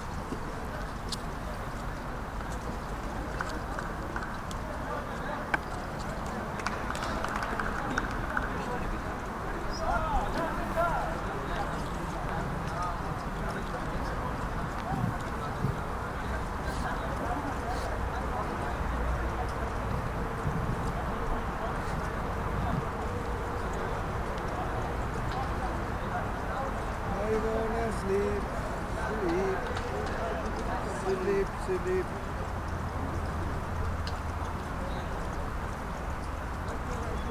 Usman Ali. Usman Ali.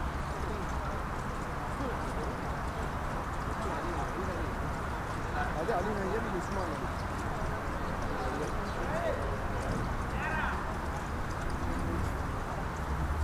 I want to see who is coming also.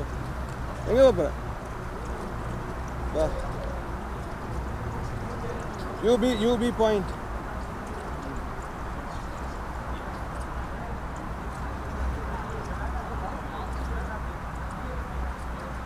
मलया वो मलया कहाँ है यार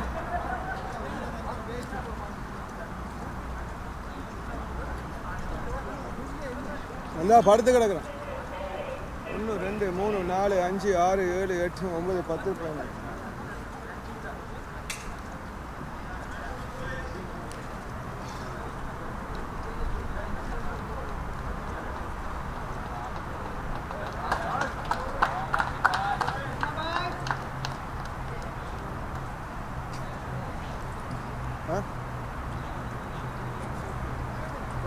സീമാക്ക് വിളിച്ച് ഡീപ്പായിട്ട് ഡേയ് അവര് സീമ പോകുമ്പോഴോ സീമ വിளையாடுമ്പോൾ നീ ലെക്കൊക്കെ പോവേ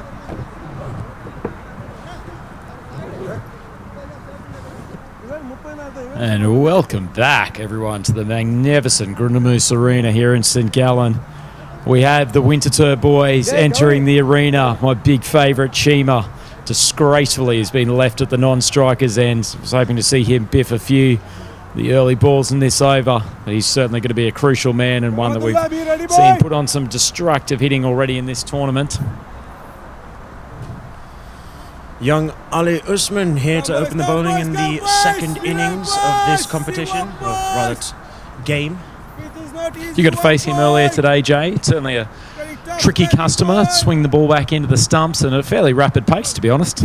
Yeah, he clocks it through. He has some good wheels on him. I think he has a nice clean action and comes in sharply onto the batsman. So I think they'll be looking to use the pace if possible and send him, I think they hope, careening over the stands. Big move from Alton. It hasn't opened the bowling in this tournament yet. They've tended to leave him for the 3rd to the 5th over range, but certainly they get the sense that they need some early wickets here if they're going to be able to defend this total. You cannot actually play now. Very hard. Just for those who are just joining us, Winterthur CC batting second. They're chasing Alton's target, needing 95 runs in order to take the victory. And I think this is going to be an absolutely cracking chase here, Jay. Alton, seen how strong their bowling is throughout the series. A couple of early wickets here could really throw the cat amongst the pigeons. He comes in. French cut down to fine leg as they scamper through for a single. Single seeming to be a good way to break in a new batsman, get them off the strike and keep the mind ticking over, I think. Couldn't agree more, Jay. Certainly got to take them when they're on offer. A lot of the fielders within the 30-metre circle are in defensive positions, almost right back on the circle. It's usually only 1 or 2 men at best who are trying to save that short one. Is it okay for you? Good start for Winterthur. Strike rate of 100 early on. On the line, huh? Taking the first delivery a little bit too far, I dare say. Best way of predicting the future is to look at past trends, Jay. Let's pitch that up. Chima's got big and he has smoked that over the long on boundary. That's a luscious strike.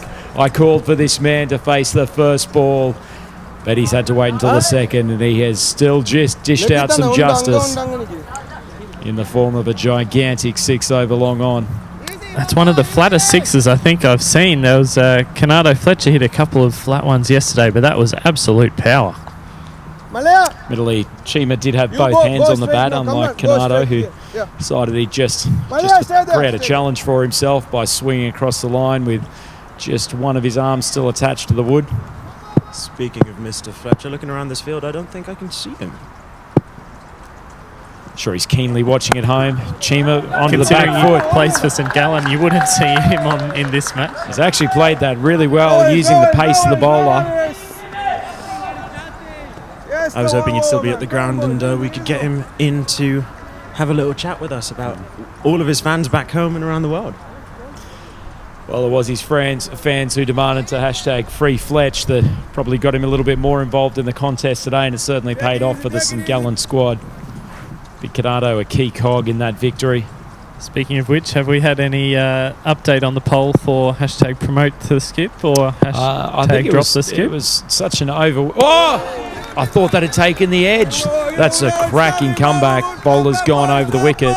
And just to return to what was probably a far more important question from Cam, I think it was an overwhelming win for hashtag promote the skip. So I assume this means, Jay, sorry you're not opening tomorrow. Well, to be honest, Aiden was a bit sloppy today. Sort of only successful in 2 out of his 3 innings. We might have to analyse his position at the top of the order. I don't think it's fair to say that you can leave out my first 2 innings either there, Skip. He did carry me a little bit in those first 2. Don't worry, Jay. We'll be doing a full analysis at back at the hotel this evening. Great way to revisit the YouTube feed. Just a reminder, once again, many ways to watch this Dream11 European Cricket Series event from St Gallen. Many of you tuning in through the European Cricket Network YouTube. Obviously, our tremendous supporters throughout the subcontinent in terms of fan code. And obviously for all of you who are in the UK, many of you still stuck at home because of the COVID-19 restrictions, jump onto Freeview or Sky or Virgin Media or virtually any other platform in the country, and you can watch via Free Sports. They have got every game from the European Cricket Series. The batsman absolutely getting tied up by that delivery there. Good comeback. Well, the Free Sports viewers would have been no doubt giving a round of applause. That was a cracking comeback after copping a bit of punishment early in the over. Winter off to a good start. 12 for no wicket. Chima doing most of the damage. Yeah, Chima looking to take the action to the bowlers here. Really hoping to get them off to a cracking start in this chase. As we said earlier, the first 3 overs tending to be the deciding factors of this match. And I wonder how it will go when both teams appear to be taking the heat to the bowlers. It's a very good point, Jay. I'm glad you've reverted back to that particular topic. It's probably safe to say that the Alton team were well on top after the first 3 with their batting innings, but they obviously got roped in by Deesh, who, for those of you who have just joined us reasonably recently, managed to take 5 wickets in an over in the Alton innings, and he certainly caused some problems for them. As we have Gowris coming in, he's bowled some really tight medium pace, looking to swing it back into the batsman. That's nice and full. There's a run-out chance at the bowler's end. Skipper Nair can't hit, and they scamper through for a single. Big miscommunication there from the backing up non-striker. I think it's very important that he makes his ground or stays in it in these situations, and he did neither.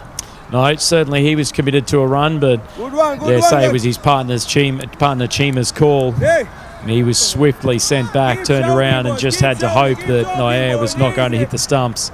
Luckily for him, the throw missed, and they also got through for the overthrow. Chima back on strike, Gowris steaming in. And crunched through the offside.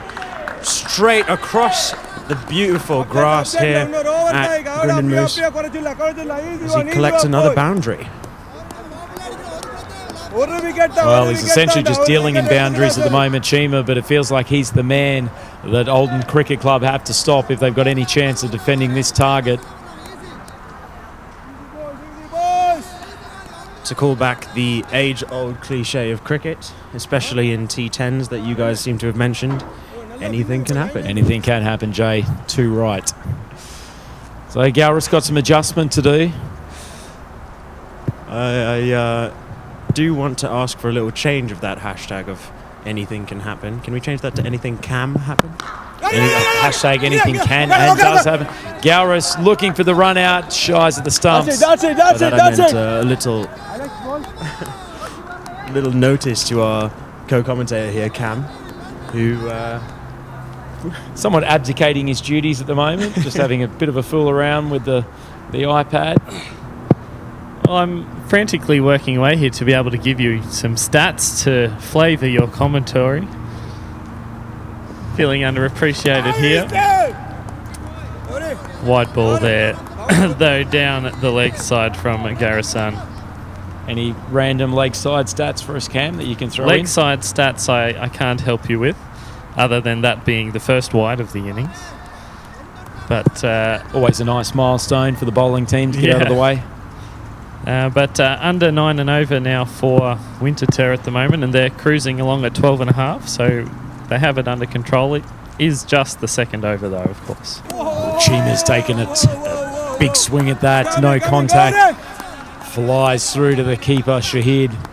Looks like he's gotten a bit of steam these last couple of balls. Gowris didn't appreciate being pummeled to the offside boundary. He'll be looking to keep this tight for his remaining deliveries.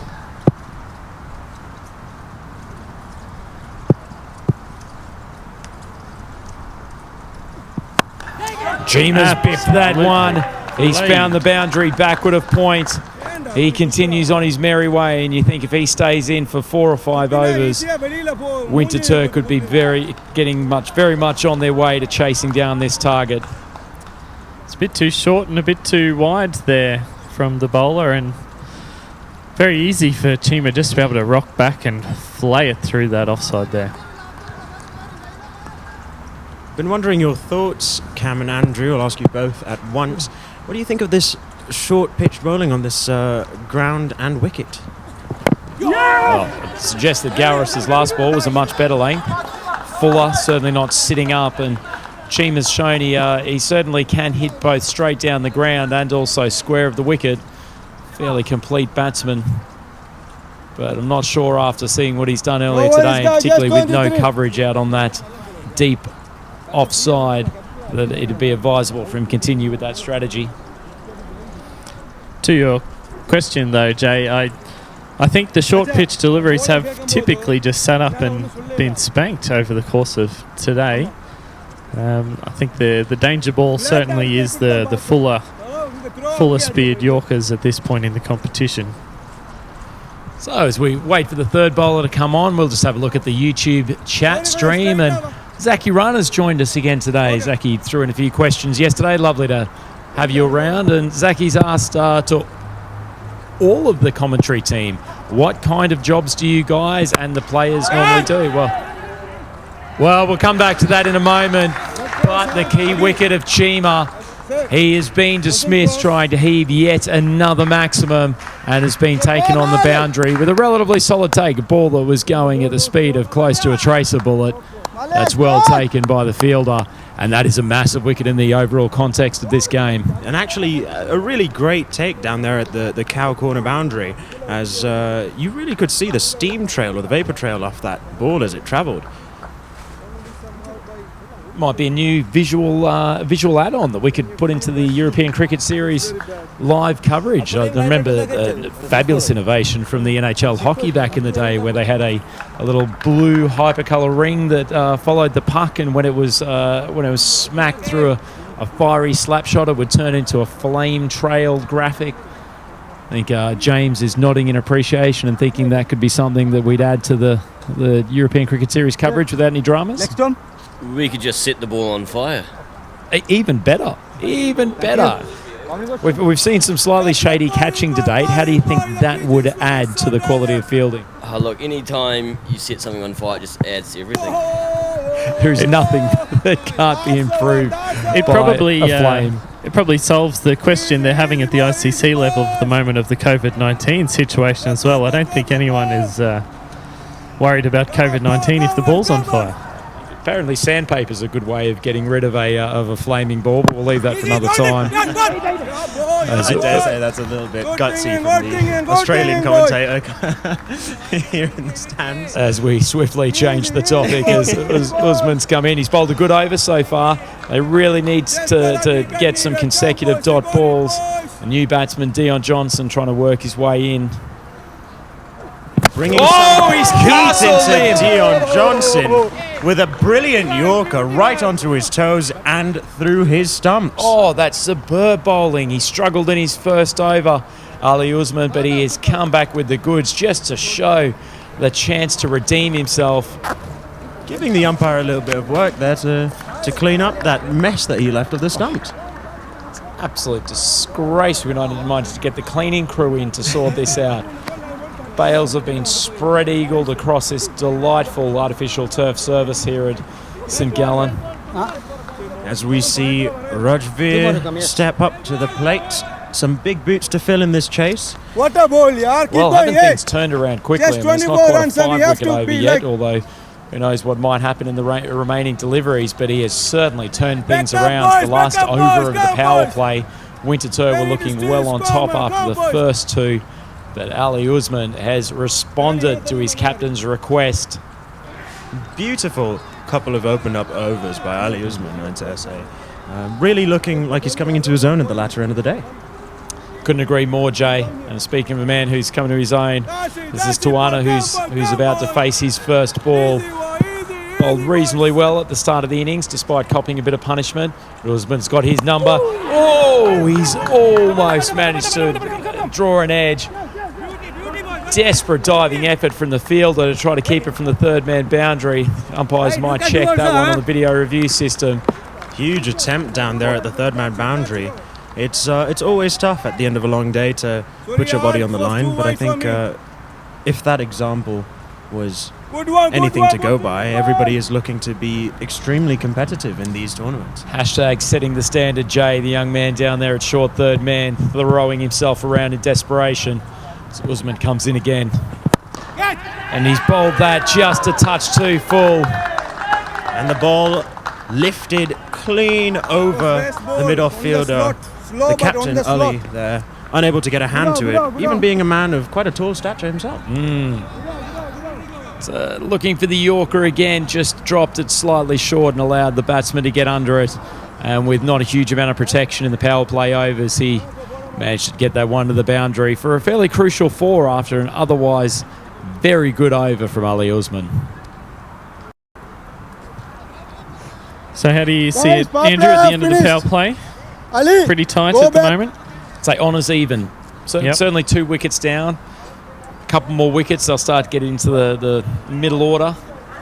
Certainly key in this tournament, I think, for most of the bowling lineups have been to take wickets in the first 4 to 5 overs and trying to minimise or mitigate the amount of damage that can be done towards the end once the ball's lost a bit of its zip. Seeming to look relatively on schedule here as 30 runs come off the power play. And I think looking at these first 3 overs, it's a bit like Marmite. You either love it or hate it. How could you not love this entertainment, Jay? Fantastic coverage from the European Cricket Network, and the players putting on an absolute show for all the cricket fans around the world. Speaking of a man who wants to put on a show, this is Gowris coming in for his second over.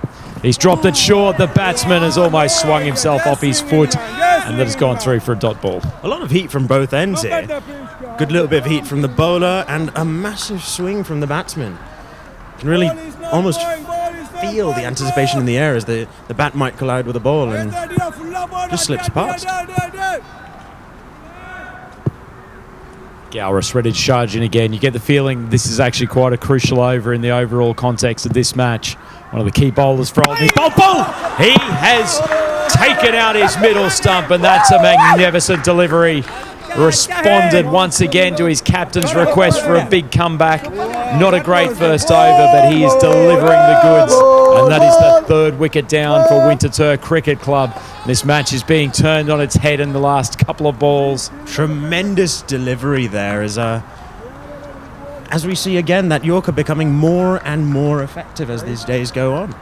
Amazing, the ball somewhat went out of fashion in the early days of the IPL, but my word, if you're trying to hit big, is there any ball that you less want to get than a searing Yorker tailing into your toes, Jay?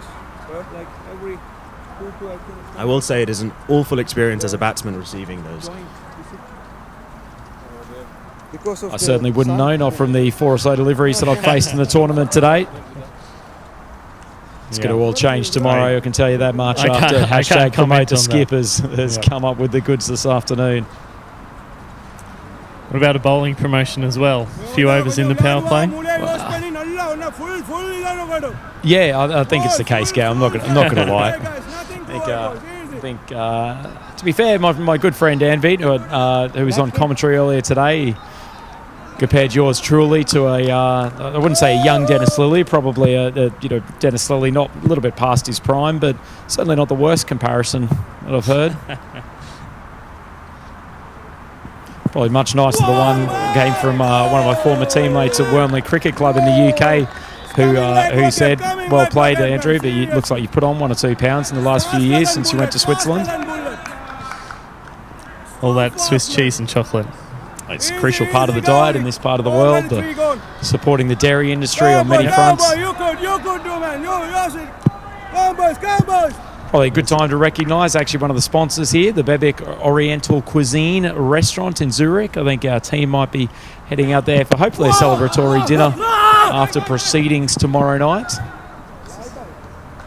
Good acknowledgement also for one of Cricket Switzerland's sponsors, Mr. Pickwick Cricket, long-time sponsor of the T20 event. They've been a magnificent help over the years.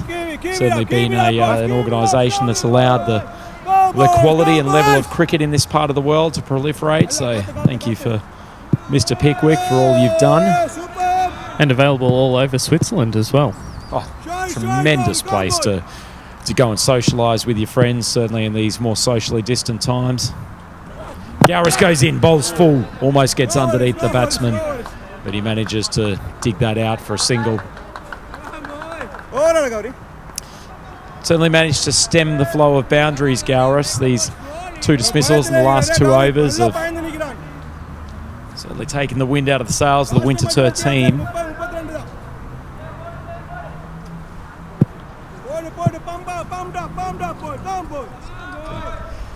Batsman who's somewhat of a twinkle toes, moving around the crease occasionally. Speaking of twinkle toes, he sent that straight over the long off fielder for 6. Beautiful shot, that one. Just a little insight about these two batsmen. They do both play in the German league as well. Tavana at the non-strikers end, or better known as Vicky, is a massive hitter plays for Baden-Württemberg for the Sharks in the former German Super Series. So both very big hitters, both imported from Germany across the border. They have to pay customs on them when they brought this level of talent into Switzerland. Yes. Certainly should be getting some value-added tax for the way that they're playing at the moment. These two are going to be crucial if Winterthur is going on to win this game. We've already talked about Saqib and the excellent 2 overs that he delivered earlier in the Alton innings, and he's going to be a man who's going to have to bring the goods with the bat. Still a bit of an ask here with 6 overs of play remaining in the game. As the slipper comes in, full one is hit down the ground hard by Boom Boom Vicky. 6 more. Great shot, that one. That's what he's known for. I think he heard your comment about twinkle toes earlier and he's taking it a bit to heart. Just a quick mention hello to my partner Julia, who's just tuned in. That's the only reason I wanted a microphone. You can have it back. Hello, Julia. Can confirm the young man to my right has been behaving himself exceptionally well. The 3 days we've had in Switzerland, probably certainly helped by lack of nightclub in the immediate vicinity of the St. Gallen ground. It's a double German champion, Julia. Much to Meta's dismay over there on the scorer's table. Disappointed we weren't offered her services for the Costanay Cricket Club in this event. She's turning up on Friday if you're still in the tournament. Laying down a challenge. A late addition to the team squad. How do we pronounce it? Is it Bonnet? Bonnet. Captain coming on to bowl himself as he castles the batsman with an absolute peach of a delivery. Batsman swinging away to mid-wicket as the ball swings into his stumps. How big a wicket is that, Jay? Saqib, the little star, the twinkle toes of this Winterthur outfit. He was starting to see the ball so well. The skipper of Alton, Ali Nair, has decided to come around the wicket, and it's been a glorious change to his approach. Saqib swinging across the line, completely misses it, and Nair profits with the wicket of Saqib Ali. And they're just taking wickets with enough frequency at the moment, Alton, to possibly keep their noses in front in this game. Boom Boom Vicky still there. He possibly is the key man for Winterthur. They start getting the lower reaches of their middle order. And boy, this is a tremendous contest to finish off day 3 of the European Cricket Series, brought to you by Dream11. And with that dismissal, we do see the required run rate just tick over 9 for the rest of the innings. So not a comfortable chase still to go for Winterthur, even with having lost the 4 wickets. Big question for the Alton side. Have used up a lot of their bowling resources early on. Still got a couple of overs from Maliar Afridi. As one's just chipped into the mid-wicket area. Fielder comes in quickly off the boundary, prevents the second.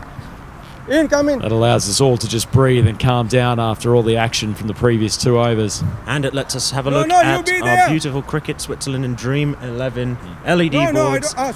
If you are interested in cricket after these performances and seeing it in Switzerland, please do check out the Cricket Switzerland website, where you can find out a lot more information about what we do in this country. And just a reminder for those of you who are tuning in on a daily basis, get your Dream11 sides in for all of the contests coming up on day 4 tomorrow. Mr. Maxima will be back with another preview for the first game. And that one's flicked down to long on, not with enough elevation for the fielder to come in and grab a catch. Ali Nair certainly managed to calm things down after experiencing some power hitting from the batsman earlier in this over. Comes in again, relatively short run, trying to take the pace off. Batsman almost falls over, flicking that one out to the leg side. Gallen coming in from mid-wicket. Pushing Good hard throw to the two, keeper's and end. Doesn't take it cleanly. Bowling, Don't think there was a chance for a run out regardless. Good bit of running there in the middle from the two of them. I think it's underrated how important running is in these sorts of tournaments, because if you can fill those dots with singles and doubles, suddenly the game looks much, much different. Very true, Jay, and certainly as a young athlete yourself, you're a man who definitely looks to turn the ones into twos, twos into threes. Certainly no threes being turned into fours on this relatively small ground here at Grundemus, only a 50-metre boundary standard around the entire arena. It's a difficult push out here, and just to return to the live chat on the YouTube, saying hello to Rahul, a friend of mine, who says Wagwan J in the chat. Lovely sentiments from Rahul. Thank you for joining us, and hopefully Rahul might even chime into the coverage tomorrow. Where does Rahul live, Jay?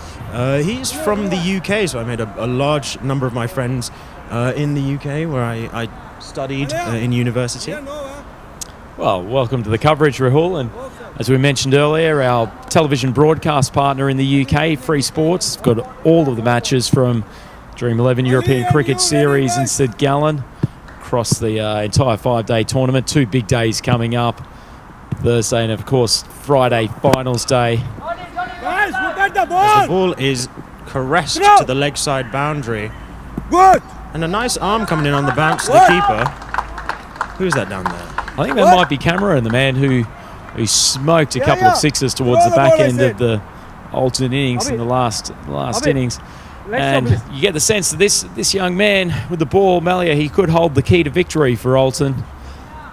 Not sure he's old enough to drive, but he's certainly a man who's got to produce 2 relatively tight overs. Bowled very well in the tight game against Cosnay earlier today. Key part of that win. He's gone full. Somehow the batsman has missed it. But controversial call. The square leg has stuck the arm out. He's called a no ball. That is a massive decision. Stamping his This will be a free hit. Malia with the slower ball. It's dipped, but umpire Alex Mackay has called no ball. Interesting concept that a no ball called above the waist has struck the wickets. I think that'll be a point of debate in today's chat. That is a massive decision. Even the players are still stuck in disbelief in the middle of the ground. As the keeper tries to dispel everybody and send them back into a regular rhythm of playing. I think that's a bit of a... Well, so much drama on that ball. The full bunger expected to see it unleashed over the mid-wicket boundary. The batsman's completely missed it. It's dipped and taken the stumps out. But umpire at square leg has decided that it was passing the batsman's waist on the full as it passed him at the crease. And he's stuck out the hand for a no ball, and just as crucially, this means it's a free hit for the batsman. Guys, look at. Malia very fired up here. Wonder if he'll try and put something in a bit shorter to get out his frustrations. Oh, to add insult to injury, that ball's been popped up. Garris has charged in. Spilt down He's there. dropped the catch. Certainly wouldn't have mattered in terms of a dismissal. He's managed to fumble it though, and that ball goes for a second run. My word.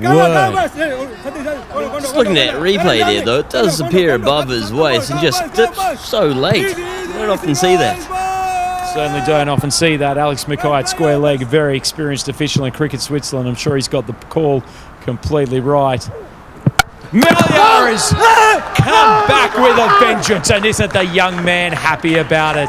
Another one of those dipping slower balls. This time it's just short enough to escape the wrath of the square leg umpire, and he has castled the batsman. That's a crucial wicket, and congratulations to the young man. It must have been hard to come back after the disappointment of that earlier dismissal, and that's a big wicket in the context of this game. Cameron Allen, your thoughts? Yeah, massive wicket. 5 wickets down. You're starting to get into the tail for Winterter, and the run rate is only climbing. 42 to win off 27 balls now. It's going to be a tough ask. The Alton side, we thought maybe they wouldn't be super happy with their batting effort in the end, but they're putting their best foot forward with the bowling, which, to be fair, probably isn't their strongest suit. No, they're having to battle hard to win this one.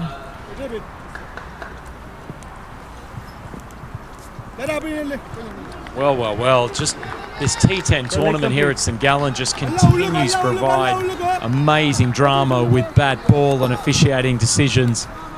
It's the sort of drama that we've all come to know and love about the short form of the game. It couldn't be more exemplified by the contest at this St Gallen T10 tournament. Melior, certainly one of the stars of this event, a young man who's drawn adoration from all across the world. Hasn't quite fired with the bat the way he wanted to, but he's doing the business with the ball, and he comes in again. Good ball up in the block hole, reverts to his normal pace. Man comes in from point. Despite the presence of the no ball, it's been a really good over from the young man.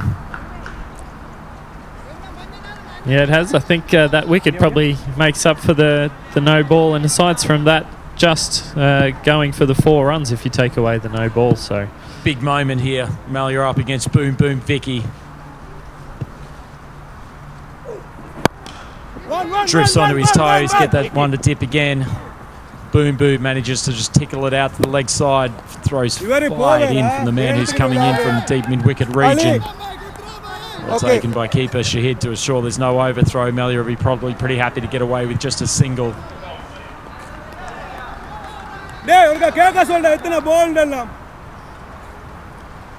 Still a ball to come in the over with that no ball. The batsmen have a bit of a conference. What are they expecting? Another slower ball, I think. It's been pretty effective for Melior here. It's been his go-to delivery. I wouldn't be surprised if he pulled it out again.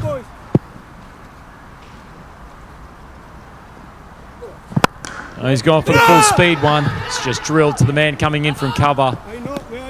He fires it fairly recklessly into the striker's end, but the keeper cleans it up.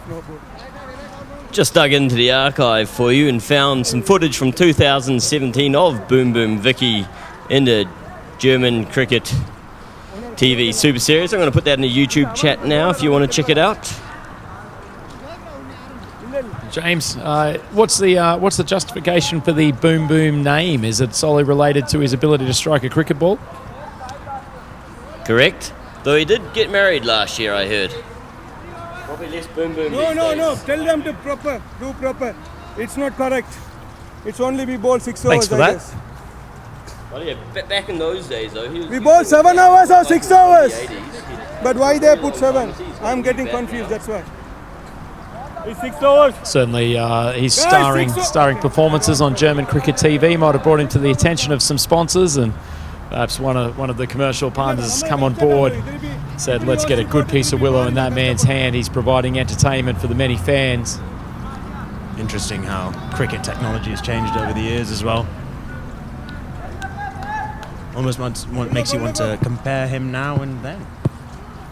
Maybe we'll have the chance to do that. If anyone chimes into the German TV, Ali Nair has got another clean bowl. My word, the stumps have been punished today in this last game. Some excellent Yorkers from the Alton team. They're showing why they're undefeated in this tournament at the moment. They're up against a very strong batting lineup, but they've been able to consistently get balls in the block hole. If I was the stumps right about now, I'd be seeing Twinkle, Twinkle, Little Stars. Well, we're hoping that stump microphone is still in one piece. Might have had a few choice words in the vicinity of that piece of equipment today, which I would certainly apologise to the crowd for. Not sure that James is intending to clip some of those highlights for the European cricket Twitter and Facebook followers. Tremendous effort here from the bowling side, especially a fatiguing side, as you can see the captain coming off a shorter run, presumably to save energy and hit the important spots, which he seems to be doing along with the rest of his teammates, smacking that Yorker length and castling pretty much everybody who comes out to bat. Well, after a flurry of boundaries beforehand, certainly the 6th over and the start of this 7th over, no boundaries, 2 wickets. It might be the part that changes the game. Nair drops it a little bit shorter for the man who's just arrived at the crease. It's a good change in the angle and the length. This is Mohammad Akullah. Haven't seen too much of him in the tournament, but there's a lot of pressure on him now. Yeah, a lot of pressure at this stage of the game, as the asking rate has come kindly keeps bringing up, keeps going higher and higher, and is now at 10.64 and over. As the ball gets scooped up, and the keeper makes a huge attempt down at the short, fine leg on the 45. Well, that could have been curtains for the Winterthur squad if that ball had have ended up in the gloves of Mohammed Shahid. Not quite quick enough to get there, despite him getting his little legs pumping very quickly after seeing that one elevated off the bat of the new batsman. Illinois continuing what has been a good spell from him, certainly a good comeback over. Really leading by example here, the captain. I think it's important in this situation for Winterthur to collect their... Oh, as I say that, a ball is smacked down to the long off boundary and they scamper for a single. Oh, boom, boom, Vicky getting more and more frustrated. Would have seen that as a prime ball to deposit over the fence. He's not quite getting as much strike as he'd like. Melia dealt with that well, played it defensively, kept it for the single. But as I was saying, Winterthur definitely need to recollect themselves and look at an attack as the batsman steps across for what I assume lucky will be for the called keeper. a run. He seems to have got an edge on that ball. Very profitable with his pop-ups off the shoulder of the bat so far. 2 runs. I'm sure there'll be a nice bruise there for him to wake up to in the morning. Guys, be ready, please. A few players looking at the umpires, whether or not that should have been called a bouncer. Difficult thing with the short stature of the batsman for Ali Noyer. Gets that one up in the block hole again, and boom, boom, Vicky goes for more of a gentle stub down to long on. He manages to keep himself on strike for the next over, which is probably the best result for that ball from Winterthur.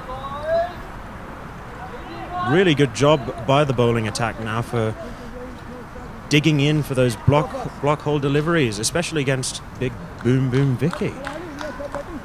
Well, as we've said, the last 2 overs have really turned the game in Alton's favour. Look at the analysis from those. We've got 1 no ball, 2 wicket, 1-1-1. Then the next over, wicket 0, 1-1-1-1. That's really, really good bowling from the Alton attack.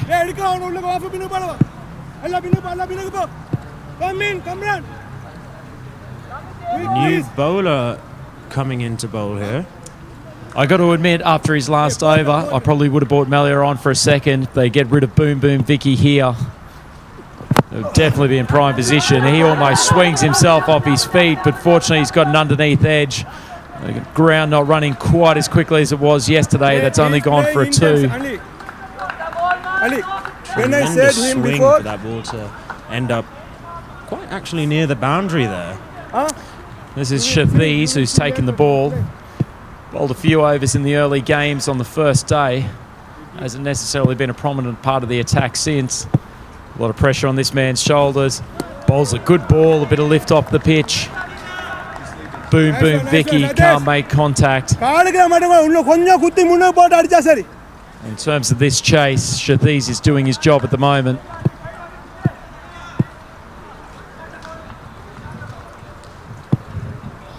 So if Shathiz doesn't pick up a wicket this over, Andrew, how big of a tactical blunder do you think it would be from Alton not to bring Mail back on?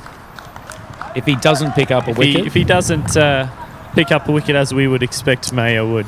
Look, I certainly wouldn't call it a tactical blunder whatsoever. Ali Nair is a very, very good captain, certainly one of the best captains within the Swiss circuit. It's probably just more my preference that while you've got the big hitting boy in there, certainly Melia seemed to trouble him with those dipping slower balls and changes of pace in the last over. I probably wouldn't have given him the chance to try to take some runs here. And the young man who's gotten away with a few top edges from the first couple of balls, Mohammed, he's unfortunately got that another one off the top of the bat, but it's flown to the man who's conveniently positioned at short third man. He completes a relatively easy catch. You would have to put Alton into the driving seat now. I think the Winterthur batting chase might be on its last legs. Well, once again shown the benefit of taking early and fairly frequent wickets. Well, Boom Boom Vicky, Rajveer Singh Tiwana is still at the crease. You'd have to give Winterthur a chance, but he would need to take the majority of strike from here on in. And Shathiz has certainly come up with a good response here with this over. Expected with the way he's bowled, he may even bowl his remaining second after Melia comes on for the 9th.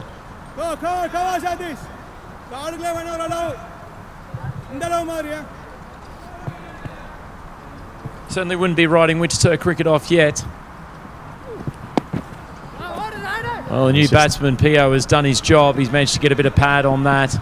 This is Pio de Silva, certainly not the surname that we've tended to hear around this traps. You know anything about him, James? Sorry, what? Batsman Pio de Silva. Certainly not a common name that we see pop up in the European Cricket Network tournaments.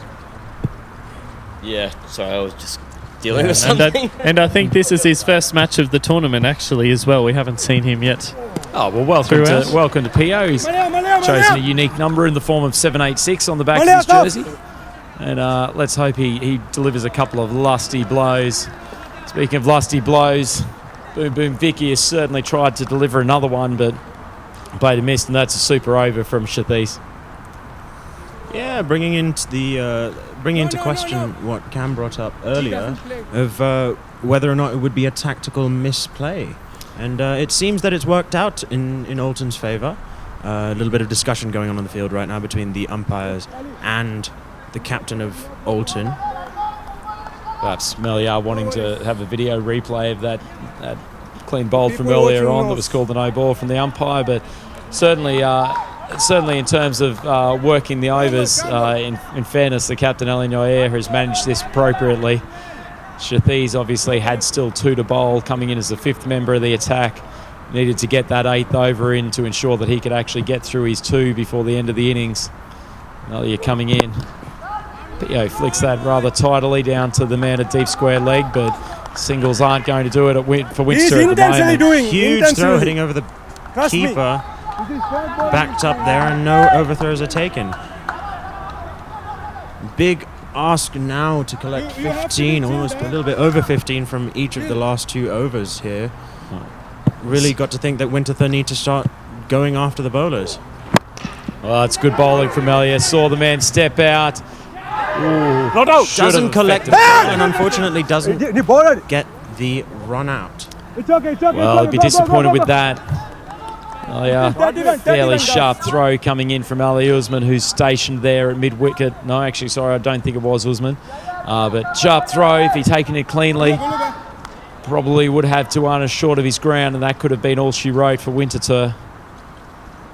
Hot stepping his way into the crease. Almost manages to get that over Pio. I'm not sure it was recommended with the throw. Pio having to dive back into safe territory as Melio takes a bit of an aggressive action to try and get him out down the other end. Well, De Silva needs to take the long blade to Melia here if they're going to have any chance. Bowls another one of those looping full tosses. Pio just generally damps it out on the side and the keeper swings around to try and get it. Down the leg side, I feel like it's a delivery, although a slower ball, not really taken advantage of, even by the new batsman at the crease. And that is the final nail in the coffin for Team Winterthur. Melia has really come up with a pair of super overs here.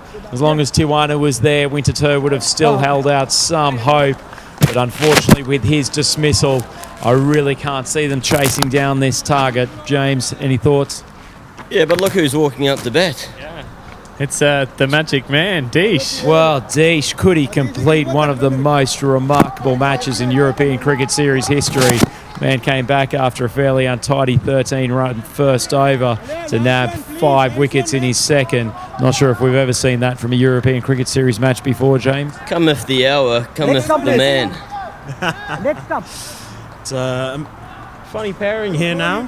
Deesh, a man of smaller stature, and Pio, a man of quite grandiose stature. Reminds me of the opening pair of Cosney as well. Very true. I'll tell you what, no matter what happens in the rest of this match, I'm so impressed that Deesh actually went down and did some gardening on a good length, just making sure he's taking out some of the cracks in the pitches and trying to reduce their impact on the ball. May have noticed one of the slats from the wooden piles underneath this surface starting to come apart. He's tidily punched that ball down to the man coming in from the offside boundary and taken a gentle single as we move into the last over. Very So well with done. 27 to get off the last over, and Dish at the crease. If he's not able to get Winterthur over the line, does he still get the Man of the Match award?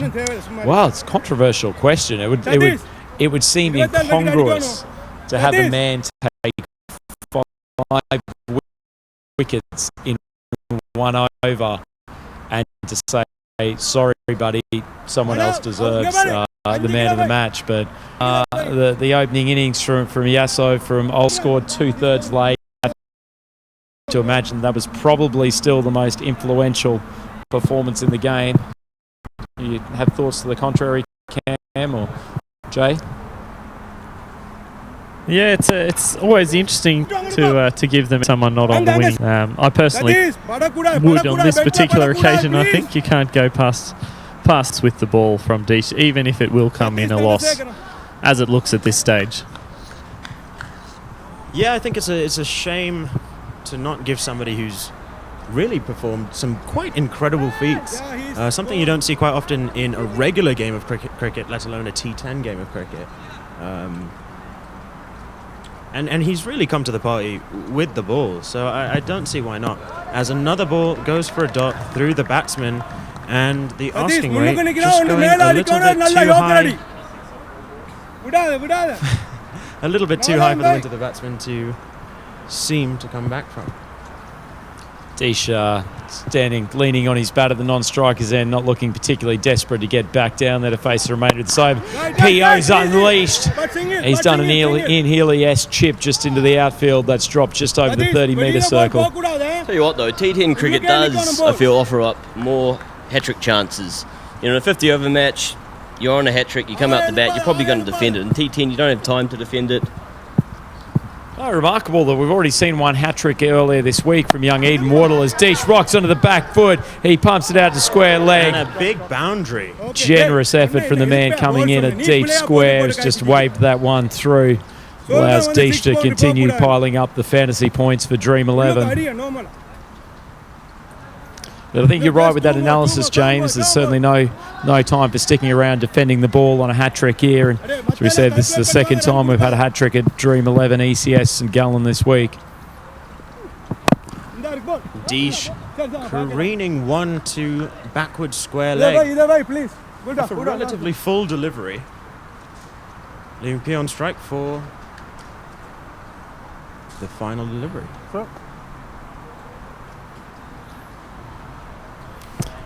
Go on, Jake. You call this one. Final delivery of the game. Alton looking to have this in the bag as P.O. misses a big swing. And the game is called quits. Well, tell you what, halfway through that innings, we thought Winterthur were a big shot of chasing down that target. Certainly would have thrown into disarray the league table for this ECS event here at St Gallen, brought to you by Dream11. But as it is, Alton has continued on their merry way. They had a big scare against Cossonay Cricket Club earlier today. We thought Winterthur would really push them after managing to come back superbly in the bowling innings, but it isn't to be, and the Alton Cricket Club have completed what is in the end actually a fairly comprehensive win. They've defeated Winterthur Cricket Club by 19 runs, and Cam, I think they'll be relatively satisfied with that performance. Probably hasn't been their most dominant one. No, I think they'll be happy to have defended what he would say a fairly reasonable, fairly middling total. But let's quickly go through the bowling stats. Thanks, Andrew. We'll go through the batting stats first of all, Cam, and then I'll let you boys roll through the bowling. We had Bashir try to bash a few at the top of the innings. He went for 6 off 6 balls. He was bowled by Gowris. Good delivery. Sufyan Chima, certainly one of my favourites of the tournament so far. He looked threatening. 2 4s and a 6 in his innings of 16 off 9 before Ali Usman managed to take him out. Caught by Malia. Dion Johnson came and went in 3 balls for no run, bowled by Ali Usman. Rajveer Singh Tawana, Boom Boom Vicky. He looked like the man who probably was going to be Winterthur's big hope in that middle order. He threatened a few times, a couple of lusty blows, but just couldn't pick up the ball enough to send it over the boundary when the Alton team fixed up their length, and he was dismissed. Well bowled from Elia Stanigzai possibly what he would argue for the second time, despite the ball being called a no ball. He was dismissed for 23 off 16. We'll roll through the rest of them quickly. Saqib Ali, who bowled some exceptional leg spin earlier, he was bowled by Ali Nair for 7 off 4. Gunasekaram, he was bowled by Malia for 5 off 5, part of a very good spell from that young man. Praful Shikare, the wicketkeeper, bowled once again Ali Nair for 2 off 3. Aquila, the captain, came in late in the innings. He was dismissed by Shathiz, who bowled 2 good overs towards the end, 2 off 4. PO 4 off 7 not out, and Deesh 7 off 4. It got flattened by... And quickly through the bowling here, the star of the show I think was probably Aman May, 2 wickets there's 2 guys for coming just out 11 from, runs off his 2 Alton overs, to but do that with Ali the bag. Usman also very effective at the top, 2 for 17 off 2. They're going to do that as well. Jarisan 1 for 20 off 2 overs. The captain Ali Nair also very effective, 2 for 15 off his 2, and to close it out, Shathiz 1 wicket and 11 off his 2 overs. So pretty comprehensive performance, I think, from the Alton side. Yeah, certainly, although after their dominating performance in the early overs of from the other end. particular contest, Yeah, I think they might have thought they'd have an easier victory. Winchester not pushing them all the way, just lost regular wickets throughout their batting innings. If a few more of those prime movers up the top had managed to stay in for an extra over or so, we could hang have on a minute, different guys, it's result got to here have the today. frame on it. But where do you think you need to that get the leaves frame the tournament in the and context the of the carry teams looking rack. looking Put it good all for the over there. semi-final? That loss probably not dented Winchester's chances too much. No, not too much. I think with the Crickets having lost all their matches and Alton having won all their matches now, both those 2 teams having finished out their pool matches, I think that leaves a lot of flow in the middle of the table for any team to make it now, really. Well, it really does set up tomorrow's, the Thursday. If it was a golf major, you'd say it was moving day on the 3rd day. It really does set it up for a tremendous range of matches coming up. There's all teams on display tomorrow, Cam. I think we've got all 7 squads who are out here at Gunnermus and St Gallen for the matches on Thursday. Except for the ones who finished all their matches now. I think Crickets have finished all their matches, so we won't see them tomorrow. Aside from them. And St Gallen. Well, aside from those 2. No, big day tomorrow, massive day, and it'll be a great match in the morning, I think, with the Nomads, who've only lost to Alton and Power CC, who had a good win against St Gallen last night. I think that's going to be a real cracker to start the way, and very much looking forward to Mr. Maximo's preview of that match. Yeah, Vinny Sandu, he'll be giving you all the details you need for selecting your prime Dream11 squad for that first match. As Cam said, that's Zurich Nomads versus Power CC. That's coming up at 9 o'clock local time here in St Gallen, and then we'll just run through the rest of the matches for tomorrow. Starting at 11 o'clock local time, it's our mob, Cosnay Cricket Club, desperately in need of a win against the Zurich Nomads. They'll be coming off the back of their earlier match against Power CC. That one will kick off at 11 o'clock local time, and that should be a compelling contest. Then Cosnay is straight back out there again facing Power CC. That match will be at 1 o'clock local time. Zurich Nomads taking on Winterthur at 3 p.m. Winterthur back again against Power. It's the battle of the teams from Winterthur. That'll kick off at 5 p.m. And then in our first evening game for the Dream11 Cricket Series here in St Gallen, it is Cosnay versus Winterthur in what very well could be a qualifier for the Final Four, depending on how those 2 teams' fortunes go tomorrow. Jay, any final closing statements from you? I think we've got a brilliant group of commentators to take you through tomorrow's day of play, and lots of tremendous cricket and cricketing shots and bowlers to get through, and I'm really, really looking forward to it.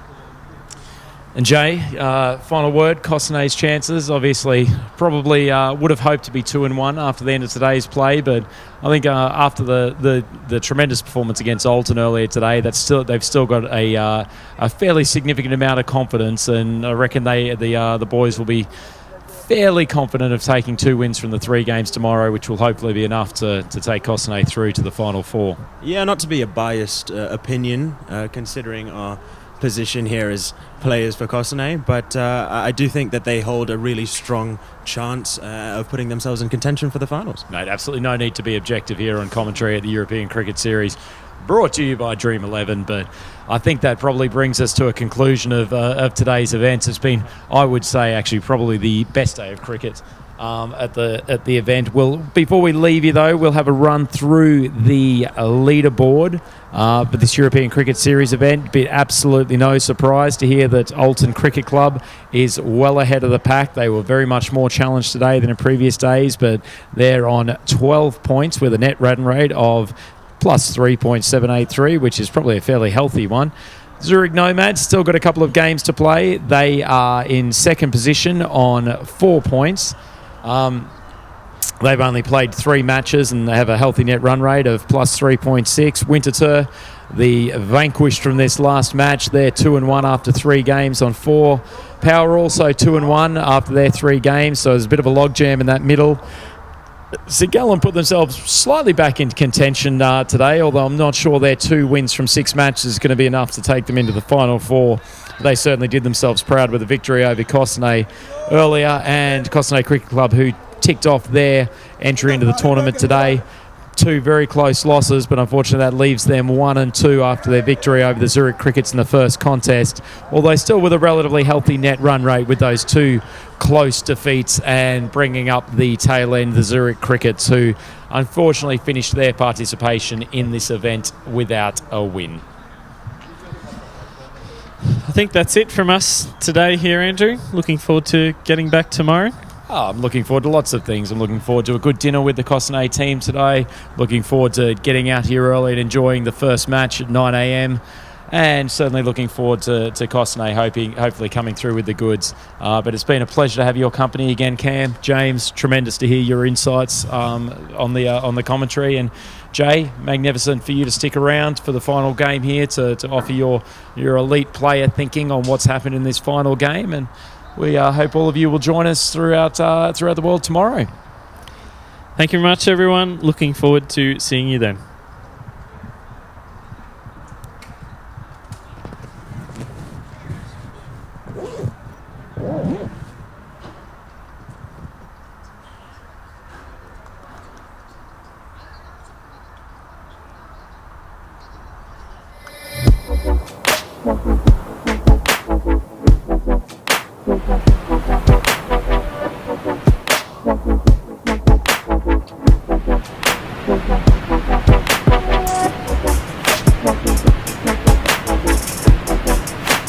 And after a long period of playing cricket, the best place to come in Europe is the great Ryan Falls.